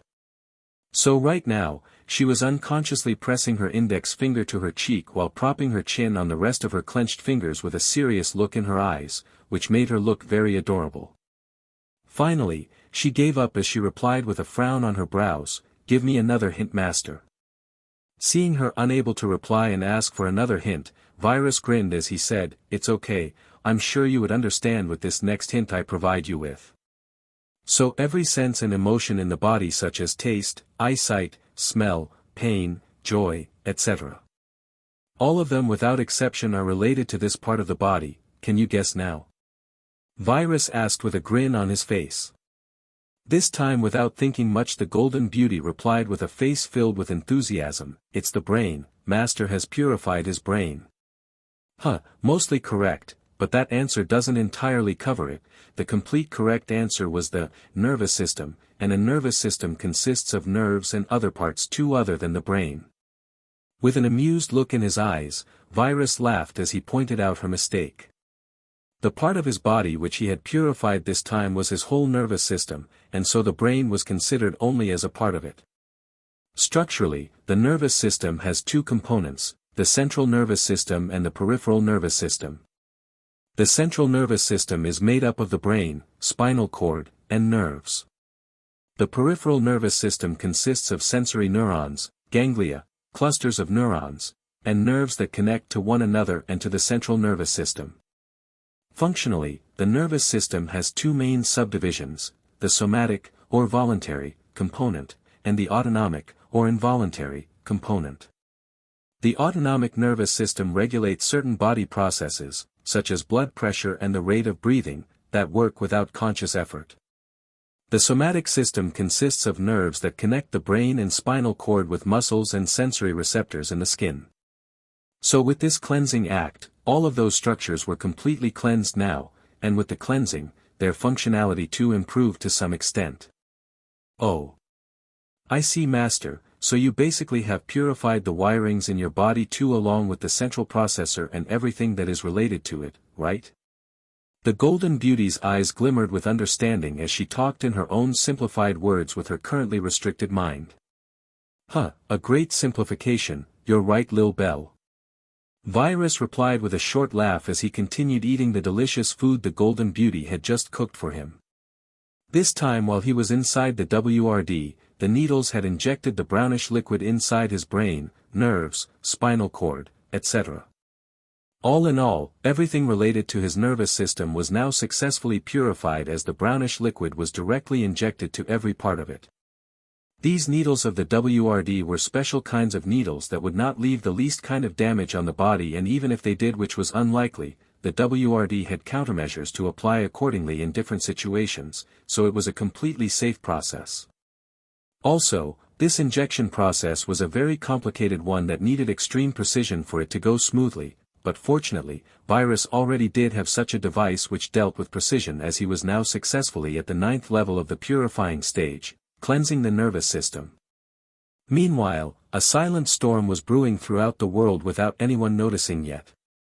18 days ago, after Virus had come back from Russia, with the CEO Ugly had just left the highest floor of 4 Times Square after receiving Virus orders which commanded him to make everything ready for entering into a specific industry, which would bring them such a monstrous amount of capital in a short period of time, that would be able to support them for entering into lots of other industries all at once. Other than giving him the orders of the things he was required to do, Virus also told him some details of the plan which he had in mind. Now, the first thing he had to do, for that plan of gathering the capital, which would be needed for simultaneously entering into a lot of industries all at once, was to take a short trip to somewhere. After coming down from the highest, he saw his bodyguard Mark Sanchez waiting for him in front of the elevator. The moment Mark had received the news that his boss had come back, he immediately returned to work, because he knew with how busy his boss was, he would be needed all the times. Mark always thought in amazement of how could his boss be able to do so many things at the same time. He ran lots of companies all at once, while he would remember and analyze everything at the same time too. He had witnessed him predict most of the things that would happen or could happen in the business world, as he was always ready for them far before it even happened. He was always tens of steps ahead of other rival companies or enemies in the industry. Mark didn't know how a human being would be able to do all these things together. He even sometimes doubted his boss was no human being at all. Another amazing thing Mark had seen was that he never saw him glance at something more than once. For example, when the CEO Ugly looked at a contract of buying some materials or other things like that, he would only take one glance at those papers and then never look back again, but still, he would be able to talk about it over the phone with such fluency, like he had read it thousands of times and memorized it line by line with the greatest of details. Seeing his boss in front of him, the first thing he did was to welcome him. "Welcome back, Mr. Gregg." "Thank you, Mark, I see you came very quickly." The CEO Ugly thanked him. "Yes boss, where shall we go now?" Mark questioned. Going out of the elevator, the CEO Ugly started walking in the huge hall of the ground floor with his bodyguard Mark following him closely behind. The ground floor was very crowded now, as the virus industries had gotten very big with lots of customers. The employees, visitors, or the big customers immediately recognized the CEO Ugly as their attention was drawn to him, and the moment they saw him, their eyes started shining in adoration like they had seen their greatest idol and role model in life. However, all of them were also sighing inside, thinking about how could such a great and magnificent person be so ugly. But nevertheless, that thought didn't lessen any of the feelings of worship and adoration they had for him, because the reason why they adored him in the first place was genuinely for his capabilities as a CEO rather than how he looked. The CEO Ugly was already automatically recognized as one of the great CEOs because he was the CEO of a company who was unknown at first but became one of the greatest in a very short period of time. Even lots of magazines had already printed his ugly face on their covers, but oddly, they all experienced a small decrease in sales on those specific magazines. "Where shall we go, huh?" The CEO Ugly mumbled as he was walking after hearing what Mark had asked. Then he informed Mark, "I need to go on a short trip again, but this time too, you are not needed, so you just need to drop me off at the airport. Also, make a call for the private jet to be prepared until we arrive there." Mark was surprised listening to his boss' words. He had just left to a trip without him, now he was leaving for another one, but nevertheless, he made the call while escorting him to the car. While they were on the way to the airport, the CEO Ugly inquired, "So how is your little daughter, is she fine now?" Mark was moved inside hearing this question, because he had only told the CEO Ugly casually that his daughter was currently sick and how he could use the time while his boss was away on the trip to Russia to be with his daughter.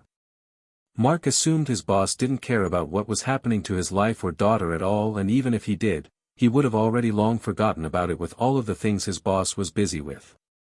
But it seemed he was wrong and he still remembered, so he thanked him sincerely. "Thank you for asking, boss, she's a lot better now."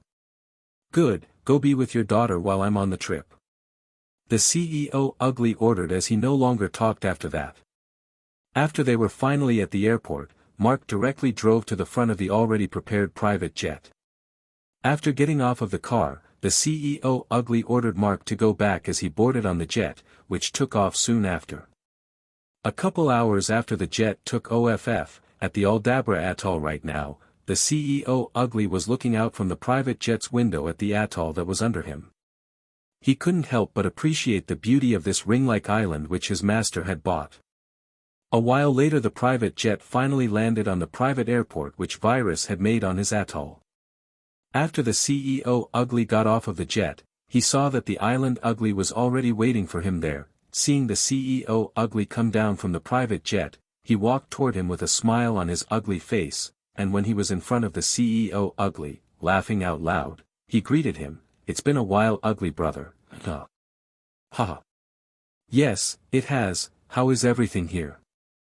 "Oh, and where is the security, Ugly?" the CEO Ugly asked. "Well, I'm very busy with everything. Master gives a large number of tasks for me to complete, and about the other Ugly brother, he usually likes to walk around the atoll at this time of the day, so maybe you will meet him later," stated the Island Ugly with a grin on his face. Since the day Virus had separated the duties which were done by each of the 4 Uglies, they were all busy with specific jobs that Virus had granted them. The Island Ugly was placed in charge of everything on the atoll, such as creating different blueprints, managing the workers, planning, dividing the responsibilities, etc. "I see, I'm the same as you, very busy with the company and the tasks Master gives. Anyway, I've come all the way here to let you know of a special task Master wants you to finish in a short period of time." The CEO Ugly started talking, but he was interrupted in the middle. "Wait, now that you've come all the way here, let's not just stay here, we will talk as we walk, and in the meantime, I'll also show you around. Is that good for you?" the Island Ugly offered. The CEO Ugly was honestly curious about the things that were being done on the island too, so he accepted. "Okay, let's talk while you show me around then, I'm actually also pretty curious about what's happening on this island." After that, they got on an SUV car that was already there as the Island Ugly started driving toward a somehow big building at the distance, and a while later, they arrived before its entry.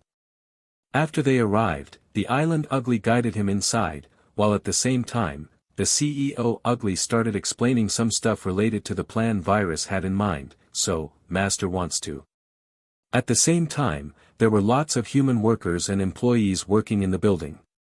As the CEO Ugly was explaining and the Island Ugly was listening, they arrived in front of an elevator. Watching the Island Ugly stop in front of the elevator and enter, the CEO Ugly questioned, "Are we gonna go to a higher floor?" "Ha ha ha, just get in, you will know soon," the Island Ugly replied with a mysterious laugh. After that, the Island Ugly talked to the air, saying something in the futuristic language when a scanning light appeared for a moment. After the scan was done, the elevator started moving by itself. It was a full see-through glass elevator, so they could see outside easily. Feeling the elevator move, the CEO Ugly started talking. "So for the plan to work, we need a large number of an advanced tech, and if I want to talk about the plan in more details, what?" But as he was explaining, he suddenly stopped, dumbfounded by what he saw in front of him. He saw a world outside the see-through glass elevator, as right now there was an endless underground world in front of him, which the CEO Ugly suspected was as big as the island itself. "Ha ha ha, a wonderful reaction. Well, welcome to the first floor," the Island Ugly announced. "What's this place? How could this place even exist?"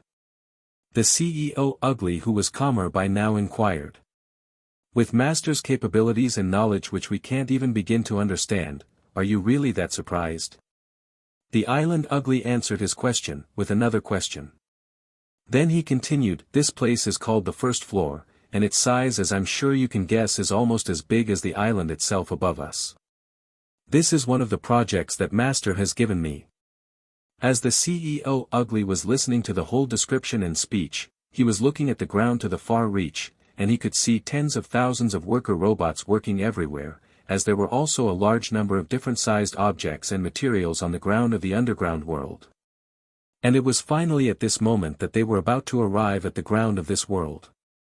But as he was thinking they would stop on the ground there, the elevator kept going down, and soon they entered the ground once again. But then, after a thick earth layer was passed, to the CEO Ugly's amazement, another underground world appeared. The Island Ugly, who was explaining some things to the CEO Ugly while looking at his face, laughed again at his face, which was kind of surprised again. "Ha ha ha, Ugly brother, I can't get enough of this flabbergasted face of yours. Anyway, welcome to the second floor." At this floor too, there were tens of thousands of worker robots working. Seeing these many robots, the CEO Ugly asked, "Are those robots, the worker robots which we only made a dozen or so? How did they increase so much?" Yes, it's those robots, but they are much more now, haha. As you know, they increase very quickly by making more of themselves very quickly, so after a while of letting them reproduce themselves, I realized there were too many of them. The Island Ugly said. I see, there seem to be lots of different sized objects and materials on each floor too. I witnessed some technologies, but I have no idea what they are. They must be some amazing out of this world things, right? After listening to him, the CEO Ugly inquired with interest. The Island Ugly's face turned more serious promptly when he heard this question, as he replied after a short pause, well, I think they are spectacular personally, but according to what I heard from Master, they are only the lowest ranked machinery and mechanizations. You see, Master talks to me directly sometimes, and he told me there are ranks and classifications to the machines and things alike, and most of the things we are capable of making at the moment are the lowest ranked ones among them. Listening to his response, the CEO Ugly thought it was incredible as he was really astonished inside. Anyway, we have other underground world floors like these too, and the lower we go the bigger they get, but that's not even the end, because we want to go even deeper as much as possible. This should be enough sightseeing for a day, let's go back. The Island Ugly stated as he pushed another button, which made the elevator stop for a second before it started moving up. Alright, now please explain more about Master's plan. Now that he had shown him around, the Island Ugly changed the topic. Okay, so if I want to be more detailed. The CEO Ugly continued his explanation again, as he was interrupted previously by everything he witnessed. I see, so Master wants to do that, huh? The Island Ugly mumbled after he had heard the description of their Master's plans. Well, yes, this is the easiest way for us to collect the most capital at the shortest period of time, replied the CEO Ugly. And, what does Master want me to make? The Island Ugly questioned. The CEO Ugly took out a USB flash drive from inside his pocket, giving it to the Island Ugly as he explained, there are 2 blueprints inside this, they are the ones we need for the plan to work. Taking the USB flash drive from his hands, the Island Ugly started looking at it. At first he thought why wouldn't his master just send him the blueprints and give the order directly, but remembering his master who seemed to like living like a normal person, he didn't continue with his thoughts. After a while he talked again with a shimmer of understanding in his eyes, I see, so Master wants to make these for it. So, I guess we will need lots of these devices then, am I correct, Ugly brother? Actually, we need only one from the second blueprint while we need a large number of the first one, but I'll tell you the exact number later. For now, start making the second blueprint because I need to take it with me when I leave. The CEO Ugly explained while looking into the Island Ugly's eyes. After that, they went to the highest floor of the building where they saw the Security Ugly waiting for them currently. When the CEO and Security Uglies saw one another, they started greeting each other with a smile on their faces. Now that the CEO Ugly had someone else to be by his side and accompany him, the Island Ugly immediately left to go and make the blueprint that the CEO Ugly needed to take with himself. The Security Ugly's task on the atoll was to keep the whole island secure at all times and to eliminate anyone who was intruding it by any means. Currently, the Security and CEO Uglies were drinking the tea that the Security Ugly had made while talking about different topics and subjects. So, do people try to sneak into the atoll? The CEO Ugly questioned casually, wanting to talk about something. A lot. I don't even know how many intruders I've incinerated anymore, they just don't learn their lesson. Well, it's expected though, with the virus companies suddenly appearing out of nowhere with super advanced techs, now almost every country is curious about how we are doing it or what other advanced techs we might have hidden, they are especially curious about what's happening on this specific island. The Security Ugly explained. I see, well, that's to be expected. But, how do you realize when you have an intruder? The CEO Ugly inquired with a little curiosity. Oh, that, let me show you instead of explaining. As the Security Ugly said that, he took out something from his pocket. Then he brought his hand higher as he opened his palm. Inside his palm, there was a marble, and a moment after he opened his palm, a revolving 3D image of the whole atoll appeared above the marble. And that was not all, as there were also many floors like spaces under the island that got bigger the lower it got, which were obviously the underground worlds under the atoll. I always have the whole island on the palm of my hands. He stated with a grin, and it's not only that, I know everything that's going on to the tiniest of details. I can even know the location every ant on the island if I want, by filtering the search. The CEO Ugly was honestly amazed inside by how advanced the island security was after seeing the 3D image and listening to the island Ugly's words. Now, forget about me, let's talk about you. Tell me, how is it, being a famous CEO? You must be having a great deal of fun, right? Ah, if I knew that day that Master was going to give the CEO position, I would have volunteered to take the position. After putting back the marble in his pocket, the security Ugly opened his mouth again, with a little regret clear in his tone. The security Ugly was very bored being stuck on the island, with only the duty of keeping the island safe. He craved for more excitement in his life, and he wanted a way to escape from this monotonous life on the island.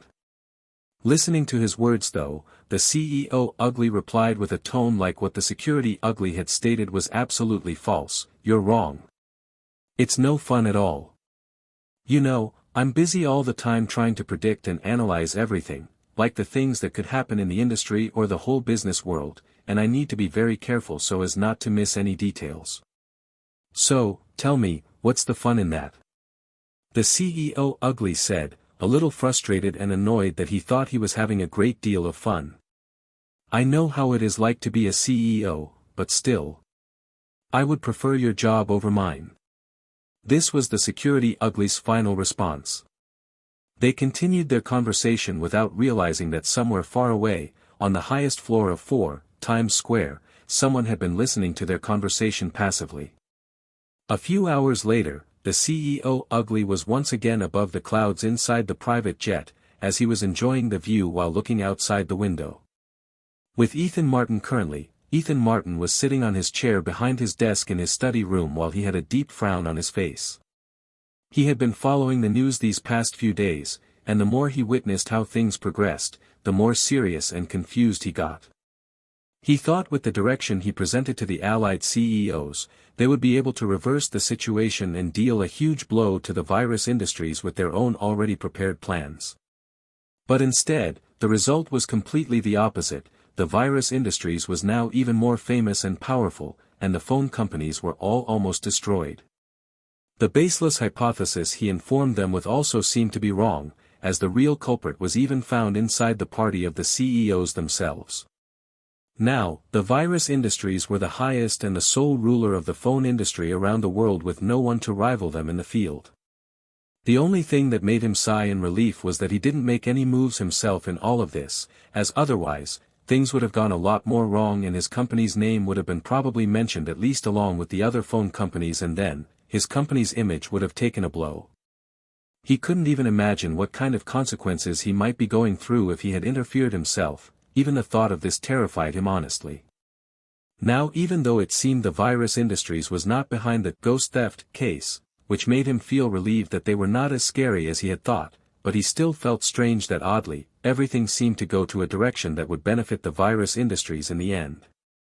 He even subconsciously thought that there seemed to be an invisible hand that was leading everything in a particular direction, that, at the end of the road, would benefit the virus industries mainly.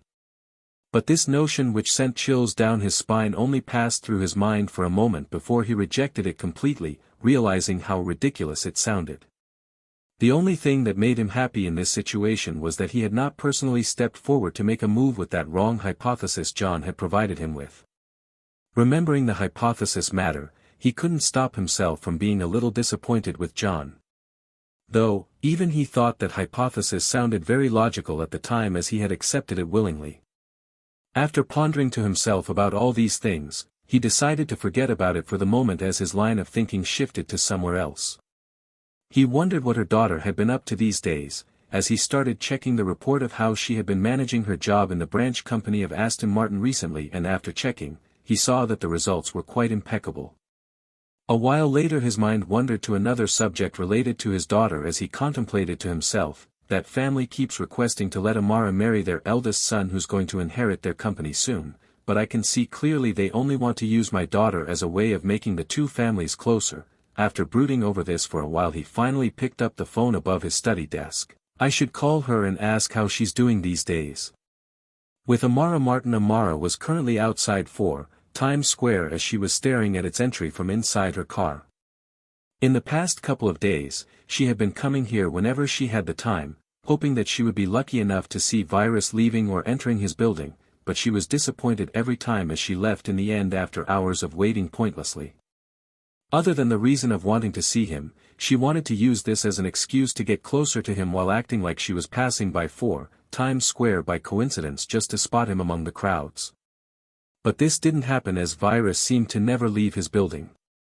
Now, as she was wondering maybe she should just come up with another way to coincidentally meet him, her phone rang, which brought her out of her reverie as she picked it up seeing it was his dad. "Hi Dad, what is it? Is there anything wrong?" "Hey daughter, am I only allowed to call my girl when there is something wrong? Can't this old man call you just because he misses you?" Ethan said with a sigh like he was wronged. "No Dad, I didn't mean it like that. It's just that you usually call when there's a matter related to the company, so I thought." Amara stated. "Sai, to be truthful, my reason for calling you was really to ask how you've been doing these days, but other than that, I wanted to ask your opinion another matter too." Ethan explained, with a tone of hesitation. Listening to his father's words made Amara a little surprised inside, but she replied nevertheless, "I'm fine Dad, thanks for asking, please tell me, I'll answer you to the best of my abilities." Hearing her response, Ethan Martin continued, "So, that family asked me again to let you marry their son, what do you think of?" But as he was talking, he was interrupted by her daughter who seemed to have completely lost her calm as she exclaimed in a louder voice, "Dad! I told you I don't want anything to do with them. And I told you I'm only gonna marry the man I truly come to love, and I already have someone I really like and probably love." As Amara had completely lost her calm at the moment thinking about that family, she just blurted out that she liked someone currently, because hearing her father talk about marrying her off to another family just for business matters and profit made her feel sick. After spilling the beans, she finally realized her mistake, but she knew it was already too late to try to conceal it from her father now, as he would naturally come to know by investigating it even if she didn't tell him the rest. She hadn't wanted to let her father know about this before she made sure Eisen was truly hers. But now, she had spilled the beans unintentionally on the spur of the moment. "Oh, is that so? Who is this lucky person who has stolen my daughter's heart? Please do tell father about it." After some seconds of silence, her father inquired, but his voice was obviously different than before. Amara felt frustrated inside listening to his father's words. She mainly didn't want to tell her father about this because she was sure her father would probably do something that would make the situation even worse. With Virus. Currently, Virus was at the highest floor of his 4 Times Square like always as he was eating food. But this food was no ordinary food, it was the second food the Golden Beauty had made for him personally, and Virus was thinking it was really delicious. Just as he was about to compliment the Golden Beauty, someone came to his floor. A day before, the FBI beauty had just left 4 Times Square as she was on her way back to report the matter to her boss. After she finally arrived at her destination, she straight away went to see her boss. Knocking on the door to her boss' office, she entered. Her boss was doing nothing at the moment as he seemed to be impatiently walking right and left inside his office waiting for the news his agent would bring back soon. Seeing the agent he was waiting for enter his office, before giving her a chance to talk, he questioned her, with impatience clear in his voice, "What happened?" The FBI beauty just replied back seeing how anxious her boss was, "Boss, I was rejected from meeting their chairman for the moment, they said he can't meet anyone currently, but I feel like they are playing hard to get." Her boss' face changed a little listening to her answer as he got a little angry. "This is outrageous. Who do they think they are to stall the country?" "Well, boss, calm down, they are businessmen after all, and all they look at is probably profit, so I was thinking maybe they are avoiding us to get better conditions later." The FBI beauty expressed, this was the conclusion she had reached after pondering a lot, while she was on her way back. Her boss seemed to calm down a little after hearing her words as he responded, "That's probably it. Anyway, I need to report this to the higher-ups. They are putting special importance on this matter as they believe the virus industries are hiding a lot more than they show on the surface, so they want to have this cooperation with them no matter what.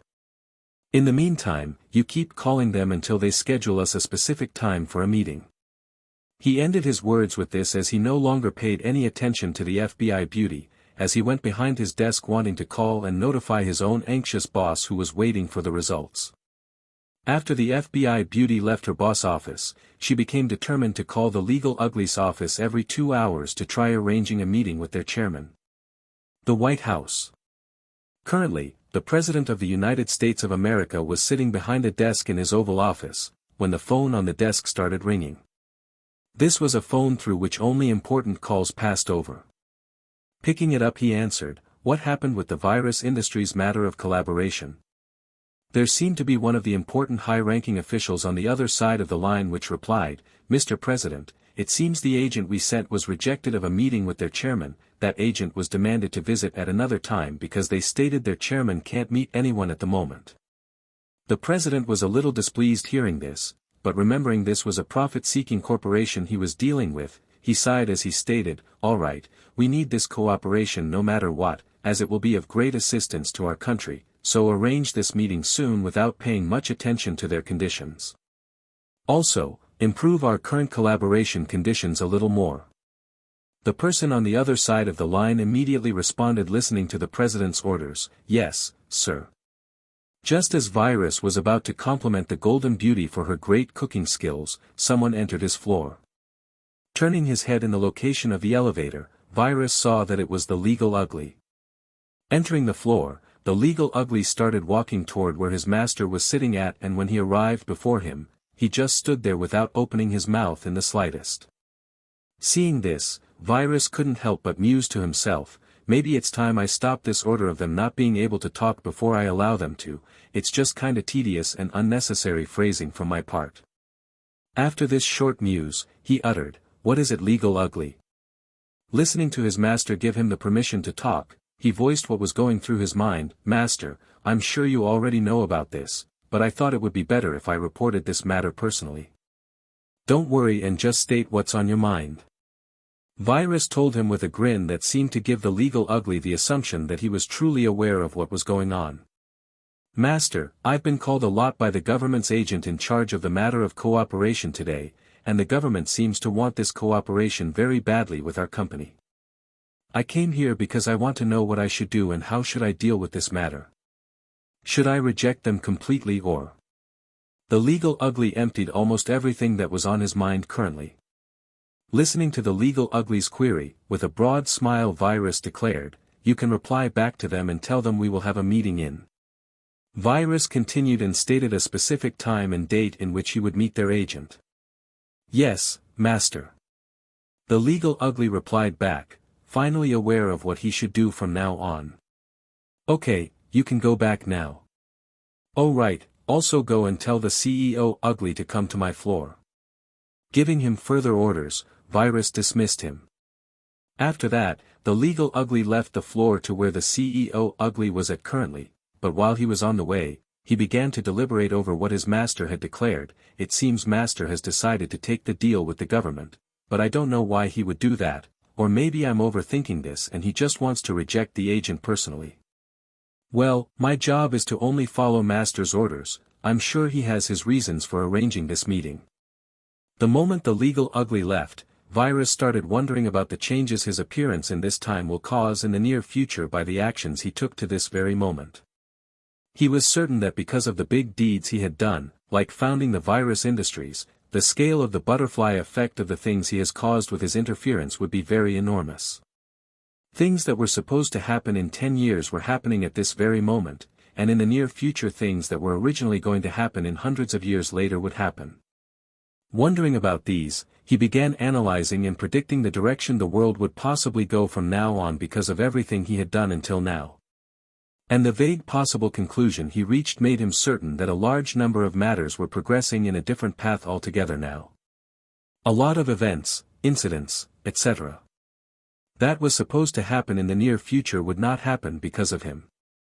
For example, people who were supposed to die in accidents or because of other reasons won't die now, while people who were supposed to live might also die. Currently, everything was changing, but this was not all, and from now on, the more the time progressed forward, the more different it would get from the future he was aware of. Just as he wanted to assess the situation from different perspectives and viewpoints, the sound of the elevator was heard, which let Virus know that the CEO Ugly had arrived. So coming out of his contemplation, he looked at the CEO Ugly who was now standing in front of him with a respectful look in his eyes. "How are the preparations progressing for the production of the new cars?" Virus questioned the CEO Ugly, opening his mouth. Listening to his master's query, the CEO Ugly replied, "Everything like the materials are already prepared, now the only things we need is the blueprints, so we could begin making the cars while doing the other necessary matters." Virus mused to himself after hearing the CEO Ugly's report, what cars should I release? Just jumping 1 or 2 years won't be any good, so I should release the cars that were going to be released in a couple of years later." A while after pondering to himself, he finally decided, so, the better cars that were introduced in 2017 should be good enough, yes. I should include most of the luxurious cars on the list too. Also, beside just cars, I should give the CEO Ugly some other automotive blueprints. After that, he finally stopped deliberating over it as he began declaring the orders. "Okay. I've sent you a set of blueprints, go do the necessary things and start producing them as fast as you can." "Yes, Master." The CEO Ugly replied in obedience as he was about to leave to accomplish the orders. But before he started walking, Virus opened his mouth again. "Oh, by the way, how is everything progressing with matters related to our starting capital?" While the CEO Ugly was on the way to the highest floor, he was actually expecting his master to have summoned him mainly for questioning him about this matter, so he had already thought of his answer. Therefore, without any pause, he immediately replied, "It's all progressing very well, Master, just like you've ordered. I've made that thing with the device I brought back from the island and I've already released it to the world." He continued, "Even though the world is still unaware of what's going on at the moment, they will definitely start realizing it one of these days, and the whole world shall." "I see, okay, you can go now." Knowing where this was going, Virus interrupted his words, just to dismiss him. Being dismissed, the CEO Ugly nodded his head in courtesy as he started walking out of the floor. But afterward, he directly went to the Legal Ugly's office and entered it after knocking on the door.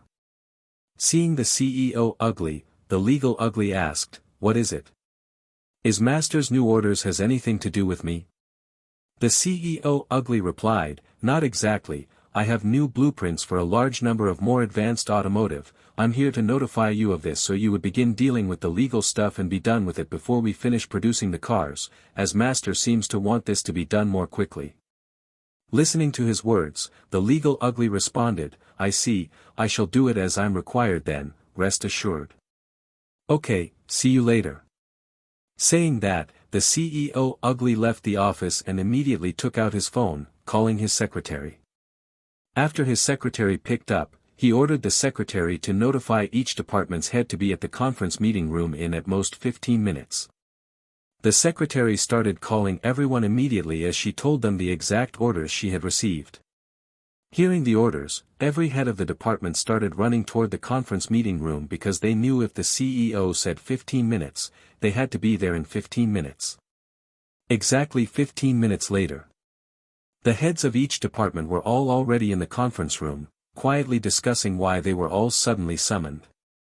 Some of them were in a meeting with their own department employees, while some of them were eating food at the cafeteria, and one of them was even in the toilet relieving himself when they all received the calls.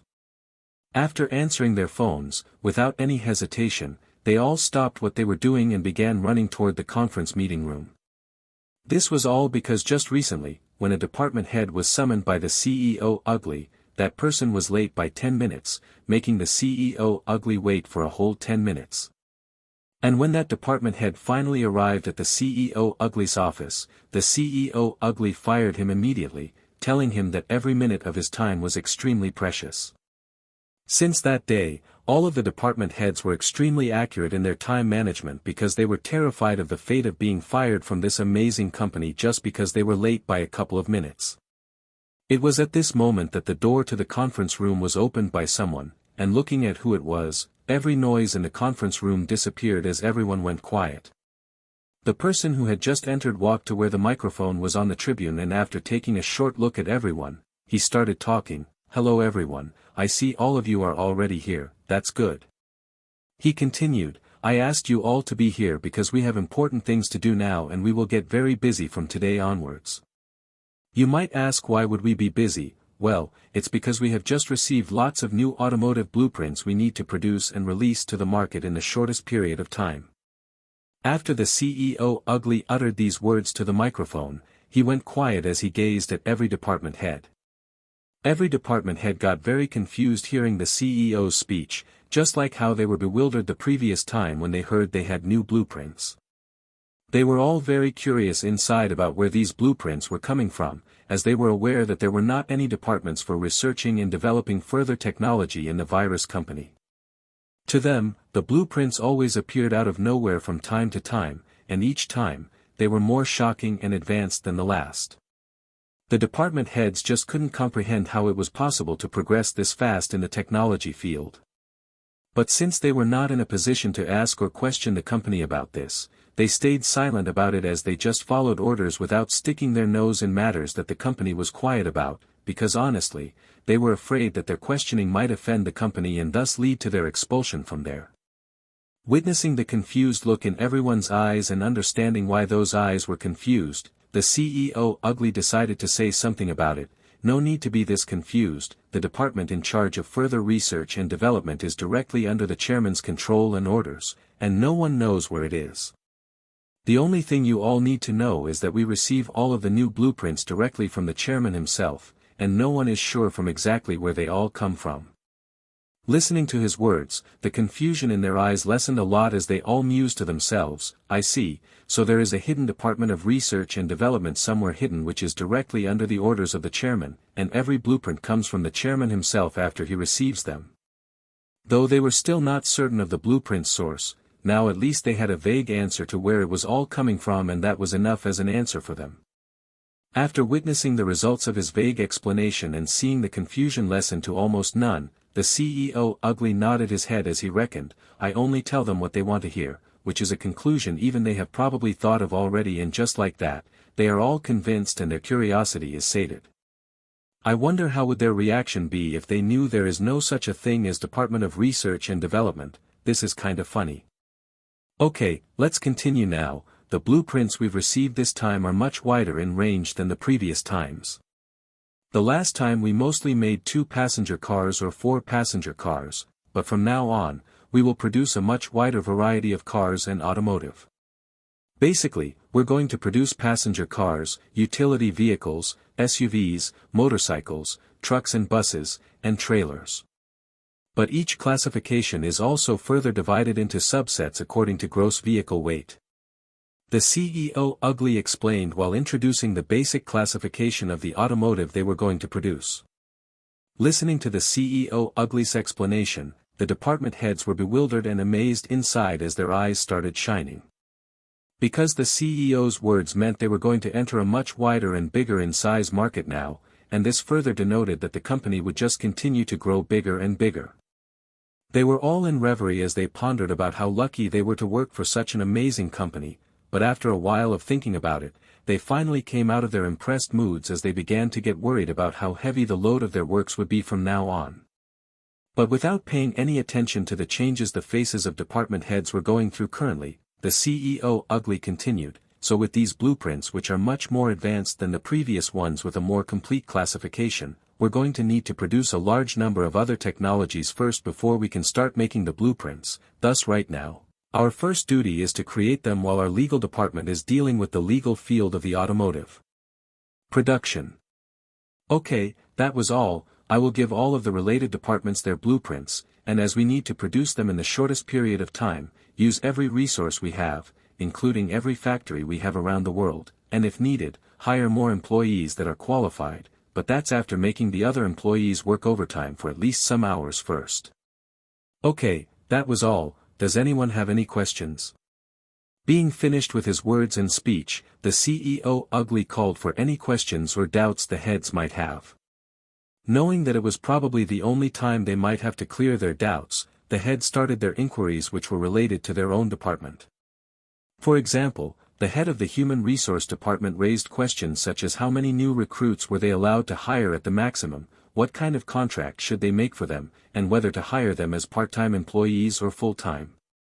The CEO ugly started replying to every question that was raised very patiently, and after around half an hour passed, the inquiries were finally done as the CEO ugly adjourned the conference meeting and left. Right after the massacre of every member of Heaven organization. What did just happen? Why did you cut off your left hand, Viper? Electro yelled at his left-hand man, who ironically no longer had his left hand. They were just discussing some things when her underling's face suddenly went pale as he immediately grabbed one of the swords in the room as he cut off his own left arm. The electric arcs around herself didn't surprise her in the least, because those were like a self-defense mechanism that activated whenever something came to a specific distance of her. It was like a shield that was always around her and activated when things like bugs tried to come close to her. It was so sensitive that even while she was asleep no mosquitoes could come near her. So she was not alarmed at all by the small electric arcs that suddenly appeared around her body. What she was shocked and alarmed about was her left-hand man, who suddenly cut his own left hand with no rhyme or reason. Her left-hand man seemed to be in a lot of pain as sweat was pouring down his pale face, and Electro thought that was the reason as to why he wasn't replying to her. But she was wrong. The pain of losing one hand didn't bother him much. Currently, Viper was lost in thought because that feeling he felt in his hand a moment ago was still terrifying him. He was sure if he had been just a moment later, he would have been already dead. The feeling he suddenly started having in his left hand all of a sudden was unlike anything he had ever felt, and it horrified him. What was even more horrifying to him was that his body couldn't withstand it.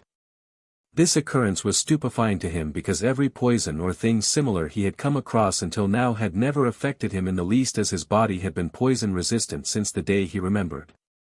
But now, there was something which his body was completely defenseless against, and this honestly terrified him. Viper. I said, why did you cut off your arm? Electro once again yelled at his left-handless left-hand man, but this time louder, which immediately brought Viper out of his stupor. Looking at his leader, Viper stated, "Leader, I don't know what happened just now.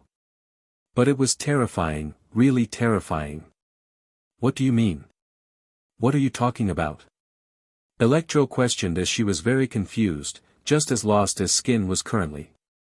She didn't understand what had just happened, but she was sure it must have been something serious, because otherwise, Viper wouldn't have reacted like this. This was the first time Electro had even seen this kind of expression on Viper's face. After being lost for a little while longer, Viper started talking again. Just now, I felt something terrifying appear in my body out of nowhere. I don't know if it was poison or something else, but if it was poison, that was the scariest poison I've ever felt in my whole life. Electro and Skin were listening very attentively to his words at the moment, as Viper continued, and my body was completely powerless against it. And I'm only alive right now because first of all, I could sense it inside my body the moment it appeared, and secondly, because I didn't hesitate to cut off my left hand before it spread to the rest of my body. Listening to his words, both of them were stunned, because, before today, they assumed no poison in this world would ever be able to harm Viper, as he was like the master of poisonous things in the world. But here he was now, stating with his own mouth that he was powerless against a poison. This somehow felt even more stunning to them than him cutting off his own hand all of a sudden. Thinking about this situation in more depth, both Electro and Skin started sweating bullets, fearing the possibility of them being poisoned too. So Electro immediately uttered with a little shaky tone due to her anxiousness, "Viper, what if we're already poisoned too?" "No, you aren't, because if you were poisoned, both of you would already be dead as a doornail. I assume it takes around a minute for it to kill anyone who is poisoned." Viper spoke, shaking his head. They were relieved hearing Viper's words, but they also realized the poison was even scarier than they had imagined. "So, what do you think is the cause of that poison? How were you infected with it?" Electro asked. I don't know. I didn't feel anything before I was poisoned. Maybe I was poisoned in the past and now certain requirements activated it, or maybe I was poisoned right now. I have no idea. Maybe the tea in my cup was poisoned. We need to investigate this more in depth to find an exact answer.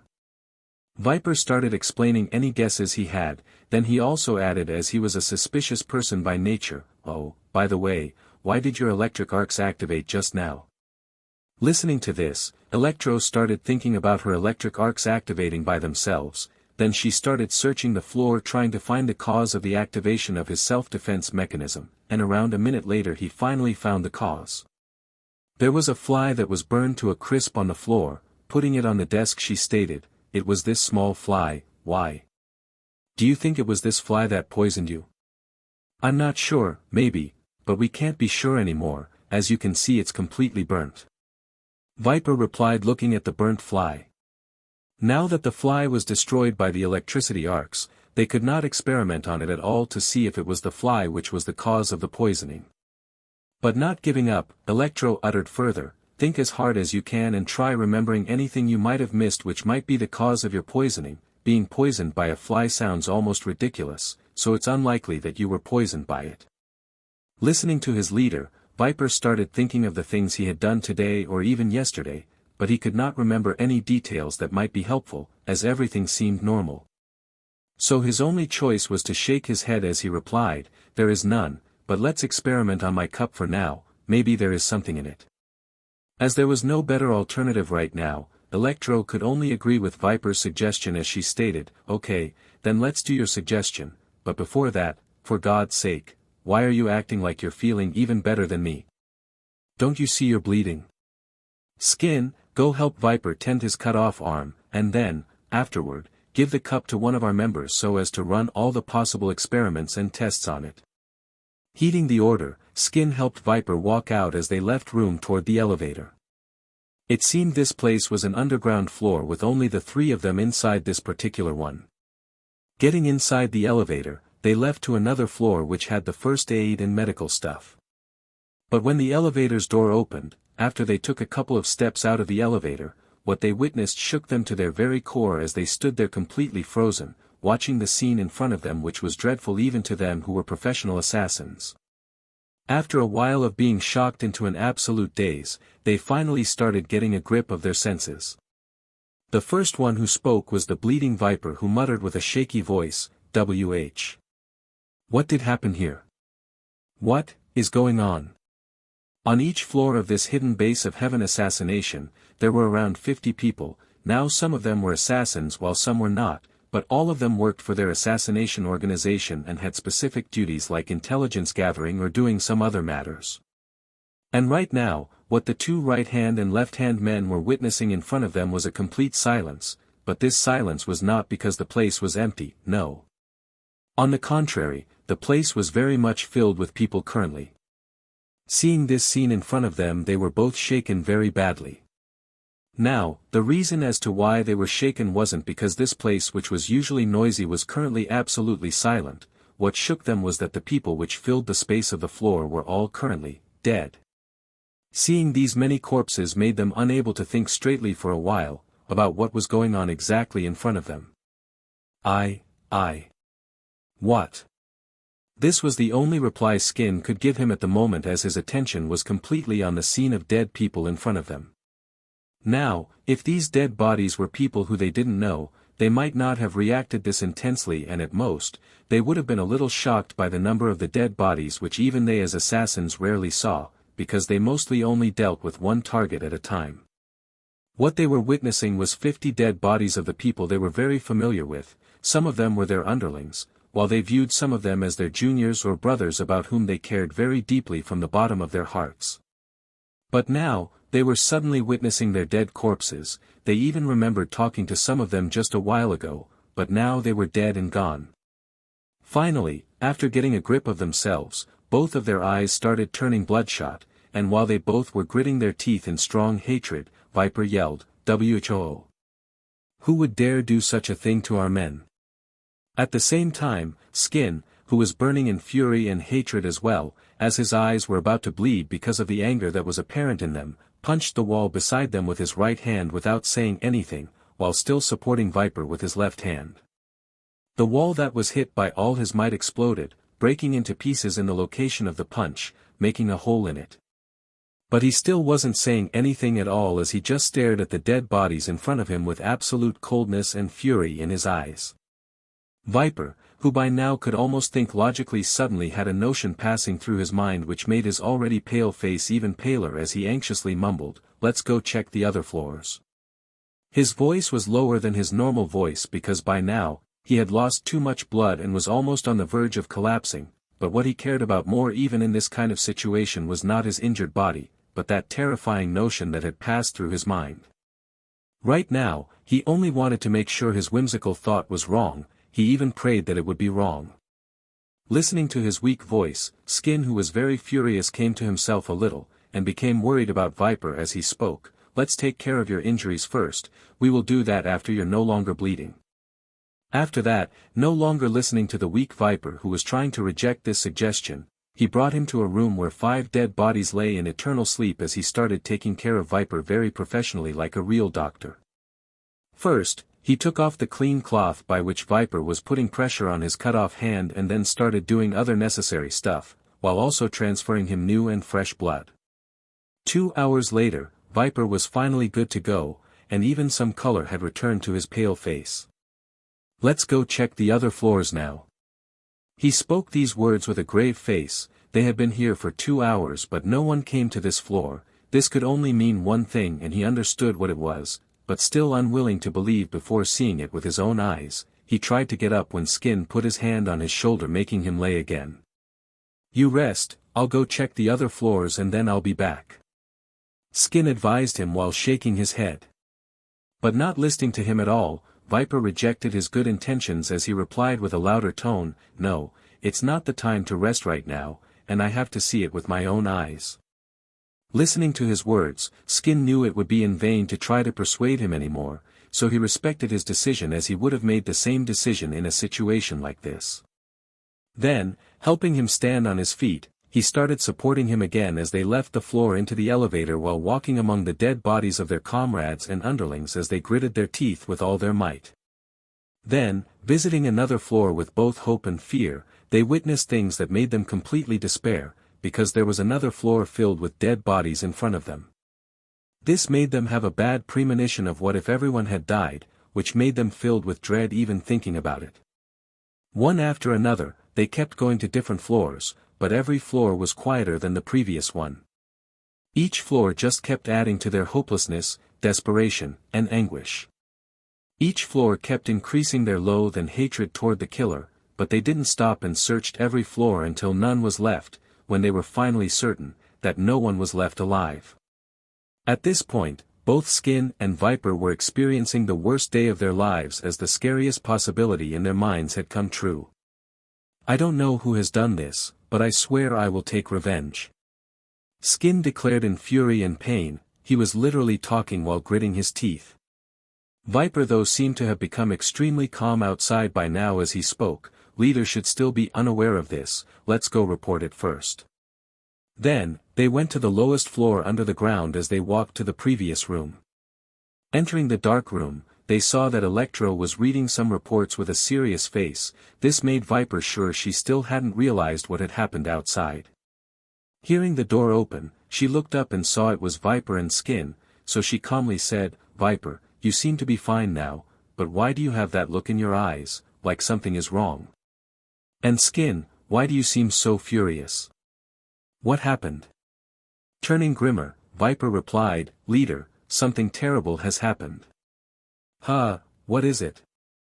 Listening to Viper, Electro turned more serious as she questioned. "Leader, everyone, it seems, everyone has died, every member in our secret base is dead." With a grave face, Viper stated.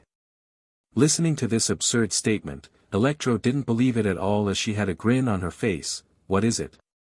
April Fool's Day? Stop joking around." Seeing her reaction, they realized even they wouldn't have believed this kind of absurd statement before seeing it with their own eyes, so Viper painfully asked Electro to come with them. 20 minutes later. "Who? Who did this? Whyy.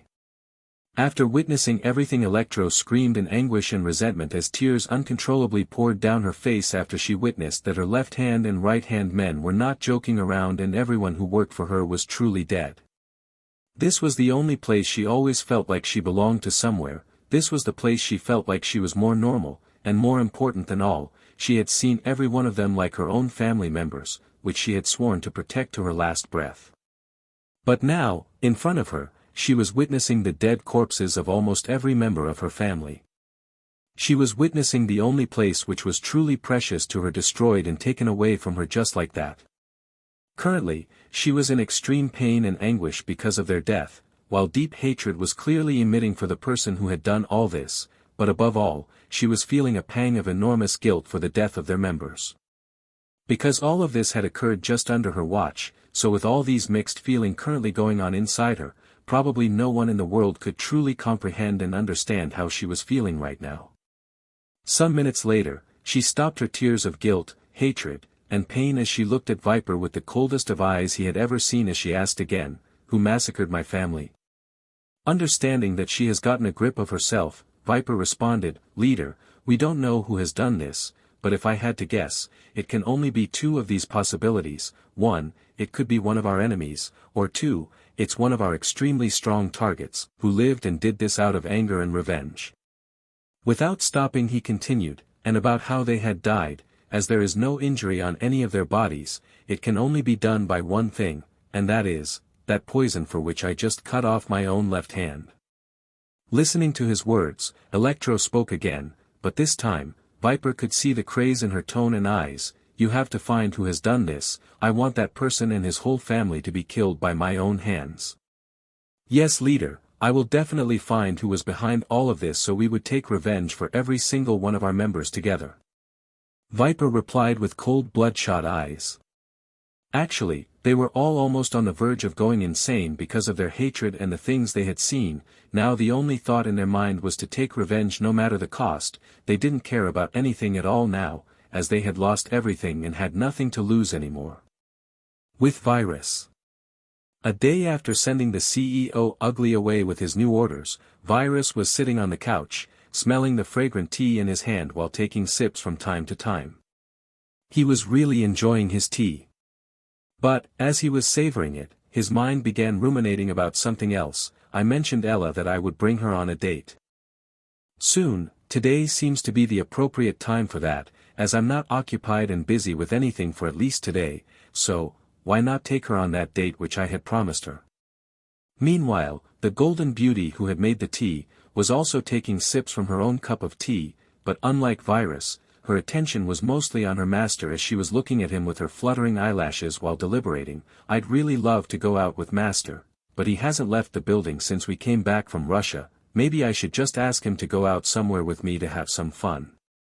The golden beauty was aware that Virus currently had nothing to do unlike the past as every matter seemed to have been dealt with for the moment, so knowing this, she was hesitating over the decision of whether to ask her master to go out with her.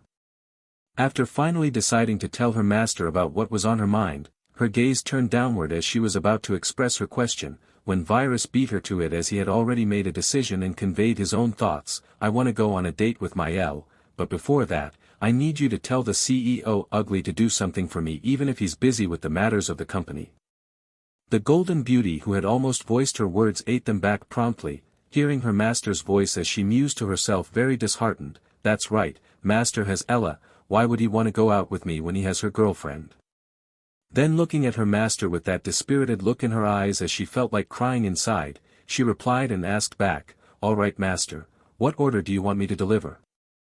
Virus, who was extremely sensitive to details, immediately recognized that look in her eyes, so he questioned, "What is it, my lil' Belle? Is there something wrong?" Realizing her master seemed to have instantly figured her mood, she promptly hid that dispirited look in her eyes, grinning. Master is so quick in figuring that Lil Belle is thinking about something dissatisfied. To be truthful master, Lil Belle is sad because master hasn't complimented her tea. So. I was thinking maybe master didn't like it." By the end of her words, she was pouting outside like she was very unhappy because of it. "Heh, is that so? Forgive master for that. Actually, the tea was amazing Lil Bell, I'm in love with its fragrance especially. A top-notch good tea made by a top-notch Lil Beauty. Chuckling Virus expressed his opinion of the tea while patting her head. This was his genuine expression of mind. The tea was actually the perfect cup of tea made with extreme accuracy according to one of the best tea recipes in the world, so how could it possibly be bad? Listening to his compliments, even though the Golden Beauty was feeling a little down inside because of the other matter, she still couldn't stop herself from feeling sweet inside for his dismaying singing the praises of both her beauty and the tea, so now, she was experiencing a strange feeling of sweetness mixed with bitterness inside herself at the same time. But nevertheless, the compliments still made her unconsciously a lot less disheartened as she became more energetic and happier. Okay, Lil Bell forgives master, hee hee. Now, what do you want me to tell the CEO ugly? She gushed, giggling energetically. Seeing that look on her face disappear, Virus breathed a sigh of relief as he continued his previous words which were cut off because of the Golden Beauty's unhappy look. Phew, so, go tell the CEO ugly to buy a. After that, Virus started explaining the thing he needed very detailedly as she listened attentively. Finally, as he was finished, the Golden Beauty stood up as she was about to leave to notify and pass along the orders to the CEO ugly. But before she turned around, Virus talked again, stopping Bella in her tracks. Oh, right, I want you to be present on the date too, because I need you for that thing I'm ordering the CEO ugly to prepare for me, and more importantly, I need my Lil Bell protecting me all the times, so we can't be separated, haha. But by the end of his words, Virus couldn't help himself from bursting out in laughter for some unknown reason. Hearing his words, she started feeling even sweeter inside as the bitter feeling in her was almost defeated and suppressed, at least for now. So very jolly, she replied with a giggle, yay, okay master. And then turning around, she walked out of the floor. Meanwhile, Virus was very amused seeing her jovial and cheerful expression as he shortly thought, cute. Afterward, he continued, now.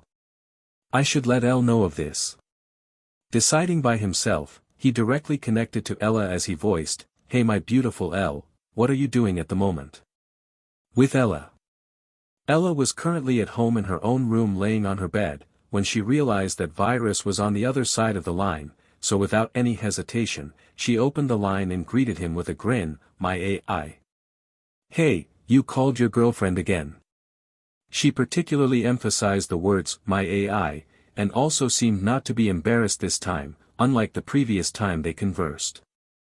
Listening to Ella call him, my AI, he felt tickled inside knowing and witnessing how she had practiced by herself in private repeating, my AI, tens of times before it felt natural to her. He also felt strange being called, mine, by a child who hadn't even lived for a measly century. But fully understanding why and for what reason he was being called like that by her, and knowing this was just her way of showing her affection to him, he didn't dislike it at all. Of course, if someone else other than Ella called him that, even if it was just as a way of showing affection, Virus' reaction to that would be downright unknown and unpredictable. Ha ha ha, it seems my beautiful Elle has gotten used to calling me, my AI, I'm impressed. So, without holding back, he laughed out loud. Of course, even though she still felt a little embarrassed inside listening to how Virus was laughing at her, but as she had practiced a lot to be prepared for this, she could reply back to him almost naturally. Anyway, guess why I called? Virus asked, a little curious about what her answer would be like. Because you missed your girlfriend? Hee hee. She replied with a grin. That's a matter of course and I always miss you. But other than that, I have another matter for which I called, and that is to, take, you, out. Virus replied pronouncing the last three words one by one. Hearing this, she rose excitedly into a sitting position on the bed which she was laying on previously, as she almost yelled because of being too exhilarated, really? Of course, why would I lie to my Elle? So would you give me the honor of going out on a date my beautiful lady? Virus laughed at first as he was really amused by her reactions, but continuing, his voice turned more deep and profound, as he questioned with a meaningful tone. Realizing she had been too excited and enthusiastic just now, she promptly got a grip of herself as she replied in a calmer way, trying to add more depth into her voice while attempting to remove any obvious disturbances in it, as if she didn't feel much about his request. "Sure, when are you coming to pick me up?" "Oh, I'm home by the way." "Then I'll come to you soon, my lady, in around an hour at most. You dress up and be ready for your man to come and pick you up." Virus answered with a broad smile on his face. Ella felt really cheerful and happy inside hearing the way Virus talked to her as she agreed to his request. After that, they cut the line off temporarily so Ella would get prepared. But the moment she cut the line off, she started jumping up and down on her bed while screaming excitedly as she no longer tried to hold her emotions back. Being able to clearly witness her cheerful jumps, Virus burst out into laughter as he muttered, "She's cute too." After Ella had calmed down a little, she immediately took out her Virus cell phone as she called one of her best friends. Beep beep. After 2 beeps the call was answered, but without even greeting first, Ella impatiently delivered her exciting news. "Grace. I'm going out with my AI.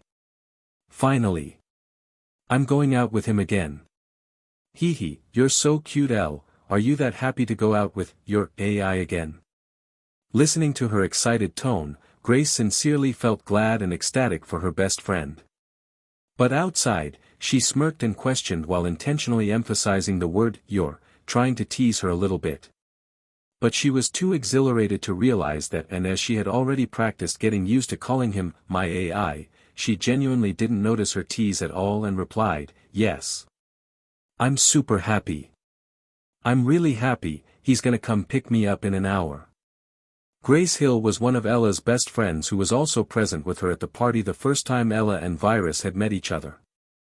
At the party, Grace was also stunned into being senseless after seeing Virus for the first time, as her heart had thumped insanely like almost everyone else. Imagining going on a date with Virus, she mused to herself that she would have been probably as cheerful as Ella is, because who wouldn't dream of having such a boyfriend even in their sleep? Though jokingly, she thought to herself that if Virus wasn't her best friend's boyfriend, she would have definitely made a move on him. Alright, go get prepared now, otherwise you might make your AI wait outside when he arrives." Grace replied. "Okay. Then I'll go now, laters." Hanging up, the first thing Ella did was to look for a dress to wear that would make her look more stunning and attractive while adding to her allure and beauty. So she started comparing lots of clothes and dress with each other very sensitively. Each cloth she chose, she would reject wearing it in the end for various reasons, such as its color not being the right one for the occasion, or being afraid that Virus won't like it. But finally, after an unknown amount of time, she was holding a dress which she felt truly connected to. She could feel with her whole body that this was the one. So, now that she wore the right dress which felt just right to her, she started doing light makeup, even though her face didn't need it at all. Because the Ellas with makeup and without makeup were both top-notch beauties, with their only difference being in the almost separate special vibe they each emanated. In the meantime, the Golden Beauty went to the CEO ugly as she described what Virus wanted in at most around an hour. "What? Master wants me to prepare that in an hour? That's not possible." The CEO ugly shouted in surprise, hearing it. "Just make it possible, pay twice or thrice the price or something. But no matter what, you have to fulfill this order as fast as you can," she stated with her normal cold attitude toward the 4 uglies. None of that cute attitude of hers could be seen, like they were 2 entirely different people to begin with. After she was done delivering the order, she just turned around and left the floor. The CEO ugly was already very busy with the matters of the company when suddenly, he was given another task to complete, and the time he was given for it was only around an hour. This made him extremely frustrated. But as it was an order from his master, with no other choice, he started calling around wanting to complete it with the fastest speed he could, before going back to the affairs of the company. The first place he called retorted that it was not possible to be that quick even if he paid twice the price. Then calling another place, he first offered the same twice the price offer, but after he was rejected again, left with no choice, he offered 3 times the price when the other person agreed, instantly replying respectfully that he would accomplish it no matter what. The CEO ugly breathed a sigh of relief hearing the other person agree, which meant he was capable of doing it. So without wasting any more of his time, he started explaining all of the details to him. With Virus. A while after Virus called Ella, the Golden Beauty came back. "Master, I delivered the order. Now, what do we do?" The Golden Beauty questioned. "Let me wear something, then we're good to go." Replying to her answer, Virus stood up as he left to a room. A minute later he came out wearing a random t-shirt as he spoke, "Okay, let's go." Seeing him wear a random dress, Ella felt a little speechless as she uttered, "Master, I know you don't care about what clothes you wear, but still, this is no good, it's better if you dress something nicer and manlier for this date of yours." Virus truly didn't care about what dress he wore, otherwise, he had all the knowledge related to fashion in his mind and knew exactly what kind of dress and cloth was required for different occasions in different years, so he replied back, "It doesn't matter, I'm fine being seen like this."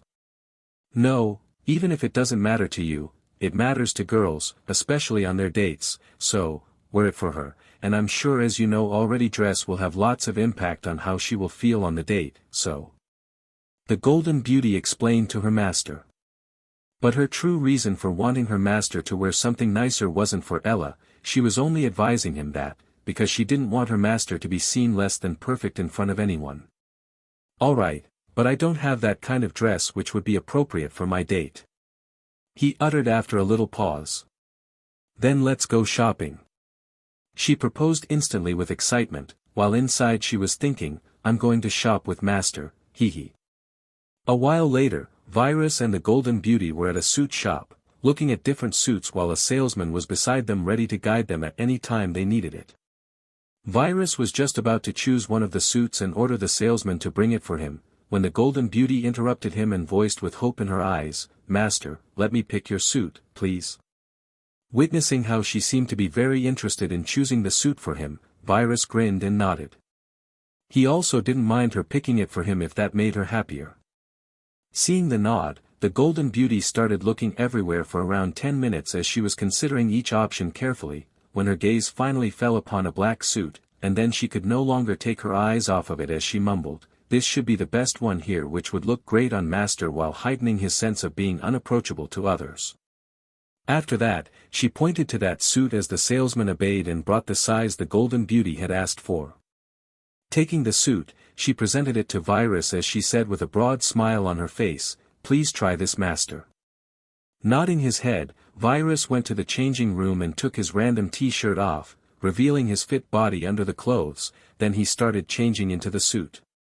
A couple of minutes later, the Golden Beauty was impatiently waiting for her master to change so she would see how he would look in the suit she had chosen for him.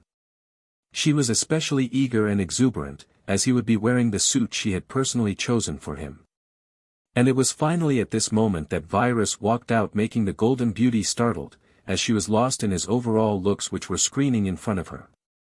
Her eyes were also shining in astonishment because of the mix of his master's suit and looks, which made him seem more godlike. "How is it?" Virus asked. Finally, snapping out of it by her master's voice, she replied, "Master, you're out of this world right now, hee. But, it's not the suit that is making you extraordinary, it's you who is making the suit look more remarkable while also elevating your own manly quality at the same time." Listening to the Golden Beauty's complimentary description, Virus grinned as he replied, Thanks, Lil Bell. Okay then, let's go." Then they started walking out of the suit shop as they went beside a parked black Audi Q3 which was known as Virus Q3 now. Virus directly walked beside the driver's door as he went inside while the Golden Beauty hopped in the car to the front passenger seat. Then Virus started driving toward his destination, which was his girlfriend's house. On the way though, they both almost didn't talk at all. When it was exactly 1 hour later since Virus had told Ella that he would be there in an hour, Virus parked in front of a particular house. Turning the engine off, Virus glanced at the Golden Beauty beside him and said, "Let's go pick my Ella up." "You want me to come too, master?" "Wouldn't that look bad?" Maybe I should wait in the car? The golden beauty asked with a worried look on her face. Of course you have to come. I need you to protect me all the time. This world is filled with variables and anything can happen at any time, so we need to be extremely cautious at all the times. Virus explained the importance of her being with him at all times. Listening to her master's world, the golden beauty's eyes shone in understanding as she realized she should make protecting her master the top priority rather than worrying about his date, so she replied, I understand, master. After that, they got off the car as Virus started walking toward the house which was in front of them. The golden beauty too left the car and was about to follow her master, but before that, at the moment she got off of the car, she noticed a car parked a couple of 100 meters further back from them, but like she hadn't seen it at all, immediately taking back her gaze from it, she hurried after her master as she began accompanying him by his side. Walking side by side, they finally arrived in front of the house's door. The house seemed to be the home of a middle-class family. Ring. Ringing the bell on the door, they waited for someone to open the door. And a while later, the sound of rushing footsteps was heard as the door was opened. Then, as the door opened, a lovely beauty appeared in Virus' line of sight. The lovely beauty in front of him was wearing A-line off-the-shoulder short red satin which elevated and heightened her loveliness and alluring quality from a top-notch beauty to an almost otherworldly beauty. Her short red satin reached to her knees, making her legs from knee part under be visible and naked, while her hands too were completely naked, showing her smooth skin under. Virus was impressed by her looks, as she was giving a completely different vibe from her usual self. The difference between the usual Ella and the Ella of right now was that the usual Ella who dressed normally was a beauty who emitted a graceful and pure aura from herself, while the current Ella in front of him was giving off an intensely heightened quality of loveliness and allure at the same time. Hey, my lovely Ella. Your beauty has a dominating loveliness to itself tonight. He remarked shortly after seeing her, starting his greeting with a compliment together with a broad grin. Ella's POV. Ring. Ella was waiting prepared in front of her mirror looking at herself while expecting Eisen to arrive at any moment when she heard the doorbell ring. Standing up in a hurry, she started walking toward the door with a rush when she saw her mother walking toward the door. Quickly yelling with a louder voice, enough for her mother here, she said, Mom, I'll open the door, it's my boyfriend, he's come to pick me up. Hearing her daughter's voice, Megan stopped in her tracks stupefied for a moment because she had been unaware of her daughter having a boyfriend, then instantly turning around in shock she shouted, What? Her shock was understandable though, as she had never seen her daughter bringing a date to their doorstep ever before, so this was the first time something like this was happening at their front door. Seeing her mother's shocked reaction, she began walking toward the door without voicing anything else, but as she was passing by her stupefied mom, she mumbled to her, Mom, we'll talk about this later, now is not the time. And afterward, she bypassed Megan and went toward the door, no longer paying any attention at Megan. Megan, hearing her daughter's words, totally agreed that it was not the right time to question her daughter, so she promptly started walking toward a room where her husband Daniel was at currently. She agreed this was not the time to question her daughter, because right now, she believed it was the time to notify Daniel about this and interrogate their daughter's boyfriend first. Passing by her mom, Ella rushed to the door and opened it without any hesitation.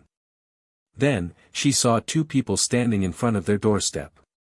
First, her eyesight fell on the golden beauty, instantly recognizing her by her golden looks, but she was confused as to why she was here too. Nevertheless, putting that matter aside for now, her gaze was directed at the second person who she expected to be her boyfriend Eisen. But the moment her eyes fell on him, she was startled into being dumbfounded. Like her expectations, the person in front of her was truly her boyfriend, but she didn't recognize him for a moment, because right now, he was wearing a black suit which completely made him look so godlike and totally out of the world. She felt like the words hot and charming could no longer be used to describe him. That black suit on him which was exactly befitting of his body was emphasizing his perfect muscled body in a way that would daze any girl at first glance. And this suited-up body together with his perfect looks, made anyone looking at him be stupefied of how this kind of face could coexist with this kind of body. Hey, my lovely Ella. Your beauty has a dominating loveliness to itself tonight. It was at this moment when Virus finally talked, as she was still continuing to be dazed and dumbfounded by his looks and body. But instead of snapping out of her dazed state after hearing Virus' voice, she sank more into it. A part of the reason as to why she was so dazzled and dazed was because now that he was broadly smiling, he looked like a completely different person altogether, as the dimples on his face were showing and his eyes were smiling together with him. The most important thing that stunned her was after witnessing that small mole under the right side of his right eye mixed with his smiling eyes, which added an extremely devilish nature to him, making him be seen completely different than the usual Virus with his now suited manly look. She was sure any girl would be immediately doomed into falling for his boyfriend the moment they saw this devilish look of him. The notion which passed through her mind honestly made her worried about the future, worried and also jealous of the thought of too many girls looking at him all the time. "Shall we get going now, my lovely Elle?" Receiving no response and realizing his first time speaking didn't bring her out of it, Virus talked again. This time, finally snapping out of her daze, Ella responded a little embarrassed of her previous state, yes, let's go." Reaching out the palm of his left hand, Virus sent a signal to her to put her hand on his, so he would escort her to the car. Understanding his meaning, Ella was about to reach her right hand out when two people appeared behind Ella, but the moment they appeared, they were stupefied by the looks of this man in front of their door. Because this was the first time they were seeing Virus, their reaction was even more intense than Ella's just now. However, Ella's dad was quite quick in gathering his wits together, unlike Ella's mom who stayed dumbfounded for a longer period of time. Seeing his features, Ella's dad could only appreciate this man's look, which had a perfect face and body. He thought even though his hair was silver in color, oddly it didn't look unnatural at all on him, and he guessed it was a natural hair, not a dyed one, and it fit his perfect face to an almost unbelievable degree, unlike when most other men dyed their hair, which gave a strange feeling like they had a problem or a special kind of mindset. Virus, who clearly saw Ella's parents behind her, took back his reached-out hand to Ella's bafflement.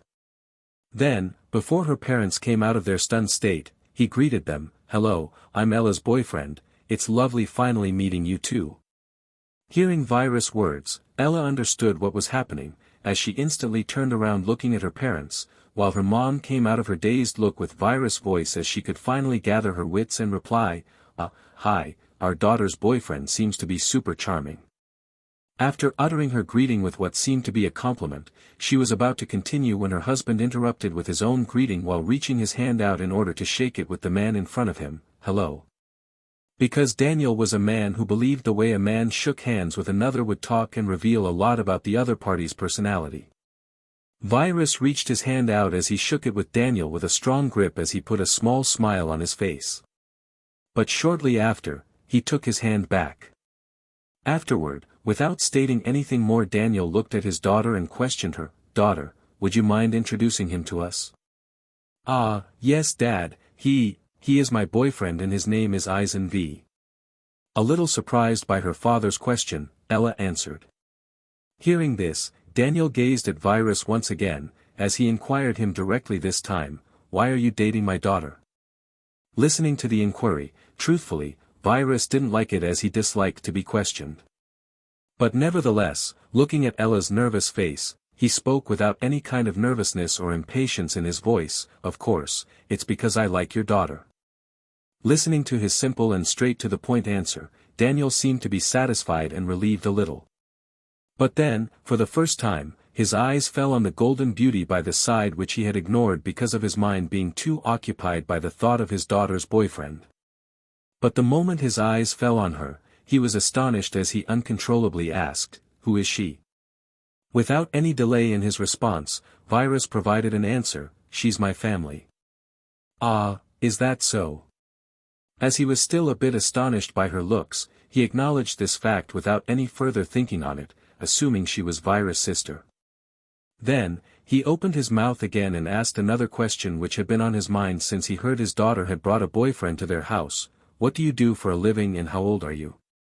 Virus about to respond to this too, when Ella intervened promptly for some reason and spoke a little nervously, "Dad, we're late for our date, let's leave the questioning for another day." As she uttered these words, she took Virus' left arm by her two hands and literally dragged him with her while the golden beauty followed them, she had not uttered a single word since they had arrived. Seeing this, Daniel was about to continue when Megan intervened with a smile, stating, "Right, you two go and have your fun, but Eisen, visit our house for dinner whenever you can because we want to know our daughter's boyfriend more, how about it?" Hearing this, Virus, who was being dragged, looked back and replied, "Sure, I'll visit you too when I'm not busy with my other matters." Then without looking back any more, they left walking beside the parked car some distance away. Megan and Daniel continued to watch Virus opening the front seat for their daughter as she got in, while the Golden Beauty went to the back seat by herself. Then going to the driver's seat himself, Virus turned the engine on as he drove away. The two were still watching when Megan finally spoke and broke the silence with a more serious tone. "Don't you think it's a little odd he's bringing a family member on a date with him?" Hearing this, Daniel muttered, "Now that you mention it, it's a little strange. And why did Elle drag him away impatiently when I inquired about his job and age? Maybe she thought we wouldn't like one of them. Whatever, let's just trust our daughter's choice for now and wait for the time when he comes to dinner." Even though Megan had her own doubts, nevertheless she decided to trust her daughter for now. "All right." Daniel agreed. Virus had just driven away with the two beauties when Ella looked at him and inquired, "Where are we going, my AI?" Hearing that, Virus only replied with, "You will naturally now when we get there." It was at this moment when the Golden Beauty's phone started ringing. Looking at its screen, she saw that the caller was the CEO Ugly. Answering it, she asked, "What is it?" "Master's order is already prepared at the address I just texted you."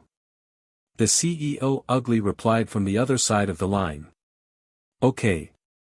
Then immediately hanging up on the CEO Ugly, she reported the address to her master. And hearing it, Virus nodded his head. But oddly, the direction to which Virus was driving, even before the call connected, was exactly in line with the address. After that, Ella kept glancing at Virus, who was driving, while asking some things from time to time, trying to talk to him as much as she could. Other than that, the three conversed about some casual matters until they were finally at their destination. Currently, Virus had parked in front of a very tall skyscraper. This was the address the CEO Ugly had texted to the Golden Beauty. After they left the car, Virus and Ella began walking toward the building hand in hand while the Golden Beauty was accompanying them, escorting Virus closely. Walking side by side, they entered the building and directly went to the highest floor through the elevator. Then, from the highest floor, they walked to the roof of the skyscraper, and upon arriving there, they spotted two people who were apparently expecting someone to appear there. The trio began walking toward the two after spotting them. And witnessing the trio that had just appeared on the rooftop, the two also began coming at them after a short pause. When they were by each other's side, one of the two asked, "Hello, are you, Mr. V?" "Hey, I am, is everything ready?" Virus leisurely replied with a greeting. Pointing to a helicopter that was behind them, the man continued with a respectful smile on his face, "It's a great fortune meeting you, Mr. V. I'm Dean Pratt, the person assigned to guide you. The helicopter you see behind me is yours now and you can go wherever you want with it. Also, please note that this is one of the most silent helicopters in the world, and the glass along with other parts used in producing it are all almost completely soundproof, which means the noise you will hear throughout your trip will be close to none, so I'm sure this will make your short trip much more pleasurable." The man continued, "Oh right, you have permission to park your helicopter here until you have your own parking spot for it too. I see, okay, good job, tell those two people on the helicopter to leave," Virus stated. Listening to this, eyeing the two beauties beside Virus doubtfully, he thought these two beauties must be this charming tycoon's sweethearts. Then he replied, "But Mr. V, they are the temporary pilots we assigned for you, and it seems there are no pilots with you currently, unless, you don't intend to have a ride with your helicopter right now." Virus glanced at the Golden Beauty by his side after hearing Dean's words, "Lil Bell, can you pilot a helicopter?" The Golden Beauty replied promptly, "Yes, I can. You see, we have a pilot here, is there any other problem?" Virus questioned while staring at the man in front of him calmly. Dean was surprised that a girl who seemed to be only at the latter parts of her teenage life could pilot a helicopter. But since the person in front of him was said to be someone he could not offend at any cost, he just agreed and told the man by his side to call the temporary pilots back. After they all finally left, only Virus, the Golden Beauty, and Ella were left there. Now, the three were standing in front of a brand new helicopter, while they were surrounded by the city lights all around them. "Do you like our date's flying vehicle?" It was at this moment Virus glanced at the beauty on his side and stated with a broad smile. Ella was astonished that the helicopter in front of them was for their date, and it seemed it was just bought by Eisen. This uncontrollably made her very impressed inside as her heart started beating faster, even though she was worrying that it was a waste of money for Eisen. After that, Virus brought Ella beside the helicopter as he grabbed her hand and helped her board it. The Golden Beauty, who was previously informed by her master that other than protecting him, he wanted her to pilot the helicopter he was going to buy, went to the pilot's seat and began pushing different buttons on it. Virus and Ella sat at the back while looking at each other's eyes, smiling from time to time. A couple of minutes later the helicopter started slowly elevating higher and higher as it flew away above the city night filled with light. Inside, Virus and Ella almost couldn't hear the sound of the helicopter's rotor blades spinning above them, as they were sitting side by side enjoying the view of the city below them, which was filled with lights emitting from the cars and skyscrapers under them. They could see the city from under their feet because the bottom of the helicopter was transparent. Time passed as they continued watching the day of the city at night.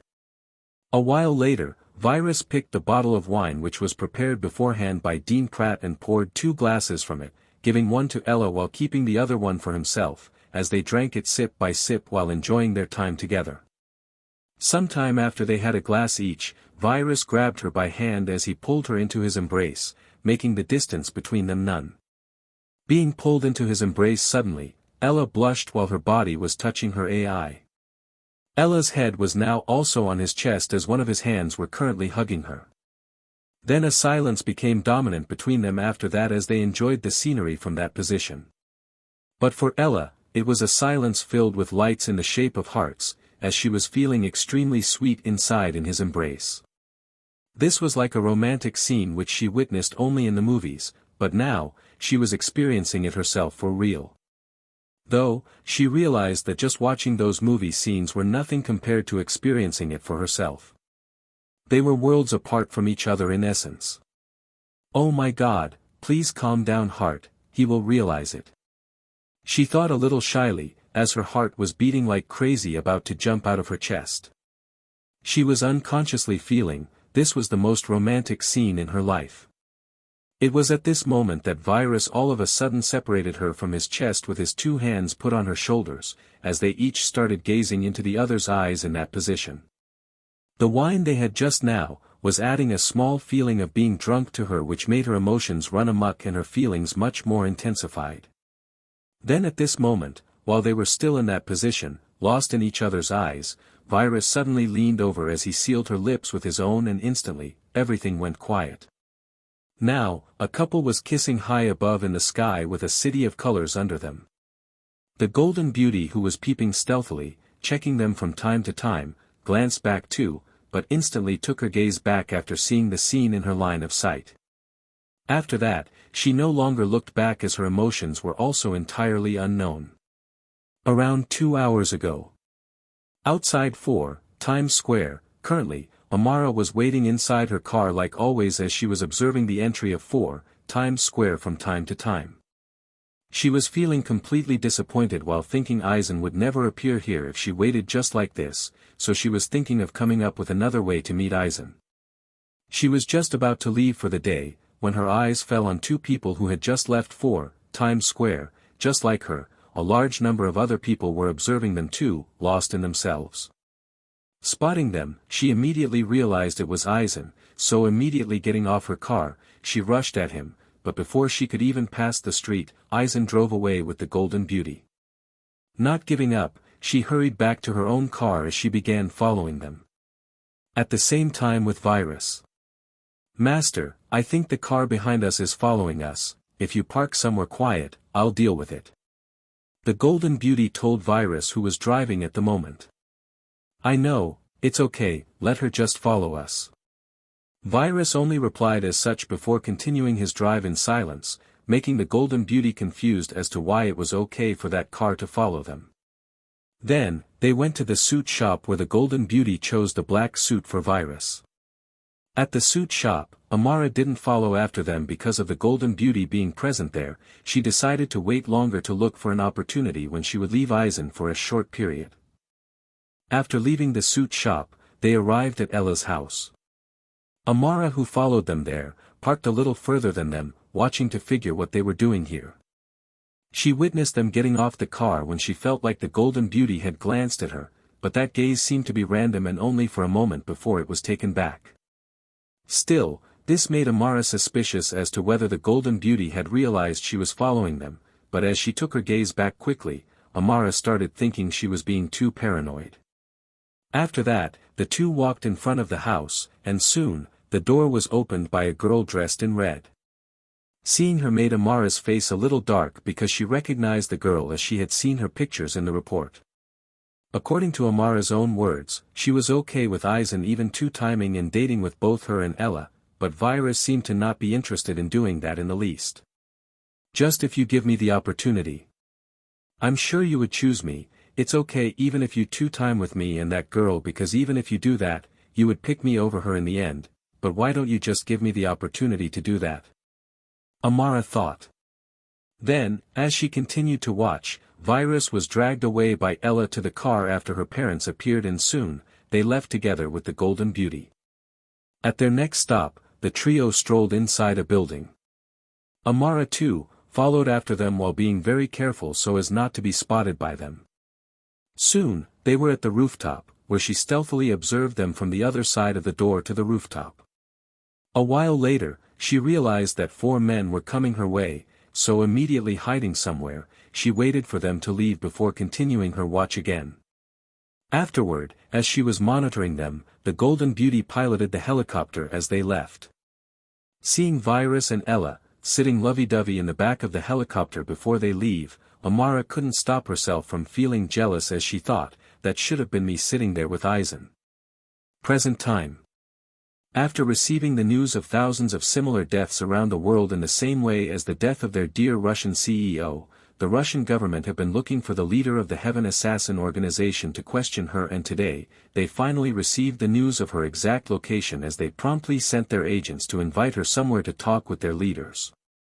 After finding everyone in their base dead, filled with hate, sorrow, and guilt, the leader of the Heaven organization, Electro, together with her left and right men, tried contacting the other members of Heaven which were spread all around the world, but to their dismay and confusion, they couldn't contact any members at all. But soon, they received the news of random people dying all over the world, which made their faces even more ashen and pale than ever before. Finally, they realized that the Heaven organization had been annihilated completely, and it was no more from that day onwards.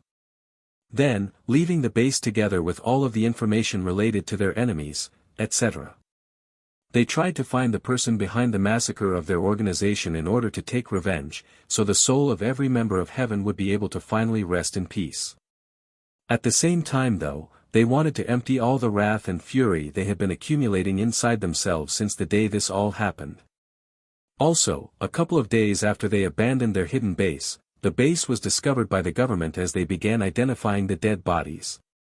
Now, it's been days since Electro has been looking for the killer, but no matter how hard she searched, she could not even begin to guess who was behind the massacre.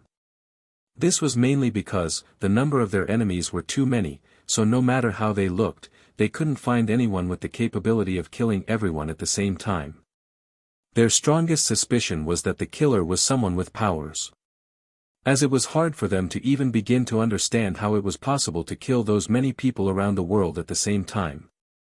But this made things even more complicated as they became even more lost in the end. As the three were feeling completely lost with no idea about where to begin, some people suddenly appeared before them.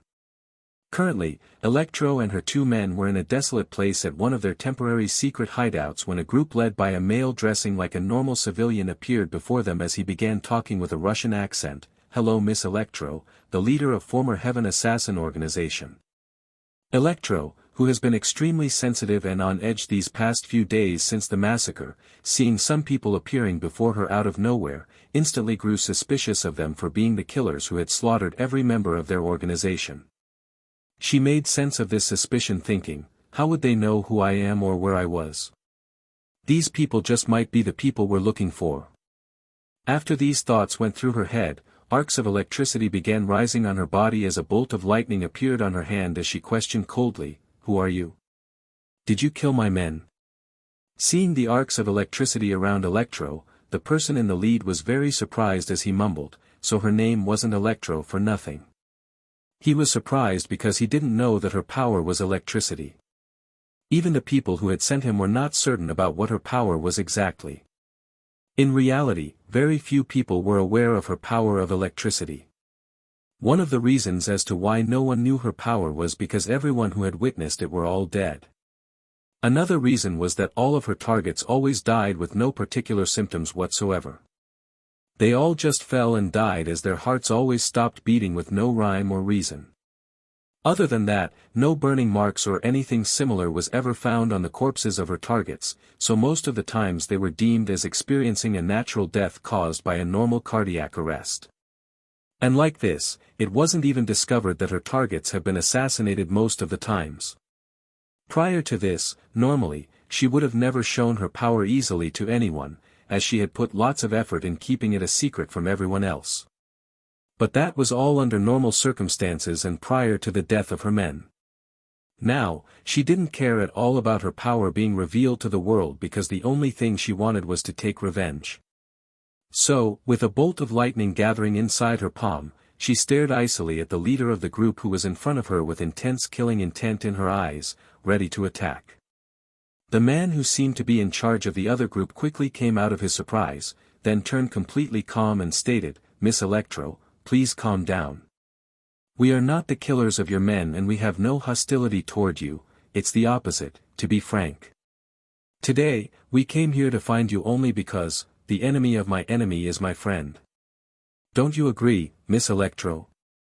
Listening to this, Electro held her hand as she questioned confusedly with a cold voice, "What do you mean by that?" "Okay, just dissipate that bolt of lightning so we could be able to explain with a peace of mind." The other man spoke again. Electro stayed quiet for a short period, before demanding, "Explain, or die." As she said this sentence, that bolt of lightning also got stronger in intensity. With a helpless grin on his face, the other man knew this wasn't working after listening to Electro's words, so he voiced powerlessly, all right. Let me begin with introducing ourselves to you then."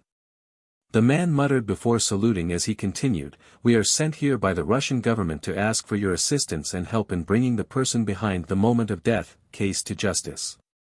"Not interested."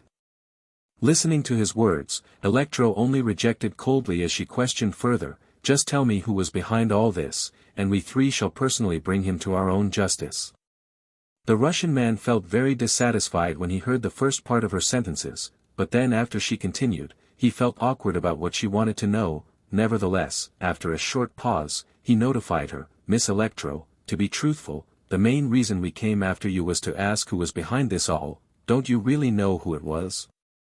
Didn't you provoke someone you shouldn't have? You should know at least who you've provoked, right?" Electro felt angry inside hearing his words as she felt like being insulted, so she uttered coldly, "So you guys are useless. Then leave this place immediately if you're not looking for death."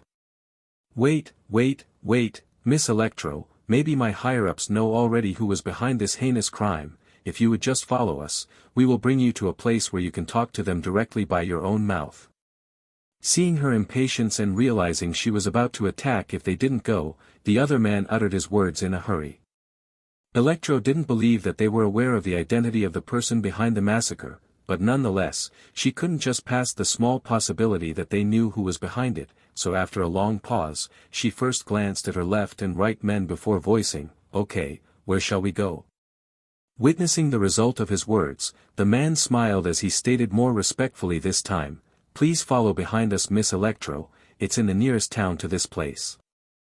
After that, they got on their cars and started driving to a direction while the trio assassins followed closely behind them with their own vehicle.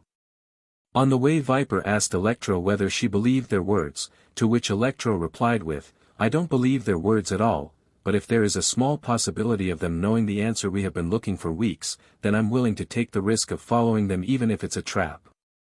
After that, they talked no more as they followed the car in front of them in silence. 40 minutes later, they entered a small town and directly went to a house in an abandoned part of the town.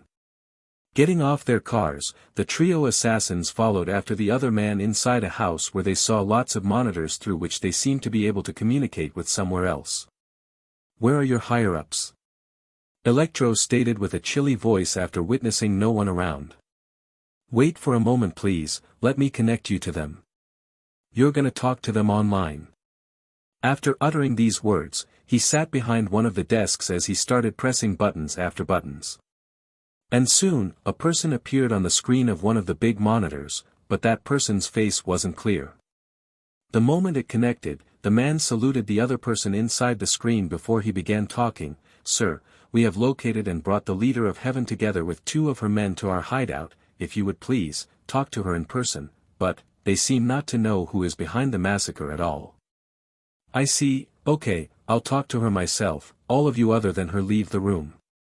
The man inside the screen ordered. From his voice, it seemed to be a Russian middle-aged man's voice.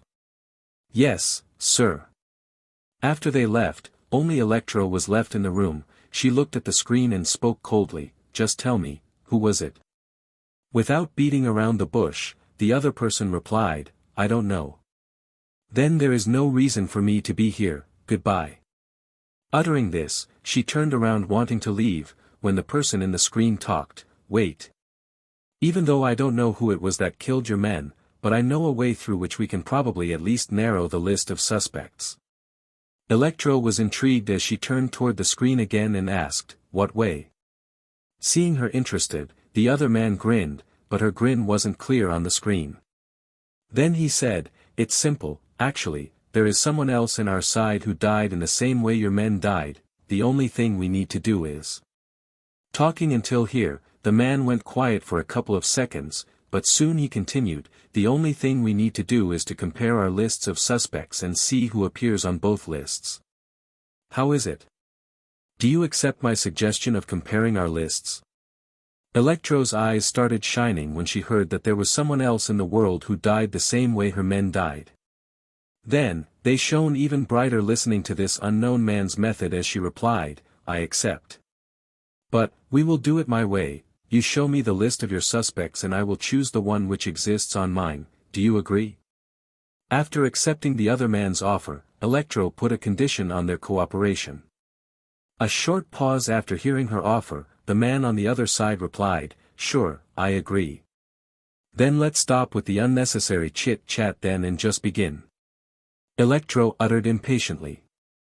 Then, the man seemed to stand up and disappeared from the screen for a while. 5 minutes later, he finally came back with a file on his hand. "This is the file of our suspects. I will begin saying the names one by one and you tell me if you see any familiar names which exist on your list," he voiced. Then he began pronouncing different names to all of which Electro started shaking her head. "Ozha Belsky," he said. Hearing the name, Electro shook her head. "Natalia Belkin." Again, she shook her head. "Jean Rose." "No," she said. "Anya Berezin." The cycle of pronouncing a name and afterward Electro shaking her head continued for around half an hour. Most of the names on the list were the names of Russian women, which made it clear this Russian CEO was no decent man. For some of the names, she shook her head without any hesitation as she had never even heard of anything familiar to them, but she had to deliberate more carefully about some of them before shaking her head, so it took a while to run by the list. Letitia August. No. The Virus Industries. No. Wait. After saying no, she suddenly remembered that 2 days before the massacre, they had sent 4 of their elites. She hadn't suspected them before, because the massacre had happened only a day after the estimated time the four elites should have made an attempt on assassinating the CEO of that virus company. She thought it was impossible to respond back and massacre them all in just a day, so she hadn't paid them much attention. But now, hearing it from the man inside the screen, alarms started ringing in her head, warning her, this was the result of an instinct she had acquired in her years as an assassin. What is it? Is something wrong? Seeing Electro's face suddenly turn completely serious and perturbed. That company is on our list too. Coming out of her disturbed state of mind, Electro stated with a louder voice. Listening to her confirm the virus industries, a deep frown appeared on the unclear face of the middle-aged man, but Electro could not see that. What she witnessed was that the man had just gotten deathly quiet all of a sudden. So it's them, huh? Finally said the man on the screen after his long silence. His voice was much colder and chillier by now. He started pondering about everything that had happened with the virus industries. They hadn't suspected about the virus industries much since the death of the Russian CEO, because this conclusion was far-fetched mainly because the other CEOs that went against the virus industries were still alive and kicking. But now that he considered them to be the top suspect, and how suspiciously they appeared on both their and the Heaven Organization's list, he started doubting everything. He began thinking that maybe this wasn't only an act against the Russian CEO alone, and it was that company's way of getting back at both the Russian CEO and the Russian government who went against their will. I will kill them all. Electro, who by now was emitting a strong killing intent from her eyes, turned around and started walking out of the room, but before she could walk out, a voice called and stopped her in her tracks. Miss Electro, wait. Do we have anything else left to talk about? Electro stated coldly. You want revenge, right? We want the same. So, join us. You are a great woman with great capabilities, and we could absolutely use those capabilities to its fullest potential against them if you do join us. Consider this offer very seriously. Just think, we have the same goal as you, which is to destroy them completely. The man uttered. Electro was truly tempted hearing the offer, but thinking further, she was determined to take revenge by her own hands alone, so she rejected quickly. No.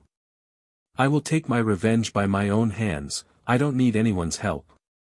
With virus. Kissing passionately for what felt like a short spark of time for the two but an eternity to another, their moist lips finally separated from each other, as they started gazing at each other from close proximity. Shortly after they separated, Virus began reckoning while gazing in her eyes. Her lips oddly feel sweet, and the natural fragrance which comes to me when I embrace her is, almost indescribable. The closest thing by which I can only nearly come to describing it is that, it's very sweet just like her lips, with hits of vanilla mixed with hints of rose, maybe. It's a natural scent which tempts me to do her all night. 2 days later. I should check and see how much it has progressed so far. It must be close to its ends, so it should be finished soon enough. Virus wondered while sitting on the couch. A random television channel was playing in front of him. It was currently showing a comedy television series about a group of friends who spent most of their time in their New York apartment and a coffee shop. A while after his attention was drawn to his Cultivation, turning the television off, he stood up and began walking toward a cubic box around 40 centimeters in width, length, and height, which had a hole on one side of it. The hole was big enough to fit a human's palm inside it, or more precisely, it was big enough to fit in Virus' palm in it. After grabbing it, he walked back and sat on the couch exactly in his previous location before putting his palm in it. Soon, a small 3D screen appeared above it, on which some futuristic language sentences started appearing before they all vanished entirely shortly afterward. Then, around 30 seconds later, a list appeared on the 3D screen in the same futuristic language. Its translation was the following. First level, cleansing the skin. Immunity, 100%, impurities found equals none. Second level, cleansing the flesh and muscles. Immunity, 100%, impurities found equals none. Third level, cleansing the organs. Immunity, 100%, impurities found equals none. Fourth level, cleansing the blood vessels. Immunity, 100%, impurities found equals none. 5th level, cleansing the blood. Immunity, 100%, impurities found equals none. 6th level, cleansing the tendons and ligaments. Immunity, 100%, impurities found equals none. 7th level, cleansing the bones. Immunity, 100%, impurities found equals none. 8th level, cleansing the bone marrow. Immunity, 100%, impurities found equals none. 9th level, cleansing the nervous system. Immunity, 98.7%, impurities found equals none. The immunity process this time has progressed even faster than I expected. It's almost like it accelerates and gets faster on each level instead of getting slower. This should be due to. Taking his left palm out of the hole, Virus pondered after seeing the results on the 3D screen. Well, the immunity process should be 100% in at most 2 hours, so I should get ready and begin the next and final level of the purifying stage, he estimated quickly in his mind as he decided to get ready for initiating the last level of his current stage. The final level was going to be completely different from the previous levels to a whole new degree. Lil Bell. With a voice louder than his normal volume, Virus called the Golden Beauty. Then, a couple of seconds later, the sound of her footsteps was heard together with her voice. "What is it, Master?" Shortly afterward, she came out of a room as she was in Virus' line of sight with a teapot and a cup of tea. Virus replied, "We need to go on a short trip to my atoll." Listening to his words, the Golden Beauty turned around and uttered while walking away, "Okay, Master, let me just put these back."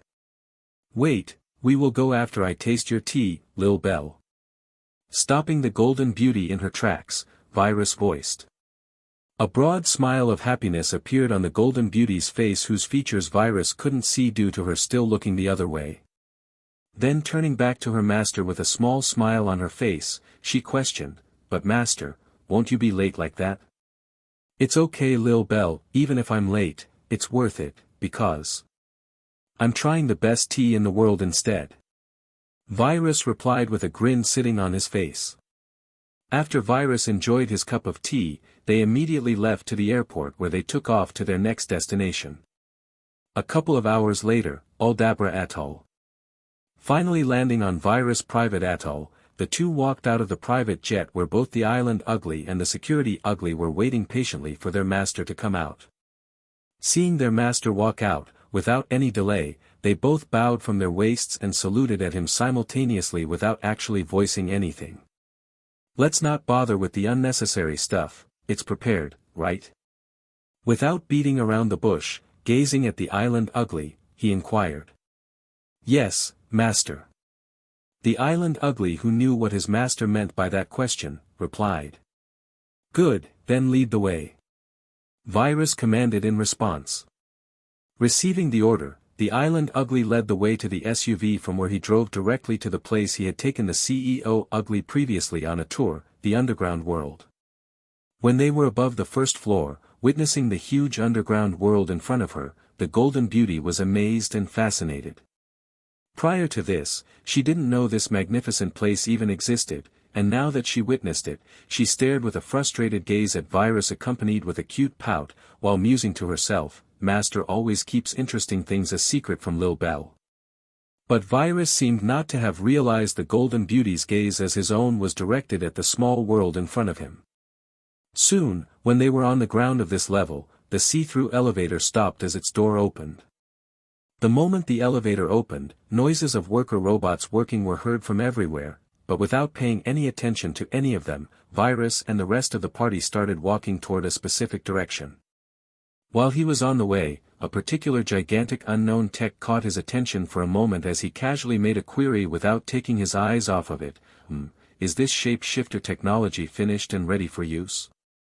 The Island Ugly, who was aware that this question was directed at him, replied promptly, "Yes, Master, its production is complete and fully usable." After that, without any further talking, they continued their way, and soon enough, the four were standing in front of an enormous cubic metal which appeared to have been made of some unknown material. A while after staring at the enormous cubic metal, taking his eyes off of it, he directed his gaze at the Island Ugly and threw a question at him, are the materials I ordered previously already found and placed in their own specific locations, exactly according to my words. Yes, Master. Everything is prepared exactly the way you told me. He replied. I see, good job. After confirming this, he turned around and told the Golden Beauty, Lil Bell, I'm going to enter this cubic room, you keep watch outside. Okay, Master. Without any delay, she replied. Oh, also, keep this syringe with you, I'm gonna need it when I come out. Taking out the small futuristic syringe from his pocket, he gave it to the Golden Beauty.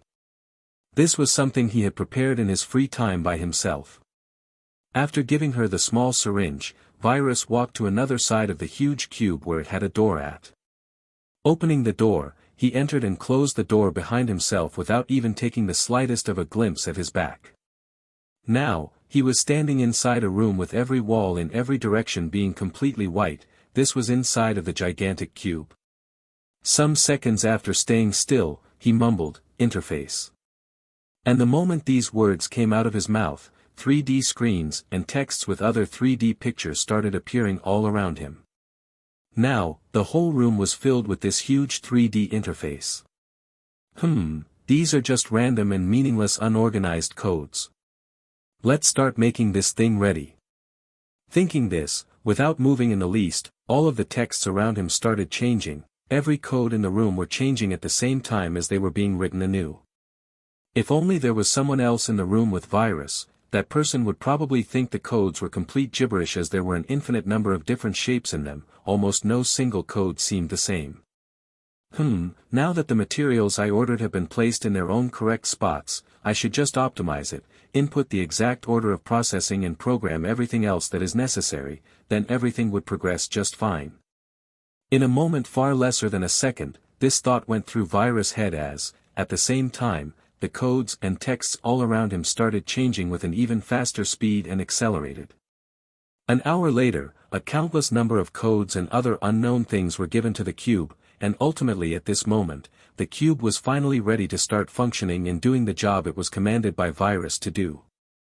Now that everything was prepared, looking at the interface which existed all around him he thought, it's all ready now, then he mumbled in a low voice, let's begin, initiate.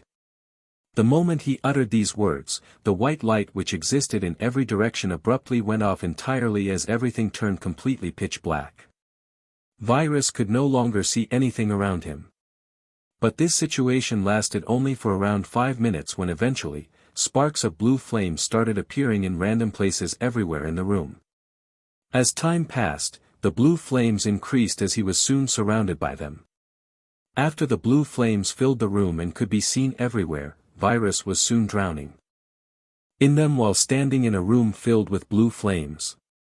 However, when his body came into contact with the blue flames from head to toe, oddly, no burnt marks appeared anywhere on his body, as if the flames couldn't burn him at all, like they were incapable of burning anything. His clothes too, seemed to be completely fine and nothing happened to them, they were just fluttering in the intense blue flame. If anyone saw Virus in this situation, the first thought that would pop into his mind wouldn't be to be suspicious of the fire, on the contrary, he would believe Virus had some kind of impossible to exist immunity to fire like in those fantasy novels they had read in the past. After more in-depth pondering, he would also assume that his clothes were made of a material which was resistant to fire. Right now, Virus was totally fine standing in the pool of blue flames. And according to his current features, it appeared he was feeling no pain whatsoever. Then raising his left hand in front of his face, he looked in amazement at his hand which was surrounded by blue fire. Currently, Virus was feeling a deep warmth that he had never before imagined to be possible. It was like he was burning, but he felt no pain, on the opposite, it was filling him with tinges of pleasure. He reckoned that this feeling was completely paradoxical. Inside his body, after achieving the magnification of 1000x, at the level where you would be able to clearly see the details of the cells, right now, changes were occurring in his body inside every cell. The cells seemed to be vibrating as they were showering in flames.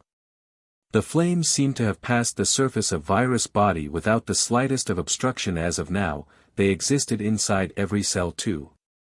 As time passed, small changes were occurring inside every cell, because as they vibrated and were placed under the direct effect of blue flames, some parts inside them were apparently starting to disappear. This was what the blue flame was doing at the moment. It was burning every impurity inside every cell while turning them into nothingness. This blue flame was a very special kind of flame which could only affect things at the size of cells or smaller, as it only worked on the smallest structural and functional unit of organisms or organic matter such as cells. Another feature which made this flame very special was that it could be commanded to target or not target specific parts, material, matters, or things in the cells. This was a technology the future civilization was supposed to develop in the future. When Virus was programming and coding previously through the 3D interface which filled the whole room, one of the instructions he gave the 3D interface at that time was for it to not target anything necessary a cell contains, so he had to input everything which has to exist in a cell for it to function correctly, excluding the impurities. So now, the blue flame was actually targeting everything in the cells which was not on its safe list. Hours passed, but Virus was still standing in the middle of the room without moving in the least. As he continued standing there, he started pondering about the actions he undertook until now. In the past 9 levels, what I have been doing was to purify and cleanse the space between the cells, which means I've been doing nothing to the cells. For example, during the second level, which is cleansing the flesh and muscles, if I had magnified to the level of cells, I would have witnessed that the impurities being banished from the body at that time was only between the cells rather than the cells themselves. The cultivators in the cultivation multiverse of Chi think that their whole bodies would be purified completely if they were able to purify up to 100% at each level of the purifying stage, while assuming the last existing level is the 8th level. They don't actually know that what they've been cleansing in all of the 8 levels altogether was only the space between the cells rather than inside them. Also, they know the brain exists, but they believe it's too dangerous and impossible to go near to before having a high level of cultivation, so they leave it be until be. But in the future, after discovering the cultivation multiverse of Chi, the Earth's civilization realized that what the cultivators had been doing was very incomplete. And after years of research, mankind developed their own system of levels for the purifying stage. They called the 1st to 8th level together with the 9th level which they had discovered and added themselves the external phase, while naming the 10th level the internal phase. External phase was called as such because its focus was outside the cells, while the internal phase was called that because in this phase, inside of the cells were targeted directly. 2 more hours passed as Virus just stood there while his line of thought went to different matters and places in order to kill some boredom, when finally, the flame started to die out and eventually disappeared entirely. After the blue flame was gone completely, he walked toward the door and went outside. Outside, the Golden Beauty was still standing there together with the security and island uglies. Without paying any attention to any of them, Virus directly walked in front of the Golden Beauty and mumbled, "Give me the syringe." Then taking it from the Golden Beauty's hands, he directly injected it to himself. After seeing the syringe injected, the Golden Beauty spoke with a grin, "Welcome back, Master. What did you do inside this huge cube, Master?"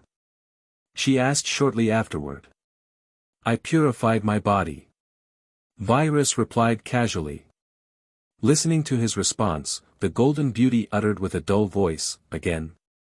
When are you going to be done with this cleansing process of yours, Master?" "Haha, don't worry, I'm done already," Virus answered with a short laugh. "That's good to hear. Anyway, what did you cleanse this time? And why did you inject yourself with that thing?" The curious-natured Golden Beauty continued asking about the details she didn't understand. "Well, the name of this level was cleansing the cells, so I'm sure Lil Bell can guess what I did, and as for the syringe, it makes the part which I just purified immune like the previous levels," Virus patiently explained to her.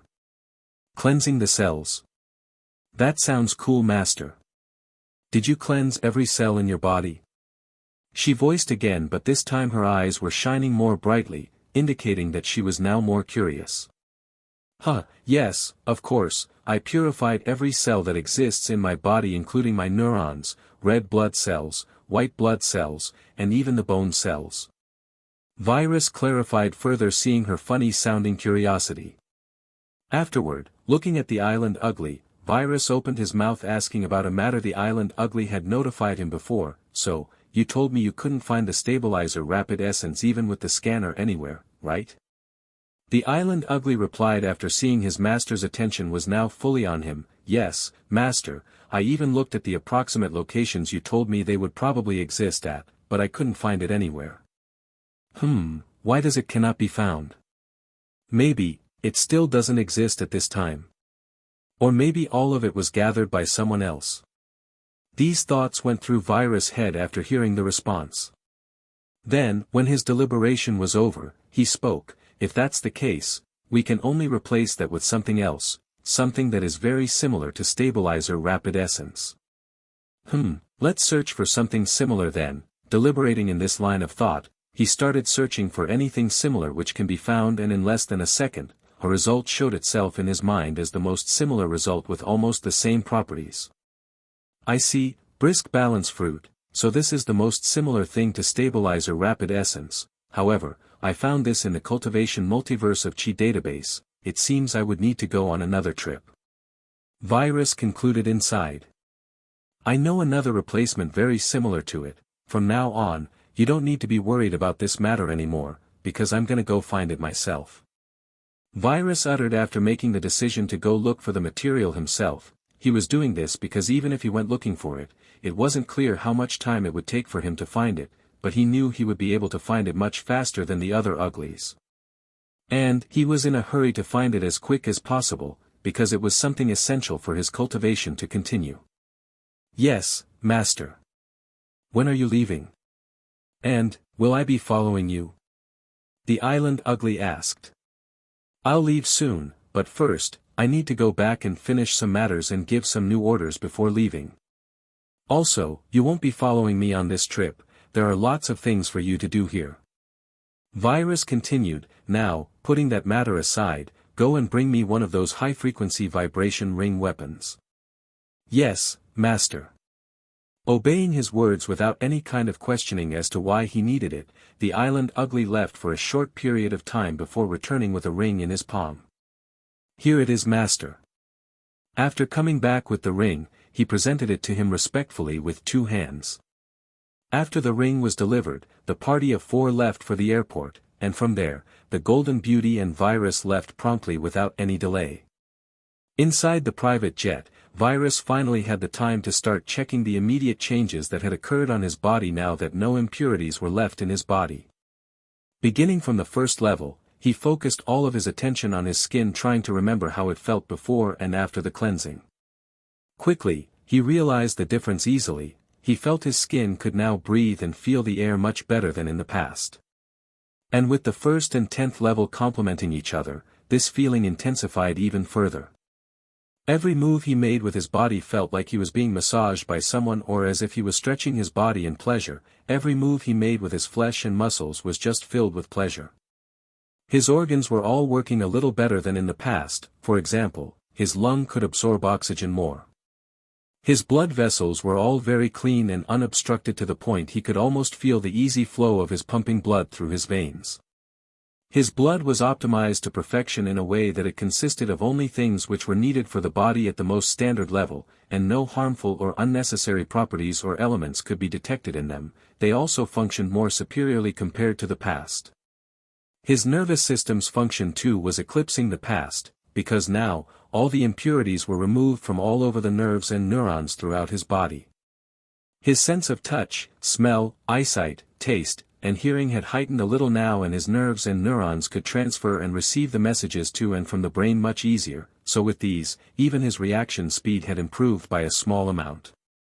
The only thing which didn't feel much different was the results of levels related to his bones and bone marrow, but Virus knew its differences would be realized in the long run, because from now on, with no harmful properties or elements entering and existing in them, he, for example, won't have weak bones, or the blood produced would be in perfect shape, etc.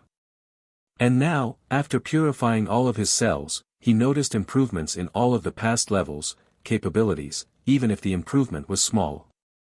But more important than that, he could feel his life much easier now. Even the act of just standing in a place without doing anything, or the simple act of breathing, was filled with pleasure for him. In simpler words, he was feeling much lighter and much more connected to the world around him. But at the end of the day, all of this was not the main reason for him to spend this much of his time purifying every part of his body including the cells. The next day, Virus was currently inside his car driving toward Ella's university together with the Golden Beauty, because he wanted to see her and notify her of the news of his departure in person. Before moving, he had checked Ella's location and witnessing her exact location, he started driving there. After arriving at the university, he and the Golden Beauty got off the car as they started moving toward her current class. Because it was the class period for most students, the campus was a lot emptier than the usual. However, there were some male and female students here and there passing by or sitting somewhere. Expectedly, those people all stopped in their tracks and even their thought process froze as their focus and attention were all targeted at these two charming and beautiful people. One of the more confident girls who was walking toward the two even stopped and tried to start a conversation with Virus, but without any change on his walking speed whatsoever, Virus passed by her together with the Golden Beauty. Only after they had walked away from her and were some steps further, did he respond with, "I have a girlfriend." Then no longer wasting any more thoughts on her, he continued his way. When they were finally in front of the class Ella was currently at, he looked at the Golden Beauty by his side and mumbled, "You wait here and keep watch Lil Belle, I'll be back soon." Then entering the conference classroom quietly from the back door, where no one could see him unless they looked back, he directly walked and sat beside Ella without drawing any attention on himself.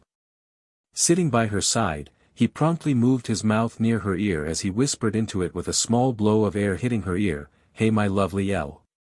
Ella, who was entirely focused on the lesson, was startled out of it by the sudden ticklish puff of air and the familiar voice she heard right beside her ear. Promptly turning her head to make sure who it was, she was greatly surprised to see it was truly her boyfriend sitting by her side, Eisen. "Why are you here?" Ella whispered surprisedly with a lower voice.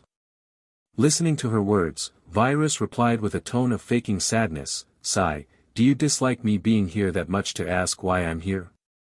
"That's not what I meant," she answered, raising her voice a little unconsciously. Because of her louder voice, the attention of some students near her was drawn to her as they looked back at her. But then, other than boys, most girls couldn't take their eyes off of the person they had accidentally gazed at. The male professor's attention too was drawn to that seat, but soon he took it back and continued his lesson. "Haha, Kitty my lovely Elle, by this high voice of yours it's clearly obvious that it's the opposite and you even want others to realize and see your boyfriend with their own eyes." With a short laugh, Virus responded, but this response made Ella's level of frustration increase instead of decreasing. "Sigh, really, why are you here AI?" she asked further. "Well, actually I wanted to notify you of something personally instead of doing it over our communicative line, because I'm going on a trip, and you won't be able to see me and contact me until I come back like the previous time." Virus continued whispering beside her ear. Listening to the words he phrased, Ella felt a rush inside herself, like she was impatient and couldn't tolerate being unable to contact or see him again. Still, putting that feeling aside immediately, she asked, "How much long would it take?" Understanding what she meant by that question, Virus replied honestly, "It might take a week, or a year, it's something I can't predict without further information." That rush she was feeling, which was similar to stress, boiled inside her again after hearing it could even take a year before he returned, so turning her head, she looked straight into Virus' eyes first and whispered after a short gaze, "Do you have to go?" Without any hesitation whatsoever, Virus answered, "Yes." "I see, although I would miss you and it's going to be hard, but if you must go, then go, I'll wait for you to come back." Ella answered back, listening to the reply he gave without any delay. Honestly, she felt a little downcast because of Virus' instant response, but putting that feeling aside, she immediately decided to respect his decision because that's what two people should do for their relationship to truly work. After talking about some other matters, Virus said goodbye to her and left the university together with the Golden Beauty. Then, after going back to 4 Times Square and sending the Golden Beauty to the highest floor by herself, he walked directly to the CEO Ugly's office. This was the first time he was going to the CEO Ugly by himself. After arriving at his office, the CEO Ugly's secretary was at first dumbfounded by Virus' looks, but coming out of it soon, she stopped him. "Excuse me, do you have an appointment with Mr. Gregg?" Seeing her stop him, Virus stopped in his track as he looked at the secretary who had stopped him and replied, "No." "Then you can't enter there, please go back," she declared.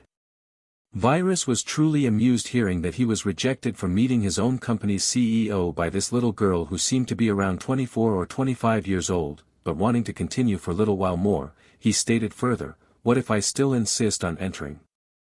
Even though the secretary was impressed by his looks, but she was a very serious person while working and took the matters of work very seriously, so seeing the other person not wanting to cooperate, she got angry and declared, "Then I would have to call the security to escort you out of the building."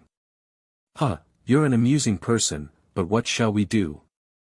I still insist on meeting him, little girl," Virus expressed after laughing out loud. Listening to him call her little girl, she was even angrier as she grabbed the telephone and called security, telling them to send some people to escort an intruder outside. At the same time, the CEO Ugly, who heard the laugh, came out of his office, asking, "What's going on?" But seeing it was Virus standing outside his office, he was stupefied. Soon, coming out of his shocked state, he was about to bow like always, when the secretary interrupted, "Mr. Gregg, this person was trying to intrude into your office, but don't worry. I've called the security to escort him out already." Listening to this, he felt horrified inside, as predicting how Virus would react to different matters were unpredictable most of the times. But without saying anything, he just bowed and waited for his master to give permission for him to talk. "CEO Ugly, from now on, you don't need to get permission before talking, pass over this order to the other Uglies too," Virus stated after thinking that it was truly bothersome to grant them permission every time before they talked. After a short surprise and being moved, the CEO Ugly began talking, "I shall do as I'm ordered, Mr. Chairman. Also, I will immediately fire her and deal with her according to your wishes." The secretary was terrified by now as beads of sweat were pouring down her face. She felt so weak on her legs that she even peed herself a little after hearing the word "chairman" and listening that she was going to be fired soon. Listening to him wanting to fire her, Virus laughed loudly again as he uttered, No need for that, this little girl was just doing her job, and she doesn't even know me. I shall follow as I'm ordered then, please come in." The CEO Ugly spoke respectfully. Afterward, they both entered the office as they closed the door behind them, leaving the dumbfounded, terrified and then relieved secretary behind. Upon entering, Virus sat on the couch while the CEO Ugly stood standing there in front of her master as he spoke, "Master, you could have just told me to come over to you, there was no need for you to bother and come all the way down here." "That doesn't matter, anyway, I came to you because I need to pass over some orders before leaving on my trip," Virus notified him. "Master's going on a trip?" The CEO Ugly was surprised. "Yes, the length of this trip is unknown as it might take from days to years. So in this period in which I'm gone, everything related to the company and its expansion will be entirely handed over to you. I will also give you more advanced blueprints so you won't have any problems with further development." Virus began passing over his orders and words. "Furthermore, you can deal with the government's agent on the arranged meeting day as I give you full permission on this matter to you.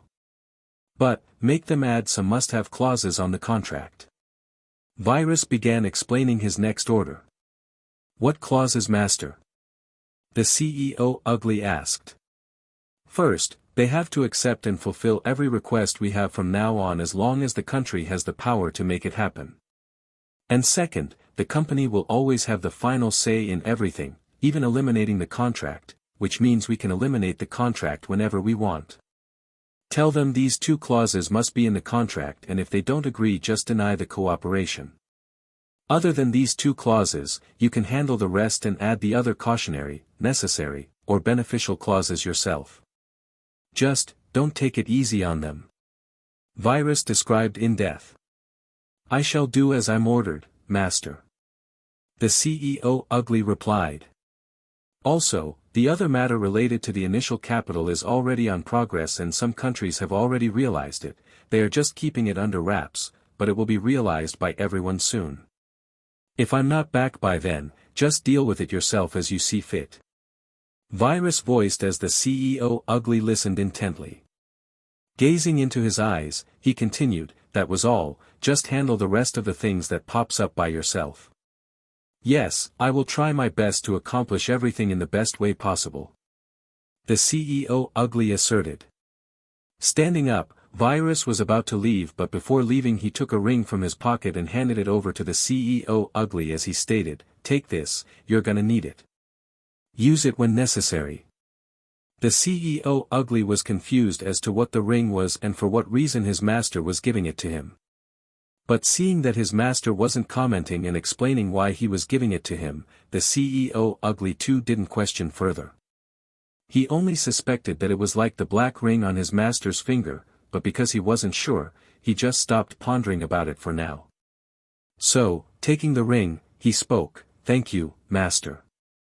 Nodding his head with a small smile, he left the office while the CEO Ugly followed after him outside the office, where Virus ordered him to go back to what he was doing before. Outside the office, the CEO Ugly's secretary was standing impatiently like she was waiting for someone, and the moment she saw Virus, with downturned head, she spoke apologetically, I'm so sorry Mr. Chairman, I didn't know your identity, also, thank you. Witnessing this, Virus just made a half smile before leaving without making any comments. Afterward, he directly went to the highest floor where the Golden Beauty was currently at. When he arrived, the Golden Beauty inquired after seeing him back, did you pass along your orders, master? Hearing this, he responded, yes, now that I've notified Ella and passed my orders, we're ready to go. Did you pack your essential and necessary stuff? Yes, master, let's go. She uttered, with a bag in her hand. Virus thought this bag was probably filled with clothes or other unknown stuff. Then, they left to the airport again, and from there, they took off to the atoll again with the private jet. A couple of hours later, they were back to the atoll again where the two Uglies were waiting like the previous time. Getting off of the private jet, they walked toward the two Uglies and when they were by each other's side, the two Uglies greeted first by uttering, welcome back, master.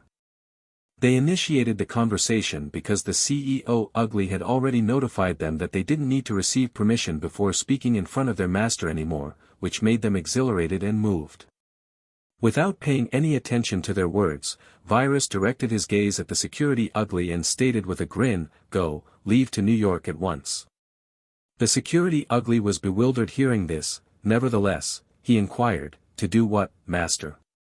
Go and protect my girlfriend from the shadows, but act only when it's absolutely necessary at dangerous situations.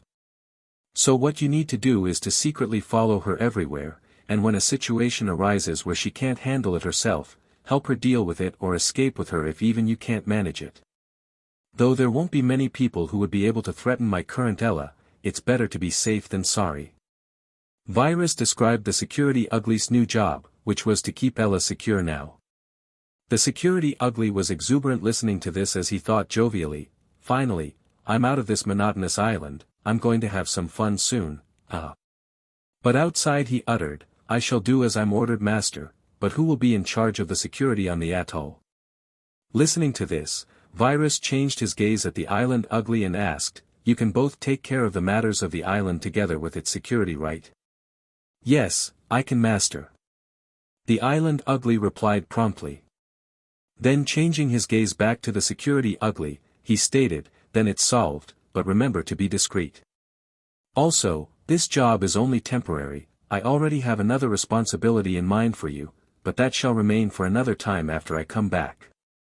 Go now, you can leave with this private jet. After that, giving back the marble which was used for scanning the atoll to the island Ugly, the security Ugly promptly left to New York. Virus and the other two also went to the location where the spaceship was parked at without delaying any further. When they were in front of the parked ship, Virus first dismissed the island Ugly before boarding the spaceship together with the Golden Beauty. Going inside the spaceship, the Golden Beauty looked around at the interior of the spaceship, which was filled with blue and white lights, and wondered, "This spaceship still fascinates me even though it's already the second time I'm inside it." Meanwhile, Virus just casually sat on one of the comfortable couches. Soon, without anyone touching anything, the spaceship started moving by itself after getting invisible. Though all of these were not being done by the spaceship itself, as it still wasn't equipped with an AI. It was Virus who controlled the spaceship remotely. Then, the spaceship started flying outside the atmosphere of Earth with extremely fast speed, and soon, they were a long distance away from the planet. Currently, from the place they were at, Earth seemed almost only like a ball. Suddenly, a rift opened in front of them and the spaceship entered it without slowing down in the least.